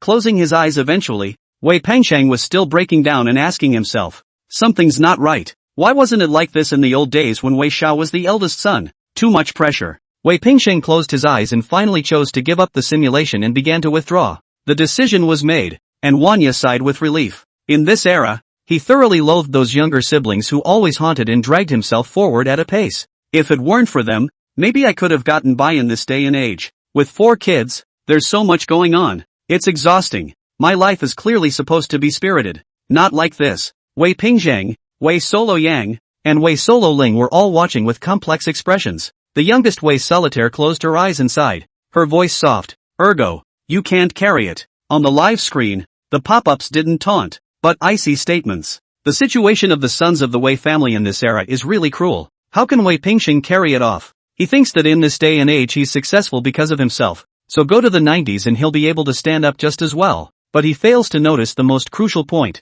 In an era of both opportunity and danger, there are too many real stormtroopers. Not to mention, he has been facing the pursuit, always hiding, not daring to face it, and finally dragging himself down hard, leading to a collapse. The audience is paying attention, and on the hospital bed, Wei Pengsheng's body stops trembling, fingers shaking. The rising star of business in Karma City opened his eyes and looked around tiredly, almost weakly, as he was helped up by the nurse. He looked at the analog machine that was still blinking lights, and his eyes were bloodshot. ********. I don't know what's going on with this simulation. It feels exhausting and not as good as my initial life. The host is silent. Wei Ping Zhang, Wei's solitary spirit siblings 3 also do not speak. Tang Rulong looked at the comparison with complexity, and Ma Taigang turned his head likewise. Wei Pengsheng, almost the first time to realize that the atmosphere of the scene is not right, stumbled and broke free from the supporting hand, began to watch the live replay. Memory of the eldest son of Wei Chiu retrospectively, covering up the bodies of his parents and faking the scene of the fire. Under the guise of a human trafficker, the police and the public were united in searching the mountain, stealing a police car, chasing the murderer Yang Daong, and later obtaining evidence of other people, disguised gambling, forcing Granddad to move and hiding from enemy searches, use the black mines to hold the killer and set up Sun Xiaoli, mangle a gangster in a brawl and take advantage of the opportunity to get revenge on Chuai, change your face, officially declare war under a false identity, and infiltrate the drug dealers. Multi-designed investigations to find nurturing families for themselves. Wei Ping Zhang and Wei Solo Yang secretly set up to teach themselves business sense and develop influence. In 2 years, Wei Xiaoxiao has almost ruined everything for himself, and the people have turned against him. But he's done a lot. Wei Pengsheng froze and collapsed, dropping to the ground and looking at the screen image. The image eventually settles on the dark-haired teenager alone eating dumplings in front of a tombstone on New Year's Eve. He seemed to want to say something to Wei Chou, but 1,000 words ended up choking in his throat. How is it possible? How could you have done all of this? It can't be. That's not how I remember Wei Flaw. He's just a cowardly, greedy, selfish asshole. But the facts were in front of him, and Wei Xiao told him, the eldest son, what to do. At this moment, Wei Pengsheng eyes disheveled, spirited sweep away, no longer noble. What are you doing? The hospital room, the only one left to break down, mumbled something. Chapter 61, all want to be famous, all want to try. Murmuring, Wei Pengsheng's disoriented eyes reflected a new image. Memory of the eldest son of Wei Chiu retrospectively. Early February 97 was windy and dry and cold. Students are finishing up their winter break and are starting to return to school. What is Wei Xia doing now? Busy shuttling to and from various drinking parties. From the business office to the police station. All kinds of drinking parties appearing in daily rounds. And drunkenly dry heaving every night. Meanwhile, during the day and opening more stores and thinking about operational investments. Bunny video parlors and Sang Sang game parlors have popped up in various downtown areas of Loco Hills. At noon, Wei Flaw called Yellow Hair and commanded in between meals. Find out, what are the shortcomings of the school teachers? Boss, the head of grade and head of instruction needs are all over this. Some people need mobility tools, others have always wanted to buy a name brand. Wei Flaw's gaze sweeps across the room, swallowing his boxed lunch in one big gulp and nodding his head. Send them all they need. And tell them to support Wei Pingsheng to become the general representative of the student body at the next opening meeting. Yellow Hair nodded complexly and left. After that, the yellow-haired figure traveled through various areas. The teacher's dormitory, the entrance to the neighborhood. For the opening meeting, the two listened to the radio off campus. Unnoticed, youthful voices came from the playground loudspeaker. Next, I announced the final candidate for the student council's general representative assessment. Wei Pingsheng. Applause. Under the shade of the trees, Wei Xiaoxiao wrapped his cotton coat tightly and applauded. Then came news of flooding in counties outside of Loco Hills. The Mona nightclub, the owner of a chain of sidecars in Loco Hills, and the owner of a garment factory in Loco Hills were all there, as well as a TV reporter. Wei Flaw was full of smiles, his voice hoarse as he weaved through the crowd, promising all sorts of benefits. The tabletop was full of guests and hosts for a while, until the crowd dispersed. Wei Xiaoxiao appeared to be white because of his physical weakness, and he was often lost in thought and dazed. The next day, the school's registrar received a visit from several businessmen. Pingsheng, these entrepreneurs heard the news of the flooding next door and are ready to donate supplies in the name of the school, naming you as their representative. Overjoyed, Wei Pengsheng nodded his head and began to take the supplies and organize the students to go to the fundraiser. At the scene of the flooding, a reporter from Loco Hills TV station also gazed in admiration. Why did you choose to come and donate supplies and participate in disaster relief at this age? The teenager's posture was straight and his eyes sparkled. Doing your social duty on behalf of your school, and on behalf of the youth in general now. The news was featured in the Loco Hills morning paper and on television, and the young man's powerful voice in the picture was cited by many parents as a model of education, and his reputation spread rapidly. Now Wei Pingsheng has finally become the most famous student in Luoqiao City, with all kinds of honors and scenery. Junior Student Council Representative, Disaster Relief Representative, and Outstanding Teen of Loco Hills. Mr. and Mrs. Su Jiangong were so excited watching the newspaper news that they walked with the wind in their sails when they went to work. This year Wei Pengxing Jr. officially become the first win figure in the school. Many pricks convinced. Where's Wei Xia? Years and years of traveling through various drinking establishments, plus previous beatings, touching drugs, multiple injuries, and disguising his identity. Now he was getting weaker and weaker, with a perennially pale complexion and a stagnant height. Tea House Lu Chang and others greeted drinking parties from time to time, and there was a constant need to maintain relationships across the commercial office. The two images are as different as the sky. One is a spirited teenage student representative, sunny and bright. One is a speculative businessman who travels through the gray area with a grim smile. The image-tearing sensation is completely spread out. Inside the ward, collapsing and falling into a sitting position, Wei Pengxing froze, and then became annoyed. Why are you helping me? Emotions run out of control for a moment and fall into long memories. He thought of yesteryear, when his life seemed to have blossomed since his second year, and he was on his way. Initially rescued the elderly and became a squad leader. Afterwards, he saw the right to take over his opponent. Soccer captain, middle school representative, student council representative. He remembers giving all kinds of interviews, and the letters of confession barely fit on the table. At that time, my complacent self even thought of the joy of going into politics in the future instead of going into business. Turns out he's behind everything. He thought about returning to the picture. Wei Flaw asked the old man word for word to disguise himself and not be seen to be broken. Teaching breakdancing teachers how to compliment without showing. Ask the pool hall punks to pretend to be annoyed first, and then make a bluffing face afterward, so as not to be seen through. Then there's the downpour while smuggling Audi sneakers, and the rejection in the face of a high-priced offer. It turns out that everything is just to train yourself to be the man of the hour in Loco Hills. He then used his adoptive parents' background to build momentum for a career in business. At this moment, Wei Pengxing hard to hold the wall, looking at the hospital bed decadent figure, speechless. Ward. The aged Sun Ocean breathed with a pale murmur and coughed hard. He again looked at the nearly disoriented Wei Pengxing in a complex manner, his tone trance. What do you think Wei Flaw is doing? Wei Flaw isn't just helping you alone. His eyes turned to the screen, and the earlier Wei Flaw record came to his mind. He never intended to give up a sibling. Wei Pengxing gritted his teeth and swept his gaze over his younger siblings. So Wei Flaw will have to go head-to-head with the drug dealers next. Thinking that in the simulation he had already broken down just by dodging and couldn't care less about his younger siblings, he didn't believe that Wei Flaw could do any better. How could he do it? I've felt it myself and I know how hard it is. Wei Pengxing's eyes were full of blood, staring at the black-haired teenager in the picture. He could see that Wei Xiao was now very weak and his ability was close to reaching its limit.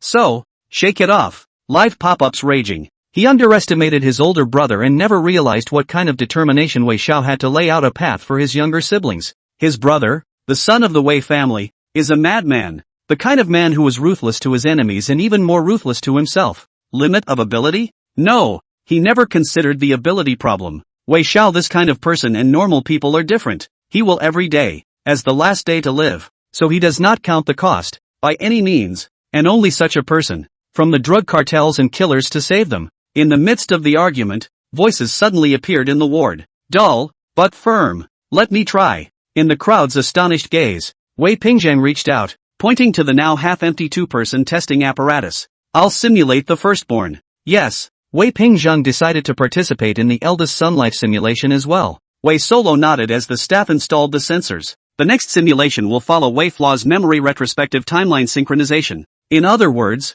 you'll be replacing yourself in the body of the previous sim who has died of alcoholism and continue the chaos plot. Wei Pengxing nodded his head and looked grave. Second brother can't carry it, so I'll do it. I'll be the big brother. The wards converged on journalists from all over the world, marveling and murmuring quietly. Wei Pengxing is not an ordinary person. Dongchang Province political rising star. Has been involved in many times in the industrial reform of prefecture-level cities and other various work. Outstanding political achievements. This is the kind of person who, once they start getting involved and decide to change, the layout might actually be amazing. Discussions noisy. Wei Pengxing wore all kinds of sensors, ready to enter the simulation. He wants to feel being the firstborn. He's not like his second brother. Ergo is confident, but he seeks more composure. Wei Pengxing simulates his eldest son. The screen appears. Very confusing. But Wei Pengxing, the first time to deal with younger siblings by the family cold violence, encountered campus gangsters bullying matters to deal with finished. After that he started thinking about how to make a big deal out of it and get the leaders to look into drugs.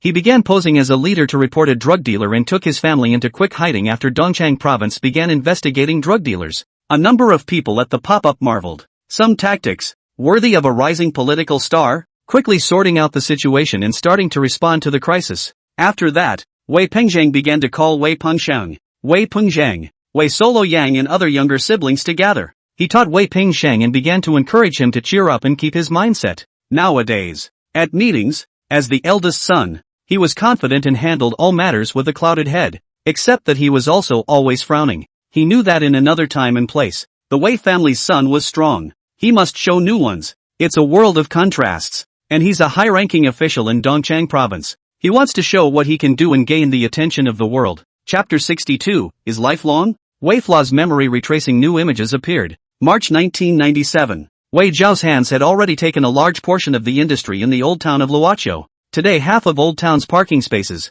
billiard parlors, and security teams are in the hands of, or involved in investments in, Wei Fla. The other portion was given to the dean of faculty and others as a resource for Wei Pengxiang. Now Wei Fla is still known locally as Brother Black Wolf, even though he has taken his brothers out of the ring of fighters. This year, he looked more and more aged and withered. At the false age of 17, he looked like 30. As a child he had looked so clean-cut, but now there was only the pale face, and the godly posture of an eternal teenager. The yellow-haired Lu Changjiang stood to the side. He had the appearance of a teenager, so he looked radiant. He gazed through the smoke and watched worriedly. Brother, quit? The ashes of the cigarette shook off. Wei Xiaoxiao knew he was talking about shakes, nodded, but also smiled bitterly, looking out the window. The other side has to let me touch it again, or don't believe me. Yellow hair gritted his teeth and looked grim. Tramp, I'll lead the men to split them. Wei Xiao reached out and almost stumbled as yellow hair pulled him back, coughing through the smoke. No, not yet.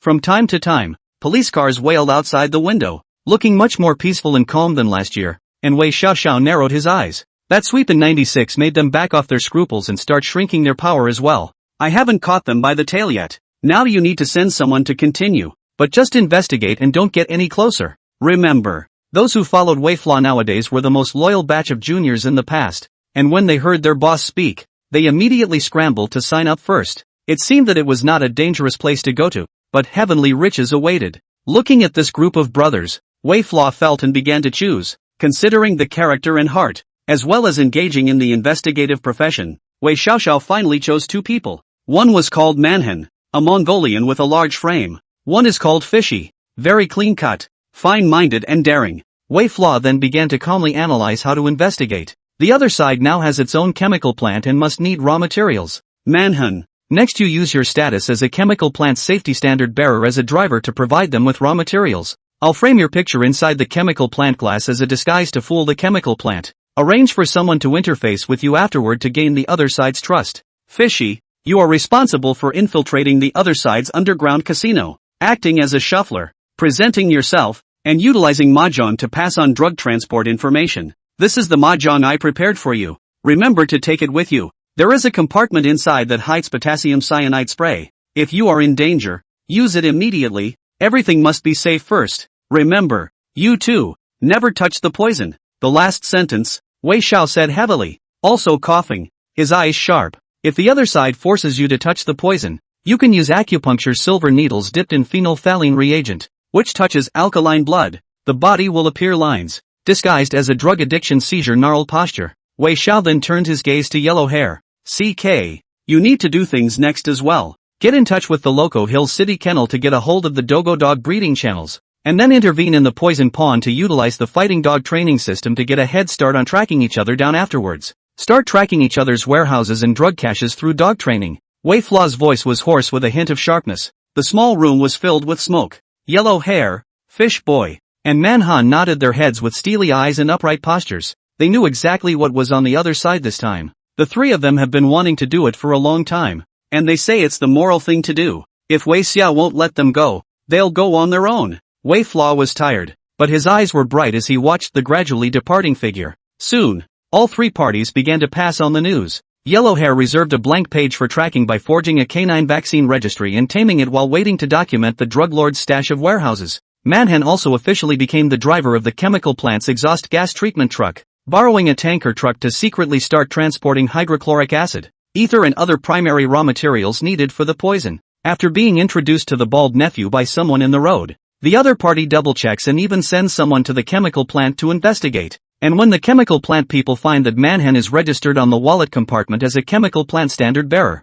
they finally start to believe it and allow Manhwa to try to provide the raw materials. Fish arrived at the underground casino, with a hand of 1,000 tricks, quickly gained the casino head appreciation. In a short period of time, became the casino head of the personal assistant, usually responsible for maintaining the order of the casino. Every day, all kinds of drug transportation news will be passed through Mahjong Southeast, Northwest and other code words. At the same time, Wei Xiaoxiao began to spread out various channels, prying information from the tea house where the big drug lords in Luoqiao City were located. Boss, the company behind them checked out. It's Dongchang Province Tianhai Pharmaceutical Company. This company belongs to foreign capital. From Hong Kong and Macau, injection of capital to set up. Listening to his junior brother's report, Wei Xiao narrowed his eyes. The opponents are really big in terms of volume. It's not just the Western Yunnan poison chain that we have to deal with now. There are also foreign pharmaceutical megacorporations as camouflage. Behind-the-scenes agents, Southeast Asian drug lord figures hide in the shadows.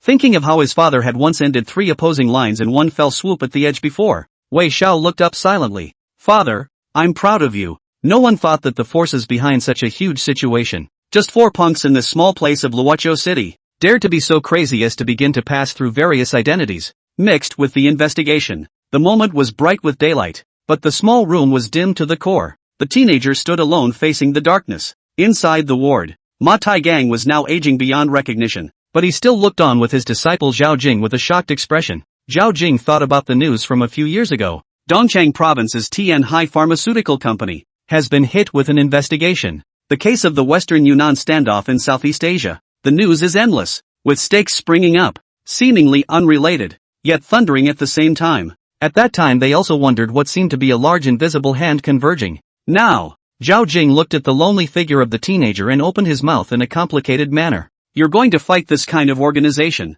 They are destructive forces supported by other countries, with the involvement of Southeast Asian drug lords. The unimaginable energy behind these people has arrived at another level. Just a little bit of aftershock is enough to completely tear anyone apart. Mate Harbor looked back, also incredulous. It wasn't until this moment that he realized just what the teenager of yesteryear who had hung back and told himself he was willing to be an informant was up against. Just thinking about it, he even started to feel chills. Can he really do that with an enemy of this caliber? How dare he? Exiting the simulation. This was the first time Wei Pingshang had seen Wei Flaw memory flashbacks. Now he stared in disbelief and muttered something. Is this the kind of enemy our father is fighting against? He sacrificed, and you're back to choosing to continue his path. How is this going to be fought? They're pervasive bottomless lunatics, backed by offshore forces, an entire Southeast Asian drug cartel involved, and assorted assassins down the line. It's simply not humanly possible to fight against this. The pop-ups were complicated. You guys saw that? Wei Pingshang seems incredibly confident, but he's always trapping his mind and guts. This is his weakness and sadness. He doesn't have the extreme heart of Wei Xiao, who is always fearless and dares to fight in the face of anyone. Wei Flaw is fighting, and a new one is starting to appear in the other timeline. The third son of the Wei family, the eldest son of Wei Pingzhang simulated. Now Wei Pingzhang has taken over the situation and started planning and organizing. On the one hand, he teaches his younger brother and gives confidence and encouragement to Wei Pingshang. And on the other hand, he also starts to show his eldest son's courage by disguising himself as a grassroots official and starts to report drug dealers. Gradually, people in Dongchang province began to pay attention and investigate. But the progress was slow. Pop-ups are surfacing today as well. Indeed, better than Wei Pengsheng handling. After all, the planning and management of well-organized. But such a short period of time is difficult to see the results. He doesn't realize that he's about to face a truly formidable foe made up of offshore forces, Southeast Asian drug lords, assassins, and agents. Meanwhile, a number of people looked to the other side of the screen. Retrospective on the life of Wei's eldest son. Timeline synchronization. Now Wei Xiaoxiao is closely watching the progress of the investigation of Fishy, Manhwa, and Yellow Hair, while also leading his brothers to move into other urban areas of Luoqiao City in the form of investment. He has almost formed a chain of billiard halls and video halls under his name. Now, Wei Xiaoxiao looked down at the newspaper, on which often appeared Wei Pengsheng figure. He became famous at a young age, creating a successful momentum. His eyes then turned to another photo. Wei Pengsheng, late at night, private room at the Golden River Hotel. Li Ziqiang, the section chief of the economic office of the Urban Reform District, was a little puzzled, leaning back in his chair and staring at the young man. Investments in construction are counted in the name of our economic office pulling the strings. Commit to investing over $1 million a year. What do you really want? Now that there's an empty spot up there, everyone's competing for it, and 1 million isn't a small number for a district. Even this political achievement might take him further. But Li Ziqiang still didn't agree and looked at Wei Xiao curiously. There's a kid at Chunhua Middle School in the old city called Wei Pingzheng. You take the time to bring him along and dip your toe in the political aura. Arrange for him to be a grassroots official. Wei Flaw muttered to himself. He spent money to invest and find various leaders just to start paving the political road for Wei Pingzheng. Section Chief Li Ziqiang squinted his eyes. A little strange. Is a child worth investing so much in developing a political aura? But he chose to say yes, because this investment must get his hands on it, and he didn't want to offend the connections behind Wei Flaw. Li Ziqiang began to take the note, and went to Wei Flaw's request. After arriving at the school, Li Ziqiang used the excuse of training outstanding students. He selected 10 students, among whom Wei Pingzheng, a junior, was among them. Li Ziqiang began to personally take Wei Pingzheng in front of the county party committee compound, teaching him to walk and talk, get off the car rhythm, adjusting the body posture, exchange of nodding angle. Afterwards, in the name of learning, he took Wei Pingzheng to urban villages to give speeches, read the evening paper to the grandparents, and taught Wei Pingzheng to start changing his dialect accent. Wei Pingzheng was very excited because the dialect accent had always been a source of inferiority for him, especially because he loved the feeling of being a leader and he loved politics. Less than a month, in the face of a variety of chambers of commerce meetings, today's Wei Pingzheng, although very young, but well-spoken, generous and stable. In April, Li Ziqiang met with Wei Flaw and asked curiously, I think this kid is average. What do you think? Train him? Wei Xiao smiled, but his eyes were full of seriousness. He must be strong. Why? Li Ziqiang didn't get a response and shook his head to leave. Until the darkness of night, Wei Xiao muttered to himself, after I die, someone must hold up the Wei family. Pingzheng is too confident but not strong. Solitary Central doesn't know the human condition. And solitary spirit is too fragile. You can only choose ping-pong politics, so you'll have to brace yourself. You sure can. Wei Flaw's expression rarely shows anxiety. His brother is investigating drug dealers, and he does not know when he will suddenly storm the thunder. He may not have a tomorrow. After he dies, the Wei family will need someone to hold it together. How else can I explain to my parents? Ward. The disheveled-looking Wei Pingzheng was stunned for a long time. Wei Pingzheng's eyes turned and landed on the other side of the brainwave device. That's Wei Pingzheng wearing an instrument and being simulated. Senior, do you know what he's doing? Can a person's will really reach such a point? Wei Pingzheng asked as if he were asking himself, and as if he were inquiring about the dying figure on the hospital bed. On the one hand, they have to send people undercover to investigate drug dealers and fight against the Ponzi forces behind them. One side of the coin is to nurture your childhood self. He also had to train Wei Pingzheng to become the top pillar of the Wei family after him. Solitary Spirit is also still young, and is relieved that he has not found a way to retreat. Wei Pingzheng didn't dare to substitute into Wei Xiao's life, because it's so desperate that all you can do when you open your eyes is move forward. Inside the ward, the host of the Loco Hills Evening News suddenly spoke to the camera. A lot of people feel that Wei Flaw is crumbling and in disarray. Think Wei Flaw is epileptic, but not at all, because if the grief is close to breaking down, Wei Flaw goes to see her parents and get motivated. And he only helped pave the way for his younger siblings and didn't care at all how he was treated. He had no negative emotions.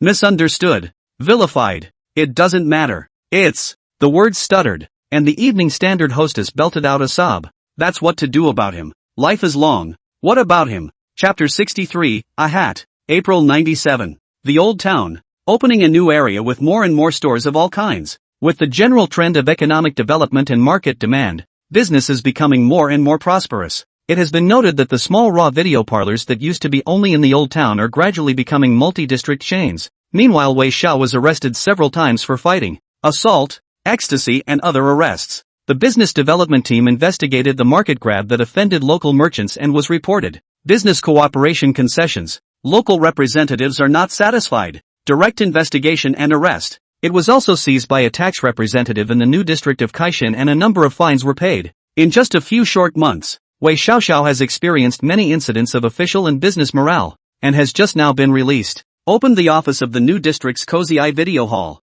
Lu Huangmao took a new piece of clothing for Wei Chou to change into and angrily cursed and opened his mouth. Treadmill. This group all want our money. Arresting people if they don't pay, and arresting people even if they pay less, is darker than the Tama Road. Wei Flaw didn't care and just looked at the new information during this time. Boss, there's news from Tianhai now. Seeing the information, Lu Huangmao's expression tightened and he reported in a grave manner. That group of drug dealers intends to build a factory on the northern outskirts of Luoqiao, claiming to the public that they are building a new factory to support the local economy and solve the population's employment. Willow Yellow Hair frowned as she pointed at the newspaper photo. Now the Commercial Development Group, the Employment Bureau have officials to go, and even which also involves the opening of new districts and other district chiefs, the size of more than 20 officials. The relationship is very hard. At that time, Wei Xiao's eyes were deep, gazing at the various officials among them. Tianhai Pharmaceutical Company, Ltd., has a large volume, belonging to the future taxpayers.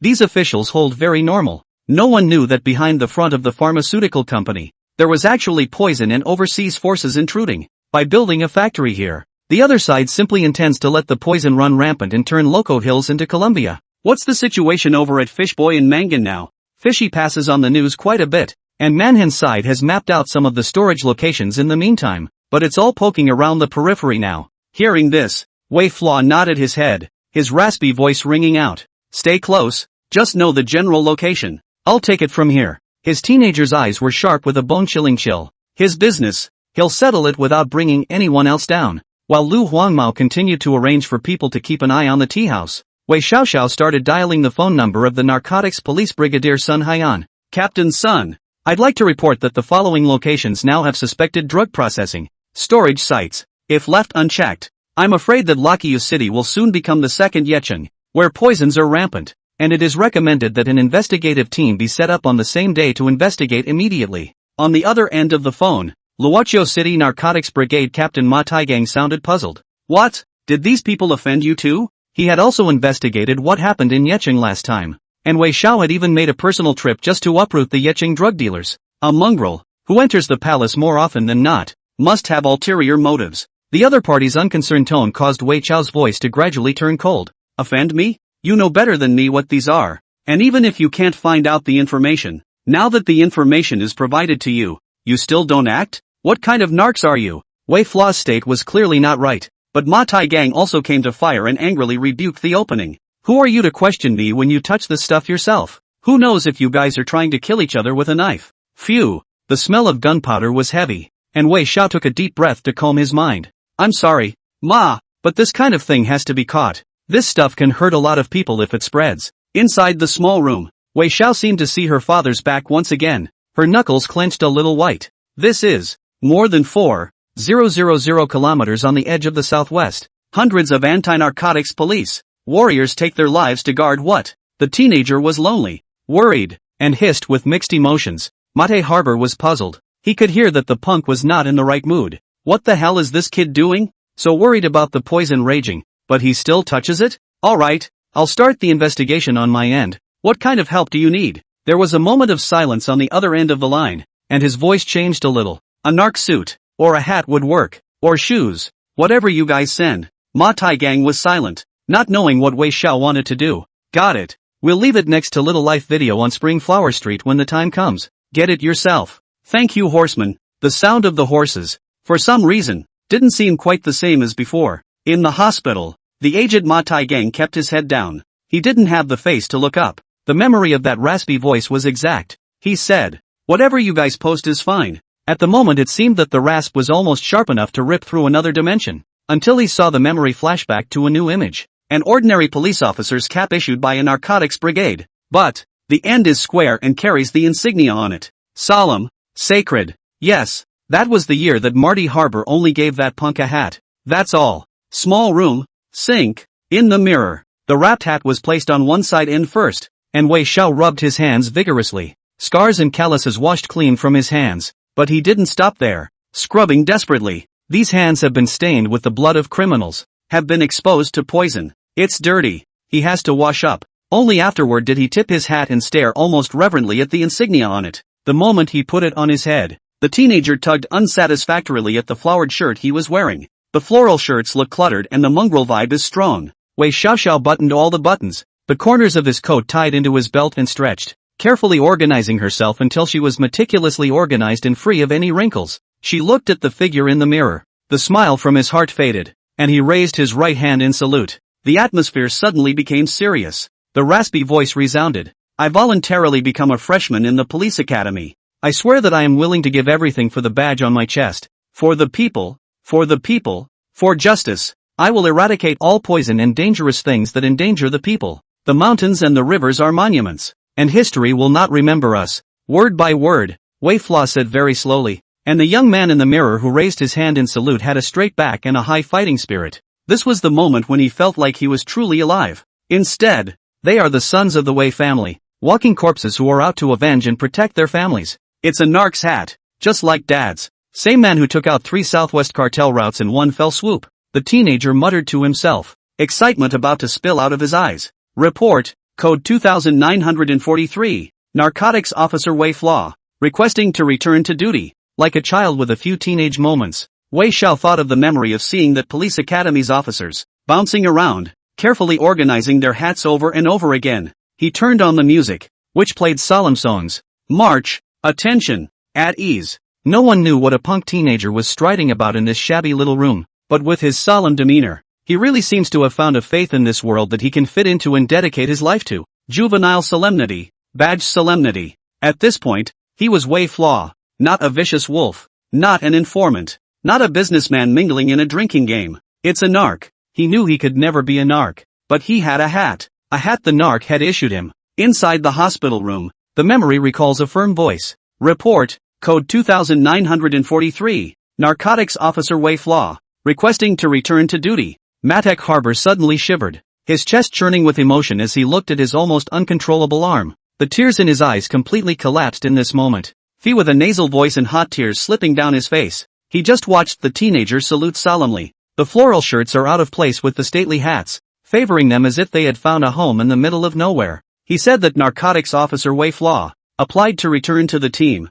No one knows. Loco Hills Narcotics doesn't have your name, but your name will be remembered by many people in the future. Ma Taigang broke away from Zhao Jing's assisting hand and stood up trembling, his old voice trembling and firm. 2943, authorized to return. The voice rang through the ward. In the hospital bed, the tattoo-strewn middle-aged man's breath is weak, the fog diminishing under the ventilator. It seems that even the chest no longer rises and falls. The doctor in charge looked at the various types of data from the electrocardiograph and was silent. He's getting weaker and weaker. The heartbeat is slow and oxygen saturation is steadily decreasing. Inside the hospital room, the host scrutinized the middle-aged in front of him, and suddenly saw Wei Flaw's scarred fingers on the hospital bed trembling and moving. Chapped lips murmured, "No sound," seems to say, "Copy that." At this moment, the middle-aged figure gradually overlapped with the teenager in the memory flashback. Narcotics Officer Wei Flaw, copy. Chapter 64, Lack of Time. A new screen begins. April, now early spring, is chilly. Wei Xia was still wearing a heavy cotton jacket, looking down at the information. These were all compiled by Willow Yellowhair with her people, the information of various families in the surrounding area. This won't work. You see, this family has had children die of illness before because there was no one to take care of them and they lost the best time to treat them. This family is in good condition, but rumor has it that the two are not in a good relationship, and there is a good chance that they will divorce afterwards. The East End? It's pretty messy over there. There are a lot of jerks at the beginning and end of the school day. Yes, Wei Flaw began looking for a new family to adopt for her little sister. Wei Solitaire. Solitaire, this child has a fragile character and is prone to low self-esteem. She needs to find understanding and supportive, stable family, otherwise what if she is bullied in the future? Who will be able to protect her when I'm gone? While rummaging around, Wei Xiao muttered something. The voice was hoarse and hard to hear, but tenderness almost overflowed in the words. This was already an unknown number of times to say this. Lu Huangmao reddened his eyes and seemed to have a kind of inexplicable repression. He wiped the tears from his eyes. When the boss is gone, so am I. The oldest, who had lived life more bitterly than anyone else, was more like his own brother. At this moment, Wei Xiao frowned and fiercely flung Lu Huangmao. Immediately, Ling Li's gaze gradually softened. I'm sorry, but don't ever say that again. Meeting Lu Huangmao's stubborn eyes, Wei Xiao remained serious. You shall live well, and afterward you shall live to be 100 years old, to see the world well. Let's also see if there are any traces of me in the future. Speaking of this, Wei Flaw's gaze suddenly darkened, his voice paused, and he turned his head to continue looking at the information. Forget it, it won't happen. Loneliness almost filled the room. Wei Flaw's voice continued, whispering as he rummaged through the information. Make sure you find the kind of family that's warm, but full of strength. At least that will hurt Solitaire a lot. This child, she grew up timid. She should have grown up in warmth and been loved in order to love the world. The dark-haired teen looked down attentively. rambling and softening his brow a few times as he chanted about his little sister. Willow yellow hair, still red-eyed, nodded her head earnestly. I will also continue to send my brothers to inquire. In the afternoon, near the end of the school day, outside the school, Wei Xiao coughed and listened to Li Ziqiang respond. That kid is starting to get a little bit of an aura. Not timid. City. It's kind of primed to work. Hard work. Wei Flaw smiled and nodded his head, then swung his hand and started calling people over. Wei Pingzhang has been reading the evening paper to the damsel in distress in the city center village area lately. So next you'll send someone to spread the word at the school that you'll be pretending to fight at the Tianji Internet Cafe over at the intersection. Let's see how he handles conflicts. Soon, Wei Pingzhang and the school inadvertently learned that today two groups of school punks in the Tianji Internet bar about the fight, which there are many classmates. He gritted his teeth and went forward. Although the clothes are very common, but Wei Pingzhang backhands walking, pace of grooming gradually have some temperament, and regulating ideas from the interests of both sides to start.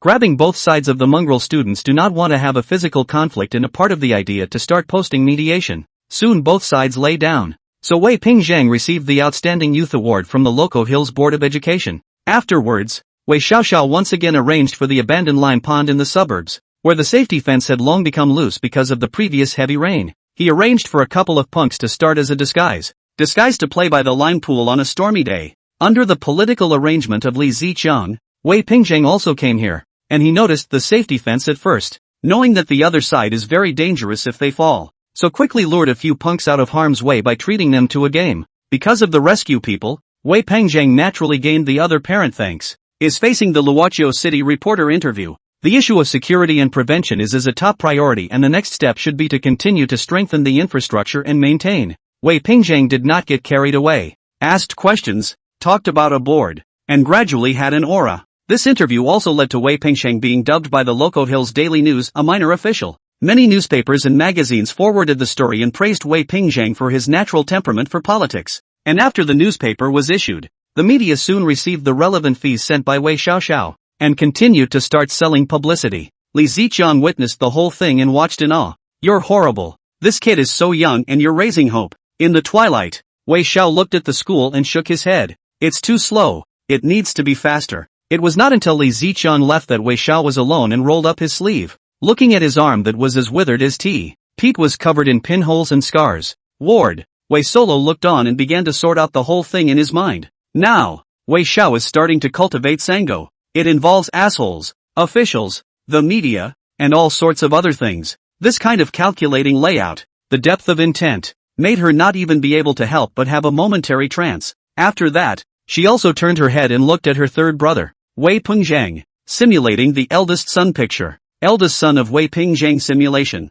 In the same timeline, at that time, Wei Pingzhang started to teach Wei Pengsheng while he proceeded to report drug dealers and lay out a counterattack. Wei Pengsheng began to learn business planning and market development, environment prediction, as well as business competition, how to divide the conflict, how to disassociate rivals. It seems to be working just fine, but Wei Solitary just smiled bitterly and opened his mouth. What will happen when you quit the simulation, third brother, and see all the things of your former youth? It turns out that your path to politics had initially been designed to pave the way. Jitterbugs, live pop-ups likewise appear. Have you seen Wei Flaw's business during this time? Apart from the people under his hand who deserve it, all of it has been used by Wei Flaw to give gifts, billiard halls, parking lots. All of these were given to school leaders, businessmen, and officials to pave the way for Wei Pengsheng and Wei Pengzheng to become businessmen and politicians, and to cultivate their reputation. He barely left himself anything. In the other live room, Yang Xiao, a master's degree in psychology, was also watching, complexly analyzing. The most important thing is that even if the cultivation fails, the worst result Wei Pingzhang is exposed, and the enemy does not dare to start, because these two children's adoptive parents, on the one hand, is the head of the tax section, on the other hand, is the mayor of the old city district, and small Pingzhang, they themselves are all as the Luoqiao City teenager's windy figure. Once the accident, the impact is very big. Wei Flaw is so tactful, openly and secretly, calculating to protect everything. Chapter 65, How will you go on for years to come? The new picture continues. It's now around summer vacation 97. During this period of time, Wei Flaw didn't come home much, but every time he came home, he would find Wei Solitary Spirit, looking at Wei Solitaire, who was hugging her new rabbit doll. Wei Flaw's voice was low. Solitary Spirit, In the future you must be more bold. Fiddling with the rabbit doll. Wei Solitaire looked up innocently. Why? Wei Flaw narrowed his gaze and didn't look at those innocent eyes. Just looked out the window. You'll grow up to be bold from now on. You can't always back down when things go wrong. If you have a goal or a vision, go boldly, go after it, and realize it. What is your dream? Cocking his head, Wei Solitaire thought for a long time, his eyes shining brightly. Sing. I want to be a singer and want everyone to like me. She loved to sing, her gaze pure and longing. Then go boldly and sing. Wei Xiao was almost encouraging, telling his sister with a bit of unnoticed heartache. Just saying this, Wei Solitaire didn't say anything, looking down at her old clothes and pinching the two ears of the rabbit doll. She wouldn't dare. There will be a lot of people listening to the singing. She's afraid people won't like her. She was more afraid of being bullied. Wei Xiao just looked on, his gaze that worried. Wei Pingzheng character are very stable. Even self-confidence, even the fourth sister Soling Yang, is also strong inside, can top the pressure alone to meet the difficulties. Self-regulation ability is very strong. Only Soling is his most worried. This child is timid. Character is very fragile. No self-regulation ability. Once encountered blow setbacks, perhaps very difficult to pass. Thinking of this, Wei Xiao squatted down and looked at the apprehensive little girl. Want to know about mommy and daddy? Want to know when they're coming home? Mom and dad. On the chair, Wei Solitaire's eyes lit up, and the little hand clutching the rabbit doll tightened a few points as she nodded her head. Then wait. Mom and dad left a tape recorder, and when you can sing into it and fill the room with tapes, mom and dad's messages and voices will come out of it. Wei Solitaire's spirit was a little disbelieving, but still looked at Wei Xiao expectantly, after which he began to lock himself in his room alone and timidly began to sing. She was looking forward to seeing her mom and dad again, and for her, maybe there would be nothing to worry about or be afraid of. While his sister started practicing, Wei Xiao returned to her room and shut herself up as well. He took out the only relic his parents had left, recorder. First, the small tape indentation to the back of the tape compartment insulating rubber pad, after which forcefully break the replacement tape initial, clip into the picture written with a magnifying glass to see the pad. After that start tin soldering link breakpoints on the board. The only way to stop the heads from melting is to trigger here first. Get the content. Next to the desk were many specialized books, which also featured tape recorders and tapes of all types of disassembly. It was almost like watching and learning while installing and setting up. Wei Xiao was busy until late at night, and was already bloodshot and exhausted, setting everything up. Wei Flaw muttered to himself as he welded the final details of each place. Spirit, when you hear this, you must be a great singer. When the tape recorder tape meltdown is damaged, it will play my hidden tapes. Mom and dad are most comfortable with you because you're the smallest and timid. I'm relieved for you, too. Let me sing you a song. It's the song mom and dad used to sing when you were little. The tape recorder turned on and Wei Xiao put in the hidden tape, organizing his voice with extra care. After that the screen disconnected and Wei Xiao had taken the tape recorder and appeared in the living room. Wei Solitaire hugged the rabbit doll and looked at the tape recorder and tapes left behind by her mom and dad, her eyes bright with anticipation. Wei Flaw shook the Journey to the West tape in his hand and began to teach his sister how to disassemble it. During the demonstration the magnetic head was broken open with great force, in which the written note was plainly interspersed. Afterwards, when he pressed the play button and the Journey to the West theme song cassette, Wei Flaw pressed the volume button in front of Wei Solitaire's spirit. 3 long and 2 short. That's what the Morse code hints at unraveling the glue mean. Wei Solitaire didn't pay attention, but Wei kept demonstrating. He knew that his sister was still young now, and when she grew up, she would see and understand, getting the tape recorder left behind by mom and dad, and even have the chance to get the news from mom and dad.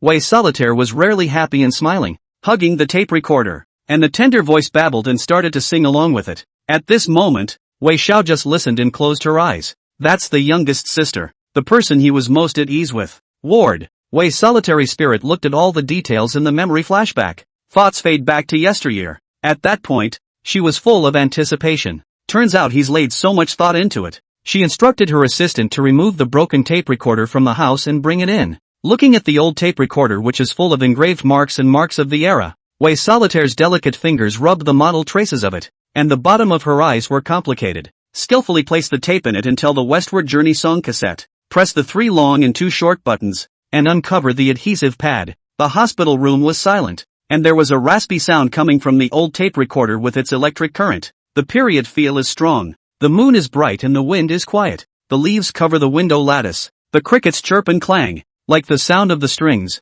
The moon is bright and the wind is quiet. The leaves cover the window lattice. That's how mommy sang it, too. little spirit, and now I'm going to teach it to you. It was the teenage Wei Flaw voice, tired but gentle. It was the exhaustive worry of an older brother, almost doting on his youngest sister. But that year, no one knew but himself. Wei Solitaire listened, in a trance, and the sound of the tape recorder in his hand kept coming out. She thought of herself in the old days. She was afraid to sing at that time. It was from getting her parents' recorder that she started to sing and record alone, because then she felt like her mom and dad were there for her, encouraging her. But she just waited doggedly for the tapes to fill the room, saw mom and dad, and didn't see the problem. Afterwards, he graduated and was even busier with his career. And although he still kept the tape recorder, he didn't remember what Wei Flaw had said before, so he hid the words of his heart here. To be precise, she never used it again after that. The old tape recorder current came in a song looped over and over again, and the ward fell almost into silence. Only after a long time did Wei's solitary spirit open his mouth.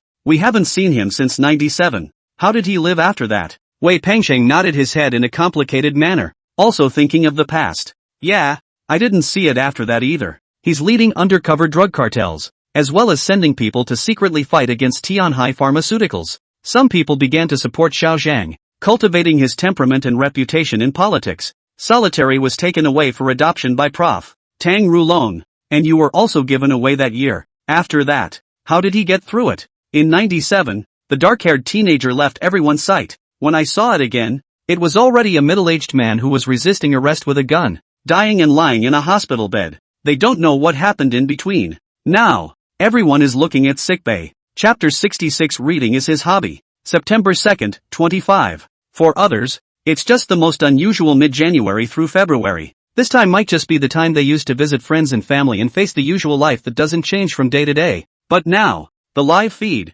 February 95 to early August 97, was a life of cliff turns for one man. Mining towns are visited by many people today to pay their respects. The untouched creek is covered with weeds. But now, people are starting to put down paper boats. The paper boat carries candles, lights the light, and goes with the flow. There are teenagers with backpacks looking up at the caves of yesteryear. To think that 30 years ago, a madman his age had appeared here. The valley was barren and many of the car parts were rotting, mottled with rust and moss over time. Deep in the valley, the unmarked tombstone has been weathered, but you can tell it has been tended to. What was once only a mishmash of wild tobacco and sprawling grass is now also full of flowers. Someone showed up at the Wei family home that was burned in a fire 30 years ago. After years of disrepair, the broken walls have disappeared, leaving only ruins in which weeds flourish. They thought of the day the fire went out and the gray teenager knelt, looked up, and told his family. He started this fire. His parents are far away. At that moment, the teenager's eyes were calm,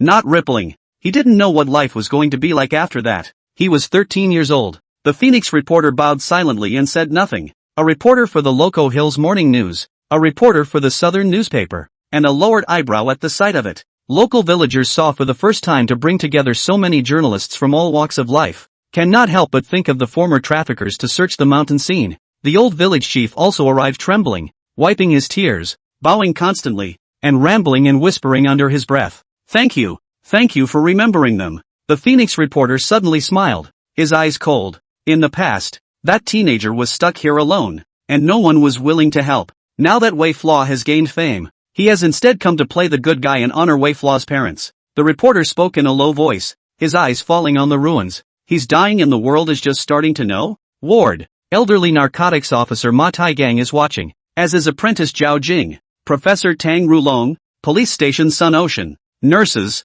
Wei Peng Sheng, Wei Solo Yang, Wei Solo Ling converge. 8 eyes converged on the hospital bed almost simultaneously. For at the moment, the cardiograph made a piercingly shrill sound. Wei Yan, whose original breath was weak and whose chest had almost collapsed, looked like he had been stimulated by something. Decreased oxygen saturation and weakened vital signs. The nurses and doctors looked serious and quickly began to deploy instruments, medicines, and resuscitation. The picture tracing continues. The staff member in charge of tracing the brainwave device looked on, frowning. Perhaps next Wei Flaw arrived at one of the conference's toughest moments. It's the only way to make him have such a huge mood swing that he even has thoughts of giving up on life. Wei Shengyang turned his head and met Wei Shangling's gaze, seeing the shock in the other party's eyes. What the hell is? What can make even the disaster of extermination? All the rebellious family have carried through Wei Flaws cannot survive. Pi, the brainwave device. The picture appeared. It's 97 and winter vacation. As the New Year's Eve atmosphere shifted to fall, Wei Flaw flipped through the newspaper. Loco Hills Evening News. The front page takes up nearly a third of the page and is titled 15-year-old junior officer rescues children. There are also a few newspapers on the lower tabletop, also covering news about the Wei Ping administration. Armed brawl breaks out at Tengi's internet bar, involving dozens of people, before being stopped by a student. The newspapers were all full of praise, with some praising the student for his young age and his remarkable speech. Others praised the student for promoting the spirit in following in the footsteps of their forefathers and setting an example. Wei Flaw smiled in a rare moment, put away the newspapers and magazines one by one, and began to study. Stacked on the desk are modern economics, classical economics, and various geography and political books. Covers a wide span from middle school to college. Wei Flaw was struggling to learn, but he didn't give up and watched carefully. The pages have been turned to the point of being torn and the handwriting is clear. Every time Lu Huangmao and the others came, Wei Xiao would immediately lock the books in the drawer. That's why Lu Huangmao was especially curious as to what the boss was hiding. After that, Wei Flaw left to go out, and Lu Huangmao used to sneak a look. Pages full of notes. No one to teach. Tough to learn on your own. He could almost imagine how hard and exhausting it was for the boss to study. It was clear that he had to deal with so much, and he didn't even know if there was a tomorrow. But he was still studying, not only for confrontation after myself, but also for counseling to help my younger siblings. It's hard, but he always carried it alone. Yellow hair vision gradually blurred, a little acidic. Continue to look through the new. Now Wei Flaw folded. A book for judicial exams is a must for civil service exams. General legal memorization, jurisprudence, criminal procedure, business law. Flip the fold-out page with the judicial exam questions. Case, defendant, A, male, 33 years old, Russian, co-driver. On December 19, 1985, defendant A, together with Captain B and other crew members, flew the I-24 civil aircraft No. 234 in the territory of Russia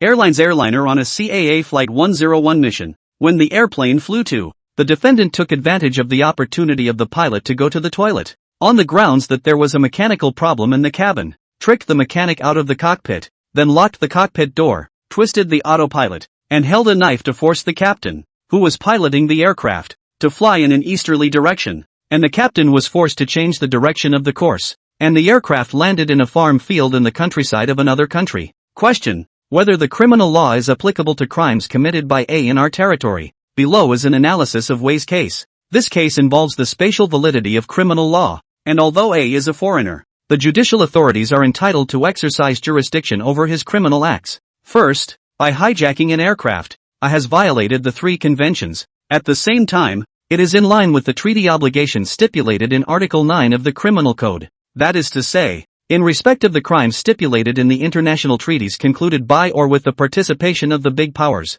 Secondly, Article 6, Paragraph 13, of the Penal Code stipulates that this code shall apply to all crimes committed in the territory of the great powers, except where specifically provided for by law. Lu Huangmao did not read a lot of books, but he looked at Wei Flaws made a lot of papers. Analyze clearly. All kinds of judicial exams need to memorize the terms of almost familiar and flow. The font is beautiful. In block letters, dang. In addition to these, there are many historical questions, including views on historical figures such as Yuan Chonghuan. Willow Yellow Hair reached out and touched the words, her eyes tearing up. He didn't know exactly how much time Wei Flaw spent on these. He just saw that on weekdays Wei Flaw's arrangements for his younger siblings and dealing with drug cartels had taken up most of his life. He suddenly thought of something. What would the boss be like if he hadn't gone through this? Footsteps sounded outside the door, and Lu Huangmao wiped her tears in a panic, red-eyed, and put everything away as if she didn't know. The door pushed open and Wei Xiao returned with a smile and confidence in his eyes. Next, arrange for the fish seller and his men to go to the new district to have dinner. And today's reunion is a celebration of the brothers' careers getting a new development. But I have something to do, so I'll leave you to take them. Wei Xiao was serious again and returned to his room. Willow Yellow Hair didn't ask what he was going to do this time, because he knew that the boss was short on time and he was learning. The mind drifted back to the unconscious, seeing the boss's anger and hatred for the poison. He really wanted to be a narc, but couldn't. He can't be a narc. At this moment, Willow Yellow Hair lowered her eyelids and turned around forlornly. Just, where is the man who paves the way for others with his own life? Chapter 67. Times change, but things will always be the same. Modern hospitals. Zhao Jing was young, and his always sharp eyes were now frozen. He suddenly thought of earlier. The snow. The teenager, umbrella in hand, is based outside the police school and stares into it. The look of the oath is desperate in its loneliness. Now Mate Harbor coughs, shivers, and ages like a dry bone. He reached out and pointed at the screen, his voice weak. You boy. He suddenly smiled bitterly. You kid and me say ah. You. Zhao Jing assisted his master and lowered his eyelids, unable to bear to look again. He won't talk, because he still has to avenge and kill. How can such a person want to drag others down or have them obsess over him? He doesn't even want to owe people favors. Becoming a narc was just a dream he held onto, but soberly tore it apart. The words paused at this point, and Zhao Jing was silent for a long time. But he's really good material. I've never seen such good material for a narc in my life, and if he was a narc, he'd be the best tough guy ever. Hunan Police Academy in early 25. Two freshmen who had just joined the school sat in their dorm room and watched the live stream. The scene is framed with the image of a teenager alone shutting himself in his room to prepare for his judicial exam. A freshman picks up a police cap, examines the badge on it, and thinks of the dizzying brush-ups of yesteryear. What was an inexorable scene for them was what the teenager had dreamed of. He's obsessed, enamored, and even happy about it. Without life's ups and downs, perhaps he would have been the most stunning of the group in the police academy and the best narcotics officer, right? The two freshmen looked at each other, their eyes falling on their badges. The solemnity of the atmosphere grew more and more solemn. Establish the will to serve the country, forge the soul of loyalty, nurture the spirit of justice, and gather the righteousness of fairness. Twitter. The OB screen appears. The pop-up seemed to have too many emotions brewing at this moment, appearing in an unprecedented surge. Many women saw it and were heartbroken. Let him be. Why? Why can't even his last dream come true? How can a man fall into the muck like this for the rest of his life? Can you make him happy for once? Just once? Since his parents left, the last light in his life, besides his family, was only his dreams, but he couldn't even fool himself that it took someone who was too sober to be so cruel as to tear his last light with his own hands. Wei Flaw doesn't like being a punk, never has. Can you let him live just once? Just for himself. Just once. The new images continue. Now Wei Flaw left and did not continue to study and do the questions. He's busy as hell. Boss, our tamed dogs have now found several suspected locations in Loco Hills. The farming planning area in the open new area of Loco Hills. A large area of abandoned farms here. Smells terrible and is perfect for poison cultivation and refining. The Old Town Welcome District. One of the most upscale neighborhoods of the last decade. Expensive. Requiring detailed records for entry and exit. Is now completely occupied by the Tianhai Pharmaceutical Company. Nominally a high-level management apartment. Willow Yellow Hair reported. Looking grave. It's easy to see from these few suspected locations that the other side has a heavy heart. Difficult to access, or strong odor areas that are difficult to troubleshoot. It might take a lot of work for even a narc to investigate. Willow Yellow Hair continues to report new ones. Secondly, the pharmaceutical company has begun to develop and is now being rolled out. A bunch of newspapers, magazines started to appear in front of Wei Chi. Loco Hills Morning News with the headline Pharmaceutical Giant May Settle in Loco Hills, will be newest taxpayer. Southern newspaper reported that Tianhai Pharmaceuticals is expected to put into production and build plants, and the related industry drive will solve 100,000 jobs for the city of Luochio. The numbers aren't exaggerated, they're all based on previous Tianhai pharmaceutical statistics. Thus it has also attracted various media stations and competing for coverage. Wei Flaw casually picked up a few newspapers and scanned them, in which a business card slipped. This is from a representative of Tianhai Pharmaceuticals, saying that the boss is invited to the banquet. Thirdly, the tea house in Luochio City where Lu Chang and the others converged before now disappeared to be renamed the Luochio City Tea Sales Base. Everything is changing to meet the times. Pai Lu Wangmao's temperament was calm and steady, and his expression gradually became grave. They're hiding even deeper. And even Tenkai Pharmaceuticals is trying to use this time to mix with official positions as a businessman. Speaking of which, Yellow Hair even carried a few moments of worry. Once the other party gained contacts in the officialdom, it would be more difficult to deal with them. Wei Flaw didn't say anything, just looked amongst a group of materials, searching, categorizing, and identifying. Hog farms, welcoming neighborhoods are each placed under observation. His posture was silent and patient, his eyes firm and calm and confident. Yes, even if the other side was powerful and ever-changing, he wouldn't be afraid. No matter how times change, no matter what the future holds, I will find him and catch him. At this moment, Wei Xiao looked up. The black-haired teenager's voice was hoarse, but his gaze was stern and resolute. Judge him. The new screen reappeared. The manpower Wei Flaw had arranged began to head to the welcoming neighborhood, camouflaged and observing from afar. There are also people on the pig farm side who are responsible for 3 shifts and are always watching. Now, in the old house he rents, the walls are yellowed and moldy with dampness. But Wei Chou didn't care, just staring at the densely packed photographs, relationship network diagrams, and all kinds of evidence on the walls. Includes fingerprint information, photos, and clothing taken from Spring Flower Guest House, Old Fan Farmhouse in the past. There are also various types of DNA comparison reports from provincial hospitals, various photos of poisons, yesteryear storage records and delivery routes.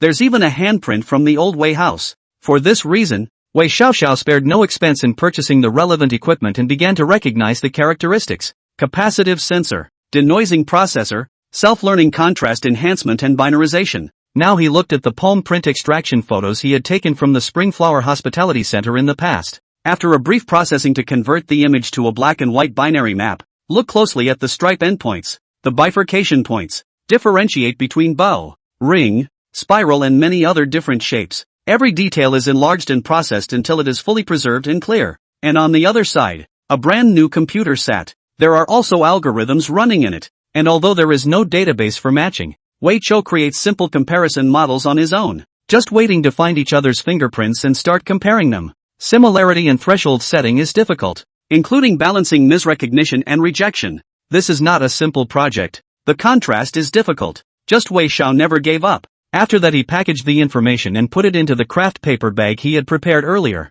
The yellowed craft paper bag was sealed with a coil wrap, and 3 words were written boldly on it. Ryu CK. Yes, that's Yellow Hair's name. He Wei Flaw Rose, now a perennial alcoholic, forced to touch drugs, plus the scars left by early fights. He wasn't very tall, and he looked paler and weaker than his peers, but he didn't care. He just talked to himself. Chung Kong, if I die suddenly, take the bag and go to Luochou City Drug Enforcement Brigade Captain Ma Taigang. Give these to him. The sun was shining brightly outside the window, but only not in this room. The walls were covered in mold and mildew, and the teenager coughed and dealt with everything calmly, like an explanation of the aftermath. Now the hospital ward. Pei looked at the scene, the healthy and stout Wei Pingxing a bit of a trance. What was one doing in 97? After being adopted by Su Jiankong, the head of the tax section, he becomes a school sensation himself and forms a soccer team that plays well in Dongchang province and is taken on a tour to the south. Wei Xiangyang was also watching, his eyes unconsciously drooping.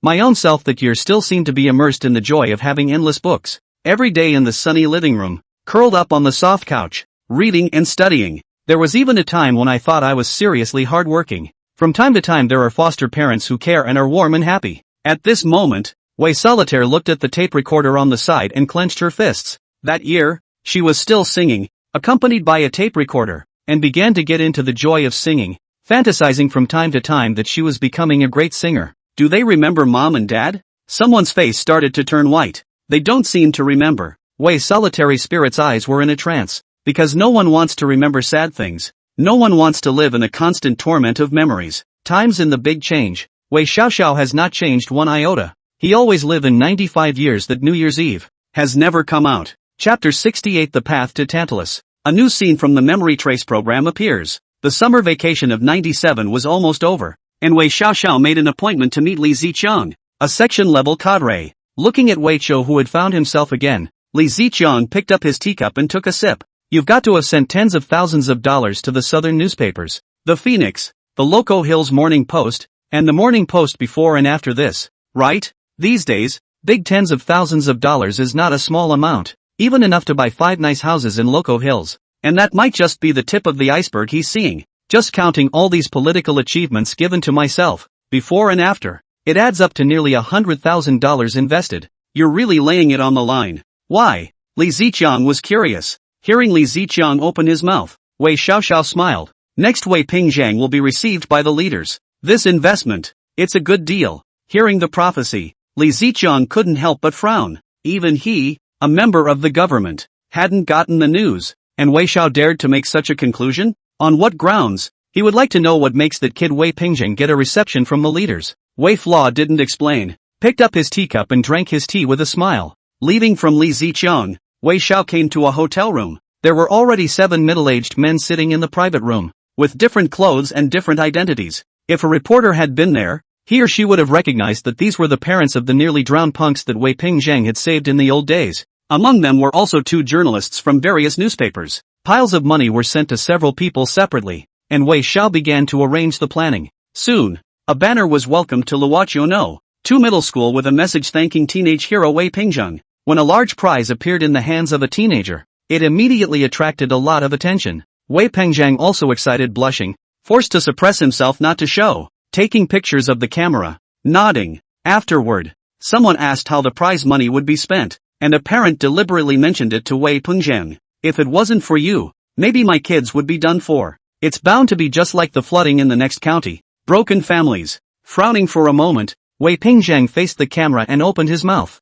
I want to donate it all to the flooded counties. This is the responsibility of the youth of our new era, and it is also the inheritance of the great nation for thousands of years. When one party is in trouble, 8 parties will support it, and people will win. The voice was firm, and for the first time, verve appeared on his brow. Words are generous. Many of the foreign journalists who came to cover the story are scrambling to report the praise. 97 years has been holding the outstanding new teenagers. As bonus events and donations emerged, media outlets around the world began to clamor for coverage. Loco Hills Morning News, a modern version of Daiyu's scientific flood fighting spirit. The Phoenix Gazette, a new era of youth, passing on the spirit of struggle, and so on and so forth appeared one after another in the press, in which Wei Pingjung photos continue to spread. Fame is growing. Many people call it a natural-born material for the official in charge of the government, not afraid of power, not afraid of the hardships, and have a forefather's temperament. Loco Hills too began to lead the way for a while. Wei Xiao watched from afar and frowned. He was running out of time, and had to continue to accelerate the progress of little politics growth. He called again and made arrangements. Next, you make appointments to meet the fake liquor dealers and expose their itinerary. Let Wei Pingjung lead the students in arresting the fake liquor dealers. After arranging everything, Wei Xiao handed over a pile of money, patted a few people on the shoulder, and turned to leave. Soon, Wei Pingjung heard the wind from other students. Did you hear? Those vans at the gate are counterfeit liquor dealers. They're waiting to make a deal with someone. Wei Pingjung now has some fame, powerful posture and temperament. Many students are also willing to listen to him. He has enjoyed this sense of political leadership. So in the face of such problems, he waved his hand. Follow me. Cannot let smuggled outside the country of fake wine poison our people. He took his classmates to take advantage of the fake alcohol vendor's departure and simply emptied the van and called the police. Bold. Under the first. Behind the teenage students also gradually fearless, bold and excited. And the scene happened to be captured by a passing TV reporter.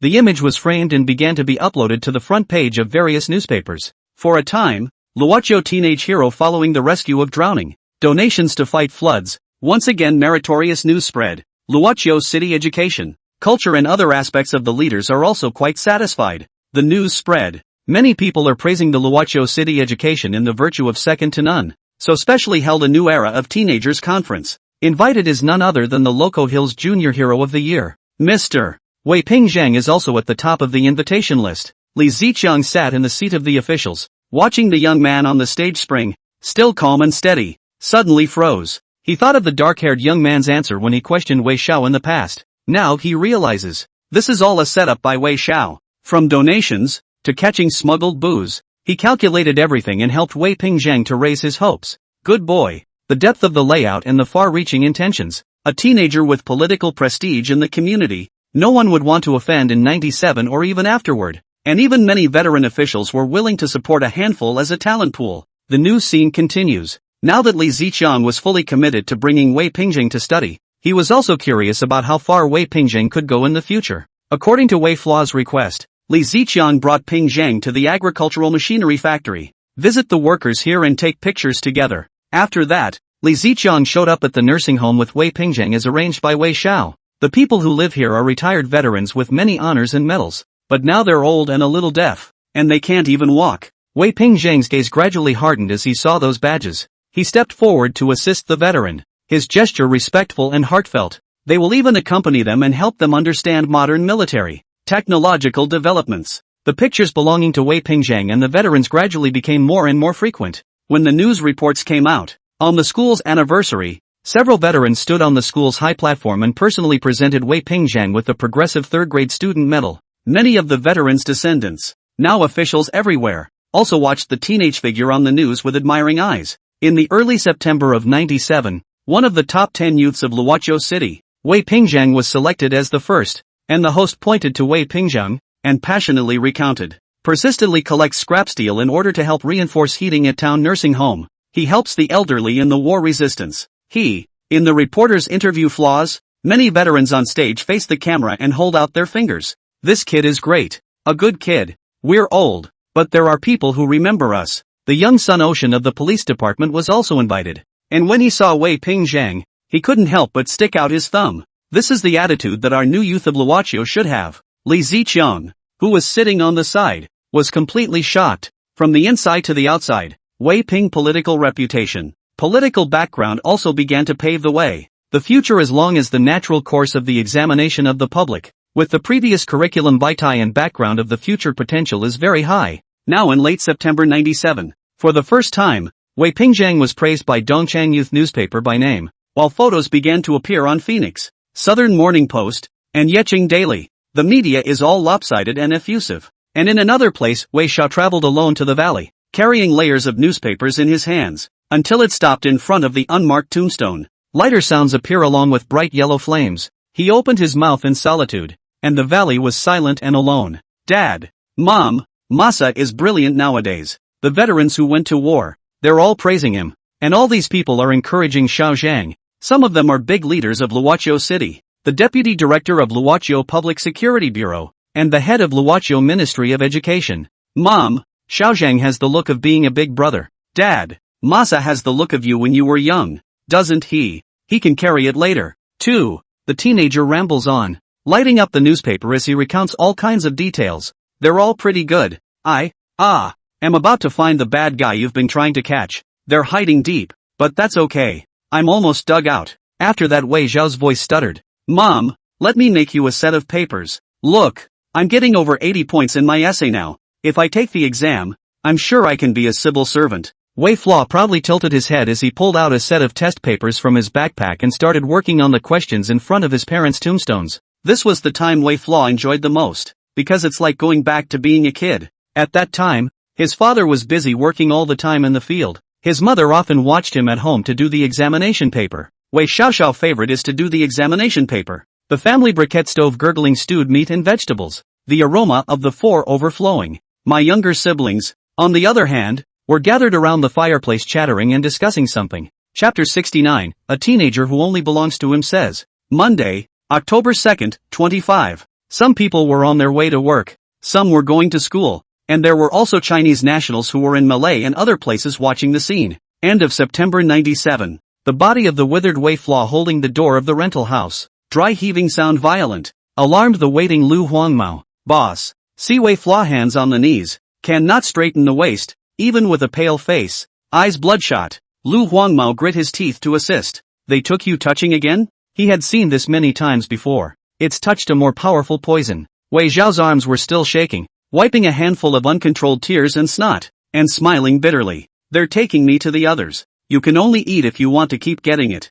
Until he washed his face with cold water and was barely awake. Wei Xiaoxiao dialed Ma Tai Gang and began to report. Tianhai Pharmaceuticals, perhaps, is heavily implicated in the Yeqing drug case? I suspect they are likely the source of that poison chain. On the other side of the phone, hearing Wei Flaw's tired and hoarse voice, Ma Tiegang's complexion gradually changed. Caution. It is important to know that Tianhai Pharmaceuticals is an enterprise personally introduced by Dongchang Province, which provides great support in paying taxes and providing jobs every year, as well as being a key project in the city's development and construction in the past few years. Whether it's taxes or all aspects of economic development, it's never allowed to be jeopardized. Don't make any wild guesses without evidence, or the narcotics brigade won't be able to protect you. Sure enough, Tianhai was implicated behind the scenes, unimaginably large. Unsurprisingly, Wei Flaw's voice remained calm, and his weakness was hard to hide. Got it. By the way, I'll introduce you to a new informant. Willow CK. Ma Tai Gang was stunned, and then his tone grew heavy, as if he had some bad premonitions. What do you mean? It's nothing. Afterward, if I'm suddenly captured, Ryu CK can be trusted to butt heads with you. At this moment, Ma Tai Gang was silent for a long time. What the hell is your name? He checked. And those previous identities, well concealed. The kid's ID might not be real either. He didn't know what the other man really wanted. I'll tell you later. Before hanging up the phone, Wei Xiao's voice was weak to the core. Right now he's getting shots and is in poor health. So poor that he can't hide many old injuries. After the doctor administered the bottle, Wei Xiao leaned against the wall, drank half a bowl of millet porridge to sort of catch her breath, and returned to her own little house. Only Willow Yellow Hair knew about this place. and no one had ever been here, not even the most loyal of the other brothers. It wasn't until he came back here that Wei Xiao was completely alive. At the top of the old wooden cabinet, there was a proper narcotics police cap. The badge was shiny from being polished all the time. The desktop is still stacked today with all kinds of exams, judicial exams, essays, and various specialized books. On the walls, on the other hand, there are several relationship charts hanging. This includes the first evidence of the Spring Flower Guest House, the Old Fan Farmhouse, and others. Industry City 3 Casinos, the second installment of evidence in the land poisoning chain. The latest today is a third body of evidence of farms, chemical plants, etc. Close to one side of the bed, the atmosphere changed. It was filled with all kinds of photos, newspaper cutout sections. 15-year-old junior officer rescues drowning child. Contemporary young Dayu on scientific water management. Representative of Lok Kwang High School Student Council leads the soccer team to kick out Dongchang Province. Most of them are all kinds of news reports of both Wei Pengsheng and Wei Pingzheng. And some of them are photos. There are photos of Wei Solo reading seriously in the living room of Prof. Tang's house, wearing a fluffy skirt. There are also images of Wei Soling holding a bunny doll and singing earnestly to a tape recorder. The room was shabby. And even because it was cheap, it wasn't surprising that water and mold seeped through the walls and smelled like rot. But it is only here that feeble Wei Flaw flourishes. He feels like this place is his life, everything he had, and a reason to live. Wei Xiao lies comfortably on the ground. Countless stars seemed to manifest around them. The siblings smiled. Warmth surrounded them. And there was the narc oath echoing in their ears. The withered Wei Cho stared at the ceiling. A few pieces of putty were wobbly and curled up in the mold. In this moment, the pupils of his eyes were no longer in a trance. There was God. He suddenly wanted to call his siblings. Turned over from the ground hard to climb up. Wei Flaw dialed Su Jianong home phone. No one answered. Wei Flaw's and dialed Wei Pingzheng phone. The other end of the phone Yu Jianjun called Wei Pingzheng. Get the other side is not available message. Hang up the phone. After that, Wei Flaw was silent for a moment and dialed Wei Solo. What for? I'll give the money to Grandpa. So don't even think about it. Wei Solitary's voice was clearly tinged with annoyance as he quickly opened his mouth. Why don't I recite a text for you? Wei Xiao didn't care. His sister was the only one willing to take his calls these days. The person on the other end of the line sneered in disdain. You've only been in first grade. What can you memorize? The hoarse voice rang out. Therefore, the responsibility of today does not lie with others, but all with my youth. If the youth is wise, the country is wise. Busy sound rang. Inside the small townhouse, Wei Solo looked impatiently. What's the madness? I guess I want money again. On the other side, Wei Xiao didn't care about the busy tone and continued to recite. The red sun rises. Its path is bright. The river comes out of the ambush. A flood of water. Small room voices rang out, as they had when they were children and their parents took the five of them together to recite. Inside the ward, dressed in a long trench coat, he was upright and had a cool breath. Wei Solitary looked and suddenly murmured. Therefore, the responsibility of today is not on others, but all on my teenager. After 30 years, she finally thought about the day she was almost forgotten in the corner. Wei Flaw remembered. And it turned out that up until that time, Wei Flaw had never forgotten. That mom and dad used to take them to recite together, like a family crossing over in the mapping era. You never forget. But then, you were the only one who didn't forget. Wei Solo suddenly felt a little sad. She didn't dare to think how bleak the situation was when no one got through to Wei Xiao. Even she, the only family member who would get on the phone, didn't hesitate to hang up. The host, a representative of the Phoenix newspaper, was a bit forlorn as he watched the teenager rasp his voice and recite word for word. It's like he can't help but turn the tables on his enemies. It's going to be a showdown. He's held back for so long that hatred has never been buried deep in his heart, taking root and sprouting. Now he's probably going to do what he wants to do. As the words fell, the atmosphere in the hospital room grew heavier. Wei Pingsheng watched the scene and froze, searching in his mind. So it was that day. Memories began to overlap with the live feed. It was a year of springtime for myself, wearing designer sneakers, training constantly and planning and organizing all kinds of school events. Just got home and the living room phone rang. He looked down at the string of numbers and frowned. The bell was so loud that his adoptive father, Su Jiankong, came over to look at it, his brow similarly furrowed. It's Wei Flaw. Pai himself reached out and pressed down on his adoptive father's hand as he tried to get through to the phone. Don't answer it. This guy is annoying. I'm not going to be on the same page as him from now on. There's no need to answer the phone. He was a little impatient, and deliberately stared at the phone that had been ringing for a long, unrelenting time. Thoughts turning back, Wei Pengsheng looked at the memory retrospective. Small room. One's Wei Flaw on busy sound reciting texts. One wall is a younger sibling. One wall is a blood feud. Wei Pengsheng suddenly got a little out of breath and leaned against the wall in a disheveled manner. The springy, powerful nobility he had simmered down over the years dissipated a few points. Chapter 70. Do you remember? Up. The red sun rises. Its path is bright. The river comes out of the ambush. A flood of water. Inside the small room, the first image was a hoarse voice ringing out in solitude. The scene rotates as the dark-haired teenager wastes away, flipping through his judicial exam books late at night,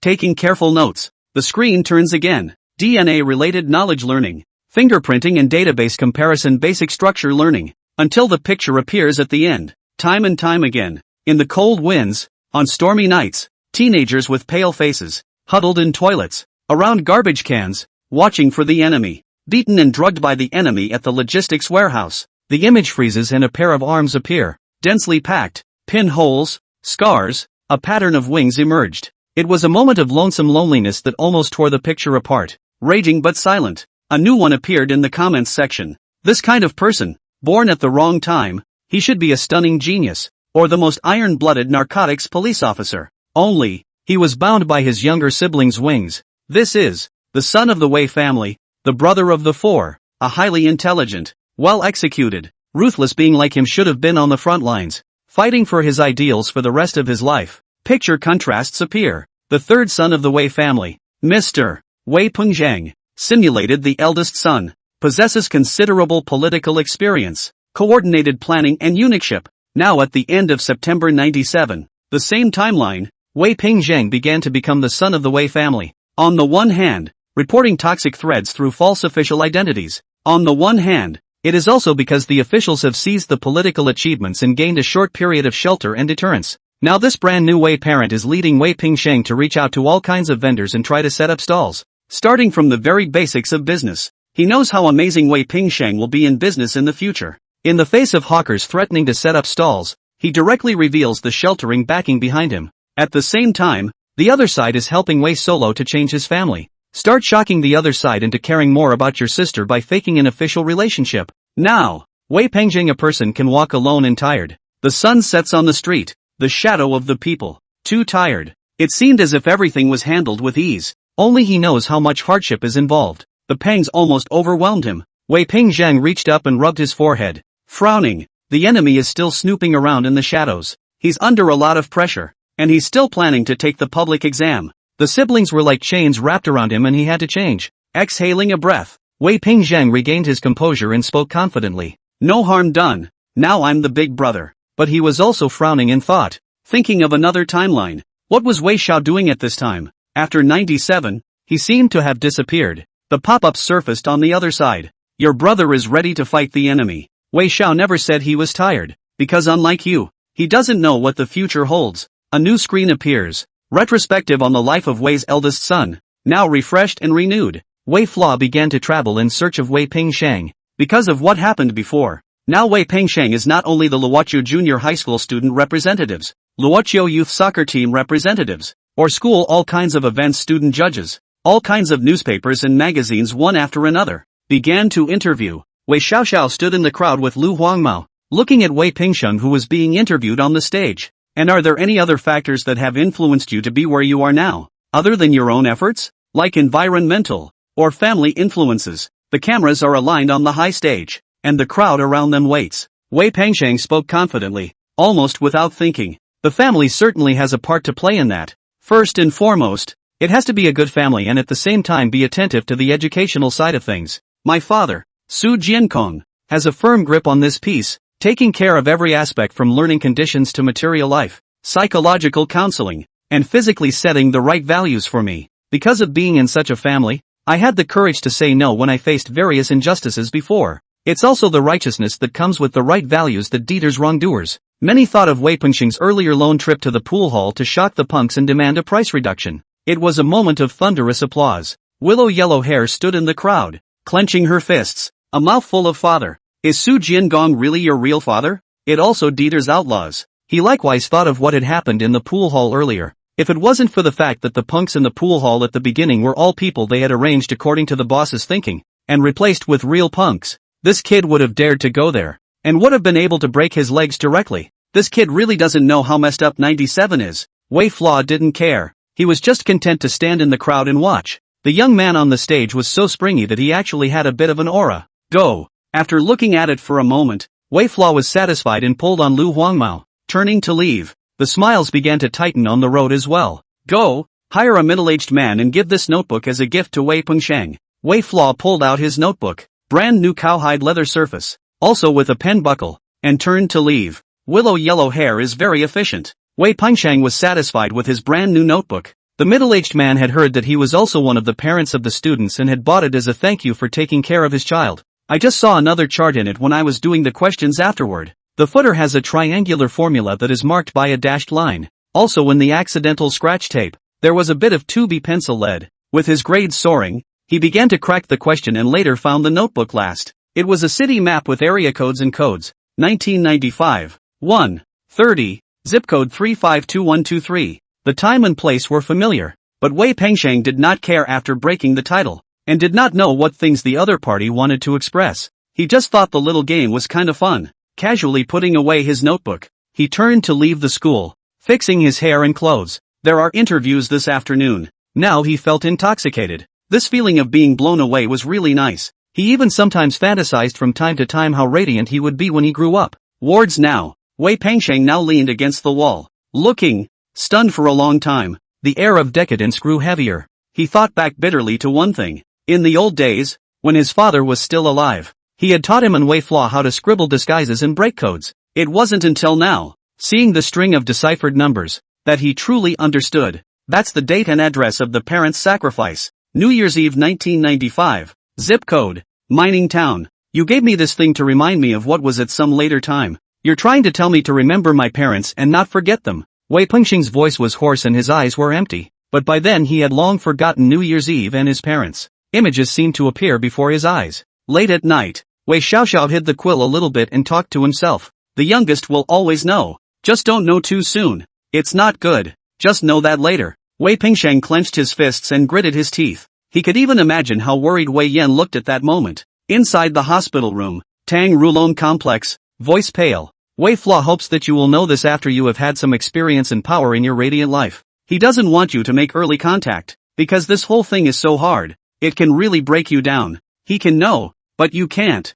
It's something that will drag people down for the rest of their lives. Chapter 71, You're strong, but the other side is crazy. The picture continues. October 97. Now that Little Life Video is really starting a chain. The headquarters office. Mangan pokes his way out of the chemical plant in the night, and Fish arrives under some other guise of being out and about. All looks serious now. Reporting new news. Boss, the state-run collapsed motorcycle factory in Kaishan district is the latest delivery address. Large quantities of chemical supplies were sent into it. We just got word that they're about to start delivering. I wrote down the final turnover time for the chemical plant stockpile over here on a note. Fishy nodded back. Now they've transferred me to the underground casino at that gaming parlor on 3rd Ring Road in the Kaishan district, which has a number of raw faces coming in, as well as some of the mechanical parts. Delivery time on their side is here as well. Wei Flaw got the message and nodded. After instructing a few people to pay attention to safety, Wei Flaw also learned about the current status of the narcotics police in Luoqiu City from Lu Huangmao's report. Efforts are being made to investigate the growing problem of drug dealing. One of the teams that Ma Taigang personally led the investigation is at the guest house next door to the Shaozheng billiard hall in the old town. But now, Wei Xiao was also being watched by Lu Chang and the others who had been sent to keep an eye on him. And the other party still didn't completely trust him. So messaging needs to be secret. Wei Flaw shut himself up in his room and finally appeared after a long time, handing over a freshly encapsulated ping-pong paddle that didn't look any different from any other paddle. Go on, have a load of ping-pong paddles delivered to the little political billiard hall over in the old town. Isn't there a new ping-pong court installed over there? Just in time to use it. When you deliver, send a copy to this address room number as well, so no one sees it. This side of the little brother nodded and left, and Wei Xiao began to write a new one. A notebook to start recording the coal accounts. Coal for commercial heating in January, 1 ton, 2 blocks. February, 1 ton for 19 bucks. The records were fragmentary, but Wei Flaw just calmly wrote them down, after which he gave them to his little brother, pretending to deliver coal to the guest house, and purposely dropping them when Ma Taigang and the others passed by. In the meantime, arrange for your little brother to speak up when the time comes and tell the person that the hat they are giving away is very nice. Only after arranging everything did Wei Xiao continue to arrange new drinking games and maintain relationships with various officials. At the reception, Mate Harbor looked at the van driver delivering the racket in front of him. froze, and frowned, faced with the sudden delivery of something that had not even been notified in advance. Ma Taigang took his men to study it for a long time without any information. Could there be some kind of contact inside the beat? Shall we ask the deciphering experts from Dongchang province to take a look? Soon, a middle-aged man wearing glasses appeared with a majestic look, and Ma Taigang carried a few moments of respect. The other party is one of the famous 8 tigers of serious crimes in Dongchang province, Dong Ting, one of the best in the entire province of Dongchang in terms of code-breaking and DNA technology. After observation, Dong Ting quickly found the problem. Slight marks on the bottom rubber.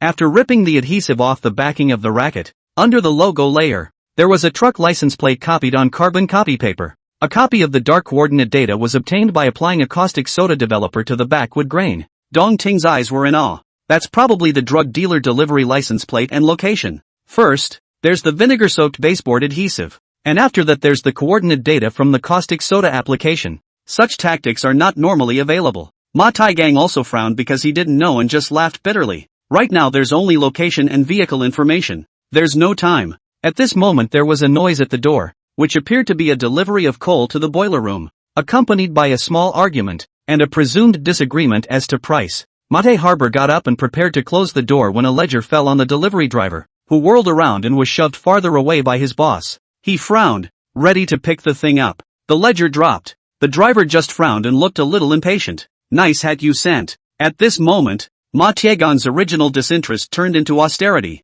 Hats. He thought about the location of the deal and the license plate he had just deciphered. And about the dark-haired teenager. Is he? He solemnly clutched the ledger and closed the door. Dong Ting also saw the bills of various colors in his hands, squinted his eyes, and began to analyze them, day and night. And after a few days, the two were finally exhausted. January 1st tons 2 blocks. That's the time of the deal. January 1st at 2 a.m. February 1st tons 19 blocks. It's February 1st at 7 p.m. Dong Ting was all a bit shocked. Is this really your informant? A punk? Combined with the racket information, it's clear that there's a complete supply chain of drug production in there, from the unregulated Minglan bar, to the farm, to the docks, and finally to the nightclubs. Chemistry. Code breaking. This kid's a genius. Can I meet him? Ma Taigang laughed bitterly. Probably won't see it. This kid was weird. He was an informant and only asked for a hat at me. Dong Ting sniffed and thought for a long time. Maybe this guy has a lot of respect for narcotics, from the bottom of his heart, but he's got something on his mind. He's strong, and I suspect that the DEA and him are being watched, and that's why he's using it. At this moment, even this 8 tigers of serious crimes had a complicated opening. I'm looking forward to this guy. He's got the shades and skills of a first-generation narc. Ma Taigang is even more looking forward to. Immediately launched an investigation. He will wait for Wei Qi news, and after that on this group of drug dealers, a net to kill. Dianon. Border patrols and narcotics officers were watching from the mountains with mixed looks. Code breaking. Delivering messages between life and death. You see, these are the tactics of a primitive narc. It was even more chaotic then than it is now. There weren't even any instruments to check. They were on their own. If Wei Flaw is really a drug lord, it is indeed scary. The narc stationed on the edge of a great nation sighs and rejoices, because this kind of person is too intelligent, thinks very clearly and comprehensively, and the layout is very deep. And it also has extreme anti-surveillance and camouflage capabilities.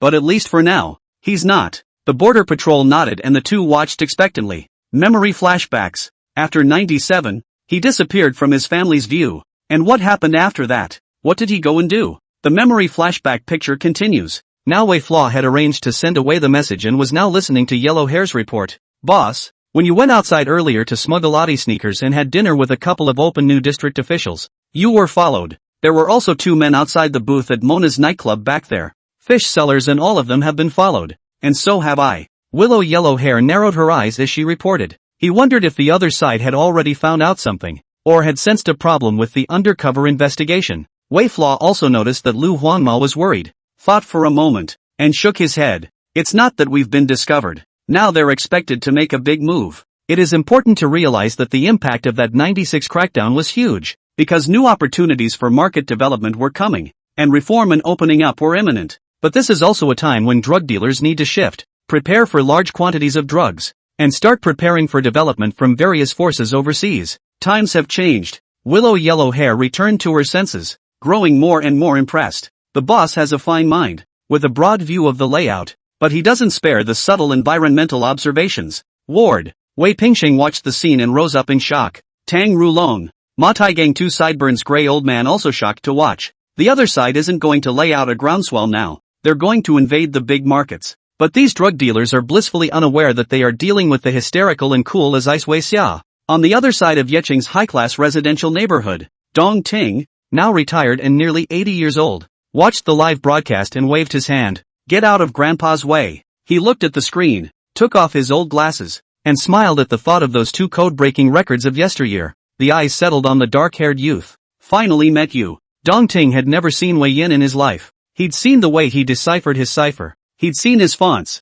only he hadn't seen this man. It's as if the man doesn't exist. You are the comrade in arms. Dong Ting resounded. The others were questioning, doubting, and even denying. Dong Ting didn't feel that. From the time he saw the secret message in the old days he knew how difficult it was to obtain that message, and how much danger the other party had risked to send the message. Dong Ting looked at the memory retrospective and also saw Wei Chou and his loved ones in the hospital bed on the screen. Dong Ting suddenly felt a silent mourning. This kid, from 95 to 25 years, it never seemed to get a single word of recognition. Whether it's a loved one, from the narc brigade, or from the folks, no one is recognized to believe him for once. Human beings are animals with social attributes. Dong Ting suddenly murmured, if the world does not know it, then the puppet is independent between heaven and earth without fear, and it is the upper courage. Chapter 72, The Moment of Life Force Burst. Nowadays, Dong Ting has long been old. He witnessed the changes in the 90s criminal investigation force. In his simple study full of all kinds of certificates. Certificate of Honor for Criminal Investigation in Dongchang Province. Certificate of Technical Innovation in Criminal Investigation in Dongchang Province. Certificate of Contribution to Criminal Investigation. City of Loco Hills. Honors of all kinds fill almost the entire study. Bookshelves, medals and more. But in 97 this was the House of Honor. Now extraordinarily old. Wooden sofas, chair legs mottled paint, as if the former honor hidden in history. The youngest grandson pointed to the TV, a little taken aback. Grandpa, do you know him? Hearing his young grandson speak, a flash of memory flashed across Dong Ting's brows. I'd only seen various cryptic messages from him. Never knew him, and at the time I always thought the man was sad and gave me a powerful but illusory feeling. I always had the feeling he would suddenly disappear. He seemed energized and combative. But the man was too sad in his undertones. Or the times were absurd. To deserve him. As the words fell, all sorts of stunning means surfaced in Dong Ting's mind. About the means of that one. Physics, chemistry, biology, cryptography. Like the mysterious figure of the original first generation of narcotics officers mirroring the times. The moment plunged him into remembrance. The memory tracing screen continues. It's early October 97. Lakio City meets the open development. Integrated planning. The old town. Open new areas and other areas to start construction and development. The industry blossomed and prospered for a while. Wei Xia stood at the street-level window of Mona's nightclub and watched. Standing behind him, there was also bald Lu Chang, Sun Bin and a few others. He still hadn't seen the person behind the other side. Wei Fla picked up his glass of wine and swallowed it in one big gulp, letting the alcohol sear his esophagus and set off a fiery stinging pain. His face expressionless. Good thing it wasn't for nothing. He swept his gaze across the private room. Many regional representatives are present today. All of them ruthless, epileptic and generally touching poison in large mouths, letting themselves go without a care in the world. Good. This batch is pure. I want 200 pounds. I'll take 200 pounds too. But Wei Chou was even crazier than they were. Drinking and listening at the same time. 500 pounds of shakes. Fatally opened his mouth. His voice was hoarse, and his breath was sharp, carrying a bone-chilling chill. As the words fell, many people in the surrounding area turned their heads, their eyes scarlet as they stared coldly at the black-haired figure. There's just so much stuff, and when someone takes more, they have to take less. 500 pounds if you say so? The He City representative grinned with a grimace, the dagger in his hand planted hard on the table with a popping sound. Little brat, not afraid to hold out. If you want to grab the goods, play the knife in the finger game first. Wei Fla put down his glass, and in the dead silence of the room, turned his head to look at each other. What kind of eyes are those? Extremely rational, yet also extremely maniacal, like a true coyote. The representatives of Yecheng, the representatives of Baicheng, and the brothers of the Lu family all narrowed their eyes, their hearts aghast. A moment later, Wei Xiao laughed and took out 3 cups.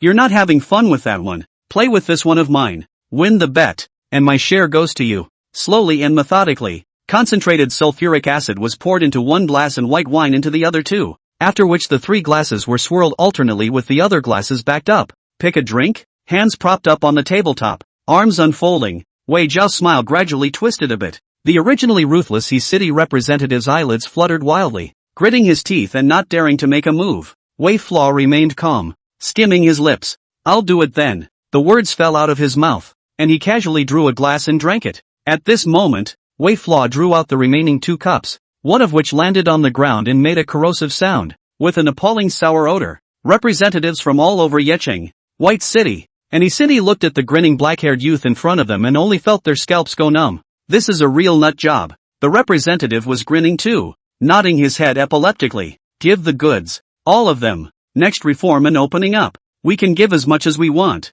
Take all the neighboring markets for me. Drink. Wine glasses clashed on the tabletop until late at night, and representatives from all over the world had greedy excitement in their eyes, looking forward to the riches that would follow after taking all the neighboring markets. Only in the corner, Wei Zhao's eyes were bleak as her gaze swept over. He made a mental note of each man's features and watched their paper-crazy gestures as they wrapped their arms around women. Afterwards, he picked up 4 or 2 glasses of white wine and drank them all. The other representatives from all over the world were also watching. Wei Zhao was indeed ruthless enough, and they were also frightened at the bottom of their hearts. But the other side doesn't play with women or engage in market discussions, and they just feel disdain. If you've gotten to this point, why are you pretending to be so noble? The He City representative narrowed his eyes and cursed angrily in his heart. Until drunk and completely passed out, Wei Zhao was assisted to leave by his little brother. He City representative pushed down the chaperone, sprinkled poison on her back, sucked hard and had a sardonic laugh. That crazy dog, finally rolling. The representatives of the other cities similarly stared coldly at Wei Zhao. They're all from the road, just more than ruthless, and they're not lacking. The only difference between Wei Flaw and them is that the man is completely insane. At least they don't dare gamble with sulfuric acid. If they fail, they die. This kind of person is often also the existence they are most afraid of, having already lost face by being shocked by Wei Flaw earlier. Now that they heard the He City representative open his mouth, several of them sneered and nodded their heads. The silver-white van, sure to leave. Wei Flaw opened his eyes, forced himself to be awake for a few moments, and began to hyperventilate. His face flushed. The van seats had been disassembled, and there were tubs in the innermost part, and after throwing up, Wei Xiaoxiao soaked his entire body in the ice in them and began to cool down. At the same time he suppressed a headache with a rope that trembled and strangled dead on his forehead. After doing so, Wei Xiaoxiao gasped violently, took out his drawing board with difficulty, and started sketching. He is going to record the characteristics of all the regional toxic representatives who came this time.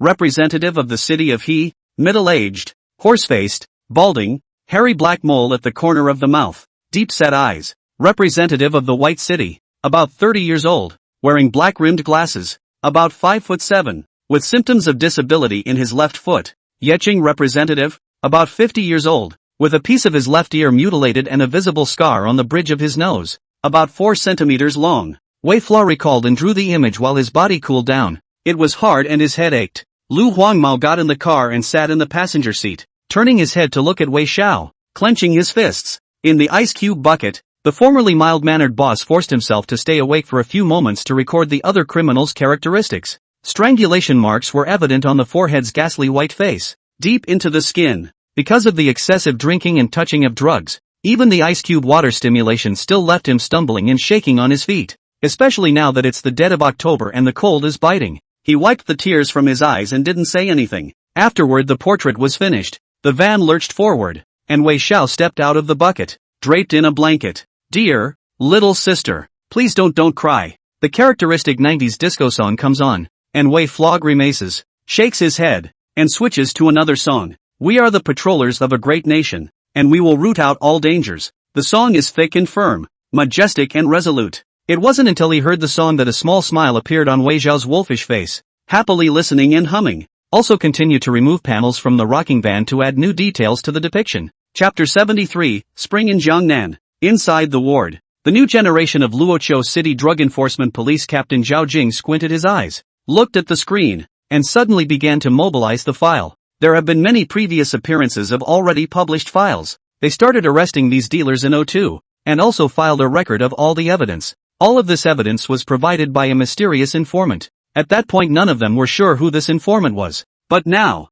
upon seeing the portrait of Wei Zhao inside the van, Zhao Jing came back to his senses. it really seems to be you. These guys were in deep hiding and some of them were even polished entrepreneurs on the outside. But because of the portraits, they all revealed their identities. Murmuring, Zhao Jing became more and more emotionally complex. He's really doing his job and fighting to the end since the beginning. Staring at the portrait of the dark-haired teenager shivering in the cold, uncomfortable but smiling and listening to the song, Zhao Jing sighed with downcast eyes. An old voice rang in his ears. It was Master Ma Tiegang's. He's almost physically finished. Ma Tiegang's gaze fell on Wei Yan. Nowadays, he has many pinholes in his arms, is thin to the bone, and shivers a lot. The body almost collapsed, arriving at the limit. Wei's soliloquy stared blankly, thinking of Wei Xiao's appearance during that time period in his memory. He met me once in October 97. Withered and dead. I almost didn't recognize it. At that time I still resented him and thought he was completely decrepit and kind of a wreck. Pop-ups also appeared in complexity at the time of Pi.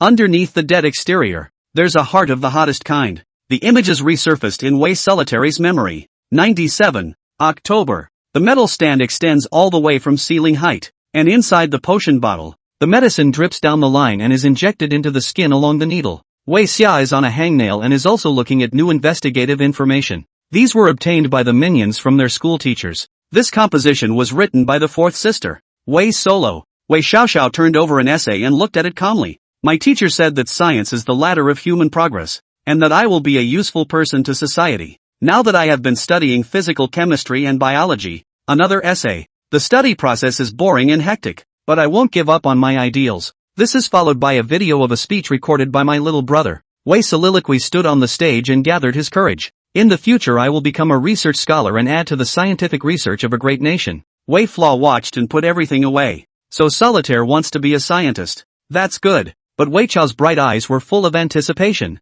And it was really good to be a person who was useful to the country and the people. At least it makes sense. Wait for the hangnail to finish and start traveling to the school where Wei Solo is. Prof. Tang Rulong is driving there to pick her up from school. Along the way Wei Xiao was also changing cars to avoid being discovered. From vans, to Santas, cabs, because of the recent expansion of the market by drug dealers, all the way to the representatives of the districts. He is also under surveillance. He couldn't implicate his sister in any of this, until, sitting on the passenger side of the van, Wei Xiao got out, wearing a hood that revealed a bony face underneath. Like a gesture of complete exhaustion of life force, he smiled and waved at Wei Solo, who had just gotten out of school. The smile looked extraordinarily hard, too. Wei Solo froze, then somewhat disgusted, opened the door of Professor Tang's car and muttered in a low voice, "Dead air. I don't know where I'm hanging out again." Wei soliloquy ignored it and closed the car door, closing the window in the process. The black peep-proof film gradually hit it, as if tearing the two apart,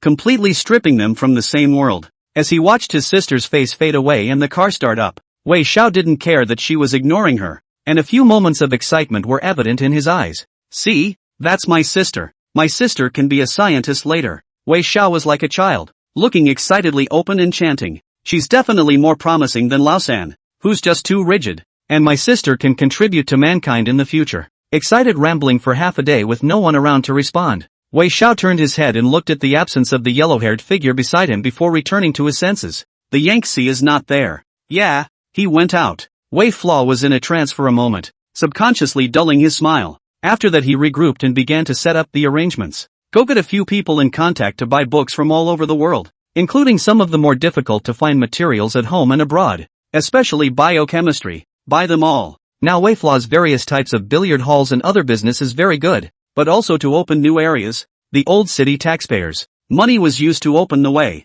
and a large collection of materials was quickly gathered, ranging from basic to top research journals and tutorials. Wei Flaw deliberately allowed his little brother to befriend several of the school's materialization teachers to help them solve the problem of access to medical care for the elderly. Requests were also made. Send this information to Wei Solo in various ways. Between classes, Wei solved to look at the teacher's surprise to send, because the grades progress of the reward material. My dad has been looking at this material for a long time. So thank you, Mr. Teacher. There is a lot of information. Originally interested in scientific research, Wei Solo is more and more obsessed, and at the same time there is a real channel of contact. Wei Xiao watched from afar and nodded in relief. The tutorials are available. He then called his little brother again to inquire about the situation of the junior high school's physical chemistry teacher. Now their chemistry teacher kid has been arrested for demolition. Right here in Old Town. Things can be big or small. but it's a pain in the ass for the other side to hold on to. Wei Flaw personally stepped in and apologized in lieu of making amends,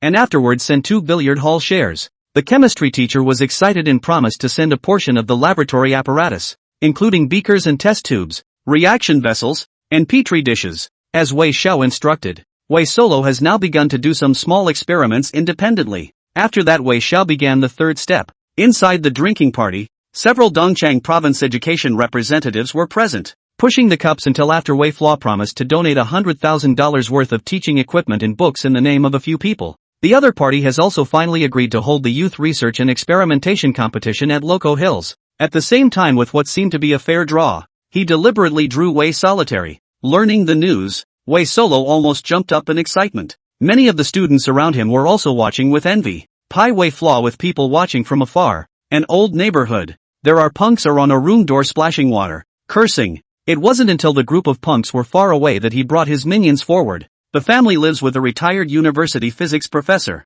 Niu Qingyun. The family is now blocked from leaving the house because the children are in debt. I'll help you with your debt. Wei Flaw's voice was hoarse, and his first words caused Niu Qingyun to freeze. Why? In exchange, you go and take Wei Solo to learn physics-related knowledge. Inside the school, looking at the note in his hand, Niu Qingyun was puzzled, but did as he was told, pretending to extract Wei Shengyang as a student and began to teach. This is the moment when the material, the tools, the tournament, the instructor, the 4 steps are complete. Wei Xiao stood in the corner, looking at his sister from afar, his eyes full of gentleness. A new scene emerges. Off-campus counseling room. Wei Xiao watched through the window as her young sister carefully did the experiment, and later began to calculate the formula. Niu Qingyun, on the other hand, was serious in his guidance and very attentive. He turned away and returned to his favorite little house, pushing open the door. A hat was always placed squarely at the top of the closet, as if waiting for the day when Wei Xiao put it on, carefully polishing his hat. Wei Xiao also muttered to himself with satisfaction. Xiao Sheng will become a new star in the business world afterward, with a bright future. He should be a big entrepreneur now. He has a good conscience. He should be good to the workers and to the society. Xiao Zhang will step into politics in the future. And now that his abilities are gradually being cultivated and his 3 views are set up correctly, he will probably benefit society and be able to carry the Wei family as well. Solve is studying now. Her learning ability is very strong. Niu Qingyun is beginning to look forward to her blossoming in scientific research in the future. Solitary spirit. This little child will probably be the shiniest singer and star of the stage in the future. Wei Flaw rambled on, just mentioning the names of several younger siblings, all unable to suppress a warm smile. The live pop-ups were a little depressingly heartbreaking. What are you going to do with yourself? Have you thought about your future self? Wei Flaw, do you really intend to press yourself to death in these sludges? Holding up your younger siblings? People can't live like this. The new picture continues in the meantime. Putting down the paper on which he had wiped his badge, Wei Xiao was silent for a moment. The rambling hasn't stopped yet. Thinking about myself. As for me, what should I do when the time comes to root out the criminals? After a brief moment of confusion, the teenager turned his head. The room was humid, but the window was warm and sunny, and even the grass and trees were bright and colorful. Suddenly expectant, he gazed through the small window. When the time comes, just go to a warm place in the south of the river and bask in the sun. It's too cold up north. Wei Flaw turned back, examining the hat he regarded as a treasure, carefully placing it upright. Sitting here by myself. So, would love to visit the south. Look at the tenderness of the landscape, the warmth of the sun, and the dappled light falling between the branches of the treetops. Go south. Chapter 74. All green mountains are the same. July 10, 97. Noon. Billiard hall office without the smoke billowing in. The pages flipped. Wei Zhao's eyes were bright and serious, and after a brief moment of thought, he continued to write. The tabletop is lined with various books. Elementary chemistry. Basic physics theory questions. Basics of electricity. On one side there was Niu Qingyun looking on, trembling and opening his mouth. For practical applications, the specific current situation can be calculated here. There was no way around it. Niu Qingyun was scared because he still had trouble forgetting what kind of people he had been asked to teach in the first place. More than 24 burly punks stared. Wei Flaw nodded his head and continued to study carefully afterward. Now he's doing serious experiments, including physics experiments, chemistry experiments. Not only did he learn by himself through books, but he was also taught by Niu Qingyun. Wei Xia and Niu Qingyun came to the kitchen and looked at the results of the experiment. The beaker was filled with grass ash and later filled with water 1 centimeter above the ash. Stirring. Afterwards, It was filtered to obtain the filtrate. Heating and stirring were started in the evaporating dish and the crystals were eventually extracted. White sugar contains carbon but does not burn easily in air. Nyo Ching-yoon was explaining and pointing at the same time. Surprisingly, the muckraking student was conscientious, even intelligent, and a little bit of everything. After that he began to watch Wei Xiao do his new experiment, battery conversion for electric vehicles. When he saw that Wei Flaw had once again succeeded in his experiments, this Nyo Ching-yoon, with a complex expression and some curiosity, finally spoke up boldly. You should study hard. You're likely to be extremely good at science later. He's very talented. But Wei Flaw just shook his head. I'm doing this for a purpose, just to get at people, not purely. Previously, he had helped Nyo Ching-yoon pay off his debt, and now Nyo Ching-yoon had started to teach Wei solitary at the same time. Leaving the billiard hall, Nyo Ching-yoon began to teach Wei solo, while Wei solo also began to create interest groups in school. But, teacher, will anyone come? After all, I don't have much of a reputation at school, and I don't know too much about the finer points of scientific research. Wei's soliloquy was a bit afflicted, but Nyo Ching-yoon just encouraged and looked outside the school. There will be. After all, there are people who are quietly helping. Getting the news, Wei Flaw synchronized to start a new action. Zhang Shui, Leon's, these are all very good physico-chemistry schoolboys. We blocked Zhang Shui twice on the way out of school, and he agreed to join Wei Solo's research group. Li's own family was in a difficult situation, and we paid for 2 caregivers to take care of his disabled father, and promised $200 a month. And he joined the group.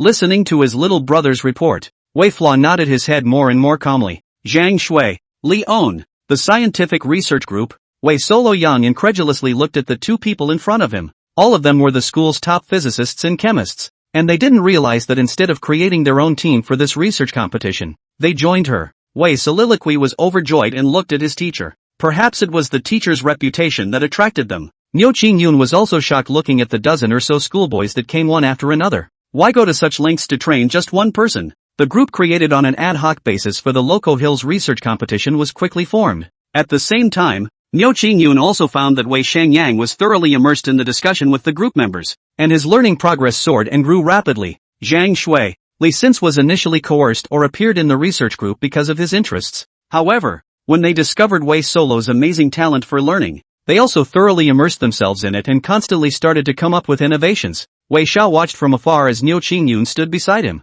For your hard work, Prof. Bull, these are your reward. Don't push it. Here's another $30,000 for you to take your research team to various tournaments. $10,000 was thick, a huge amount in this day and age. Nyo Ching-yoon reached out and took the other $30,000, looking at it with complexity. After that, Nyo Ching-yoon has donated several times of funds to the scientific research activities, and Wei Solo Yang Group also got what they wished for, and clobbered their way through the youth physics competition, winning the first place and shaking Luocho, and the remaining money, at the suggestion of Nyo Ching-yoon, was personally donated by Wei Sanyang to the poor students, exchanged for experimental equipment and books. Over time, more and more students began to share resources, and Zhang Shui, Leon and other schoolboys began to follow to continue their research. In mid-October, the city of Loco Hills came out with a loving female schoolteacher who completely made a name for herself in Loco Hills. This female schoolteacher, named Wei Solitary, modern, ward,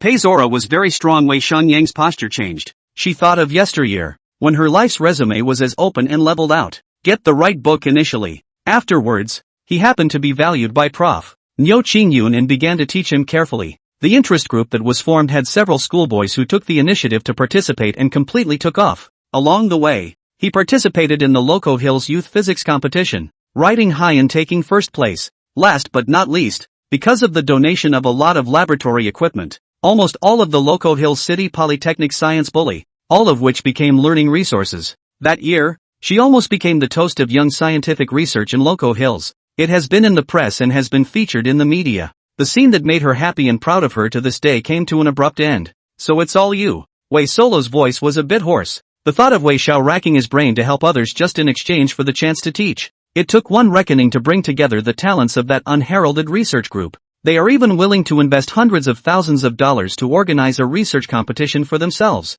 The money he made from the video store, the pool hall, was almost consumed. Nostrils a little sour, Wei Solo tilted his head and approached the hospital bed for the first time. In the hospital bed, the middle-aged man is on a ventilator, covered in scars and in a state of disarray, and she was wearing a trench coat and had a cool demeanor. Arresting suspects. Research scholars. You could have actually told me. Wei's solitary assistant was silent and talking. You're forgetting that he used to ask you for money afterward. Memory retrospective. New images appear. The phone dialing rings. Solve. I'm Big Brother. Recently I lost a little money again. Not much, just 1,500.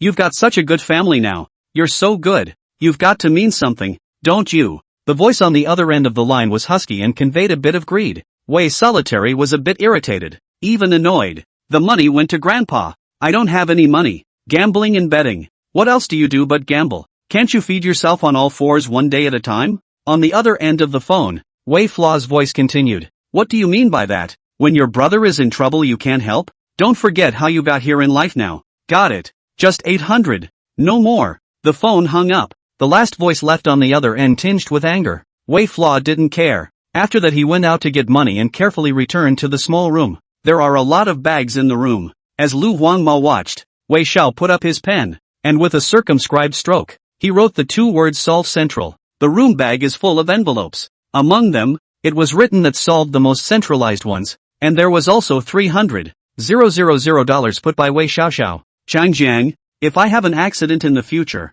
you can send this money to Solitary in the name of a research grant. This child do not know to economize, spend money fast, in the future no money how to do cannot be pinched by others. Willow Yellowhair bowed her head, her voice muffled. Boss, you give it to yourself. Surely you can give it to yourself. Wei Xiao laughed and deposited the money, and the laughter made Yellowhair's eyes heat up a little. Memory flashback screen. Pop-ups appear. Why is Wei Xiao smiling so heartbreakingly? Because the enemy has begun large-scale preparations and is about to completely take over the market and allow the poison to run rampant. Wei Xiao is making good plans to fight with his back against the wall. He had planned everything, including his own death. Meanwhile, many viewers' eyes turn to the other side. Wei Pingzhang simulates his eldest son. The picture unfolds. The situation is better than before now that there is a Wiping Zhang coordinated plan. Wei Pingzhang was not bullied by schoolyard jerks, and Wei Pingzhang gradually ceased to suffer from the cold shoulder in his foster family. Two sisters are safe and at least starting to learn. The enemy has taken refuge for the time being under the constant reports of Wei Pingzhang.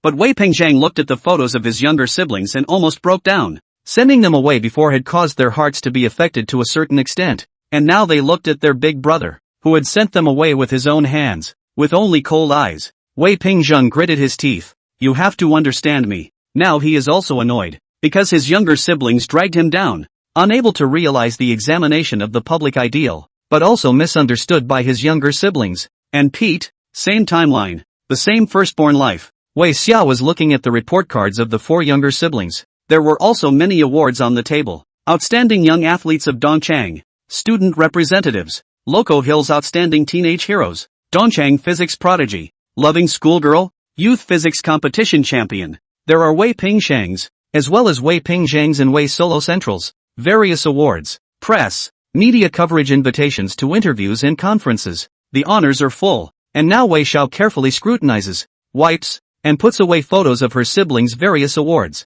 The mildness under his eyes changed completely after he turned his head. Cold, ruthless. Now he was looking at new, incoming information from Mangan, disguised as a chemical plant transportation driver. Now the drug dealers are preparing for mid-December 97, with a new shipment of drugs and large quantities of raw materials. And this time it wasn't a simple drug like ecstasy anymore. Rather, it's really enough to cause hallucinations, or even shock and body depletion. But it's also addictive and vicious. Wei Flaw's expression grew grave, frowning, muttering to himself, Mom and Dad, this time I'm going to draw out one of the murderers from back then, the bald guy, and a couple of the others wearing masks. I've waited too long for him. Wei Flaw even got up in excitement, clenched his fists, and looked around the small room fiercely. He had a feeling that the scale of the operation would surely cover everyone involved in the poisoning of Loco Hills with this mass occupation of the market. The other side will definitely show up, especially since killing Chu Ai, Sun Xiaoli, and Yang Daong, the other party hasn't appeared. It seems that their previous actions, coupled with the officials' recent anti-evil operations, have caused them to hibernate. But this time, the other side had to go under, because their uplines will all be involved as well. Pei Wei Flaw murmured, looking out the window. Mom and Dad, my son has not defiled the lintel. He spoke in a feeble voice, looking at the pinholes densely packed in his arm. Only this time, he didn't have a firm sharpness in his eyes. Less confident. The look was tinged with a few moments of frustrated helplessness. But this body, It's very tattered and tainted now. February 12th, 25 years. Lantern Festival. In the north, we eat lanterns, and in the south, we eat soup dumplings. Massive giveaways of dumplings, or dumpling wrapping contests, began to appear on commercial streets. In the north, it's mostly the beginning of the jittery making of the lanterns. The lights were brilliant and joyful, accompanied by gongs and drums music. Warm and lively. Mining towns, the city of Loco Hills, and the city of Karma have a number of lantern contests today, organized by factories, by schools, and by banks. But right now, a lot of people are watching live flashbacks. They looked at the not-so-confident Wei Yan for a long time without speaking. They had never seen a teenager like this before. It's not like the previous Cloak and Dagger, the lone pursuit of murder. He was disheveled, frustrated, lost, like being too wrapped up in desolation to face it. Outside the neighborhood, in the city of Loco Hills, there are children watching the live feed, looking up, their eyes innocent. Mom, when can Wei go south? He said he wanted to go south, and he could go if he wanted to. The child frowned. Tell brother Wei to stop helping people. On what grounds? The mother who was questioned was silent. She did not know what to say, and after a long time of bewilderment, she only spat out a bitter sentence. But he's a big brother. The child reddened and stared at the dejected teenager with his head down. But he's a human being. He deserves a life of his own. Why does he live like this? At this moment, the mother was speechless, and only after a long time did she speak. He will give himself an explanation later. 1. The image of the dark-haired teenager just standing with his head down already stung. Chapter 75, The Three-Party Game. Firecrackers were heard. In ancient times, these sounds were initially used in rituals to drive away the New Year's beasts. After that, the firecracker can drive away the sickness saying appeared. In modern times it means peace and joy in the well-being of the world. It was late at night on the New Year's Eve in February of 25. The ward was silent, and many people watched as the eldest son compared the programs. A nurse knocked on the ward and appeared with a snack. This was given to Wei Flaw by a few gentlemen outside. The nurse looked complicated and gently put it down, while someone looked along the door of the room that the nurse had opened. With mixed feelings, takeaways have piled up outside ward doors and even outside the hospital. And all of these, students from all over the world, drivers and so on, sent themselves for Wei Chuan. The Phoenix Gazette host's eyes fell on the lantern box. The crooked words carry a childish quality. Happy Lantern Festival. The other copy was written in extraordinarily elegant handwriting. So did you go south? Did you see the flowers blooming? Wei Peng Shang, Wei Solo Yang, and Wei Solo Ling were also watching. Frozen. They never once celebrated a holiday for Wei Chou. But now, some stranger is beginning to remember him. A new scene emerges in the eyes of the three. Wei Pingsheng gazed at the image of Wei Flaw's life retrospectively and muttered something. He said he was going south. That was 97. I met him. That's not what I saw back then when I took poor students to sell their stuff. He was obviously so arrogant and unreasonable. The scene unfolds in murmurs. It's mid-October 97 now. I know. Tell Fishy and Mangan to keep their wits about them. Some things don't need to be scrutinized. Safety first. By the side of the road, Wei Zhao's footsteps were hurried, while he whispered instructions to pass on the message. Today he's a Loco Hills entrepreneur and representative of the drug-dealing Loco Hills, extraordinarily sophisticated in his jacket and cigarette in his fingertips. The little brother nodded. Still following, Wei Zhao's brow furrowed as his words fell. In the reflector of the vehicle on the side of the road just now, he saw someone following behind him. It was the Black Panther beside drug dealer Lu Chang. Narrowing his eyes, Wei Xiao gave a wink to his sidekick and turned into the market behind Lockmount Middle School on the side. Now that the town planning has not been completed here, it is connected to the old factory behind it, and many people often come to set up stalls. Wei Zhao's gaze fell on the figure in the crowd that still looked a bit childish. Wei Pingshang. Today he is the student representative of Locust Hills Junior High School, with a great demeanor and a progressively more professional eye. In order to solve the situation of poor students, after a number of market research, chose to take a few poor students to sell fruits in the stalls here. The cost is very low and the profit is substantial. Because of the pricing, many of the old factory workers and students were willing to come and eat, and business was good. Wei Xia frowned and brought his little brother forward. 2 pounds of bananas. The poor student, Murley, sniffed and looked up in greeting, only to gradually dissolve into timidity. 1 moment, please. Although Wei Flaw was dressed appropriately, the 2 men behind him were gangster-like and vicious. Pei Wei Flaw, expressionless, took the banana and grabbed a large handful of cherries, and turned around with his 2 minions to leave. Wait, you guys haven't paid your bill yet. Murley opened his mouth trembling, and one of the minions seemed enraged. Bang! Throwing stick drawn and kicking over the fruit stand. Apples, bananas, Cherries and all kinds of fruits were scattered all over the place in no time. Screw this. Are you blind? It's good enough that I didn't ask you for money, but how dare you ask me for money? Malu, a few people see the fruit was wantonly trampled. Red eyes to rush up to organize, but by the little brother grabbed the collar, constantly pushing and shoving. The always expressionless Wei Yan narrowed his eyes and stared at a few students. A bunch of stallholders. Do I need to pay for my food? In the crowd, Wei Pingsheng obviously also saw Wei Flaw, frowning, ready to greet. Only the little brother did not give the opportunity, straight to push people away. The owner of the stall, who usually takes better care of these students, hid in the crowd and quietly called the police.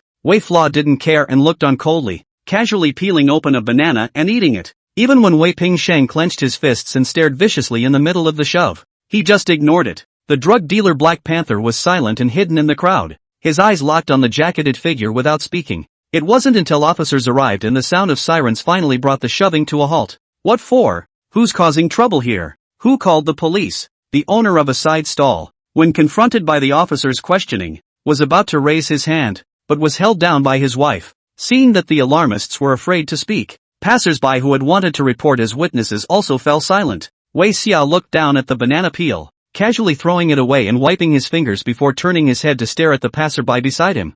Yeah, the officer was asking. Who called it in? No witnesses? The arrogance and ruthlessness under his eyes was unmistakable, and wherever his gaze passed, passers-by and stall owners bowed their heads. Bossy. One person pressed the presence not to dare to speak. The police officers obviously also saw that Wei Xiao's several people were not right, but there was no caller or victim, so there was nothing they could do in the end. All of you, behave yourselves. Don't let us catch them, or none of them will escape. The officers left in anger. The passers-by and merchants present were also silent, not daring to raise their heads. It was at this moment that the Black Panther finally appeared, with a number of people by his side. Pretty awesome. Let's go. Time to get the goods. Wei Xiao was flanked, surrounded by Panther's men, staring with their guys. Hearing Black Panther open his mouth, Wei Xiaoxiao stood in the crowd with a big swing, skillfully smoked, picked up the poison, and spoke to Black Panther, laughing openly. Wei Pengsheng watched in disbelief, his eyes filled with disgust,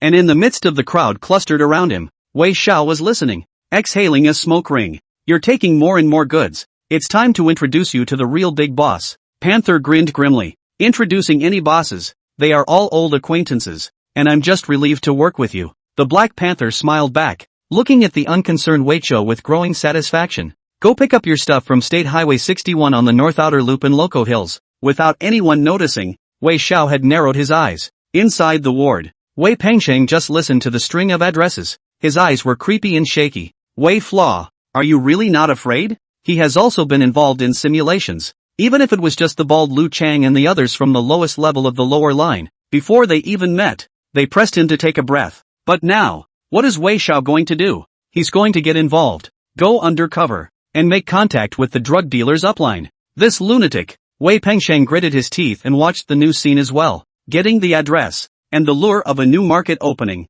will not leave either regional representative indifferent. Wei Xiao started off, heading to pick up the goods, pretending not to look behind him along the way. Counter-surveillance awareness allowed him to notice that someone had changed clothes, even changed two sets of people, and always followed him. Realizing that the other party was still suspicious and sending people to keep an eye on them, Wei Flaw began to think about how to notify Ma Tai Gang that he had arranged for his little brother. My old arcade is getting ready to host a King of Fighters game event. The top 3 scores called for each day are. Also, tell someone to send a copy of People's Literature No. 397 to this address, and triple compensation for each of the bosses who just knocked over the stalls. Pay for it in the name of the others. I'm too dirty for my identity. Since the last time the password got feedback, Wei Xiaoxiao knew that Ma Tai Gang was surrounded by masters at deciphering passwords. Despite the lack of prior contact, he must be able to crack it. Meanwhile, the narcotics police force. Ma Tai Gang flipped through the newly delivered magazine with a frown on his face. What do you mean? What's that kid been up to lately? A narc ponders, shaking his head. Nothing's moving, it's all open for business as usual, but their arcade is hosting a King of Fighters event today. Ma Tai Gang, Dong Ting both looked at each other and instantly got up. The arcade now brings together a number of teenagers, shouting with excitement. Dong Ting frowned and tried to look for evidence, finding nothing. It wasn't until he saw the name at the top of the King of Fighters 97 leaderboard that his eyes suddenly sharpened. 5A3D. This is the hexadecimal ASCII code. Reacting. The criminal investigation technologist Dong Ting began to eye among them. Record, and return. Inside the room, Dong Ting opened his mouth in amazement as he pieced together all the recorded information. 5A is 9 o'clock and 3D is 61. The event is updated daily with information on the top 3 finishers as a parameter for the coordinates. 9 o'clock, kilometer 61 on the national highway. Almost immediately reacting, there was also disbelief in the bottom of Ma Taegong's eyes. Is all this really something a punk from the hood can master? However, Dong Ting didn't stop there. Pulling out the magazine on the table that someone had delivered earlier, he began to scrutinize the rest of the information on the game room, and eventually his eyes locked onto the match. Game 2. Number 3 kicks off at 15:13. Number 3, 15:53? Against the magazine, Dong Ting began to spell out the words in Chinese characters in a regular pattern, keeping an eye on cars that are out of place or unobtrusive. I suspect that the real drug dealers behind this are going to show up,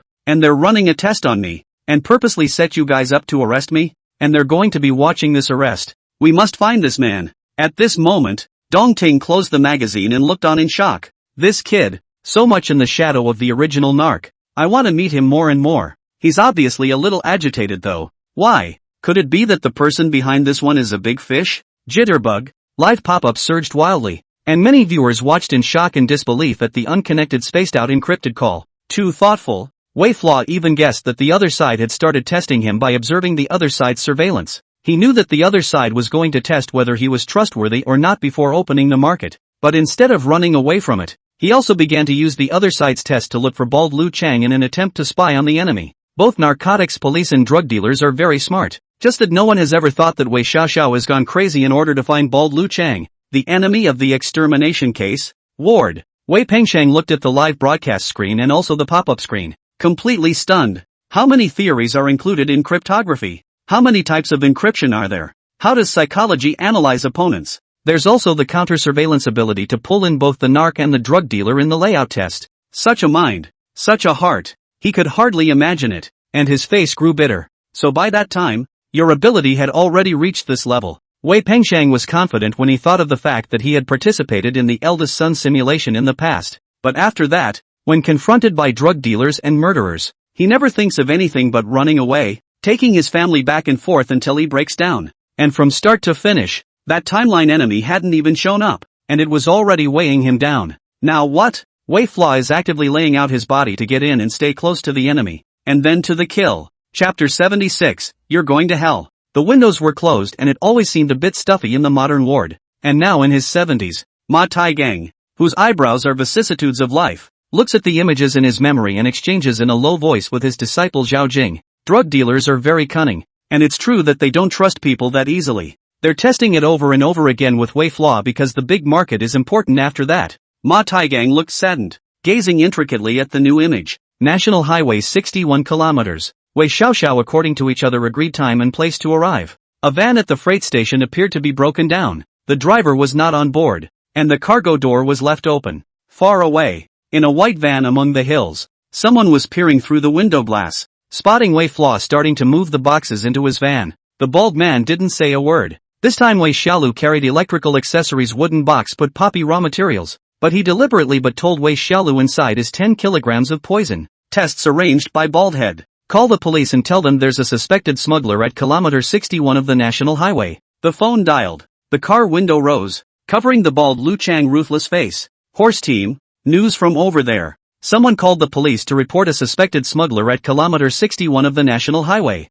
Hearing the report from the dry police, the young Ma Taegang narrowed his eyes and looked at Dong Ting with a shocked expression. This kid, he really counted. Now that Dong Ting looked at Wei Xiao leaving behind secret messages, he also sighed a bit. In the process of checking smuggling, it turns out that someone is involved in drugs, and it's a good idea not to arrest them. These drug dealers, they have a lot of heart, they're really smart, and they're ruthless enough. Unsurprisingly, police cars came out with sirens blaring as Baldy and the others watched from afar. Hearing such a voice when handing over drugs, whoever it is will only think that the other party is here to arrest drugs. Wei Xia was really a bit flustered, and after getting into the car, he directly pressed the gas and began to flee on the national highway. And the escape quickly drew the attention of narcotics officers. The sound of a setup came from the loudspeaker, and Wei Xiaoxiao barely let go of the gas under his foot, stepping on it all the way. Behind them, the van watched amidst the sounds of violent collisions, following leisurely behind. The bald man looked at the hysterical Wei Cho through the car window.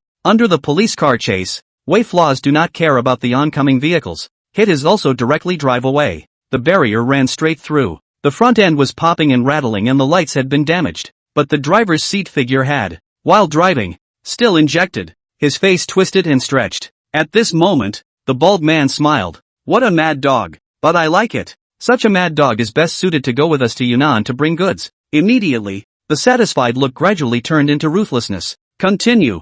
These goods are not much. He has to be caught to be able to caught in order to measure whether this kid is qualified enough to follow us. He didn't care what would happen to Wei Flaw if he was caught, because internally they had people. He could be sure that Wei Flaw wouldn't die inside, but the other party might not come out alive if their mouths weren't tight. Live pop-ups were also watching, and some people were shocked. These are real maniacs, using human life as a test. Wei Xia could die on the way to the chase, or after being captured. Indeed ruthless enough. From beginning to end are counting Wei Flaw, whether it is to take goods or Wei Flaw was arrested. It seems that they are not involved in the whole process, but now everything is in their calculations. In fact, Wei Flaw was even more ruthless than they were, because Wei Flaw didn't care about everything on the way to escape or that he would be caught. He had already foreseen the drug dealer's test before he came here. He was putting on a show with his life for the drug dealers, and he knew from the beginning that this might be his only chance to penetrate into the inner circle of the drug dealers. The new picture continues. Warning, vehicle ahead. Stop immediately. A row of nails were pulled apart. The van did not slow down, but at the moment the tires blew out. Directly out of control, the vehicle rolled and skidded dozens of meters. Finally stopped. The young Matai gang, now thunderous, through the previously arranged manpower, noticed the white van that always followed the observation, and began to arrange for people to look for it. After the photo was taken, a number of the remaining authorities began a private search for the white van. Timothy Tung is also involved, comparing various store surveillance to identify clues. Surveillance is imperfect and not widespread in this day and age, and for 2 full days, the conference room is now smoky. Copying files and developing photos piled up, and finally a few important photos emerged. Dong Ting, his eyes full of blood, pushed the photo out. No. 19. Chemical Plant District, Kaishan District. Ma Tiegong's face changed. The chemical plant in the new area is surrounded by all kinds of small factories and workshops, and most importantly, Tianhai Pharmaceuticals' pharmaceutical factory is also in it. Ma Tiegang's mind drifted back to Wei Flaw's call to report in the past. He was suspecting that Tianhai Pharmaceuticals and the drug dealers were connected, and that perhaps the drug dealers were hiding under the shell of Tianhai Pharmaceuticals Company. At this moment, both Ma Taigang and Dongting turned blue in the face. Is it really a pharmaceutical company behind this? This network of connections is awfully big. Ward, the young Lakyu City Narcotics Police Captain Zhao Jing suddenly rose up in shock, his sharp eyes locking onto the screen. I know. He looked more and more in awe. Didn't you guys realize? Wei Xiao did this for 2 purposes. First, he has to determine where the enemy bald head is. Second, through substantial evidence, he's going to show the narc how powerful the enemy is behind it and really arouse the narc's suspicion of the drug company. That's what makes him scary. Wei Flaw entered the game with his body, on one hand gaining the trust of the drug dealers, and on the other hand allowing the narcotics police to begin a thorough investigation of Tianhai Pharmaceuticals, looking for an opportunity to turn on the pharmaceutical company. He never wanted to spare a single one of these criminals in the face of them,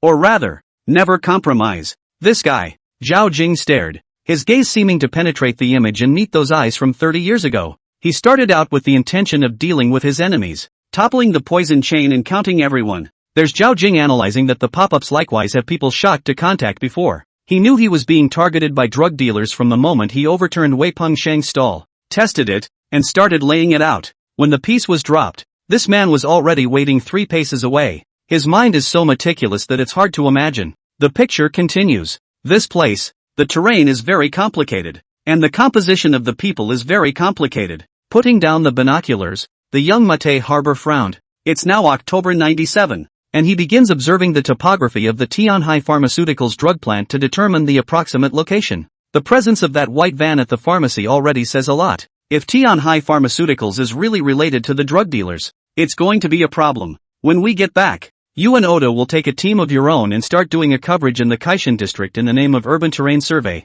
and Census. Ma Taigang returned to the car, called 2 trusted police officers and whispered instructions. At the same time, bald Lu Chang was in the Tianhai Pharmaceutical office. The smoke choked him, and Lu Chang squinted, dropping the photo in his hand. On the photo, there is a picture of Wei Cho being captured by the police. Wait for word from the inside over there and see how the kid is doing. If he says something, the line will have to be broken. Also, tell someone to keep an eye on it. See if any of that kid's family arrives. Observe their movements. Something's not right. The bald man exhaled a mouthful of smoke and looked ruthless. The bald head has long been prepared. On the one hand, deliberately let Wei Flaw be arrested. On the one hand, spread the news. Test Wei Flaw will not come to his family. Test what his identity in the end. In the end, what is his name? The bald head only knows that he is called He Xiaodong. If He Xiaodong comes to his relatives, then his relatives can be completely controlled. It's all about calculations. All kinds of calculations.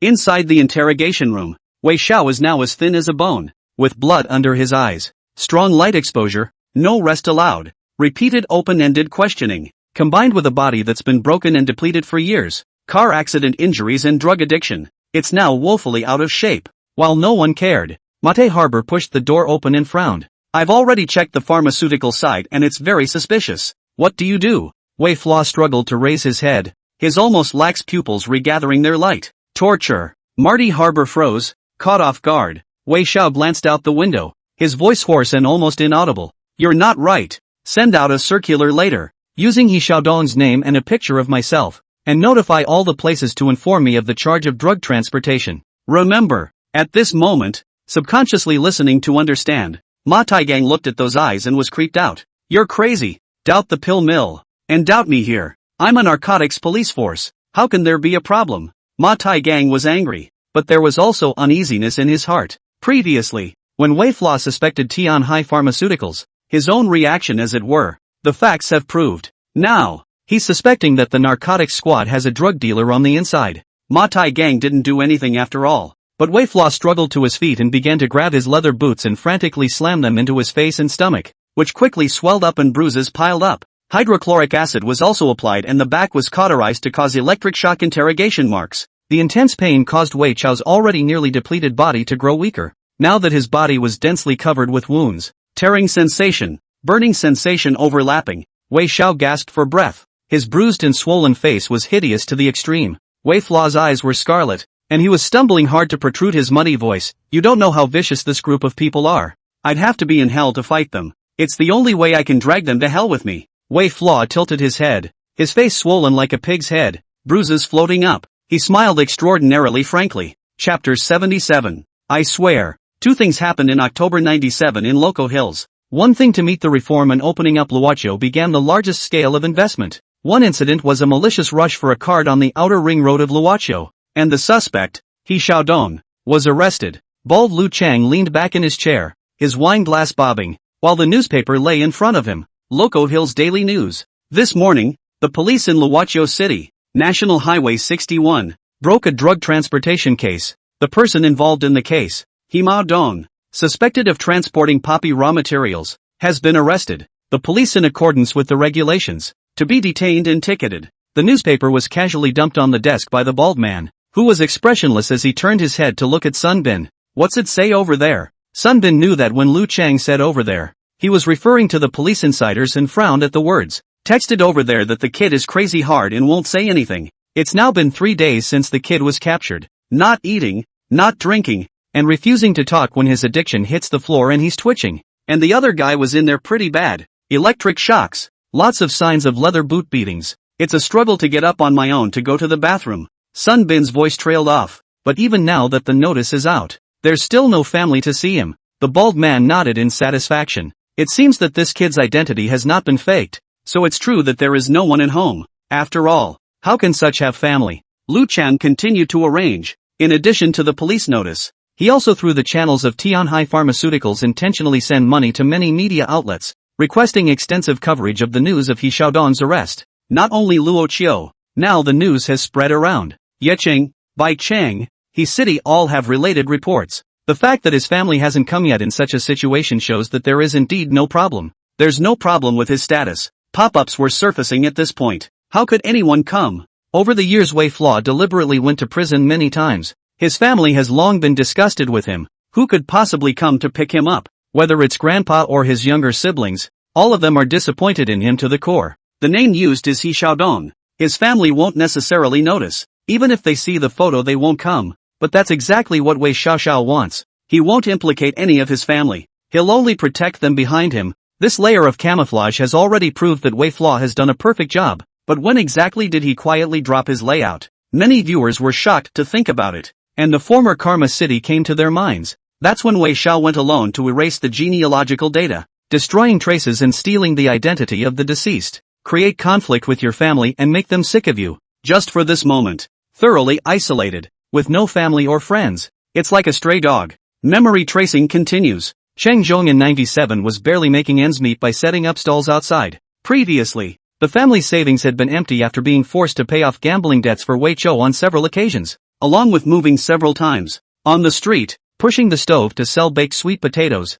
Cheng Zhong saw the newspaper stunned, and then a flash of disgust appeared in the bottom of his eyes. Wei Flaw's picture is on the police blotter. Serves you right. What a sinner. Over the years Wei Flaw had been caught several times, and now he had long been disappointed. Pushing the sweet potato cart, he continued on without a care in the world, yelling, full of vicissitudes. Loco Hills Junior High School. The underground reading room didn't read the Hong Kong Star Gossip Weekly today. Some students looked at the newspaper in amazement. I think I've seen this man before. He even appeared around our school last time. I didn't realize that he was actually arrested by the police. The student's eyes celebrated and he clenched his fists. I'm glad I didn't touch it in the first place. It's a criminal. Attracted by the sound, Wei Pingxing's eyes fell on the newspaper, choosing to frown. Thinking of the earlier smashed stall, he turned his head with a cold smile and muttered to himself, I knew that sooner or later you'd get in there. He didn't care about the news in the paper telling his family to fish for him and just left. Wei Pingzhang also looked at the newspaper at home.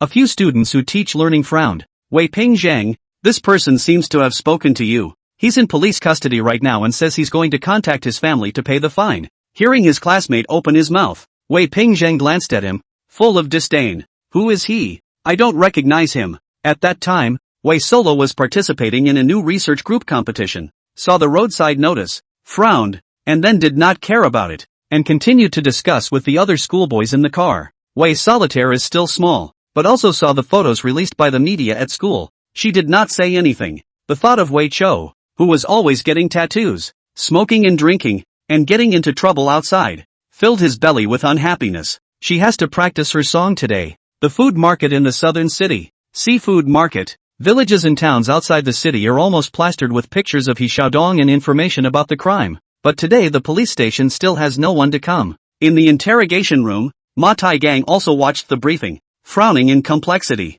Detention. Fines. A lot of noise out there right now. But surprisingly no one has come to ransom you. Who the hell are you? The spotlight was blinding, and Wei Xiaoxiao was almost paralyzed on the table with a bruised nose and a swollen face. Ma Tiegang's complexion began to change as well. From the time the police bulletin appeared, to the various media outlets scrambling to cover the story, several surrounding downtowns were plastered with information about Wei's flaws. Even he was a bit shocked by such a battle. How powerful are the forces behind the drug dealers? Unbelievable. The raspy voice was faint in the silent interrogation room as the teenager struggled to laugh. You guys have really nice hats. What's the typical routine for a narc? I've heard that every day. In addition to basic physical fitness, you have to train in reconnaissance, including scene investigation, physical evidence collection, and intelligence analysis. This is followed by proficiency in the use of all types of weapons, as well as fighting skills, and vehicle driving skills. There's also mental fitness, legal theory, tactical and special environment training, isn't it? Ma Taigang was like looking at a madman, staring at this snotty teenager with a withered body and pinholes in his arms. Wei Flaw rambled on, still asking questions, and Ma Taigang couldn't help but frown. Come on, you'll let it go in a couple days. Being forcibly interrupted, Wei Xiao didn't care and continued to speak. As Ma Taigang met those eyes and spoke helplessly, we have another status within the narcotics police called the Gray Man, and the fact that narcs generally stay out of sight, to keep from being targeted by the enemy. Our physical training consists of push-ups, sit-ups, pull-ups, and running. Shooting practice includes pistol rifles, and mental toughness, stress management, emergency response training. The teenager's eyes lit up and gleamed, muttering as if he wanted to etch this into his brain. I don't even know when Mate Harbor will leave. Drug Rehabilitation Center. Wei Xiao was led to the arrival by 2 narcotics officers. He had to be sent here because he was found to have a positive urine test. Please, give me some. Someone is on the floor with snot flung out of their nose, rolling and wailing, curled up and twitching, forehead in a cold sweat, pupils dilated. There were also people who were trolling, like crazy people. Let me out. My time is up. Do you hear me? I want out. There were even a number of people who were so grim-faced and maniacal that they were frantically banging on the walls in an attempt to alleviate their withdrawal reactions, with visible bruises and swelling already appearing on their foreheads, and their eyes filled with blood. Wei Flaw watched all the way, head down, feet hobbling, weakly following the narcotics police. Handing over to the drug rehabilitation police, Wei Xiao was sent to a small dark room. There's no one around. Drug-related people who have just been brought in are going through all types of withdrawal reactions, and the two officers leave, not caring. Until he was sure everyone had left, Wei Xiao got up. Gray man. For the first time, he knew there was a class of narcotics officers who didn't wear uniforms. Their names aren't even on file with the narc, lurking inside drug dealers and taking on the responsibilities of being a narc. From the moment he knew the name, the light in Wei Xiao's eyes never disappeared. The small room was a little damp, the floor was cold, and there was still water vapor diffusing from the toilet. Tearing pain came from his torso, a physiological reaction to the previous hydrochloric acid burn scars and the friction of his clothes that made Wei Xiao twitch. But he didn't care, his eyes brightening as he stood in the small room, his body trying to straighten. Number 2943, Narcotics Officer Wei Flaw. Pistol shooting training will now begin. After that, Wei Xiao saluted and collected his expression. Number 2943 received. Stand at attention. Use your right hand as a pistol, and start shooting on your knees and creeping. Wei Xiao struggled to keep moving, his body weak, beads of sweat rolling down his forehead. After that, Wei Xiao rose again and opened his mouth, his voice serious. Number 2943, Narcotics Police Officer Wei Xiao. Here, 500 sit-ups. Lying on the ground, damp and cold and piercing, Wei Xiao muttered to himself, the pain of his injuries causing him to let out a muffled grunt, especially if the wound touches sweat. But Wei Flaw didn't care. His pale face eyes grew brighter and brighter, and inside the hut he kept ordering himself. Number 2943, Narcotics Officer Wei Xiao. Here, pull-ups 100. The dark-haired teenager tried to stand a little straighter, his eyes sharp and determined. The arm was densely packed with pinholes, and in the damp, cold, dark room, it carried a slight air of mold and decay. But he didn't care. Even when his body was shaking and he was on the verge of being unsteady, he still tried to look like a real narc. Now he's not drug dealer Ho Shu Tung. He's Wei Flaw. Number 2943. Outside the small dark room, the cacophony of voices wailing, cursing, and crying out in pain is nearly commonplace in drug rehab centers. It's the price for touching the poison, and it's what all who come here must go through. No one saw that in the small dark room. The teenager was like a madman, sometimes playing the role of instructor, sometimes playing the role of a police officer, and not having any fun. It's like actually being one of the narco warriors. If someone listens carefully at this moment, they will definitely be able to hear that firm voice echoing, like an iron horse and golden roar, clanging like a mountain. Number 2943, Narcotics Police Officer Wei Xiao. Here, I swear, as a narcotics police officer, I will be loyal to my duty and professional ethics. I will work to defend the safety of the community, fight drug crimes and protect citizens from the dangers of drugs. I will be proactive in improving my professional knowledge and skills to keep up with the ever-changing drug crime landscape. I will dedicate my life to the anti-drug cause and work hard for the harmony and stability of society. Chapter 78. February 13th, 25 was rainy and muggy. Instruments buzzed on the ward. Brainwave specialists converge around Wei Flaw. The middle-aged man in the hospital bed still had his eyes closed, but there was a slight rise and fall in his chest. Others. Patient mood swing thresholds are increasing. The instrument curve goes all the way up. Maybe that memory excites him. Wei Solo is himself in charge of the Brainwave scientific research program, and he understands what all this means even more. Her eyelashes fluttered and she turned her head to the screen. In the small dark room, young Wei Flaw is still responding to himself, constantly making training moves. Each hoarse but firm to made Wei Solitary's heart tremble. Wei Solo lowered his eyelids, not daring to look again. What is he excited about? Brainwave specialists are monitoring brainwave frequencies, and nurses and doctors are still observing physiological characteristics. Oxygen saturation continues to drop. For access has been established. It's being resuscitated, but there's not much life left in the patient now. The nurse was somewhat silent, her tone low. Or maybe the person is so tired that it's hard to stimulate inner potential and the desire to survive. His body is giving up on itself. Tang Rulong, Ma Tai Gang, Sun Ocean. Several people are watching. Old face complex. The fact that Wei Flaw had been through the first half of his life was enough for many people to despair. It's hard to imagine what he actually went through after 97, that his body wasn't looking forward to being alive. A new screen appears. Business newcomer Wei Pengsheng now no longer spirited. Noble convergence. Trance watching retrospective picture. the image is reflected in its eyes. Beads of sweat rolled down the forehead of Wei Chiu, who was incarcerated in a small darkroom in a drug rehab center in October 97. Now he's still training himself. In the manner of a narc. The withdrawal reaction is so severe that it passes from physical instinct and has almost nothing to do with the will. But he almost bit his gums to the point of bleeding. Small darkrooms are used for withdrawal and are almost completely isolated and closed off from the outside world. Even so, wailing, angry curses, and beatings continued to pass outside. Miscellaneous noises came, piercing the ears and causing Wei Chao's mind, which was already in a physiological withdrawal reaction, to become more and more confused. But he didn't care. Dry heaving, sweating, capture wounds on his torso, residual hydrochloric acid burn wounds, and all sorts of wounds starting to fall apart. Wei Flaw laughed maniacally, like a madman, and with the help of these types of injuries to suppress the dry heaves, he continued to work out. In this moment, the teenager is covered in bruises and rises again in defiance. 2 days later, the small dark room withdrawal process was terminated. The sunlight scattered on his face, and Wei Xiao couldn't help but squint his eyes to avoid the glare. The prison guard frowned and pointed at him. He Xiaodong, you'll be here from now on. It's a prison cell. 8 to a room. The iron frame beds with patches of peeling paint and thin cotton wool. The room had no light and looked gloomy. The walls yellowed with a splash of brown, and the smell of rust was pervasive. Neat and clean, but eerie. Wei Flaw swept his gaze across. The 8-person prison house was full, counting him. There were a lot of people. The teenager huddled in slippers looks 15. The middle-aged man is bone-thin and has a swollen abdomen. And the young man who has just turned 20 is having a severe withdrawal reaction and is shaking and drooling. The aging old junkie triangles his eyes and looks on coldly. Scratches all over the walls. Over the course of a few days, Wei Xiao gradually familiarized herself with a few people. The 20-year-old youth named Lu Jian was brought to the drinking game to touch the poison.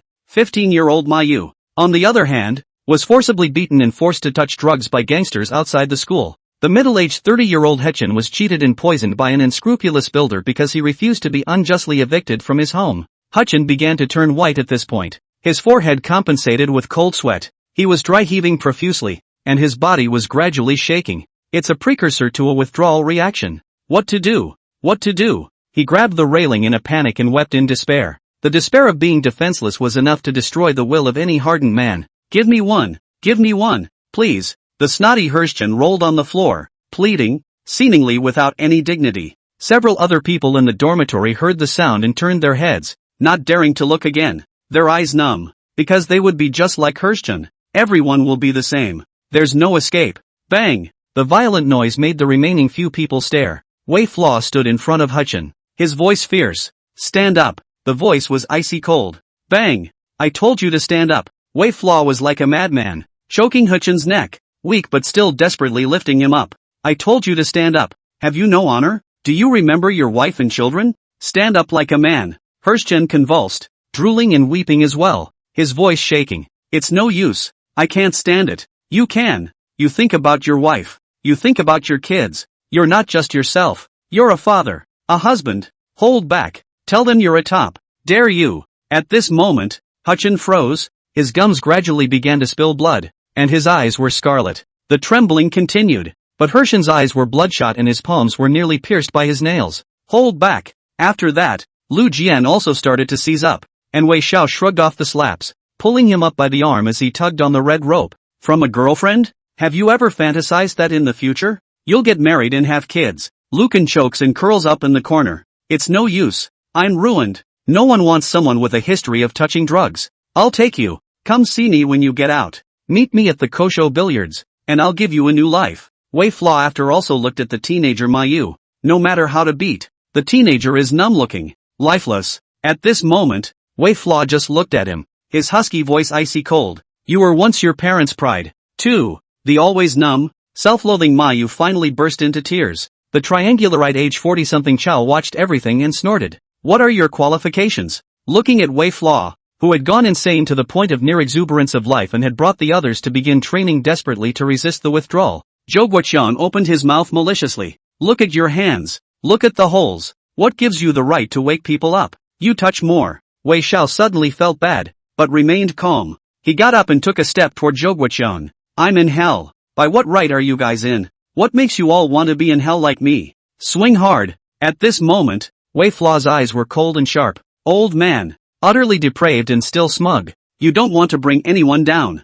At least, they have a choice. They have a life. Zhou Guoqiang watched with trepidation, and the teenager in front of him was like a madman. But Wei did not care, and continued to bring Ma Yu. 7 men began working out in the jailhouse, fighting withdrawal and panting. Wei Fla's forehead veins rippled as he spoke with difficulty. There's still life. You still have a chance. Hold on. Hold on. There were others in other cells wailing and begging for poison. He Chun, Ma Yu, Lu Jian. Several people became more and more grateful. Looking at Wei Xiao, Ma Yu could not help but ask, Big brother, what's your name? At this moment, meeting the gazes of several people, Wei Xiao's eyes glowed with a gentle and pure smile. No need to remember my name. Just live your lives. Chapter 79, Life can be dynamite or a seed. Ward. Wei Pengxing's eyes reflected the image fixed, and his emotions almost exploded. You, this new business tycoon of Yeqing City, now out of his depth, leaned against the wall, his face pale, and mumbled his words.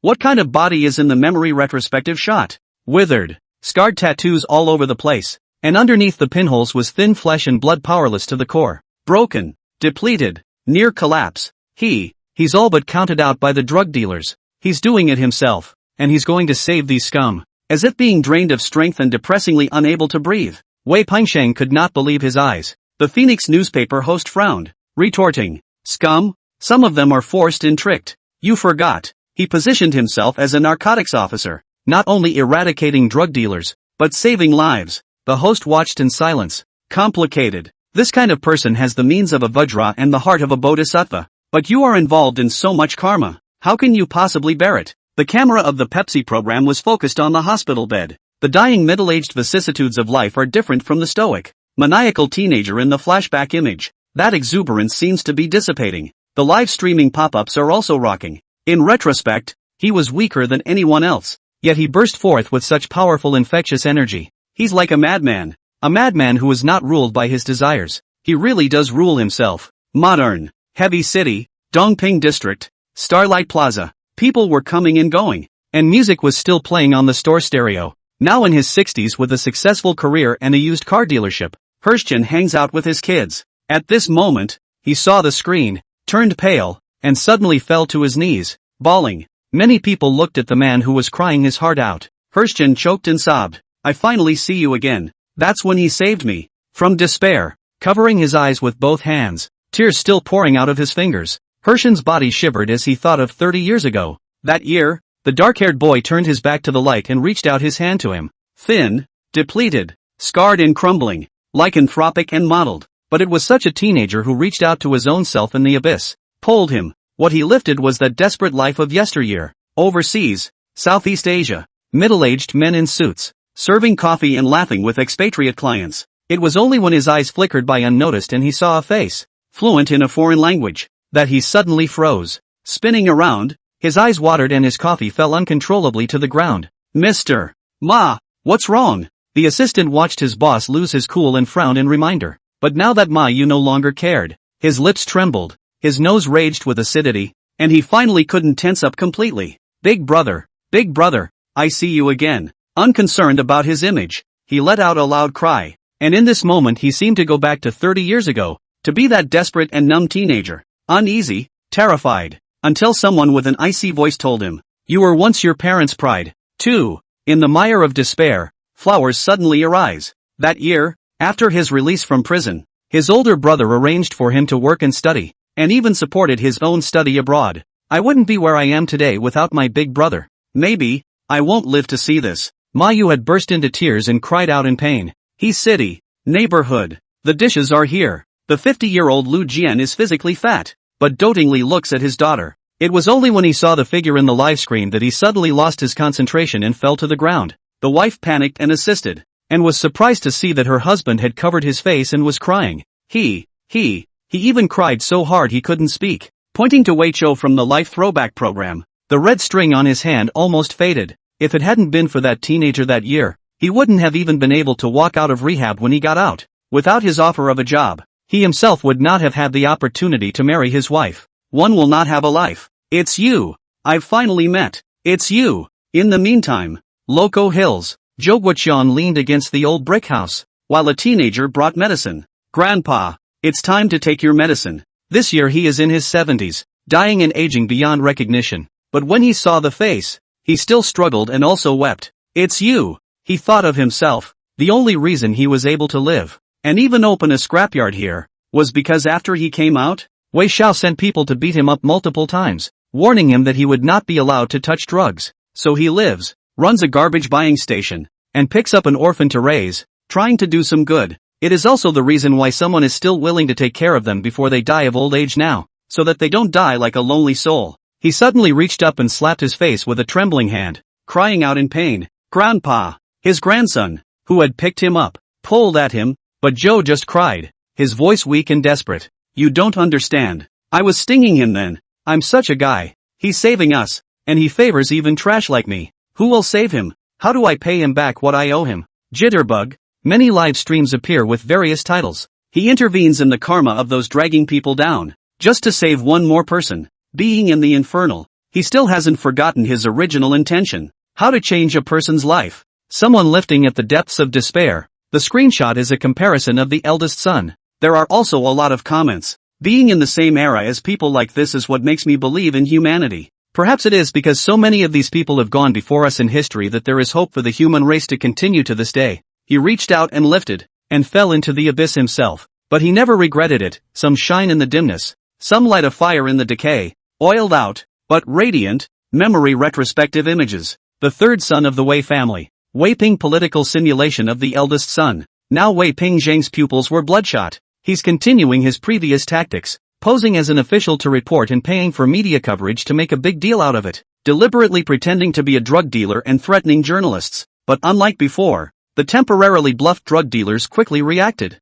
They started to solve the whistleblowing with insiders and spent even more to buy the media to stop the story. The search begins again, and the feeling of impending death is so strong that for the first time, Wei Ping Zhang is no longer confident. He realized that fear was approaching, and knew better what kind of pressure Wei Xiao had faced in the first place. It's horrible to be stalked by the undead and unable to shake it off. Wei Ping Zhang gritted his teeth and began to spend money to disguise the death certificate for his younger sibling and replace it with new identity information. But he continues to receive a steady stream of calls from his collateral relatives, as well as occasional prying from the work area, various merchants, and the three religions. Even got word that the drug dealers were looking through DNA comparisons now. They are still planting eyes everywhere and waiting for reports. A deep sense of powerlessness came on, making Wei Ping Zhang often wake up in the middle of the night. Insomnia, nightmares, trance. Finally, he couldn't help but pick up the knife, but quickly returned to his senses and dropped it in alarm. He then realized that his once proud experience in politics was of no use.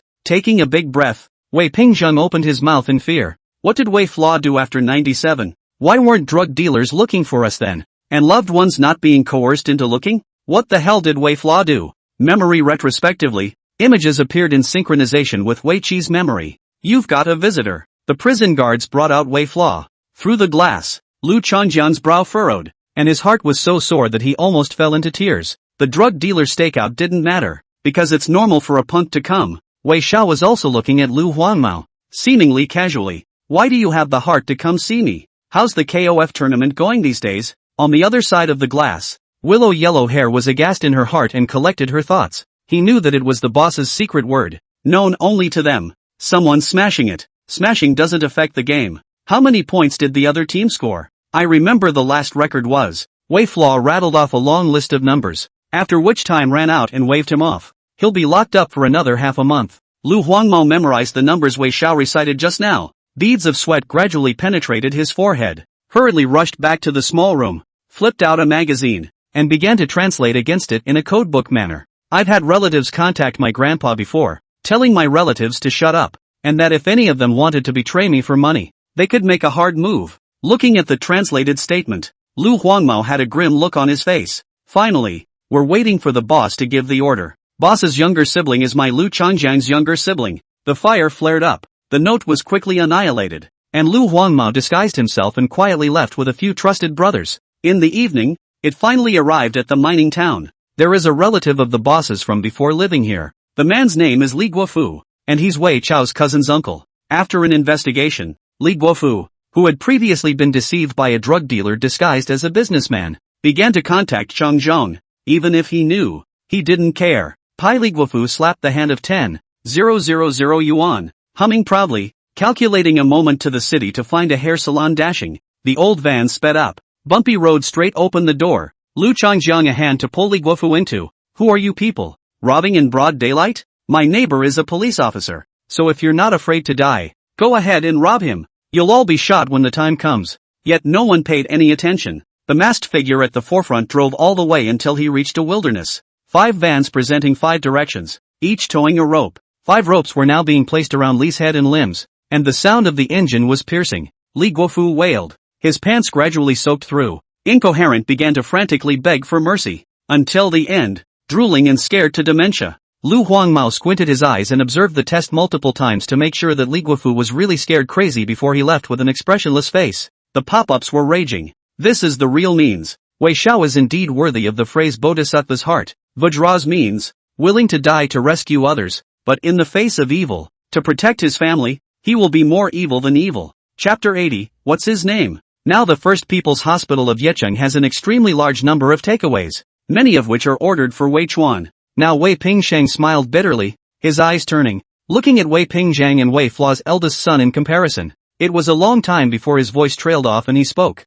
In the old days, like the oldest, I thought I could perfectly cope with all crises by virtue of my transgenerational experience and prophetic conditioning. But the enemy is not a business opponent or a political conundrum. In those days, we weren't big bosses, big politicians either, having to deal with bottomless killers, drug dealers with huge organizations on their backs. All of our experience is of no use when it comes to people like that. The screen remains fixed on the image of Li Guofu being pulled by 5 vans by his head and limbs. Wei Pengsheng couldn't help but feel his scalp tingle. It seemed as if Wei Xiao had never appeared in such a ferocious stance as far as he could remember. His ruthlessness is always directed at others. Valley, in front of the unmarked tombstone. Cheng Zhong was very old and also looked at the demented figure in the picture with surprise. Li Kokfu? He remembered that this person had contacted him once before, but at that time he didn't care and chatted casually before hastily preparing to set up his stall. After that, Li Guofu suddenly became demented, and he had to take care of his children and had no time to visit his stall. Pei's coldness rose, and Shang Zhong shivered a little, almost got counted. If it wasn't for Wei Flaw, once the drug dealers found them, the old couple and solitary spirit, that child, would have died before they could resist. The memory tracing screen continues. 97 years. Bald Lu Chang sat on the sofa, listening to his little brother's report with his brows furrowed. Kung, the guy named Li Guofu from that mining town before, can't be contacted. Li Kwokfu? What happened to him? I heard that suddenly he went crazy and was sent to a mental hospital. The cigarette was reddish, and the bald man rose suddenly. Nope. He looked coldly at the reported news and dialed the balding middle-aged man behind him to report matters. That Wei family relative is crazy? Where are the other Wei relatives? They're fine. At this moment, even the bald middle-aged man changed his face. Strange, could it be those little brats from the Wei family? But the oldest of them, by age, is only 17 and won't come of age until next year. So how can they do that? Could it be that our friend surnamed Wei is behind this? The voice paused for a moment, turning somber once more. The bald voice vicious. Keep looking. In addition, the next step is to take the Dongchang province market first, which is the big head. Afterward, call a few who can eat meat, and build a thorough poison line from western Yunnan. The phone hangs up. The excitement under the eyes of bald Lu Chang becomes more and more intense, and his men are reporting. That kid hasn't even opened his mouth when he's in rehab. He's got a real hard mouth. Good for him. The bald man was satisfied with Wei Fla's performance and nodded his head. When he comes out, he can take a belt. But the bald man also grew more and more suspicious, tapping his face on the table. After all these years, he always felt that those Wei family brats hadn't died. But it doesn't matter. The market is what matters. Jitterbugs. Nagasu's contrasting hotness grows again and again, surpassing 5 million people online. Pop-ups are also surfacing, new ones. Finally started. Both sides have been laying out for many years. The game is completely unfolding. Perhaps Wei Xiaoxiao's disappearance after 97 has something to do with this matter.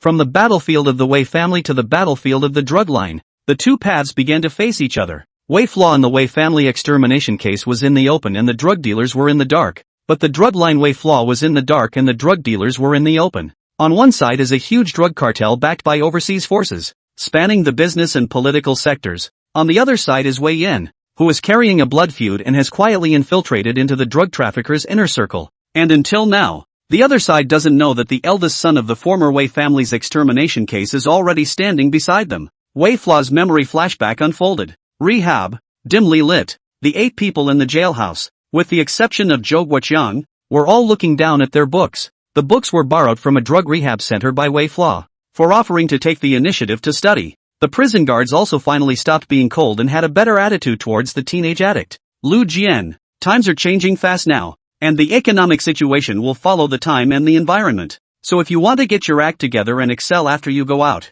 you need to study economics. The form of the economy is influenced by both policy and the environment, with the environment being the most influential. Lao He, now the motorcycle, car market is very large. Today you see cars on the street less because of the economic environment. When the economy with the times, the cost of all types of vehicles began to fall, purchasing power began to rise, the market will tend to be saturated. This piece of profit is quite large. If you want to develop, you have to go to the relevant region. For example, Xinjiang relies on train transportation. The north relies on automobile transportation. The heavy city has a complex terrain. The demand for motorcycles will be greater, to adapt to the local conditions. Ma Yu, do you see what it says here? To do business, the most important thing is to make a difference. What industry is now considered an advantageous industry in the big country? Light industry, labor-intensive industry. In the future, factory clothing, nail clippers and these small crafts will definitely become important goods for the big country's exports because of the low cost of labor and the low cost of assembly line manufacturing.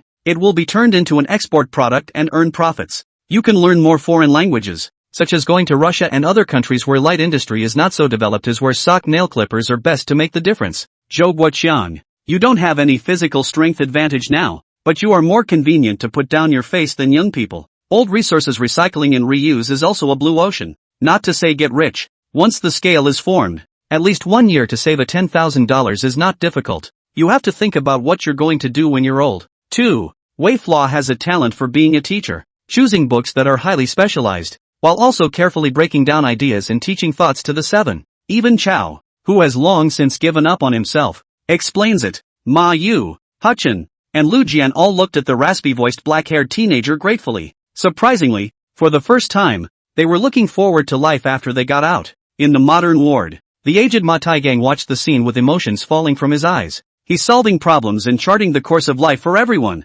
Zhao Jing was a bit puzzled and stared at his master. How do you know? Papamate Harbor just trembled and reached out to point at the screen. In the flashback image at this moment, late at night, the dark-haired teenager looks down at the book. The newspaper, taking careful notes, thinking. There was also information under his hand, which was clearly the economic situation and development environment of each region. He sets a new direction in life for every recovering inmate who deserves to be saved. Until some of the inmates started to leave from the cell block. Huchen had left, Lu Jian had left, and the teenager Ma Yu, now changed his clothes, stood in the doorway and turned his head in tears. Big brother, thanks. Wei Flaw calmly patted Ma Yu's shoulder. Give me a call. Not only Ma Yu, but he had several other people's phone numbers. In the corner, Joe watched the scene with disdain. He'd come in several times anyway. He couldn't believe that a man with pinholes in his hands like Wei Chou wouldn't fall from grace. There were only 2 people left in the jailhouse, but Zhou Guoqiang's complexion gradually changed, because even if Wei Xiao was the only one,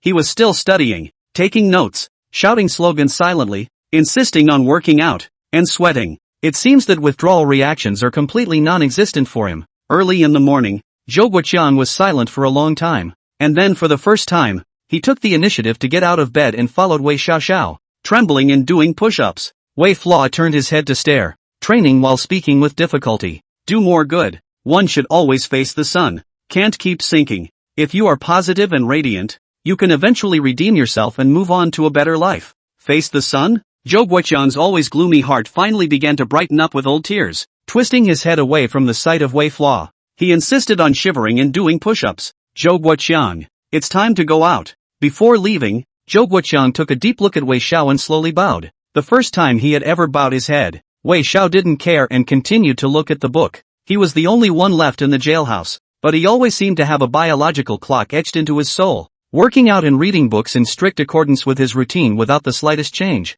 The then young Mate Harbor watched from afar, frowning. What kind of colonel drives this kind of person? He already knew about Wei Xiao's reading, studying, and helping others in rehab. Ma Taigang stepped out and dialed the phone of Dongting, who was on a business trip. He can judge and analyze a person through accessories, as well as help an old junkie like Zhou Guoqiang resist withdrawal reactions, and even accurately analyze all kinds of economic situations and judge the development plans of several people. What do you think someone like that wants? On the other end of the phone, Dong Ting was silent for a long time. Is there a possibility that he doesn't like to mix socially, doesn't like to beat people up, and doesn't like to touch drugs? What he prefers is to be a narc and do what he wants to do and help a lot of people. Mate Harbor froze, frowning in confusion. This? Really? This? Dong Ting's voice seemed to shift a bit as he suddenly opened his mouth. What's his name anyway? He Xiaodong. The odds are that it's a fake. Dong Ting was suddenly certain. The phone hung up, and looking in the direction of Luoqiu City, Dong Ting had a complicated look on his face.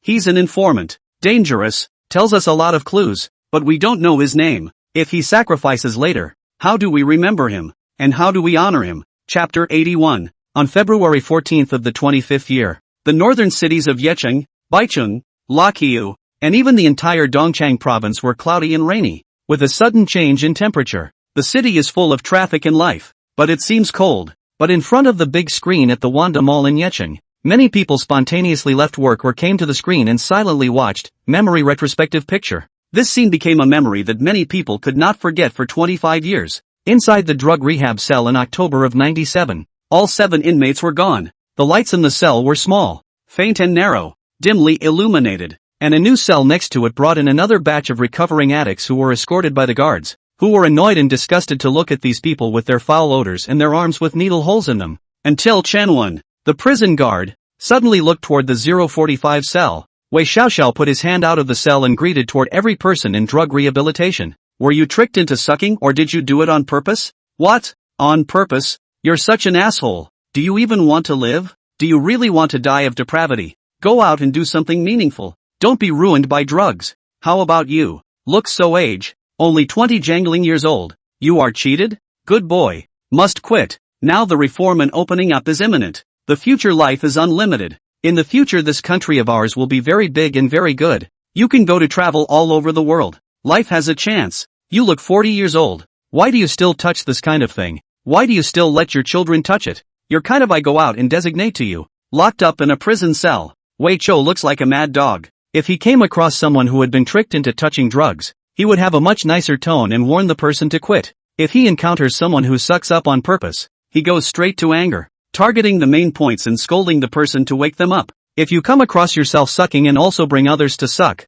Wei Xiao directly threatens and scares the other party's face. Prison guard Chen Wen had a strange look in his eyes. He always felt that Wei Xiao was mentally abnormal. Sometimes he works out alone, talking to himself. Sometimes he teaches a few other people to do business in Kenshire. But why are those people gone? Sometimes Wei Xiao suddenly stood out and raged at the triple-entry rehabbers, even going so far as to beat them with his hands. But Chen Wen somehow had no aversion or malice towards Wei Flaw, even if Wei Flaw also looked like an old poisonous ghost, with his arms full of pinholes. Finally the jailhouse became quiet. People in recovery began to wail and cry, constantly asking for a stick and a bite. Suddenly, the sound of Wei Flaw roaring angrily came out of the 045 jailhouse. If I must die, then we must live better. It's the wind that sways, the addiction factor in your body, not me. Do you all want to be as rotten as mud all your lives? Live like sludge. If we must die, then we must live better. Finally other jailers, some began to growl along. For a time a dozen or so prison cells were haunted.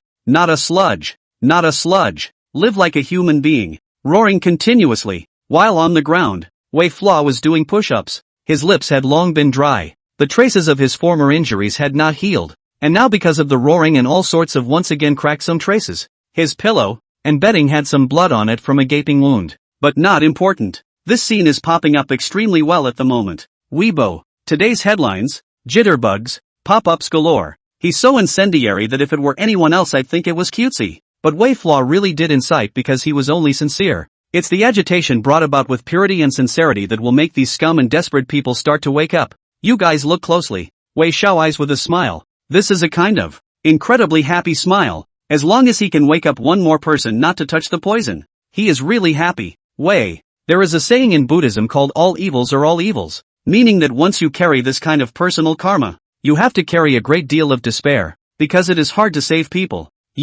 Why bother? He's a narc. The retrospective memory picture continues. At the end of October '97, Wei Xiaoxiu's formal incarceration ended. The undercover agent planted by the drug dealer passed the news to the top management of Tianhai Pharmaceutical Company, and the bald head didn't care about Wei Flaw's nonsense in the drug rehab center because in his impression, this person named He Xiaodong had always been a crazy existence. It doesn't matter if you talk crazy. It doesn't matter if you do something crazy. As long as the mouth is tight and it's not a cop, and there is a certain amount of turf power, that's enough. This kind of person can help themselves to quickly develop the toxic market, and at the same time, if something goes wrong, this kind of person can also be directly discarded as cannon fodder. So the bald guy didn't care at all. At this moment in time, Loco Hill's first drug rehabilitation center, Wei Xiaoxiao walks out in his prison uniform, his head shaved, and Lu Changjiang drives 3 modified vans, where he is waiting with his minions. Lu Changjiang's eyes lit up. He felt that his big brother Wei Xiaoxiao was much better after entering the drug rehabilitation center instead.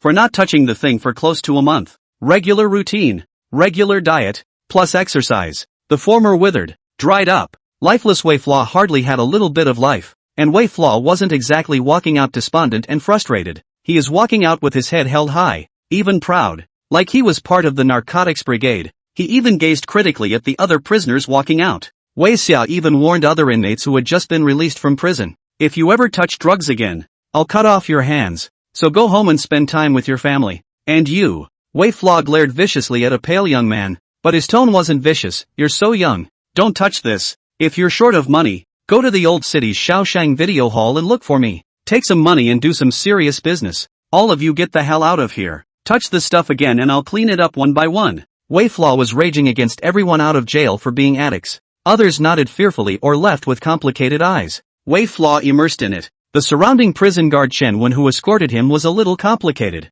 Even a little trance. He felt that Wei Flaw was like his comrade in arms. An old comrade in arms with a special heart. Like a big brother. He always took care of everyone and wanted everyone to be well. He offended a lot of people for that. And everyone doesn't like that kind of person. Chen Wen laughed bitterly. How could he possibly feel this way? It's just a young addict. He Xiaodong. Be a good person after you get out of rehab and don't ever come back. Chen Wen warned. Before turning around. Roger. Wei Xiao suddenly spoke up. Chen Wen turned around curiously. So he saw a strange scene. Wei Flaw walked towards his little brother while he was shouting at the top of his lungs. What a social pretense here. All of you go home. Lu Changjiang stays. The rest of you go home and cook for your families. Come back tomorrow. Wei Flaw roared toward those one by one minions. Other minions were surprised, but did not dare to refuse, so they had to drive away. Only Lu Changjiang is in tears. He keeps wiping his tears. Only he knows what the boss likes best. The oldest loves family the most, but he has no presence or proof in the family.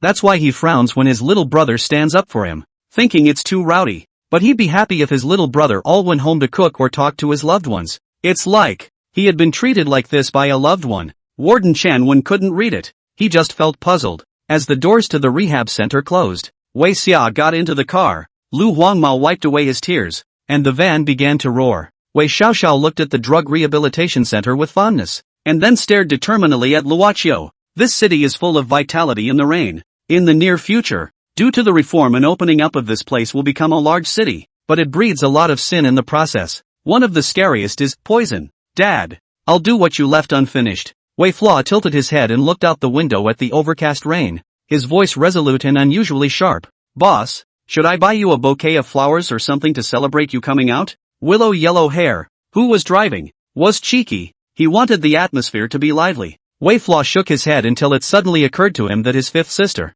Wei Solitaire, liked flowers, so he spoke up. Other flowers are too expensive and I'm too dirty, so, pick a bouquet of weeds, for it is alive and well. Chapter 82, The Life of Little Five. At this moment, many figures suddenly appeared in the ward of Yecheng. Some people are wearing brand new down jackets, some are in suits, and some are clutching a fading red cord. The Phoenix newspaper hosts looked on. Complicated. Huchen, Lu Jian, Ma Yu. 30 years had passed, and the youngest of them was in his 40s, the oldest in his 70s, but now they were all here. Hirschchen was red-eyed, and Lucan was shaking a little, clutching a bunch of weeds in his hand, lush and inviting and upright. Not a pretty sight, but hardy. Big brother likes weeds and has given them to me before. Mayu's red swollen eyes are a little lost in thought. His eyes since the weeds wandered to the hospital bed, took out the weeds from his arms which had dried up and was framed and molded, and thought of the old days. That year, the weed my big brother gave me is still there. He said that people should be like weeds,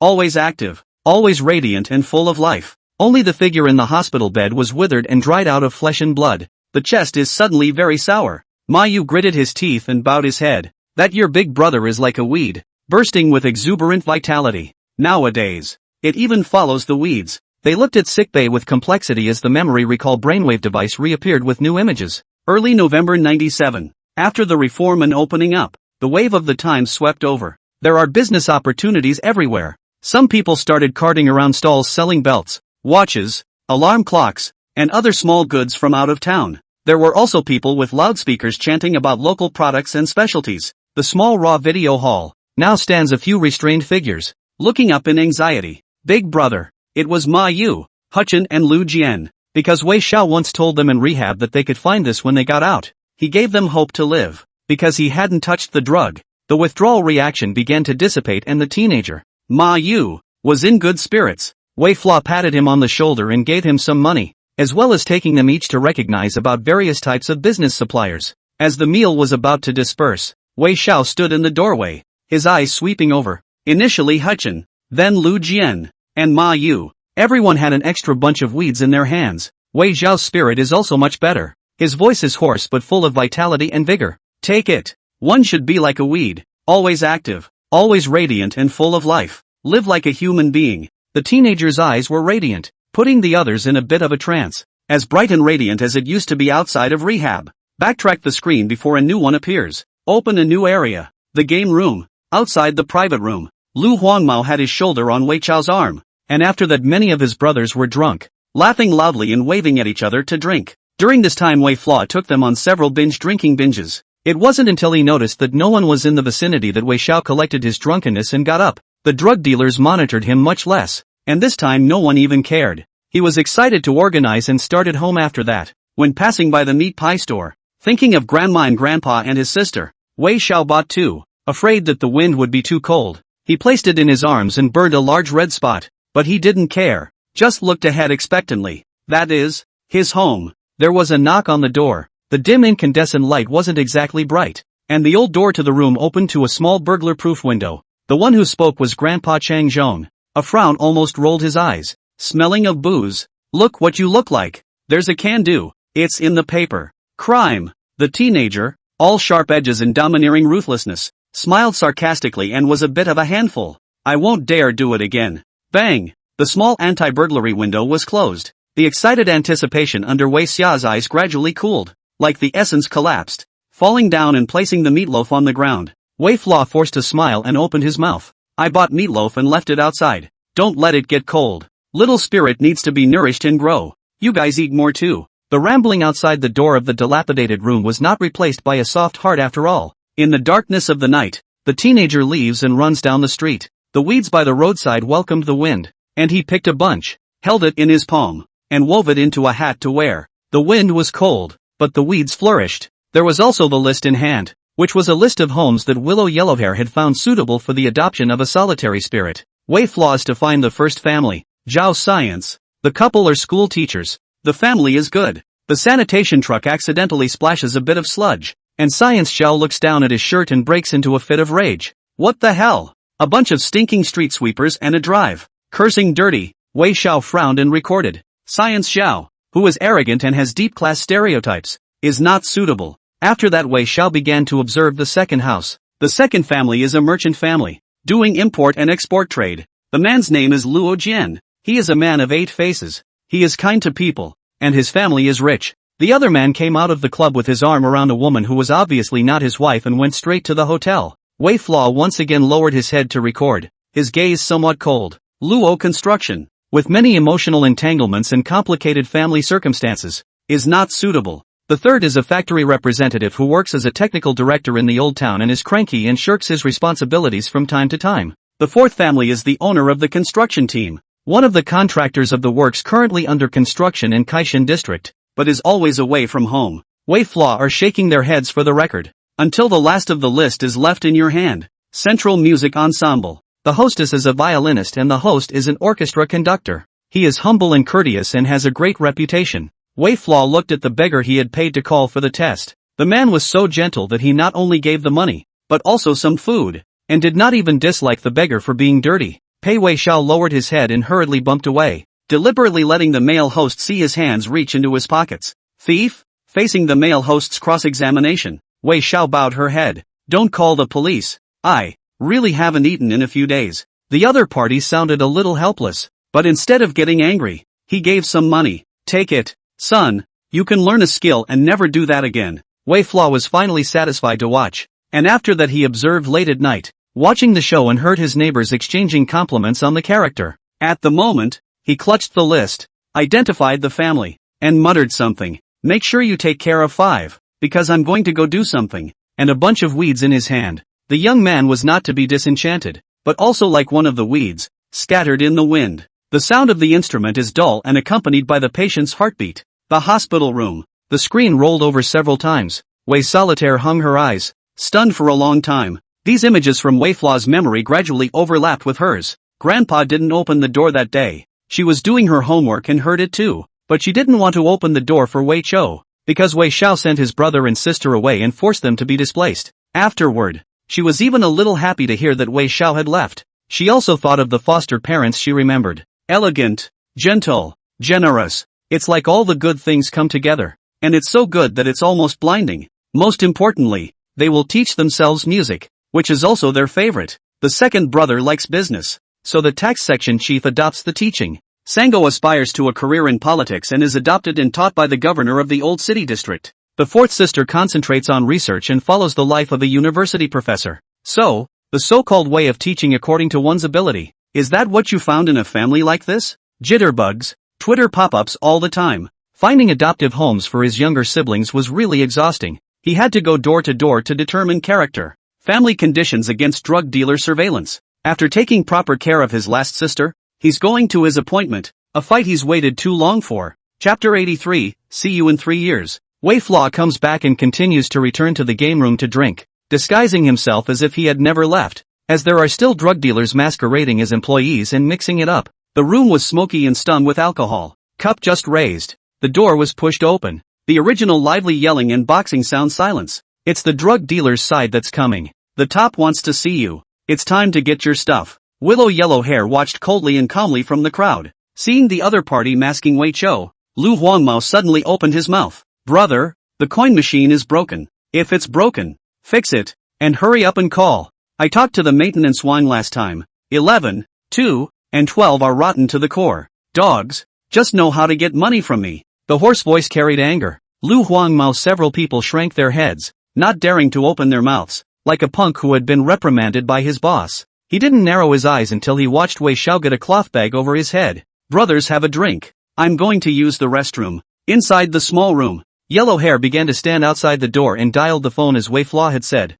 Master Wang, open the new District East Street Game Hall. No. 11. No. 2. No. 12 machine spindle report repair. Hurry up and call someone to get it. How much is lost every day? While yelling, Willow Yellow Hair fawned and smiled at the drug dealer from afar. On the other end of the phone, Narcotics Police Captain Ma Taigang listened, his eyes turning to his side. Dongchang Province's criminal investigation expert Dong Ting, now back from a business trip, was also listening, his expression gradually becoming grave. The phone hung up, and both men realized at the same time that this was new information from Wei Flaw. November 2nd, 12 p.m. M. Warehouse. It took a long time to decipher, but both men with bloodshot eyes rose with excitement. This informant uses a wide variety of passwords. Think of the previous ping-pong paddles hiding cipher clues, separate from the ledger, and even a specialized cipher book. Now Dong Ting stared, excited to confirm. That kid is going to meet the person who tested him earlier. I suspect that's the real drug lord. I was just reported by the other side, passed the test, and now I'm finally eligible to meet. Maybe now he's exposed to something different from all the other Karma City, White City, and he's city representatives, and the other side is really planning to take him through the preliminary lines. But again, that means the most dangerous, perhaps discovered by the other side, perhaps assimilated by the other side. It's a hard road. It's hard. With awe in his heart, Ma Taigang didn't inform anyone and began to follow them covertly. What he had always suspected was about to surface. The van door slid open with a somewhat harsh sound. Wei Xiao had a cloth bag over his head, and with only a vague light, he couldn't see much. The smell of the cloth bags and the car, and the smell of nasal booze and poison permeated the air, making Wei Chou almost gag. It was disgusting. Except he was making sniffing noises that bordered on fascination, reaching out in a seizure, barely able to press. Good stuff. Give me a copy. Quick. Let me taste it. This one is so pure. Someone in the passenger side, voice husky, tucked one over. Kind of funny. Wei Xiaoxiao couldn't see it, but he suddenly shuddered. New Year's Eve 95. A voice that he would never forget for the rest of his life. The bald guy. The other drug dealers in the car watched and sneered. This kid, he can't hold it down when he smells something good, and it's just like the rumors. Wei Flaw, not surprisingly, was near shivering with the stuff, brought it up to the tip of his nose and sniffed it, then sighed in a whirlwind and leaned back in his chair swinging his arms and legs, enjoying himself like a madman. In the co-pilot's reflector, the bald man smiled in satisfaction and looked at the masked Wei Flaw. Do you want to make something big? We have a large batch of goods in Dianan. Come with me. Next you'll be in Yecheng, White City to open the market. We'll go and bring the goods. Wei Flaw was already eating before the bald man was completely satisfied. Cops don't touch these things. This kind of person is ruthless enough, greedy enough, and good to control. It only works for them. A hoarse, menacing laugh rang out, and the bald man turned around, leaning back in his chair. Contact you in 7 days. The vehicle braked sharply in an instant, and Wei Xiao hit her forehead on the front seat, gritting her teeth in pain. Someone pushed him hard from behind afterward, and Wei Xiaolu tumbled to the ground and fell off the car, nearly mooching through the flesh. Wei Flaw lay on the ground, taking off his hood at the first opportunity and squinting his eyes. Several identical vans intersected the street and spun off in different directions. The sight was thoroughly confused and completely indistinguishable. Even the license plate number seems to show signs of camouflage because it was done in advance. There is no record necessary to extract key information. At this moment, Wei Flaw's eyes were furious, and his fists were white because they were clenched so tightly that his bones were white. The consistently sharp and stern pupils were trembling. He struggled desperately to get up, ignoring the intense pain coming from the ground's Makai wounds, and stared deathly at several vans. His face flushed red. Found.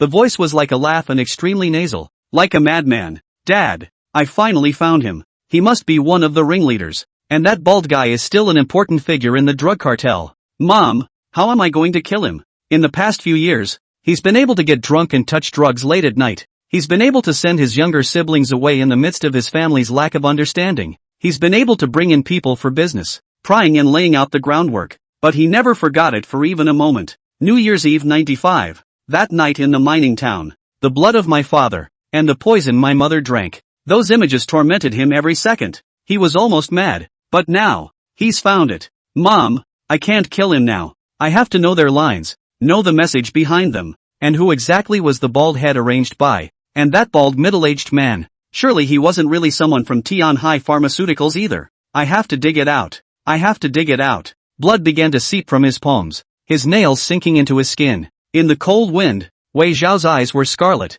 and his voice was almost squeezed out from between his teeth. Mom and Dad, I can't help but kill them. It's too hard to dig out layer by layer now. By the side of the road, weeds swayed with the cold wind as it gradually rained. It's cold and prickly. As Wei Xiaoyu muttered to himself, a weed slipped out of his pocket and soaked through the muddy water. Ward, Ma Yu sobbed uncontrollably, and the teenage figure in his vision had blurred, especially seeing Wei Flaw sniffing almost greedily and swallowing the poison. The maniacal gesture of his beckoning arm finally made the 40-something international trade merchant cry out in pain. He's obviously so disgusted with the poison, but he still has to touch it and act like he likes it. Ken Lu, with tears in his eyes, Herschchen, was also watching. They would never forget how crazy Wei Flaw had been in the jailhouse in the old days to fight the withdrawal reaction. He doesn't like it. He never liked poison. Now old and coughing, Mate Harbor also clenched his fists, thinking of the tracking of that day in his memory of yesteryear. He and Dong Ting didn't inform anyone, follow quietly along the way. As a result,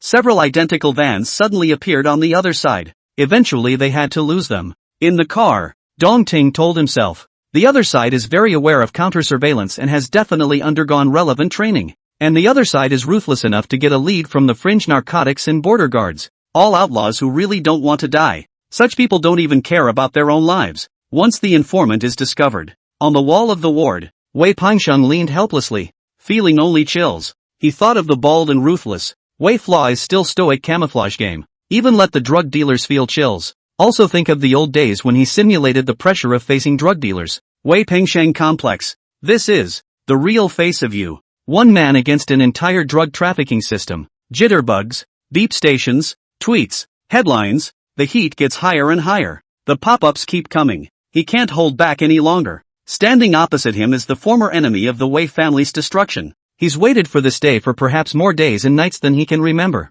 But Wei Chou finally held back because he was inheriting the responsibility that his father hadn't told him about. Eradicating the Drug Dealer Organization. Chapter 84, Sweet? February 25. Mining towns are more crowded now. Many people came spontaneously, some with flowers and others carefully putting down bunches of weeds, in the broken walls of the Wei family's former mansion, in the barren, nameless valley of Fujiman. A student's voice was hoarse. Wei Flaw said that weeds were his favorite, because the life force is vigorous and exuberant. It's a picture of the South. Maybe he'd like to see it. In Loco Hills, all that remains of the Cozy Eye Video Hall is the sign, and the Kamesa Billiard Hall is now decrepit and deserted. Traces of the store are still there, but now they are all about to be demolished. There were people taking pictures of the card and bouquets of flowers and cards were placed outside. A greeting card with beautiful handwriting. Wei Xiao, your life is being known to posterity. Pete, in the same timeline, the Sims screen appears new. Eldest son of Wei Pingzhang simulation. The drug dealers began to press forward, investigating all clues to the remaining children in the Wei family through payoffs and coercion. Wei Pingzhang felt so much pressure that he could not sleep at night. But 97 is almost here. He began to work with and be patronized by officials through historical profits. Only the external force was ultimately short-lived, after which the officer could not resist the pressure and found Wei Pingzhang by phone. Now Tianhai Pharmaceuticals is looking for it, and there are various official channels inquiring about it. I can only shelter you. Anyway, your sibling is gone. No big deal. Keep an eye on your granddad and the others yourself. Maybe the other side won't be able to find you and will go after them. Tell them to be prepared. The person on the other end seemed increasingly cautious and hung up quickly. Wei Pingzhang frowned. Now he was a huge circle of gauntness than before, and he was very dissatisfied with the other party's inability to shelter. But there was nothing he could do about it. He began to grit his teeth to find Granddad. Let's hide for a while, and then we'll find a chance afterward. Granddaddy, knowing the other side and the facts of the crime,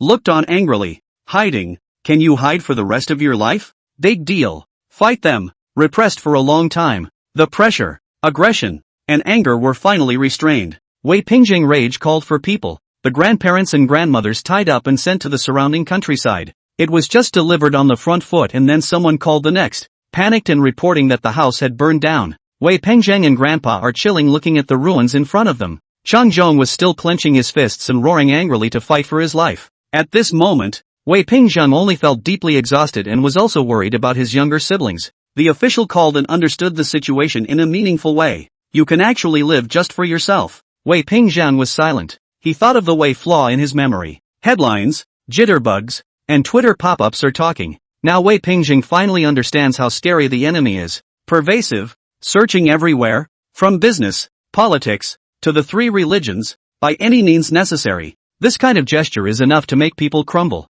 Trying to protect the whole family with officials lending a hand. How can that be possible? It's much harder to protect than to destroy. And the pressure is too much. Cell room, now aged Dong Ting Pale sitting, surrounded by honorary certificates densely packed. But he looked at the picture, and it was also complicated. Thinking of Wei Xiao, you're not like him. He is stalking his enemies like a vicious dog, while you are clinging to others and using them. It's not the same. Dong Ting's cloudy eyes grew more and more complicated, and he was also coughing. The biggest difference between Wei Xia and them was that he had given up on himself long ago. Don't want to save yourself and cut off your life and future with your own hands. It's what makes him so crazy. Wei Pingzhang and Wei Pingzhen, unable to give up their dazzling lives. Child, you want to be human. But your cyborg brother has been a ghost. Who made him choose to make you people? The new scene was reflected in Dong Ting's eyes. The rain drenched and fell into the wound, whitening the edges of the wound. The shirt was drenched and stuck to his body. Falling from the car, Wei Xiao's feet stumbled a bit and his eyes fell, like a downward dog. Wolverine. The door to the small rental house was pushed open, and Willow Yellow Hair looked on, handing over a towel, a little heartbroken. Wei Flaw didn't care. He looked at the room wall. There were a lot of pictures now. Both musicians, conductors, violinists, couples living daily in living conditions, various types of analysis. Elegant and warm. Wei Xiao's gaze was slow, gliding over the white townhouse, the piano, the violin, and the balcony cast in marble columns. The couple meticulously organized the room and the photo of feeding the pigeons is cozy. After that, Wei Flaw was satisfied and looked at Lu Huangmao, and there was relief in his tone, as well as reluctance. This is the home I found for solitary spirit. If she grows up here, she will also be sunny and confident and become radiant and dazzling, right? Lu Huangmao gritted his teeth and didn't answer, staring at Wei Chou. Boss, are you leaving? Those drug dealers are going to take you away, aren't they? I'll follow you. The room grew more and more humid as the residual rain dripped down, and the teenager stood in the room like it was barren and cut off from the outside world. Wei Flaw shook his head, his eyes gradually cooling. I have to go. You can't. You're going to be here to take care of everyone and develop a career and a life that belongs to you. You be good. Lu Huangmao watched Wei Xiao smile at himself, but his nose soured so much that he finally collapsed in tears. What are you crying about? Seeing yellow hair shedding tears, Wei Xiao frowned angrily, and Lu Yellow Hair wiped away his tears, red-eyed and with a deep nasal voice. Going to tell Wei Ping Shang and the others? No, make sure you don't tell them. It can't affect them. Wei Xia sat at his desk, his face pale, and shook his head. He couldn't involve his siblings in danger again. It's enough to have yourself in the muck. You go out and get busy. I want to be alone. With Lu Huangmao gone, the already chilly little room seemed to get even colder with only Wei Xiao left alone. He got up, carefully dried his hands, went to the old closet, and took off his hat. Afterward he stood in front of the mirror. Hat on your head. Number 2943. Salute. Removing it and holding it to his chest, Wei Xiao did his best to stand up straight. Bruises were strewn under his shirt, but he moved forcefully. Number 2943. Begin training. Yes. Young but parched figures desperately working on their physical fitness, shooting maneuvers, repeating, seemingly without end, sweating profusely. The chipped wounds had not yet healed, but Wei gasped and just looked at himself in the mirror. There were many scars and bruises on the skin, the flesh was knotted together, and the traces of multiple stitched wounds resembled the hideousness of a centipede. The flesh and blood were white from touching the poison, the arms were full of holes, and the palms of the hands were extremely chapped, signs of beatings in the prison and many traces of hydrochloric acid corrosion residue. The man in the mirror is dirty. Wei Flaw's eyes were overflowing with disgust and dislike. Good thing there are hats. He reached out, and could detect the coldness in his calluses as they gently touched the crest above his head. Even a nasty seems to be covered. So Wei Zhao's eyes grew brighter and brighter as he stared at his hat, raised his own right hand, and practiced the salute again and again. Dawn. The rain is still very heavy. Wei Xiaoxiao bought buns and soybean milk early in the morning, and covered the heat in the cold wind to go home. Grandpa still didn't open the door or even respond, until Wei Solitaire pushed open the door. It was already 2 hours later. Wei Xiaoxiao smiled and squeezed through the door, shivering from the cold. I'm back. Cheng Zhong watched with cold eyes and hummed without saying anything. He seemed so disgusted that he owed it to himself to even look at it more. Wei Flaw didn't care, smiled sarcastically, put down the breakfast that was still a few degrees warmer, and started sweeping the floor, struggled to move tables and chairs and swept clean, mopping the floor afterward. Even the corners and crevices under the wooden sofa were clean. Wei Xiao was very serious, because he knew that he was going to leave. The room was also organized under the bed. The moldy walls were rubbed off one by one with sandpaper by Wei Chou, and the curled and nearly fallen walls seemed to be less damp. This was followed by cleaning the windows and tidying up and organizing the grease in the corners of the kitchen. Cheng Zhong coldly grunted,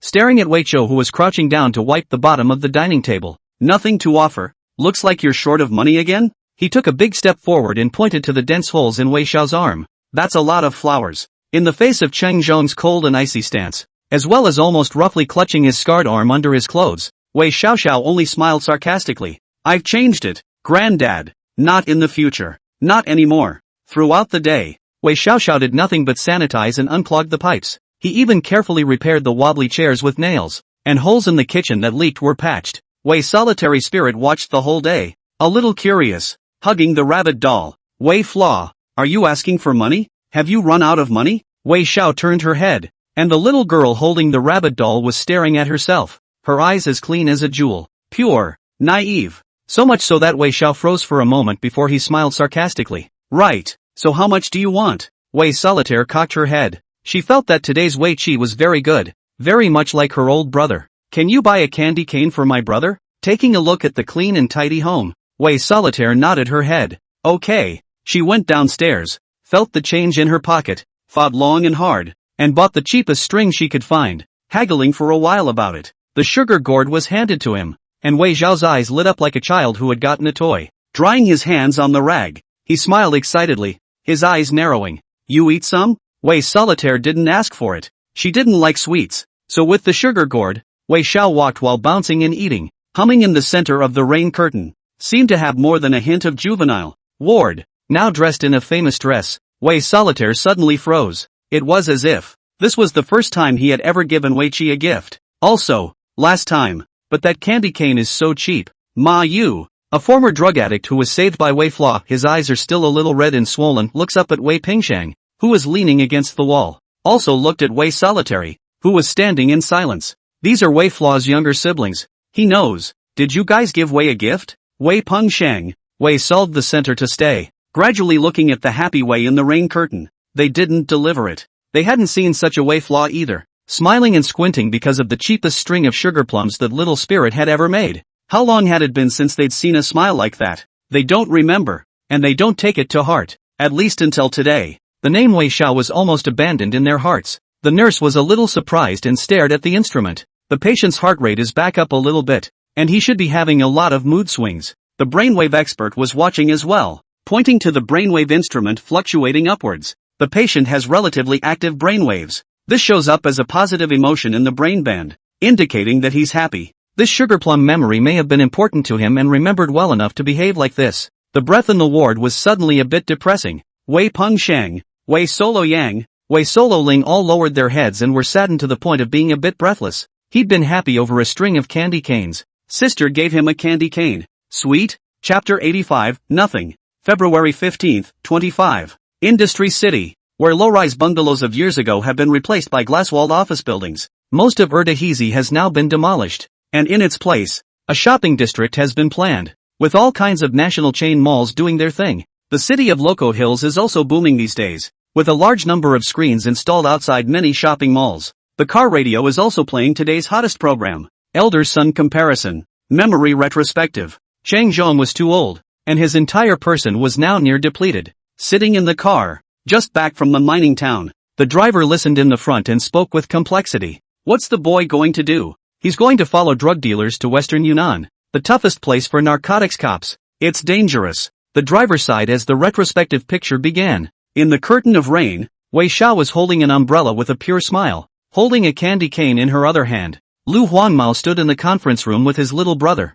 and Wei Xiaoxiao smiled and shook the sugar gourd in his hand. Look, my sister bought it, like the show-off kid. The other minions looked on in surprise. They've never seen a boss like this before. Is this still the same boss that even the Luochu drug dealers wouldn't dare to underestimate? Wei Flaw carefully took it and bit into one. The icing sugar broke open and was very sweet. His eyes narrowed like crescent moons. Content. Do the event. 60% off the entire video store today. A number of surprised customers shouted from outside the door. But nowadays Wei Flaw just chews. The icing was sweet. He hadn't had anything this sweet in a long time. Now Wei Xia is looking at the new information on his desktop. These are Lu Huanmao with people to collect. About younger siblings learning and growing up recent situation. There are all kinds of newspapers, interviews, and news, as well as school grades and teacher evaluations. There was a lot of information, but Wei Chou still read it carefully. He frowned until Wei Solitary's learning evaluation became gradually mundane. Wei solved a lot of pressure, or did not keep up with the scientific research group learning progress. After all, science competitions need precipitation, need to be embedded. Her exposure to knowledge is still too narrow. Closing the information, Wei Flaw pondered for a long time and began to tell Lu Huanmao to collect information on the existing retired professors of science in Luochuo City. Afterward Wei Xia was watching from the tea room. The professor in front of him, named Luo Guoqing, had retired from the university, and had led research on many topics such as meteorology and new energy utilization. But now Luo Guoqing is worried because his son is now doing business and is stuck in the economic office, and the funds are about to be dragged down. I can help you out with the economic office, but I have one request. Promise to return to Loco Hills High School and teach a student named Wei Solo to lead their research team in a problem-solving exercise. Luo Guoqing was stunned and frowned, but as Wei Flaw dialed the phone, word soon came from the other side that his son's problem was solved. He then realized that the other man had a lot of energy and nodded. Wei Flaw sat in the car and watched from afar as Wei Solo was excited to be chosen as a student of Luo Guoqing, with 3 investment agreements in his hand. The concession was huge, but he didn't care. Afterwards, Wei Xia met with Luo again. I've gotten to know her base, and to be honest, it's pretty bad. Now she must raise her professional horizons and expand her base. Luo Guoqing frowned. He has brought a lot of graduate students. Wei Solo Foundation is not even compared to the excellent peers around him. The other party was blunt, and Wei Flaw didn't care. Instead he began to think, now what book does she need? Thousands of solutions to middle school Olympiads, Junior Science Illustrated. All of these require a subscription. Getting a response. Wei Xiaoxiao looked for a long time in all the bookstores in Luochuo, and there were very few solutions to the thousands of junior high school Olympiad problems, but he still found them. Junior science pictorials require a subscription from the post office, and science bulletins even require a 30-kilometer ride every 3 days to the city library to transcribe them. Wei Xiaoxiao gives the money and the collected pictorials directly to Luo Guoqing. Professor Law, give it to her in your name. Luo Guoqing frowned in disbelief as he saw how many places Wei Xiao personally ran to find it. He didn't know why Wei Xiao didn't give it to the boy himself, but he chose to do as he was told. Getting extracurricular books and magazines from the teacher, Wei Solo was ecstatic. She was already feeling the strain of research, and it was really hard without enough vision. Soon, Wei solved the spirit in the scientific research group to put forward the solution ideas began to increase. Many group members are also surprised to look at. After that, Luo Guoqing found Wei Xiao once again and informed him of the current situation and progress of Wei Solo's study. There are all these specialized books to add depth,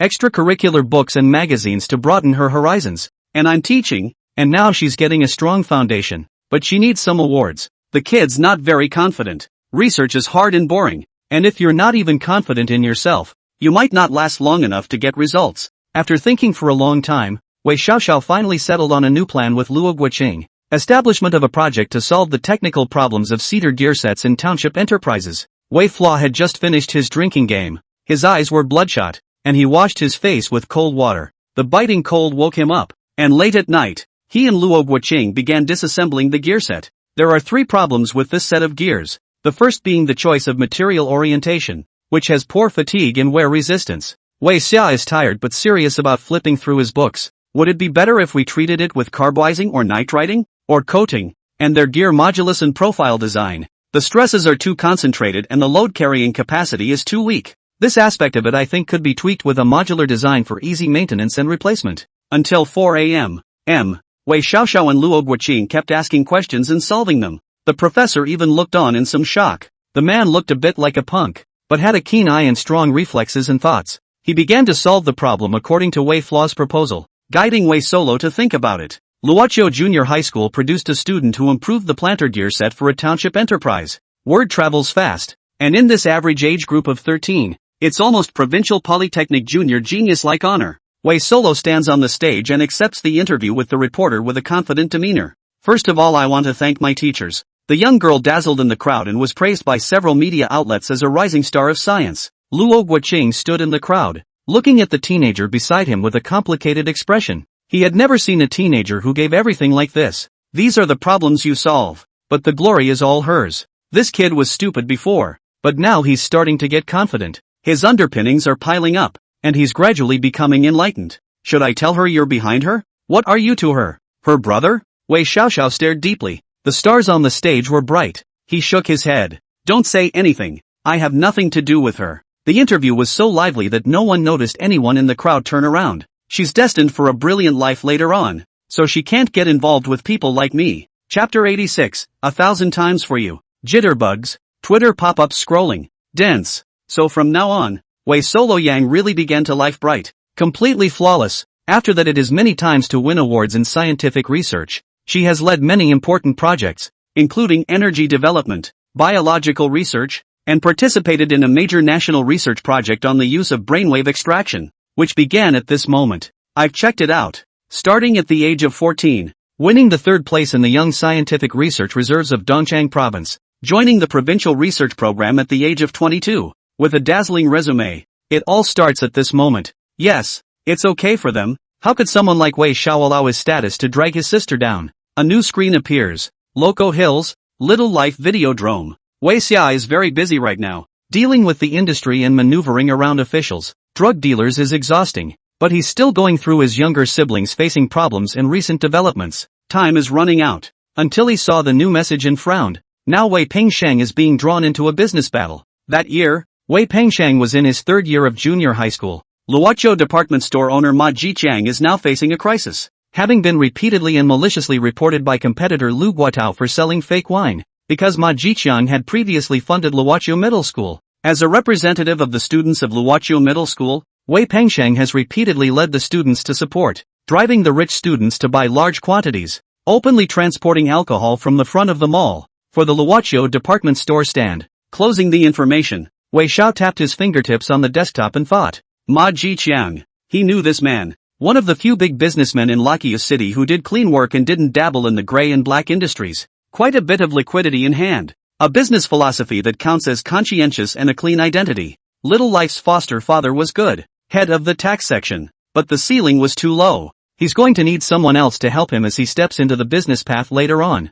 I won't be there by then. Getting up, Wei Xiaoxiao listened to the sound of the rain falling intensively on the glass window outside the window, as if his eyes penetrated the rain curtain and saw his younger brother's figure from afar. Little Life, I'll hold you up one more time. Not once, twice. At this moment, Wei Xiao called for Lu Huangmao. Something's up. Call the brothers. Willow Yellow Hair arrived with more than 20 punks in a rage and was notified. Lu Guotao is to open the new area this side of the new forces. Gray industry, a lot of interest entanglements are also many. Business development is completely rely on the beating threat. Malicious reporting, a variety of means to start. Now they are targeting Ma Jiqiang, which is considered to be the conscience enterprise of Luoqiu City, and they want to find a way to do it next. Asterisk asterisk asterisk asterisk them. Lu Huangmao, they are originally from the gangsters. This kind of tactics are commonplace, so they know how to affect each other's business in a legal situation. Kokutao Mall. A driver carefully delivered a batch of drinks and then quickly drove off. In the alley, the driver reported to Willow Yellow Hair, that batch of punch has been delivered, and I'm sure they won't be selling for a while. Lu Huangmao gave the other party a sum of money, and then dialed the inspectorate. Guotao Mall is suspected of selling fake wine, and bottles of wine are suspected of being perforated and filled to defraud consumers. Reform and development of the general trend of business development environment is particularly important. One after another received reports, and soon someone began to seize the Guotao shopping mall liquor store, and indeed found that the perforated filling of wine. The other side, Guotao Mall snack bar. After determining that it is Lu Guotao's property, a few juniors eat while putting a little bit of bugs. Someone fainted. The little brother spoke with difficulty before pretending to faint. Bugs? There are bugs in the bowl. Your store is so unhygienic. I'm going to report it. The manager of the other store looked miserable and began to negotiate a private settlement. But things have gotten completely out of hand, and many others have taken it upon themselves to report it. At the same time, Lu Guotao's subsidiary to open a new area hardware store. There are also several punks holding up the herringbone ladder that has been broken. Tramp. My brother just went up there and broke it. Now he's broken his leg. What do you say? The attitude was arrogant, but the punks didn't take the initiative and kept provoking. Soon the owner of the hardware store couldn't resist biting the bullet and doing something about it, and was similarly reported and ordered to shut down after paying large medical bills. For a time, Lu Guotao under the industry one after another out of the problem. Loco Hills department store? Office. Wei Pengsheng looks dejected. During this time he mobilized those classmates who were second-generation government officials and rich people to expand sales and increase influence for the department store. But it was never able to help Loco Hills department store out of its predicament, and sales continued to fall. Other competitors add customers one after another. It was only then that he finally realized that he was not nearly as good as he could be on a real business battlefield. Shopping mall owner Ma Jiqiang also began to familiarize himself with this child. The other party is indeed helping themselves. He smiled bitterly and shook his head. The other side is very strong. You guys have worked hard, but let's forget about it. Wei Pengsheng watched with a few student representatives, still not planning to give up. We'll go back and think about it again, and maybe there's a turnaround. Just before sending the other party away, Ma Jiqiang has received a number of phone calls. Lu Guotao's hardware store was suspected of fighting and brawling. A hotel was reported to be selling perforated wine, and a snack bar was ordered to shut down in violation of health standards. The Food and Drug Administration, the Office of Commerce, and even taxes are involved. Ma's face changed. He began to analyze what was going on. After all, there were very few people who could mobilize at the same time and cause so much impact, at least in Lakhiu, until Lu Guotao couldn't resist taking the initiative to make an appointment. Old Ma, I'm convinced. Stop. The person behind you has strong means. I can't afford to mess with you. I'll back off whenever I see you in the market in the future. Open a new district, or even the whole city of Loco Hills, and we won't open a competing store where you are from now on. The former arrogant and domineering Lu Guotao is now completely begging for mercy, and Ma Jiqiang is more and more shocked. He clearly knows how strong the other side. Even opened the new district many officials and he has a close personal relationship, but now the other party actually begged for mercy. After returning home, Ma began to ponder who was behind the push, because from his own encounter with suppression so far, only Wei Pengsheng's group of students are helping themselves. The others were afraid of Lu Guotao's background and didn't dare to make a move. Students? He suddenly thought of the many times Wei Pengsheng had been in the press and frowned. Ask someone to organize some Wei Pengsheng resume and send it over. teenage fame, angrily led to the billiard hall dare not haphazard pricing, to stop the sale of poor quality alcohol, the formation of the soccer team are Luocho official 2 generations, rich members of the 2nd generation. A number of media reports repeatedly praised the city leaders to meet. Looking down one by one, Ma Jiqiang narrowed his eyes, revealing a deep shock at the bottom of his eyes. Shopping malls floating, now Ma Jiqiang has long been cunning, a glance to see the cats and dogs. This student's resume and identity pressure is not an ordinary tax section chief father can support, each of which is only costly. Energy consumption is huge. Could it be that Wei Pingsheng is the illegitimate son of some high-ranking official? Thinking of this, Ma Jiqiang thought in his mind, with the intention of climbing, began to take the initiative to meet Su Jiankong couple. When my mall encountered problems before, only Pingsheng brought his classmates to help many times, and his character was very good. I wish I could have kids like that. Being approached to recognize his godparents, Su Jiankong was also a bit incredulous. It was important to know that Ma Jiqiang was considered a famous big businessman in Luocho City, and paying taxes in a year was considered astronomical. Now it's unimaginable even though it's only vaguely mentioned. Su Jingguan looked at Wei Pengsheng and decided to hand over the power to himself. Wei Pengsheng also could not help but agree with the excitement, because he really likes business. He stepped forward, ready to kneel. Ma Jiqiang's heart was beating wildly, and he quickly reached out and propped up his hand to keep from kneeling, and he did not dare to suffer. At this moment, Wei Pengsheng's identity was completely held up. The family's adoptive parents are in politics and the godfather is a big businessman in Lakyu, connecting down to high school, all organized by Ma. Loco Hills High School of Foreign Languages. He was a business teenager with a spring in his step. His life debuted brightly. Wards, memory retrospective images framed. Wei Pengsheng suddenly got up, his face pale, and stumbled back a few steps. He looked at the picture incredulously at everything and thought of yesteryear, the day he recognized his godparents. As a famous big businessman in Luo Kudu, he actually looked at himself with some constraint. Even when he wanted to kneel down and recognize his own family, he got up and helped him up. At that time he thought his godfather had such a personality. The ability to recognize your own family is also due to your own character and business ability.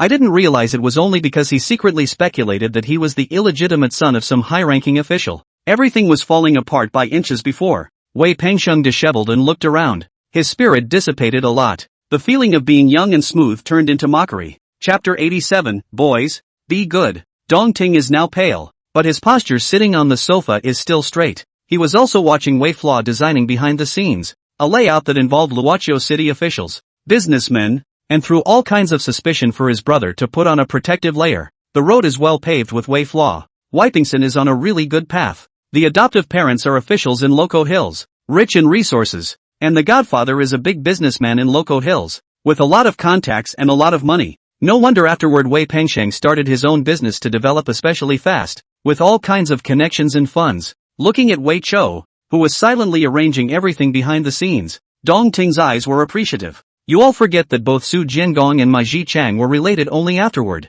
and the real ruthless person was his brother, stiffening him with a layer of virtual background. Many Luocho city officials are now suspecting Wei Pengsheng as the illegitimate son of a high-ranking official. That's what makes such tactics scary. Wei Flaw studied society too thoroughly, and he put a shield over his brother, a shield that would support Wei Pengsheng for a long time. A new scene begins. Comparison of eldest son, Wei Pengsheng's eldest son simulation, synchronizing the timeline. Wei Pengsheng also began to address the issue of younger siblings. Now he looks at his brother, Wei Pengsheng, and begins to address business thinking. According to the historical development, this time period, Wei Pengsheng has recognized Luocho department store owner Ma Jiqiang as his godson. It was for this reason that Wei Pengsheng began to enjoy a smooth ride in his business development afterward. Wei Pengsheng brought Wei Pengsheng and deliberately waited at the entrance of Luocho department store, secretly gritting his teeth. It's a tough situation right now, but as long as everything follows the footsteps of history, at least Wei Pengsheng's problem can be solved quickly.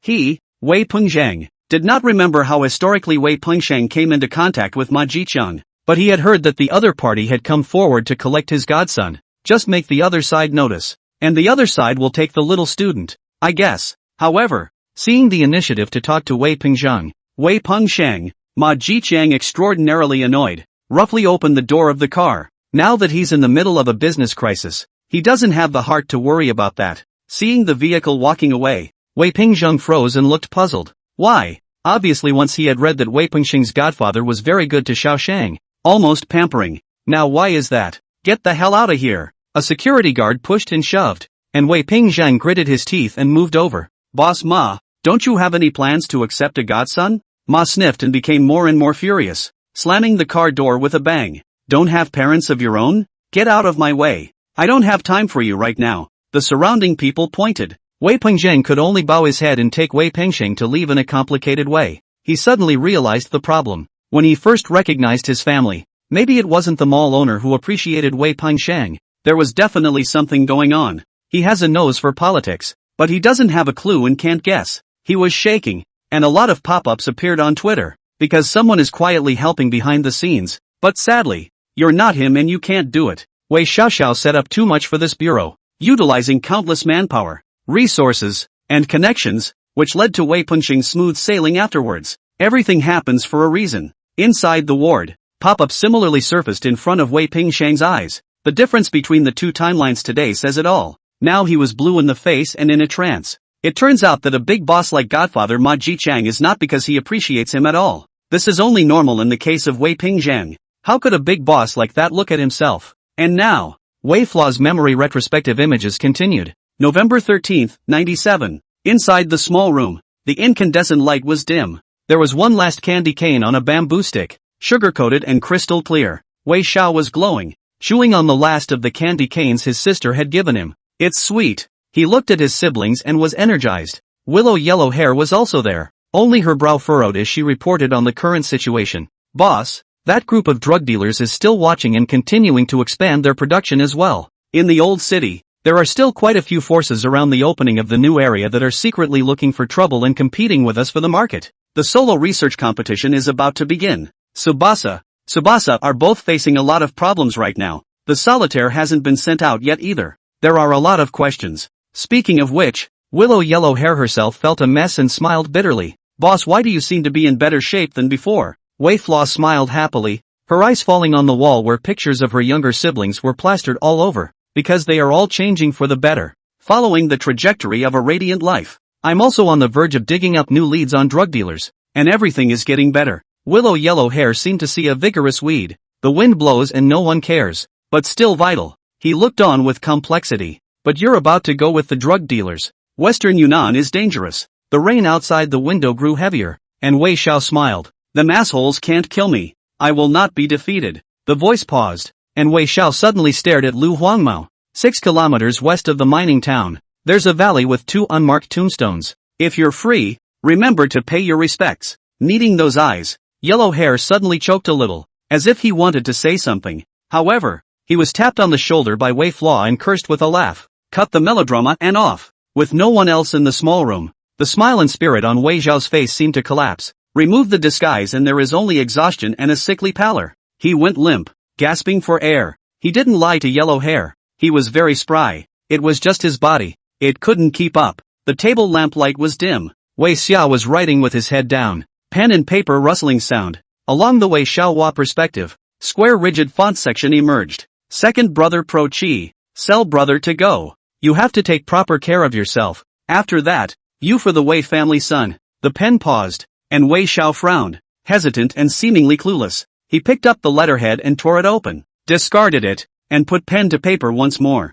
Third brother Pro Chi, you are steady, calm and enduring. You will be in the future. The writing stroke paused again. Wei Xiao seemed to be a little stunned even by himself. The paper was once again torn apart and scattered all over the floor. Bewilderment seemed to fill this teenager, and the old ruthless determination all but dissipated. The fountain pen has residual ink marks and was placed on the tabletop. A shadow fell under the table lamp, and the marks were just like that. Don't write to them. As if telling himself, Wei Xiao mumbled and opened his mouth, his voice hoarse and with a bit of weakness. I can't interfere with them. The light fell on the arm, and the dense pinholes looked a little creepy and gross. They grew on the hands of the Wei family's son, seemingly mocking his incompetence and filth. The brighter the light, the more blinding the pinholes become. Unimaginable disgust grew in the teenager's eyes. It seems to see again how those nasty poisons of yesteryear appeared. Smoky, Wei Xiao lit his cigarette. The spark was pressed unceremoniously against the pinhole, and he burned it viciously. Skin and flesh rolled over with a stinging sound. A sharp burning sensation came. Wei Flaw didn't care. He just looked at the lingering scars and pushed harder. One at a time. Now in a trance, he came to the mirror. Police cap on his head, but he has no essence. The teenager in the mirror was drab and old, with a decaying body and hideous skin with multiple scars. He kept fuming, gazing into it. Is someone like me really fit to be a brother? I've never taken my siblings running off into the sunset, much less have they accompanied them in the mountains of books and learning to grow and improve. Is someone like me really fit to be a brother? The face was bitter, and the teenager in the mirror was almost afraid to look at that face. He's the big brother of the Way family, but never once did I get along with my siblings. The voice paused, and drops of water ticked down from the faucet in the dilapidated bathroom. It's okay, I'm leaving. After I am gone, you will embrace a new life. Boys, live it up. Drops of water splashed and splattered, just like the teenager in the mirror. Chapter 88, Children Are Important.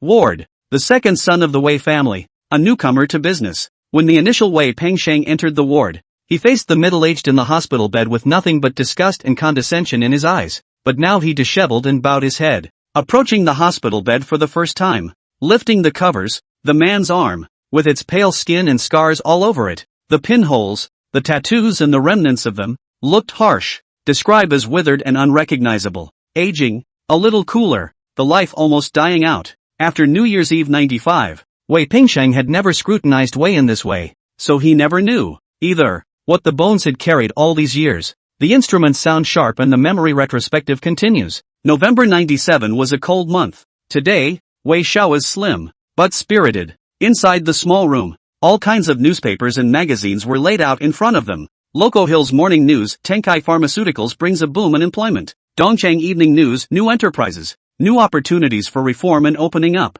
All are reporting on the Tianhai Group, praising it for providing a large number of jobs and increasing tax payments for the city of Luoqiao. But one of the newspaper stories stood out the most. Above is an advertisement for Tenkai Pharmaceuticals, children's growth calcium tablets. Willow Yellow Hair frowned, her eyes blazing. According to the news that came back from Manhan and the others, Tianhai Pharmaceuticals shipped a large amount of chemicals to the drug factory. This calcium tablet ostensibly replenishes the elements, but in reality it contains a large number of toxic additions that can cause growth deformities in children who consume it, as well as creating a great deal of dependency. In addition, the fish boy side also passed through the code. Currently probe the drug dealer's son bin mistress Zhou Xiaofang whereabouts. The other side is ready to along the Luoqiao city outside the third ring of the national highway to arrive in the open new area. During the debriefing, Wei Xiaoxiao stared at the TV. The star holds the calcium tablets and gives a thumbs-up compliment as he ponders in silence, anxiety beginning to appear under his eyes. Can't let the dolls grow up. Children are hope.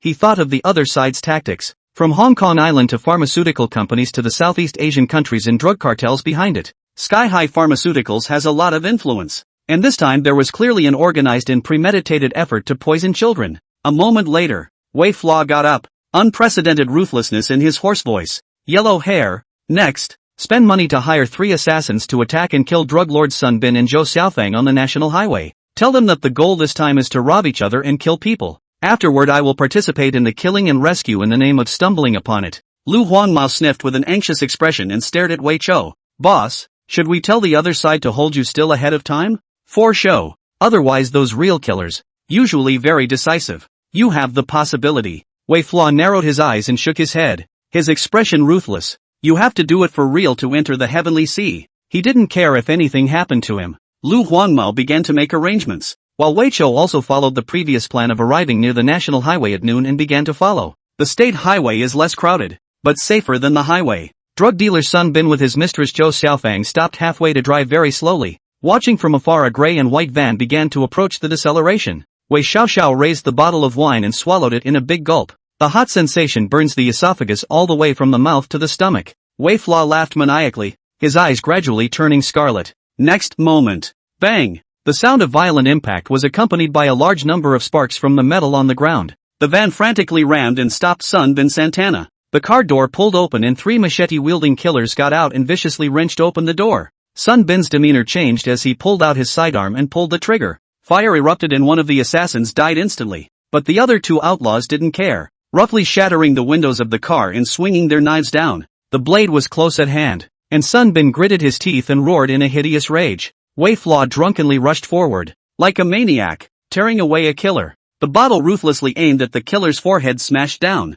Screw this, old son, go! Seeing this, one of the assassins directly swung his sword and violently stabbed at Wei Chou's side waist. Blood spattered, flesh rolled over, and the wounds were shocking. Stabbed twice. The two killers saw what was happening and quickly got into their car and fled. Hospitals. Opening his eyes, Wei Xiaoxiao looked weakly. Sun Bin was sitting on the side with Zhou Xiaofang, and he was carrying a boxed lunch in his hand. Seeing Wei Flaw wake up, Sun Bin patted his shoulder and was moved to open his mouth. Xiao Dong. Thanks to you this time. Even he didn't expect that this Luoqiu city kid who was used as a pawn would actually dare to use his life to save himself in that situation. Mistress Zhou Xiaofang also had a complicated look. Both cuts were in the side lumbar area, so it's a good thing they didn't do much damage to the organs.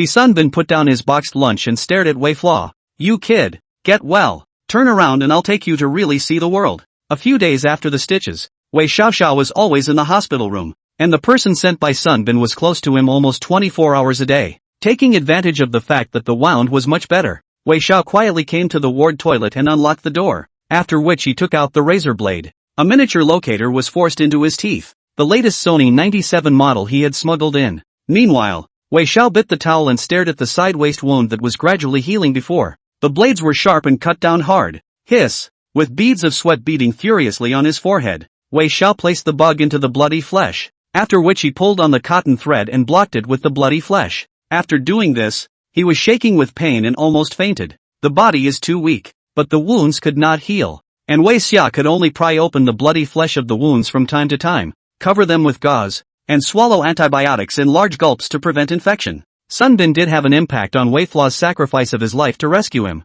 and arrived at Tianhai Pharmaceuticals with Wei Flaw. Amidst the roar of the machines, Wei Xiao grinned, his eyes full of greed. Don't underestimate these things. They're synthesized from the best stuff on the market. It looks like a calcium pill, but when you swallow it, you're guaranteed to get high. Sun Bin laughed out loud and took a children's calcium tablet and shoved it into Wei Xiao's hand. The pain of the tearing wound caused sweat to seep out of Wei Xiao's forehead once again, but his face showed madness as he swallowed a mouthful of calcium tablets as if savoring them. Okay, this stuff is strong. No worse than ecstasy. Originally still with scruples, Sun Bin narrowed his eyes, gradually relax. Hidden in the dark to observe the bald Lu Chang also smiled, waved his hand. Several black hands that were vaguely surrounding Wei Flaw dispersed.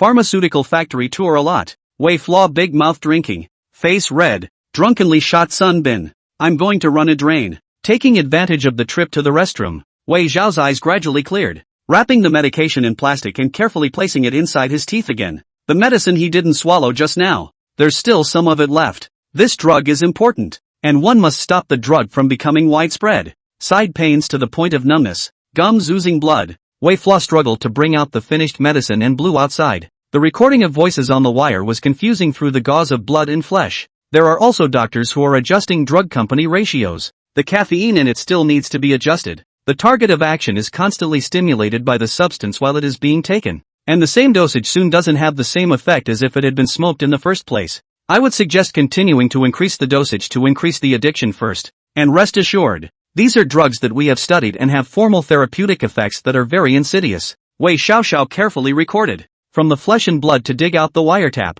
and pill instrument, while the night through to the cold delivery truck, to Ma Tai Gang. It was getting light when he returned from the drug factory. Wei Xiaoxiao was so weak that he could hardly stand up. Willow Yellow Hair gritted her teeth and gave Wei Flaw new antibiotics. The previous flesh tear wounds were hideous as they began to ooze pus from the constant destruction. It made it almost impossible for Lu Huangmao to imagine what kind of torment the boss was enduring in obtaining the information. Instead, Wei Flaw didn't care too much, looking at Lu Huangmao's clenched fists and angry posture, reaching out to weakly pat his shoulder. The city of Loco Hills was bustling in the early morning, with many people at work and a number of students up and going to school, some children carrying their breakfasts and others sleepy-eyed, but they all exude vigor. Wei Xiao looked at these children and suddenly smiled, the corners of his mouth tugging, the wound hurting. Hello there. The voice was raspy with a few sharp edges, and it was hard to hear. The two children, who were traveling to school in pairs, looked up and saw a ghastly white face, scarred all over, with bloodshot eyes.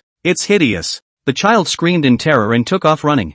Morning light, cold, sunshine running figure was gradually stretched. Wei Xiao looked at the children and down at herself. The side back wound didn't heal and he was limping. The face was withered and bloodless, with long nails and deep-set eyes, like it shouldn't be in this world. Out of place. He just smiled and swirled around, shaking his head. Willow Yellow Hair looked on in pain. The ruthless and determined boss, smiling happily. Such a smile he had hardly ever seen. I haven't seen it since. Tweets, jitters, and headline pop-ups appear. The layout Wei Flaw had previously arranged has begun, and the people privately planted in the drug cartel have begun to pass on information. Tianhai is the big business behind the drug dealers. The forces are refuted. But now, Wei Flaw has begun to approach. Contact. This game has begun. Haven't you guys noticed? Wei Xiao cares a lot about the kid, and he's doing all the things that a narc should be doing right now. The live feed is framed and the morning sun is golden and scattered. The child is vibrant and runs with abandon. The teenager's eyes were deep-set and withered,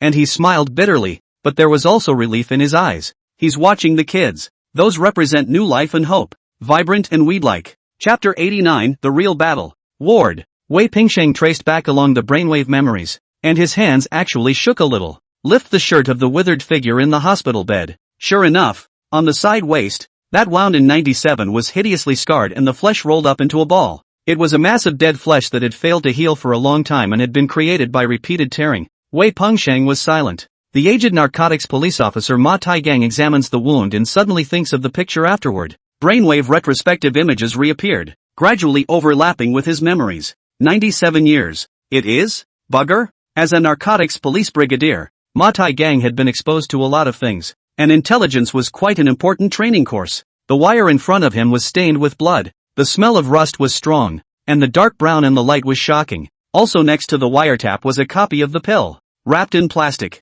There was no cryptic message this time, and it was clear that the situation was urgent. Mate Harbor narrowed his eyes. He had been in contact with Wei Flaw for a long time, and in the past, when the other party lurked in Yi City, they were not this anxious. It's not a small thing. For his part, Tung Ting was the first to start listening to the wiretaps and see the blood and residue. These are the various traces left by Wei Flaw. Remember him later. At least remember his DNA. And later, when the technology is perfected, maybe we can find out who he really is. This informant gave them a lot of information. But by now, the only clue he's shown is He Xiaodong. While Dong Ting's voice was complex, Ma Taigang was a bit curious and put on his gloves to stare. Why is it so hard this time? He's doing. The room was filled with smoke. Dong Ting didn't say anything, reaching out and pointing at the brown rust-like things and getting up. Gauge with your hands over your body. Hers was pulling apart the flesh and blood and placing the bug in it. The bug, roughly the size of a ring, now dissolved into shock under the eyes of Mate Harbor.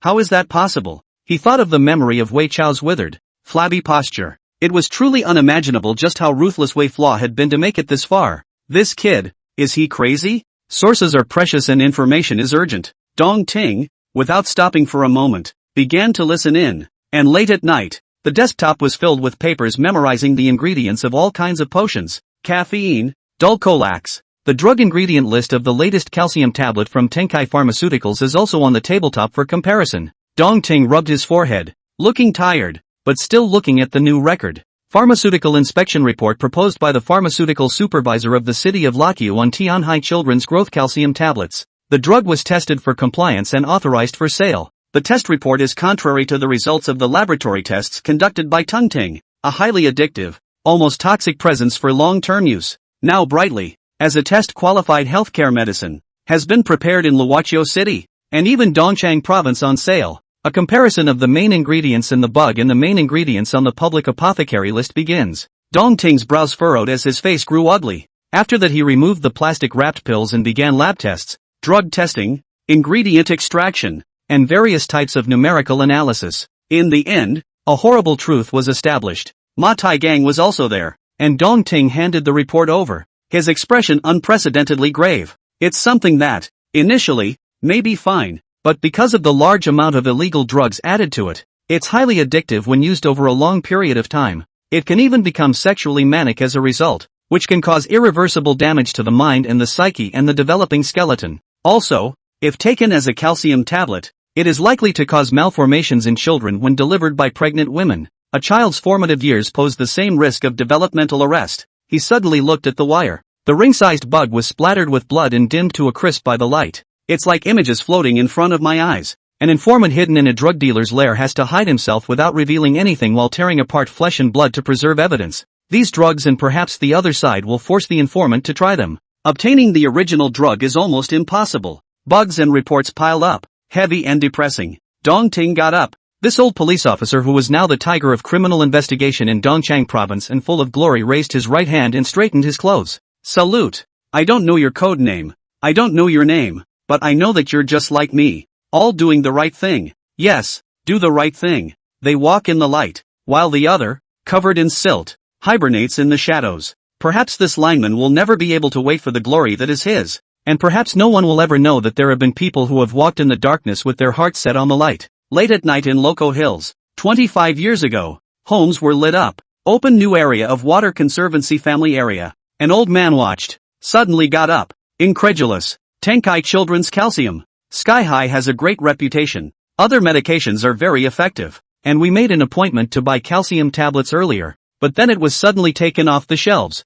And the papers said Tenkai was fined. Meanwhile, Karma City, a school. Teachers who are already retiring are also staring at the live feed, unconsciously clenching their fists. Children's growth calcium tablets. He watched his own children, who are now school teachers. Before, your mom and I were going to buy you this calcium tablet. The appointment cost all of over $200, and it says it promotes bone growth. After that the other party stopped offering and the money was not refunded, so we were furious and cursed. He froze, feeling chills. He always felt that the dark side of this era was far away from the ordinary people. Even many of them would never touch robbery, murder, or even poison in their lives. Until now, he didn't know. It turns out that everything is always there, just around the corner. Only, there are people who are blocking it with their lives and building walls. There are also older people who stare at their 30-something-year-olds who are already in the workforce and have complicated openings. You owe someone a great favor. If it wasn't for him, maybe it wouldn't be you now. Maybe your life would have been ruined.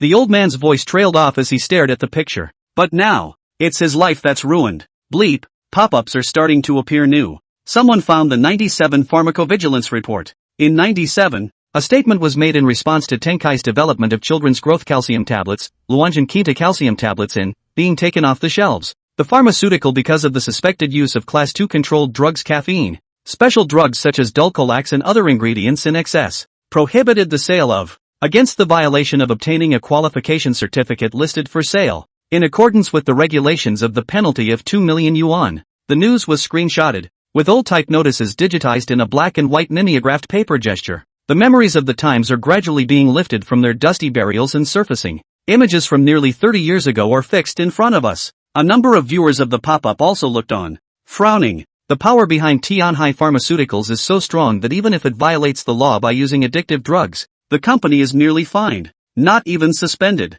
It didn't do a lot of damage. And the only person who was hurt by this from the beginning to the end was Wei Xiao. Oh Wei Xiao, people don't remember you, but people remember you too. The new screen starts retroactively. 97 years. A document was sent from Loco Hills. Dongting looked at the letterhead and pondered for a long time. This was the drug solution he eventually settled on. Low-profile treatment. News of Donglin Pharmaceuticals publicly reporting Tianhai Pharmaceutical Group's alleged use of illegal drugs soon came to the market. Dongting didn't tell anyone about Wei Xiao's report. This is also protecting Wei Xiao. The pharmacovigilance also launched a prompt investigation based on a tip-off from the company to conduct a drug test. Finalize the penalty program. Drugs already on sale are quickly recalled. All unsold drugs were turned in and destroyed. A fine of $2 million. Because the other relationship is so awesome, it's not even rectified. Dongting and Ma Tai Gang, two seasoned veterans of the police force, could only feel a chill spreading through their bones. There's definitely something wrong with the Tianhai Pharmaceutical Group. Dongting's voice is decisive. Many years from the police, the sense of smell is amazing. Ma Tai Gang also knows Dongting means frowning. The other side is too big to be right. The lights outside the window gradually went out, and only the old green desk lamp was left on in the office. And Pai Dongting got up, and in the smoke, he looked at where Dongchang province was, and inhaled fiercely, and the fire was weak. The night was so cloudy that he could barely see. Not volume. What kind of people are behind this to support Tenkai? This kind of background energy is at least at provincial level. Provincial. Just two words almost overwhelmed the two men. Ma Tai Gang looked up. Dongting just frowned. He was even a little chilly, incredulous looking. How much power is involved behind a small drug trafficking case? Headlines and live Twitter pop-ups rocked the surface.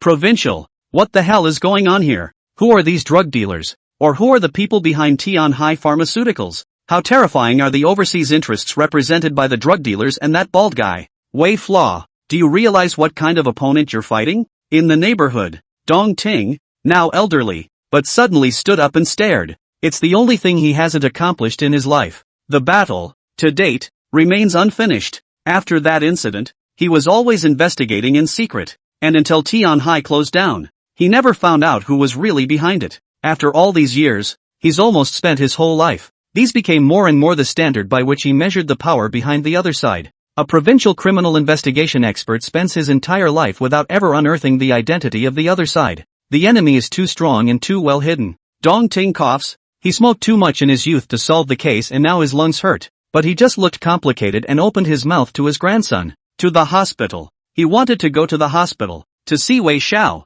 the informant from back then. He had a hunch. Maybe the enemy they've been tracking all their lives will show up this year. The power that stands behind the drug dealers. Wei Pengsheng is still in the hospital room, his posture a bit scribbled. Now he stood at the side of the hospital bed, also watching the memory flashbacks. Chills spread through his body, and his scalp almost flared. Provincial? Spitting out 2 words with difficulty, Wei Pengsheng's face began to pale. So in the same timeline, while they were still springing up on the road to success paved by Wei Flaw, traveling the campuses and the media, is Wei Xiao already facing so many opponents? Wei Solitary Central. Wei Solitary Spirit. 2 of them were even more emboldened. Overseas forces, drug cartels, killer organizations, provincial asylum. They didn't even dare to imagine just how huge the other side's power was. It's horrible. Is this the enemy you're going to face off against? Wei Flaw. Chapter 90. Final chapter. It's official. The retrospective picture continues. 97. Mid-November. With the cold water, Wei Xiaoxiao swallowed antibiotic medication in large gulps. There was a slight easing of the pain coming from the lower back, and the suppuration was always suppressed. He's watching the news now. Luo Qiu daily reported that the Tianhai Pharmaceutical Group suffered a report after the investigation of the pharmaceutical supervision, allegedly using a large number of illegal drug additives, ordered to recall the drugs already on sale, surrendered for destruction, and punished with a fine of 2 million. Closing the newspaper, Wei Xiaoxiao muttered to himself, "Horseman, thank you. You guys were smart enough not to expose me." Choosing to expose it in the form of a drug company competing for market reporting. That way the other side will just think it's a little bit of normal business competition. But looking at the punishment, Wei Flaw was also silent, with a complicated look. The rain outside his window grew louder, hitting the window and making a cacophonous noise. Wei Flaw was talking to himself. To be precise, he was putting all the evidence together. Father, the enemy is really strong. It's such a big offense that it's actually okay, just a little fine.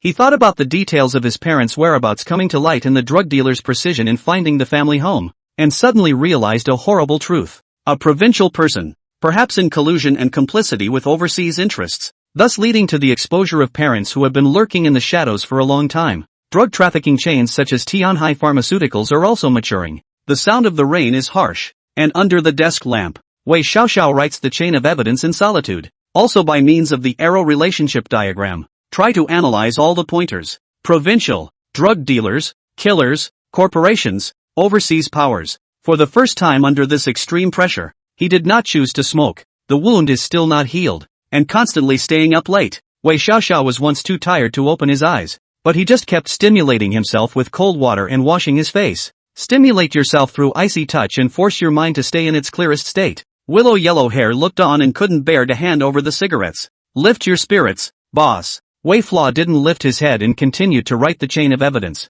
No more smoking. Little Spirit hates the smell of smoke. After organizing everything, Wei Xiao locked up the information and found the professor who had previously taught his fourth sister, Wei Solitary, Luo Guoqing. Luo was born in Lakia City, but had high scientific achievements and participated in many state-level scientific research projects. With the office now neatly packed, Wei Xiao looked at Luo Guoqing and offered a guess. In the 70s, a modality was used overseas for research into the treatment of manic patients. That is, through giant computers and microchips that send commands to the patient's brain through the skull, influencing brainwaves to adjust the patient's behavior. The teenager raised his eyes, which were tired but sharp. Professor Luo, in the future, is it possible to develop a class of intelligent devices that can extract memory images from the brain and use them as evidence for crimes? The words fell, and the room went dead silent. Low rocked. This conjecture almost spans the ages. Brain-computer technology is now being researched by some people, and the 2 colleges in Emmerich and Tübingen on the topic of brainwave interaction group has been set up,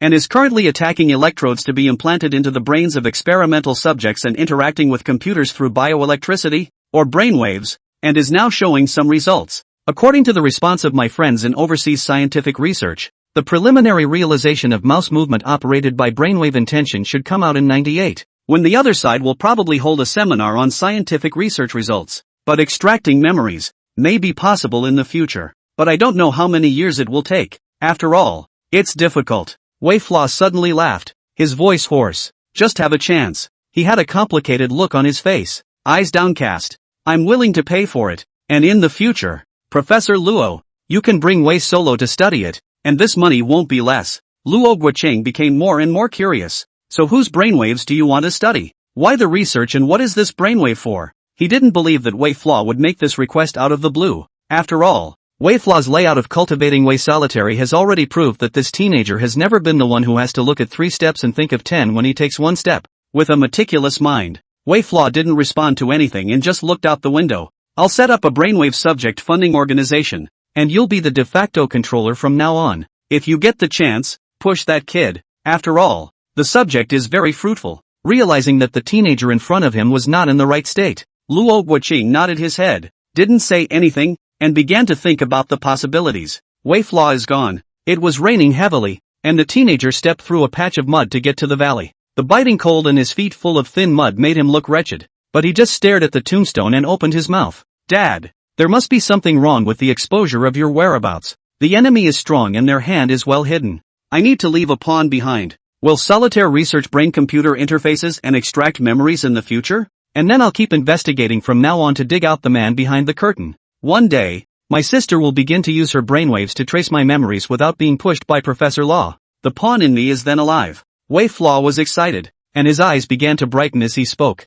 Definitely. The enemy is too strong to be completely eradicated simply by myself. I need exposure. Universal exposure, not just of the drug dealers, but of the people behind them. I must drive my enemies to despair. I must make them feel what it is like to be exposed step by step and begin to be captured. At the same time, he looked at the cold tombstone, which had developed some moss in the rain. This credit belongs to Solve, and to Mom and Dad. Thunder roared and the valley echoed. The teenager, with his umbrella, looked at the tombstone. The valley barren. I'm going to try to stay alive from now on, because my brain is important. Wei Xiao suddenly laughed, reaching out and pointing to his head, though the smile grew weaker on the depleted face. As the rain poured down, the weeds next to the tombstone let the wind and rain blow and silently dropped a grass seed. After this rain, the grass seed will be pregnant and struggling. One day, the ground will be broken to meet the wind. Jitterbugs, pop-ups completely exploded in this moment. The brainwave research program, from the very beginning, was actually proposed by him. A layout spanning 30 years. A plan buried for 30 years. This kind of mind, how could it be? No wonder he's still alive even though his body has nearly failed. He obviously wanted to die a long time ago. He's providing evidence, using his own memories, extracting incriminating evidence. Could it be that the enemy is still around? Brainwave tracing. Wei Flaw is trying to lay the final blow to completely eradicate the enemy through premortem memories. Across 30 years, with his body as a chess piece, he wins half a sun in heaven. Eldest son comparison. Memory retrospective. After the show appeared, the heat went all the way up. From initially overpowering the Spring Festival Gala on New Year's Eve, it went on to take the #1 spot in internet searches, internet buzz, and current event reviews straight afterward. Breaking TV ratings, various news records. Now it's completely on fire. The program is watched by an increasing number of people, covering all ages and professions. In particular, each of these events, which were once historically real, multiple places were personally involved and affected, increasingly raising the heat of the program. Now, someone in a cadre sanatorium is also watching the news, his pale demeanor full of fear and despair. Bang! The TV was smashed, but the computer screen was still playing. Asshole! This good tactic. 30 years, 2 deaths in the district. 30 years of chasing. This mad dog, laying out 30 years ago. By doing this, preparing to die together? Yes. In this moment, the enemy is still there and watching. This game of chess, spanning 3 decades and involving the body in the game, is officially drawn. The former grass seed, on this day, was transformed into a heavenly tree to write karma. Chapter 91, a battle spanning 30 years. Brain Interface Brainwave Program Research Team. Wei Solitary suddenly froze in a bit of a trance. She looked at the most amazing research project she now had in her hands, and the one that currently supported the most awards for her research, and fell into silence. From 2002, Prof. Luo began to imply himself. Telling himself 4 years ago Germany 2 colleges and universities co-development. Complete brainwave computer preliminary interaction, which is a new type of project. Scientific research blue ocean. Then he himself started to invest in research the hard way, always pulling in new investments despite being very short of money and despite repeated failures. Until finally, fame began to build in research and came to the fore. In the middle of 24, the results of the first version of the current brainwave memory retrospective test were finally available. You've been ready to connect to the brainwave device for a long time? The enemy is still out there, isn't it? Inside the hospital room, Wei Shengyang, who was wearing gold-rimmed glasses, landed his gaze on the hospital bed. Wei Fla's side waist wound is hideous-like. For a moment, she just shuddered. The enemy is still there. 30 years on, the enemy is still prying. Pai Wei's solitary spirit also felt complicated, shocked listening to the sound coming from the brainwave instrument. A pair of hands that usually held the microphone firmly grew a little weak. She finally understood. Why was Wei Xiao clearly lifeless? His body nearly depleted and broken, and still able to live until now. Can't imagine what the hell Wei Xiao went on to do after 97. How? Exactly. Do you hold out until the brainwave device shows up and starts retracing memories? Ma Taigang and apprentice brother Zhao Jing were now both looking at Wei Xiao as well, their hearts raising huge waves. He was pale at Mate Harbor and also watched this memory retrospectively. Wei Xiao spent 30 years laying out his plans, and it is only now that they are beginning to be revealed. And the enemy has proven in time just how powerful. 30 years and still today. Who is the enemy? Tell me. Ma Tiegan's voice trembled, but he struggled to his feet, somewhat eagerly, his gray hair shaking. I've waited my whole life. At that moment the ward door was pushed open. Dong Ting, the former criminal investigation expert of Dongchang province, is now completely old, with gray temples. I'm waiting too. His footsteps trembled a little, and Dong Ting's eyes burned. Finally met you, comrade. In this moment, he pushed away his grandson's support and stood at attention. Salute. The retrospective picture continues. It's the end of November 97 now. The wind was dry and cold, curling up sand and scraping one's face raw. Wei Xiaoxiao was sitting in his office, while Lu Huangma was at Prof. Luo Guoqing's house. Today Luo Guoqing is retired but still hale and hearty. The phone is starting to connect. A central orchestra conductor and violinist? I do know them, but you'll have to tell me why. Luo Guoqing was a bit stunned, after which he lowered his head, scrutinizing the photo in his hand. The little girl holding the bunny doll had a sweet, innocent and warm smile, so Luo Guoqing's tone intensified. Why should I have to step in and find someone to adopt her? On the other end of the phone, the office fell into a brief silence, and after a moment, Wei Xiao smiled bitterly. Because I can't go. Now he's being watched by drug dealers and is apparently heading to western Yunnan soon. Luo Guoqing gathered his posture, thinking of the black-haired teenager, and opened his mouth in a complicated manner. She's your sister, isn't she? Give me answers or I won't go. Lo is really sharp. Wei Flaw was silent for a long time, and his hoarse voice sounded again, with a few points of despair and determination. I'm going to end up with a person or a very scary force. A real one. I need to be orphaned. Must be an orphan. 2. The phone hangs up. Luo Guoqing silently arrives with Wei's solitary spirits photos and videos. Information. The conductor and violinist couple looked at the cute girl in the photo. Just the right age for innocence and a nice smile. They loved it. Afterwards, Luo Guoqing contacted the welfare organization and arrived at Wei's house. The one who opened the door was still Cheng Zhong, and now he was also much older. Hearing that the other party intends to adopt Wei Solitaire, Cheng Zhong clenches his fists, and in a flash loosens his hands again. Helplessly silent. They're old and broke. The conductor was very refined, elegant and intellectual, gentle and courteous. Toy miniature microphones and harmoniums, and many dolls, were delivered to the door as gifts. Wei's solitary spirit hugged the rabbit doll and also looked at these gifts, excited and delighted, thinking about what Wei Flaw said that day. Then this bunny doll must have been given to me by them too? Definitely. The other party also played a violin piece. Smooth sound. Wei Solitaire more and more excited anticipation, but also some inferiority complex. Luo Guoqing looked on, suddenly thinking of what Wei Xiao had said earlier. He lowered his body and patted Wei Solitaire's small head. His smile was gentle and kind. You'll definitely be a singer in the limelight in the future. They are all true musicians and have participated in many performances for the great nation. Singer? At this moment, Wei's solitary spirit froze and also finally made up his mind. Then leave with them. Opening a new zone requires arranging for someone to continue to keep an eye on Tenkai. Fishy and Mangan are still delivering messages now. Intelligence on the narc side needs to be called to attention at all times. The video room, billiard room. Security team and welcome team will all continue to lay out the development plan. Now Wei Xia is very busy and needs to be arranged in all places. His body was weak,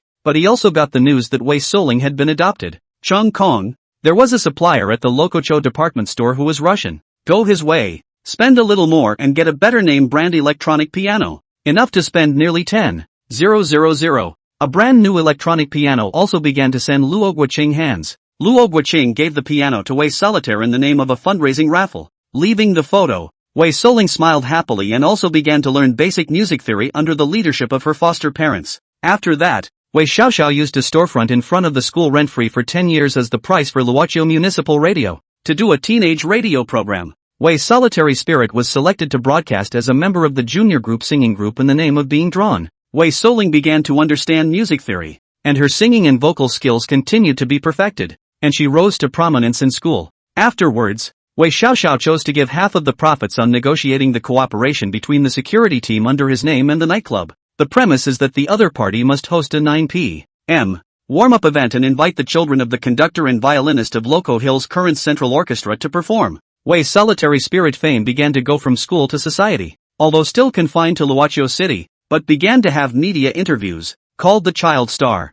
At the same time, Wei Solitaire's adoptive parents are getting more and more surprised. Since adopting this daughter, they have received invitations for her to participate in folk song competitions at the City Cultural Center, invitations to play on the county singing stations, and invitations to warm up at nightclubs. Late at night, Wei Zhao's body was haggard. Standing at the entrance of the alley, watching the gorgeous small building lit up, the violin sound gradually rhymes with the piano sound. Someone with a smile on their face began to correct the singing and vocalization, and many trophies could be seen far and wide on the walls. First place in the Junior Singers competition, Loco Hill's Little Star Trophy. The family looks happy. The Wei flaw at the mouth of the alley left, silently, hidden from the cold wind. Chapter 92, They Treat Us Like Rats. In 97, the closer we got to the end of the year, the more ruthless Wei flaw became. Inside the office, he began to amble around day and night, recording plans as he began to work on laying out the market. He wasn't going to remain confined to pool halls, video halls,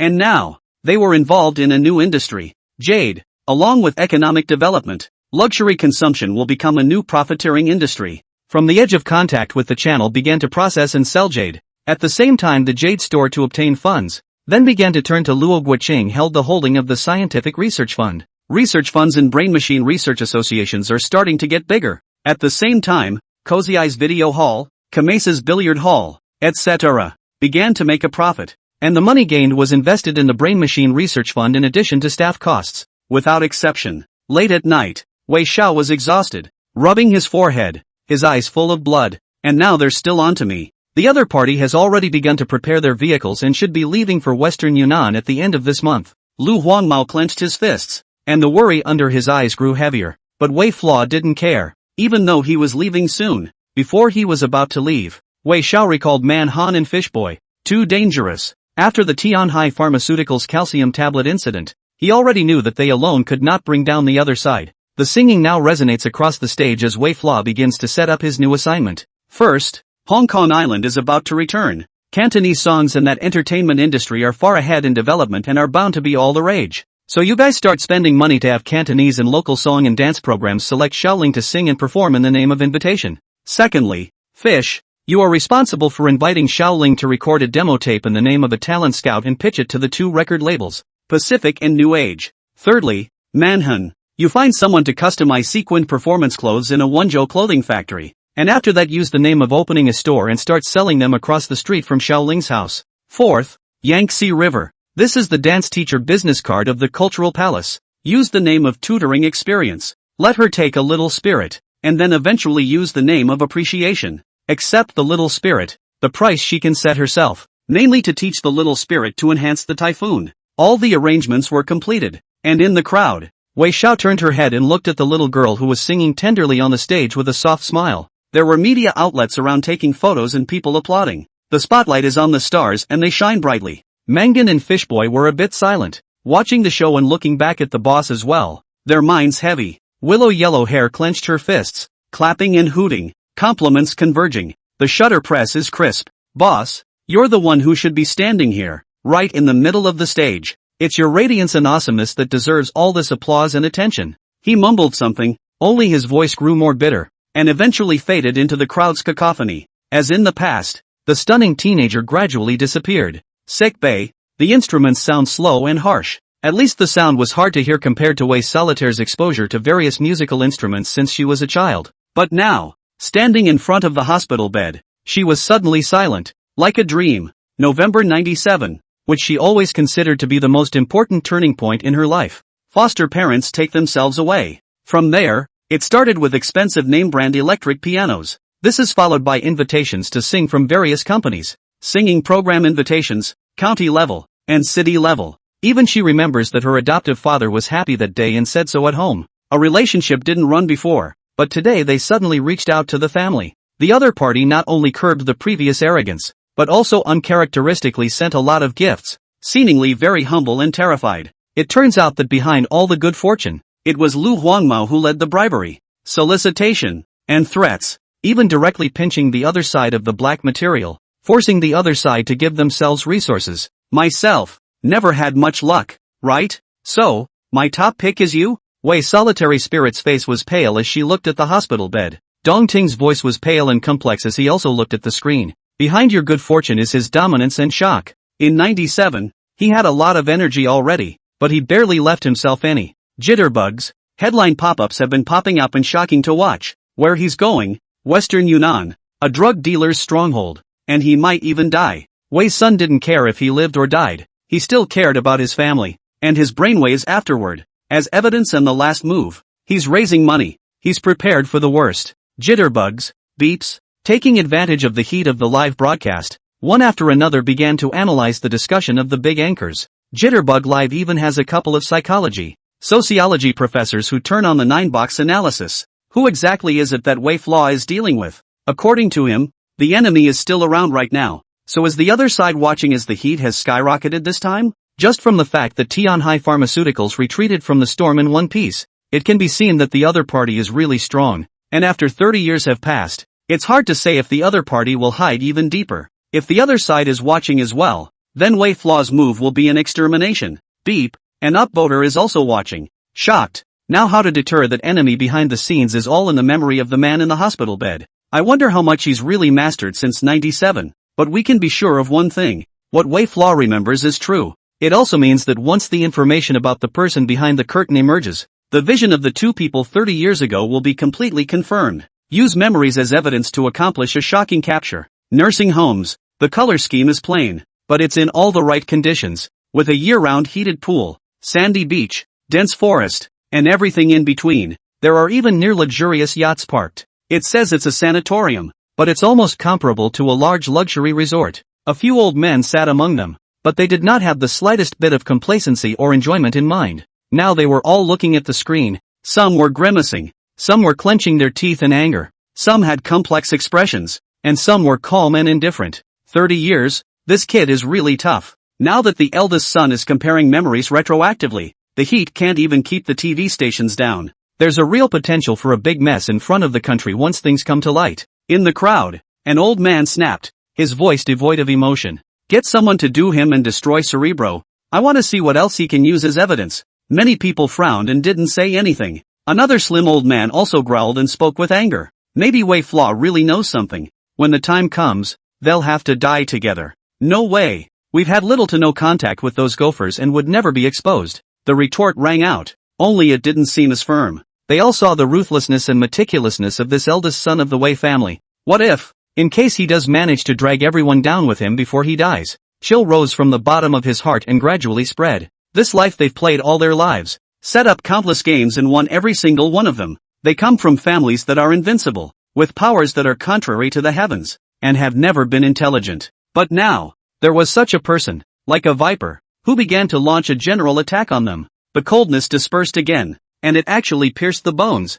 Chapter 93, The Mouse's Resistance. Memory retrospectives continue to appear. The sound of shutterbugs was still ringing in the crowd. Willow Yellow Hair took out the photo, shook it vigorously, and handed it to the boss. Wei Flaw watched the little girl up there singing earnestly, steady on the stage, and smiled with satisfaction. Afterward, while the show was still going on, he left through the back door with Lu Huangmao and Manhwa. Little Life Video. Office. There was a lot of information in front of the tabletop now. all of which was newly collected. It's also the profile that Loco Hills has worked with more times than any other. The light was bright and harsh. Wei Zhao's fingertips tapped the information gently. Thinking. He hadn't smoked in private for a long time since Wei Solitaire didn't like him smoking before. Manhwa, from now on, don't keep sending raw materials. Over there we'll forge a fake certificate of your DUI death. And Fish Boy, when the time comes, make it look like you've been out and been robbed and disappeared. Don't show your face in drug dealer circles for a while after that so you don't get recognized.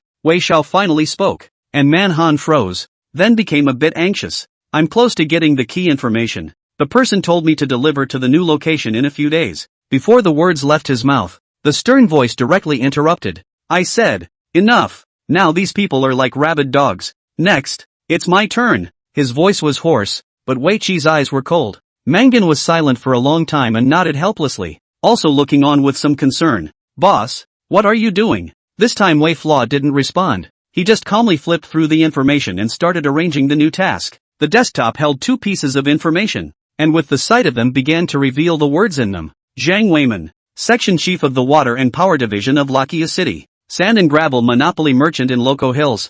Huang Zili. Wei Flaw handed out the information. One to Lu Huangmao and one to Manhan. His expression gradually darkening. What will you do when I'm gone? What about younger siblings? What about the brothers under the hand? You need shelter. I don't believe in favors, but I don't want to hurt good people. So all I can do is threaten them, grab them by the handles, and force them to side with you. Zhang Weiman, Section Chief of the Water and Electricity Division. The drug factory was previously restructured, and $2,200,000 of public assets were stolen. This file packet, which contains the original record of his forged signature. According to the investigation, he will go to the Star and Moon Tea House in Kaisen District every month, meet with his lover and divide the subsidy. And Manhan is responsible for going to the investigation to record the recordings, and afterward keep the recordings and pass them on with a secret threat. Huang Zili, a monopoly businessman in the sand and gravel industry in Luoqiao City, overloaded the fleet in '95 and ran over a farmer. And the other party suffered a gunshot wound by Huang Zili with his men after a letter.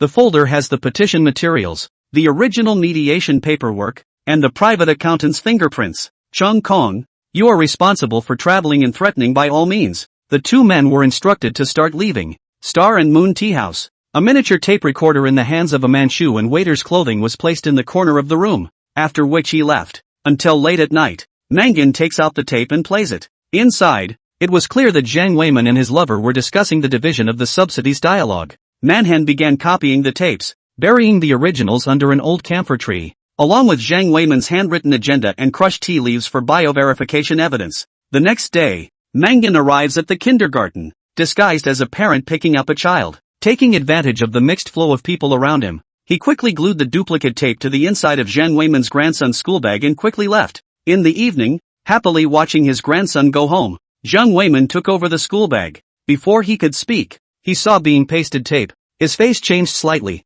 sensing that something was wrong, and he began to play Dead Ghost. This point still have to fight. The remaining money of the drug factory is more than $2 million. You still want to swallow all. Zhang Weiman's forehead was sweating madly, but the other party did not leave a message, and this evidence is obviously a copy of the version as well. For a moment, Zhang Weiman's face was hideously twisted and he called everyone in the house. Who leaked the information? Asshole, who's been told? The other side. Willow yellow hair began to move as well. The villa doorbell was rung.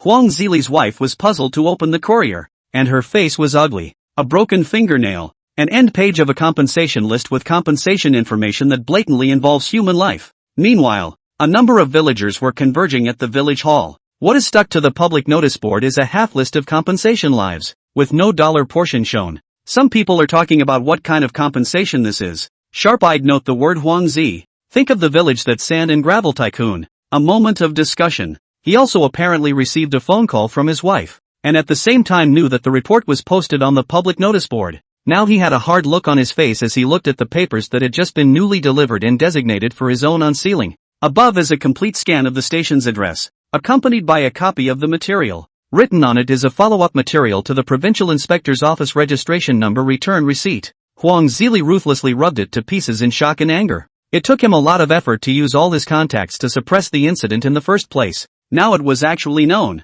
The other party had not exposed it, but had clutched his lifeblood, and he didn't even know who the other guy was or what he wanted. A strange phone call came in from Pepe. Remember, if there is a need on this side, you must strike immediately. Huang Zili clenched his teeth helplessly, but he didn't dare to ask and could only nod his head in agreement. It wasn't until the phone hung up that it shattered hard on the floor. Asshole, who the hell is it? While he was there, Wei Flaw looked at the two pieces of information evidence in his hand. One is the Black Power, Huang Zili, and the other is the official Zhang Weiman. Now, both sides are finally getting the call to start taking sides. He was shaking and the headlines were blowing up. Worthy of being Wei Flaw, as decisive and unusual as a madman, he also left a few cards for his younger siblings and Lu Huangmao before he left. Using different methods to target different people, not only do they hold the other side tightly, but not showing up also makes the other side fearful and completely tied to their chariot. What a fierce kid, with a delicate and meticulous mind, checking and balancing each other's forces and making the best use of the situation.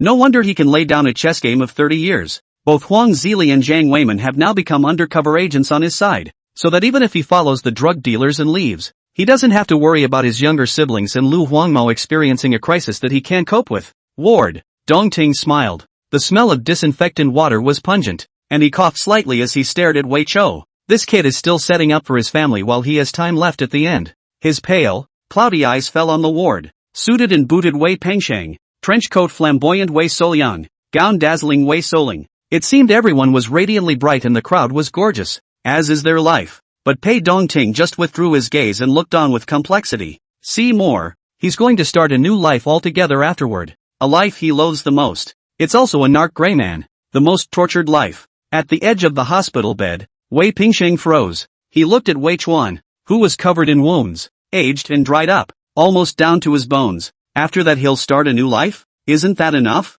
He suddenly broke down a little. Previously, Wei Xiaoxiao had time and time again played with drug dealers, killing them and hitting them hard. Isn't that enough? He clenched his fists and looked at the hospital bed. His middle-aged withered posture. His eyes gradually bloodshot. Those before were just the beginning. Wei Flaw. You. Wei Pingsheng didn't know what to say. He only felt silence because it was beyond his cognitive system. Because all Wei Xiaoxiao was dealing with were people who were outside the rules. This kind of person is crazy. The devil. It's the destroyer from hell. Can he really win this long battle? Or do you turn into a demon in it as well, and die a double death with it? Chapter 94 Evidence from over 20 years ago. Early December 97. Memory flashbacks appear new. Open new areas. Old warehouses of the distillery. The economic development of the general situation began to rent. The brick walls were neat, and inside there were piles of wine jars everywhere. But they were empty. Wei Xiao followed the drug dealer, Tiger, all the way to the arrival. This time he was invited to come and watch guys. The roll-up door was lifted, and with a piercing sound, who led Wei Chou all the way through the wine altar. Inside, the disfigured bald man wore a thick jacket and a cotton cap on his head, eyeing Wei Flaw's arrival. He grinned. Coming? I'll show you the world today. Wei Flaw was drinking, and the moment the voice sounded, the fingertips that clutched the bottle suddenly turned white. He didn't forget. That's the sound. Taking a large gulp of wine, Wei Xiao desperately tried to hide his abnormality, his feet unconsciously moving closer as he began to discern details. 2 years ago, in the mining town of Luoqiu City, the Wei family's old mansion, a bald man drove a van and crashed through the gate. He was about 5 feet 7 inches and had a stocky build. The accent has a distinctive Dianbian sound. Arms, half of the scorpion tattoo vaguely emerged from the cuffs as he walked. Wei Flaw shivered a little. He was thrilled. The image of New Year's Eve 95 flooded his mind at one point, and several times his hand unconsciously reached for the dagger at his waist, and then he forced himself to suppress it and stop. He wanted to do it. No, you can't do it, Wei Flaw told himself in his mind, his eyes gradually grimacing as they filled with blood. The bald middle-aged man hasn't come out yet. That asshole is the one who's hiding the most. So he swallowed his drink in one big gulp, letting the fiery pain travel all the way down his esophagus and into his stomach. Wei Flaw followed behind the two and continued through, arriving at the deepest part of the distillery warehouse. As an inconspicuous rusty iron door was pushed open, Wei Xiao changed his face. The walls have been remodeled. More than a dozen handguns, of all types, and even the usual rifles of Western Yunnan can be seen. Modified SUV with more than a few grenades, padded tires, and blast glass. These are weapons that were gotten in Southeast Asia. Even Wei Chou could not help but contract his pupils and narrow his eyes. Jitterbugs, tweets, and headlines are popping up all over the place at the moment. Is this the strength of that group of drug dealers in 97? These high-powered anti-personnel weapons can affect the safety of almost hundreds of people once they appear in the city. They really are all crazy. Such a force. Or as a drug cartel downline. Can't imagine what's behind them. It seems that the other side has more mature and hidden transportation routes. So it turns out that what Wei Flaw has always been fighting against is actually such a force. The image is almost frozen. Trackback continues. The bald head led Wei Flaw all the way forward and also began to introduce. There were only 7 people in the warehouse now, except for Wei Xiao and the bald head. A man in his 40s who looks smart. Drug dealers call him Uncle Cohen. The one who arrived here with Wei Flaw was Tiger, the horseman who doesn't touch drugs. There are 3 others with distinct Southeast Asian characteristics. The bald heads called him Dong, Nan, and Shi. Didn't get any real valid names. They were all nicknames. A few people watched in amusement. And the bald man even got his hands dirty disassembling and assembling 2 firearms. The mighty weapon appeared coldly, and its aura became more and more oppressive. Wei Flaw, who had relied on a lot of alcohol along the way to hide his abnormality, walked out of the warehouse, alcohol churning in his chest. He vomited frantically and inhaled, before stumbling back to his room and taking a shower. The pinholes in his arms blurred in the watery mist of the mirror. He grimaced and lit a cigarette, frantically ironing away the pinhole marks in his flesh. A bone-deep disgust that couldn't be hidden. Hot water rushes and rolls from scalded flesh and blood with sharp pain. After that, Wei Xiao also got organized again and started to meet up with Uncle Kuan, bald head, and Ahu. The market form began to change as a result of reform and opening up. Drug dealers are also under the Tian High pharmaceutical planning, ready to have a seizure and completely let the drug rampage. Representatives from all over White City, Yeqing, and He City are pulling channels. Wei Flaw, also led by the bald trio, began to roam the Mona nightclub to find the big boss who touched the drugs. I don't get to say whether these goods are pure or not. Everybody taste it. The bald man's voice was hoarse, and Wei Flaw took the lead. His eyes almost morbidly excited as he poured the pills into a glass of wine and drank it down. Afterwards swinging his arms and losing his temper and chanting. The lights were dimmed, and the smell of alcohol and surliness spread wildly. A host of big bosses followed suit with excitement, followed by out-of-focus eyes and shouts of insanity. The music was deafening. Wei Flaw desperately tried to stay awake, suppressing the sensory chaos that was gradually expanding in his mind, while enjoying himself maniacally, shouting and laughing wildly. Record everything as you go. Pete, the jitterbug live streaming pop-ups rocked. Crazy. Wei Flaw now chooses to fall into complete darkness, laying out a search for the person behind it. His body is on the verge of collapse. Unlike his peers, not only has he stopped developing, but he has dark wounds all over him. So I'm afraid he won't live much longer. Lay out for a long year. Many times intentionally dipped. Now Wei Xiao finally penetrated into the other side. Began to lurk. The modern police began to look for clues. Right. Those who touched the drug. All appeared in the memory screen. The eldest son comparison has been hot since the beginning of the variety show. Specialists in various fields such as sociology, psychology, and criminology began to study it. The police also began to deploy the investigation, in accordance with the Wei Flaw memory screen as incriminating evidence extraction. At one point, the heat exceeded 10 million. A new scene is synchronized. At the nightclub, Wei Flaw, being the first to touch drugs and alcohol, quickly loses his temper. The eyes relax and seem somewhat unable to control their emotions. Because of a verbal argument with one of the big bosses, Wei Xiao clenched his fists fiercely, swung, and wrestled with several people. Fingernails raked through the flesh of these men, and their clothes were stained with each other's blood. Wei Xiao was weak and was beaten up. Tiger and Baldhead angrily scold this mad dog and throw him out of the nightclub. Tramp! Bastard! Come out! At the entrance of the nightclub, Wei Xiao wiped a nosebleed and roared maniacally, seemingly defiant. It wasn't until Baldhead and Tiger left and Wei Xiao stumbled back to his small room, double-checking that no one was following him, that he finally regained his senses. The first time will come to the nail residual dermatophyte tissue, stained with blood, clothes put away and wrapped. In the light, he thought for a long time and left with the evidence. The nameless valley is cold. The cold wind blows as Wei Xiao looks at his parents' tombstones, burying the DNA of these criminals underneath them. And he also tells Yellow Hair about the information here. Now there are 2 ways out. The cold wind stung his bones, and his torso hurt from the bruises, but Wei Chou desperately stood up straight. If I don't finish, at least there's the Yangtze River to deliver the evidence to. Even 10, 15, 20 years. Someone will definitely know later. The teenager fell away, and spoke to the air, also determinedly. Modern. The police had become concerned, noting that Wei Flaw had wrapped layers of residual dander tissue in bloodstained clothing and buried them at the edge of the barren grave. Some people are shocked. Quickly, now get to the scene at once, and forbid the destruction of the traces. For some reason, the backhanders on Yellow Hair's side seem to have disappeared. because they went through the files and couldn't find any record of yellow hair reporting and submitting exhibits. But the good thing is that they are under the tombstone of Wei Fla's parents. Following the memory to trace the picture records,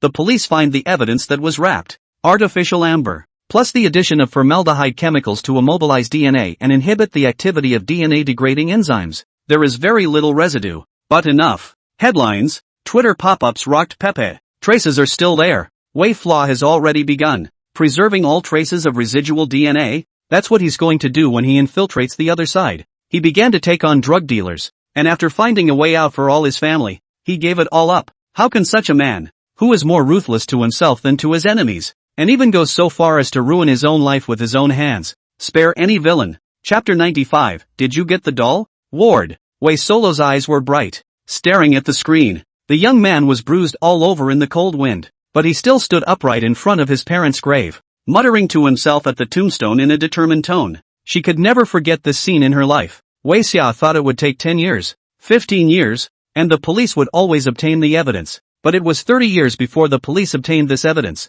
through the brain-machine technology he initially pushed in secret. At that time, Wei Solo turned his head and looked at Wei Chou in the last moments of his life in the hospital bed, and his fists clenched unnaturally and violently. He's been waiting for this day. Must have waited a long time. Wei's solitary spirit was also looking at memory trace, but her eyes shook a little. There have been many spontaneous trips to the valley's unmarked tombstone on Shake Shack. There are still police over there extracting evidence and tracing the footage according to Wei Fla's memory. There are 2 people buried there, and in her, the blood of those 2 men, the star of the stage, who had always been a steady, confident, shining star was now breathing a little too hard and suddenly felt breathless. I want to see my parents. She pointed to the screen and spoke with complexity. Wei Solitary nodded his head and took Wei Solitary with him as he began to drive there. She wanted to see it too, even though they had almost forgotten what the 2 looked like in the past 30 years. The interior is simple and luxurious, and on the LCD screen, it also plays the eldest son comparing memories retrospectively.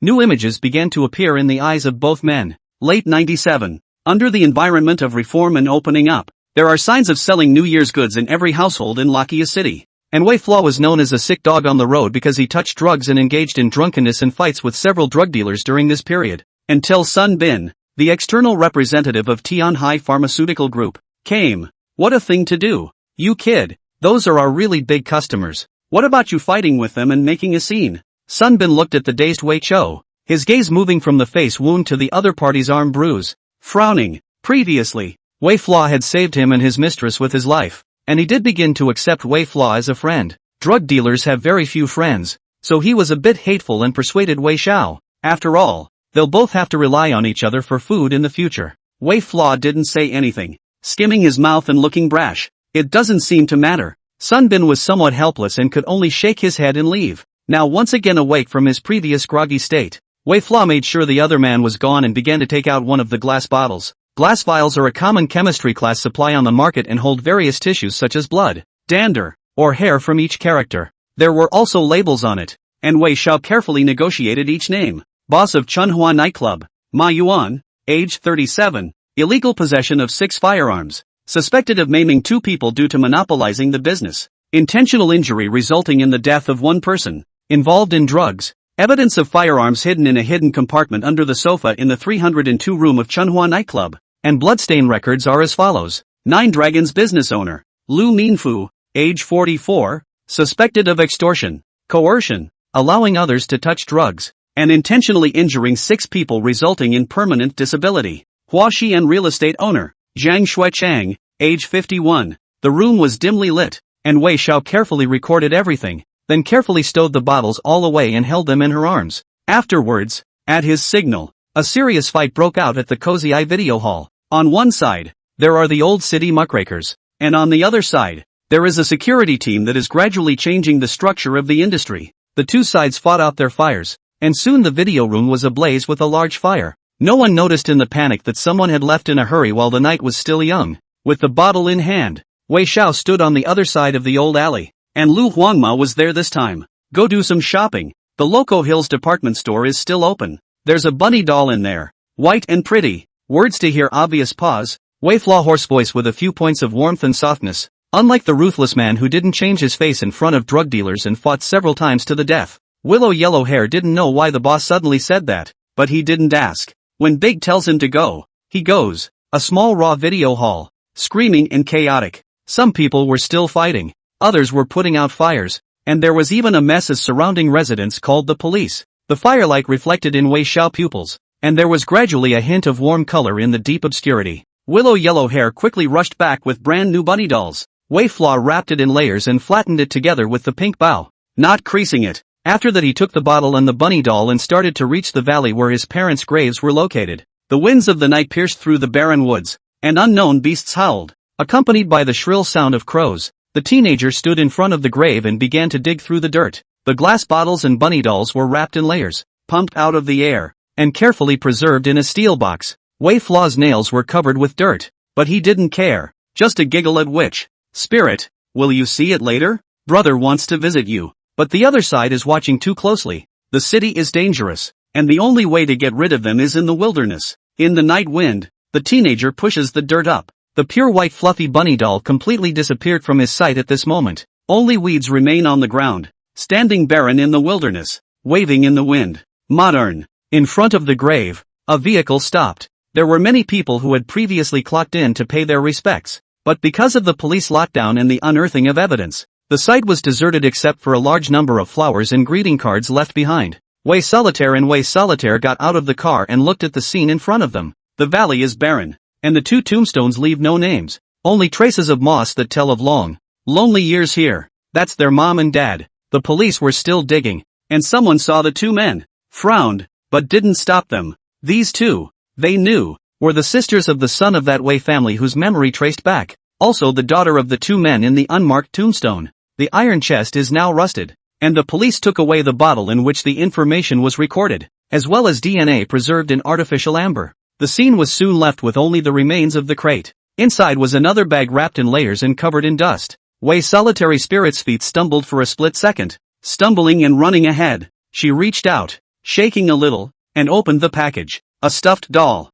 Bunny dolls. The doll is new, and the passage of time has only faded the color of this doll a few times. A real touch came from his palm, and Wei Solitaire suddenly froze, like the year when my younger self had a brand new bunny doll of her own for the first time. It was the first light of her life. Warmth shone on her for the rest of her life afterward. The doll was light, but at the moment she was actually a little unsteady with it, because there have been teenagers in the valley, buried with their own hands, to send the most precious and unforgiving. Wei Solitary suddenly knelt down and kowtowed to the tombstone. Gorgeous expensive trenchcoat stained with dirt. There was also mud on the white delicate forehead. She didn't care. She was just in a bit of a trance, looking at the tombstone. It seems to see images of yesteryear. 27 years ago, that degenerate son of the Wei family in everyone's eyes was alone on a cold night, burying evidence and dolls. The teenager's shadow was drawn long by the starlight and moonlight. It covers almost half of their lives. Chapter 96. What's your name? Modern. Police began making arrests after digging for evidence of the crime at the edge of the grave.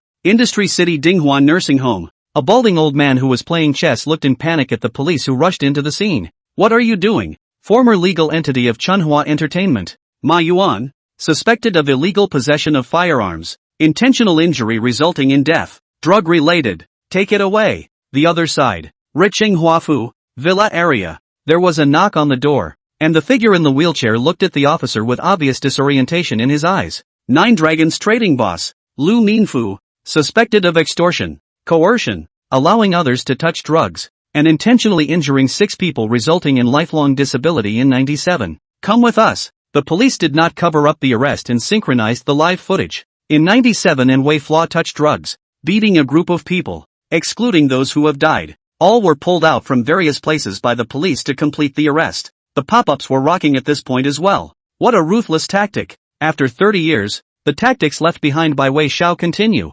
Ward. Dongting was also looking at the new screen with a complicated expression. These are just getting started. Wei Flaw's real tactic is to deter, or even force, the real provincial masterminds behind the scenes to appear and make them despair. Because the brainwave retrospective images came up and really started to be used as incriminating evidence for police arrests. But he had a long life ahead of him, with an extremely large number of memories. Arresting these people now will put those behind the scenes in fear and trepidation. This is Wei Flaw's judgment on them. It was a charge he started alone. Wei Pengshang was completely shocked. This layout, which has spread over 3 decades, is a grassy snake. Knowing that he could not shake the other party alone, Wei Xiao did not give up. but instead chose to continue in another way. Even if the stakes were his own life, he'd bet those people would be brought down. The pop-ups were equally complex at this moment. 30 years on, the two sides are still continuing their previous duel. Everyone in this showdown is a true master of the mind. Tit for tat, step for step. Now the gaming continues. A new scene appears. This is a very high-specification nursing home, where the average person can't even imagine the high-end standard of retirement. From top-notch medical staff to a complimentary system of retirement protection, it has it all. A group of older men were still converging, some with newspapers in their hands, others watching the network news. There were also people playing chess and drinking tea, relaxed and fearless. It seemed that this layout of Wei Flaw, which spanned 3 decades, had no effect on them other than the initial marveling at his meticulous mind and far-reaching layout. The top families, the most complex web of interests, the smartest chess players, their life, they haven't lost. But now, there are cups that accidentally fall, scattering valuable tea leaves all over the place. The newspaper slipped silently from his hands, revealing that they don't seem to be as calm on the inside as they appear to be on the outside. The complex expression passed in a flash and resumed once more, leaving only a trace of oppressive aura that lingered within the sanatorium. There was an old man with gray hair who raised his eyes and looked at the memory flashback image of the teenager burying the evidence, his eyes scornful and his voice cold. Little brat, you're much better than your father. But, I don't believe you can dig me, because you have no idea what you're up against. Exactly. Memory retrospective images were reflected in the old man's eyes. Now for the synchronized timeline. Eldest son of Wei Pingzhang simulation. The picture unfolds. In this year, Wei Pingzhang began to frequent the public gate. But he still hasn't gained any status, because with his previous knowledge of politics, he helped the official who sheltered him solve several problems in the development and construction of the city. And now, he is the man behind the official. But he also began to fall. By virtue of deception, a large number of investments were allowed to settle in the hands of officials, from which they extracted benefits to support their younger siblings. Late at night, Wei Pingzhang had a glass of wine in front of him and looked hesitant. He was facing a choice. The other side let him choose. On the one hand, you have your own future, and on the other hand, you have your younger siblings. Eventually Wei Pingzhen left, despondent, tired, and unwilling. He gave up his future and went home. He chose a younger sibling. The phone calls kept coming. My siblings passed on the news and complained when they were sent away. Wei Pingzheng impatiently hung up the phone, his eyes empty, looking at the rain in front of him, let them soak through the clothes, bewildered at what to do. December 97. The future is like a curtain of rain that streaks across the sky, not seeing the light of day. Pop-ups began to appear at that moment. You can't take a step back in this day and age. It's harsh, but it's the truth. Wei Pingshan lost, and now Wei Pingzhang is also starting to stop. They are completely unaware that the reason Wei Xiao is still able to engage the drug dealers is because he never stops. From the beginning to the end, he keeps moving forward, only by advancing. Can we fight? Timeline synchronization. Memory of the eldest son of Wei Xiu retrospectively. It's mid-December. Wei Xiao was arrested and charged with mobbing. Someone in the crowd lowered the brim of their hat. That's the head of the Loco Hills Anti-Narcotics Brigade, Ma Taigang. Along the way, Ma Taigang was pondering how to open his mouth later and ask Wei Flaw about the drug dealer's internal plans. So he grabbed it for brawling and wanted a chance to question it. Only he did not expect. Originally honestly arrested Wei Flaw suddenly stormed, breaking free from the police restraints. Straight away grabbed a van, frantically fleeing the scene. He's crazy. With an angry roar, Ma Taigang looked on in disbelief with an iron color. Dong Ting also got the news, but he didn't first wonder if the other party was a degenerate. Instead he looked at Ma Taigang. He must have something in mind. He knew that the willpower of a man willing to run through his own flesh and blood to gain information would not be broken by decay. This young man has the hardest of bones, but he also had a bad feeling. The van barreled along until it left the core of the Kaishan district. Wei Xiaoxiao looked for an opportunity. The vehicle was very slow, driving past the small house where the conductor's house was located. The decor is gorgeous and warm. Warm yellow light with simple atmospheric style decoration. Opulent.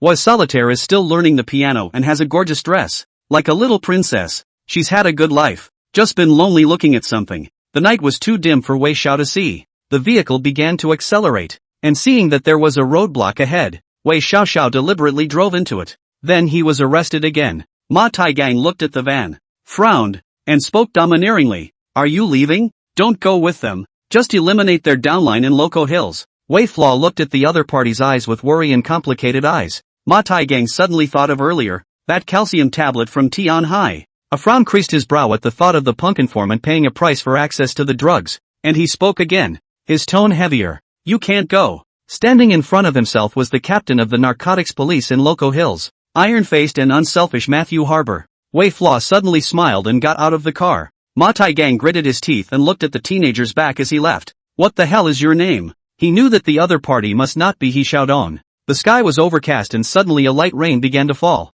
The teenager didn't turn around, and crashed straight into the rain, his back gradually blurring. He just waved his hand, his raspy voice mingling with the rain. Code name, 2943. At this moment, the back dissipated in the rain and left with determination.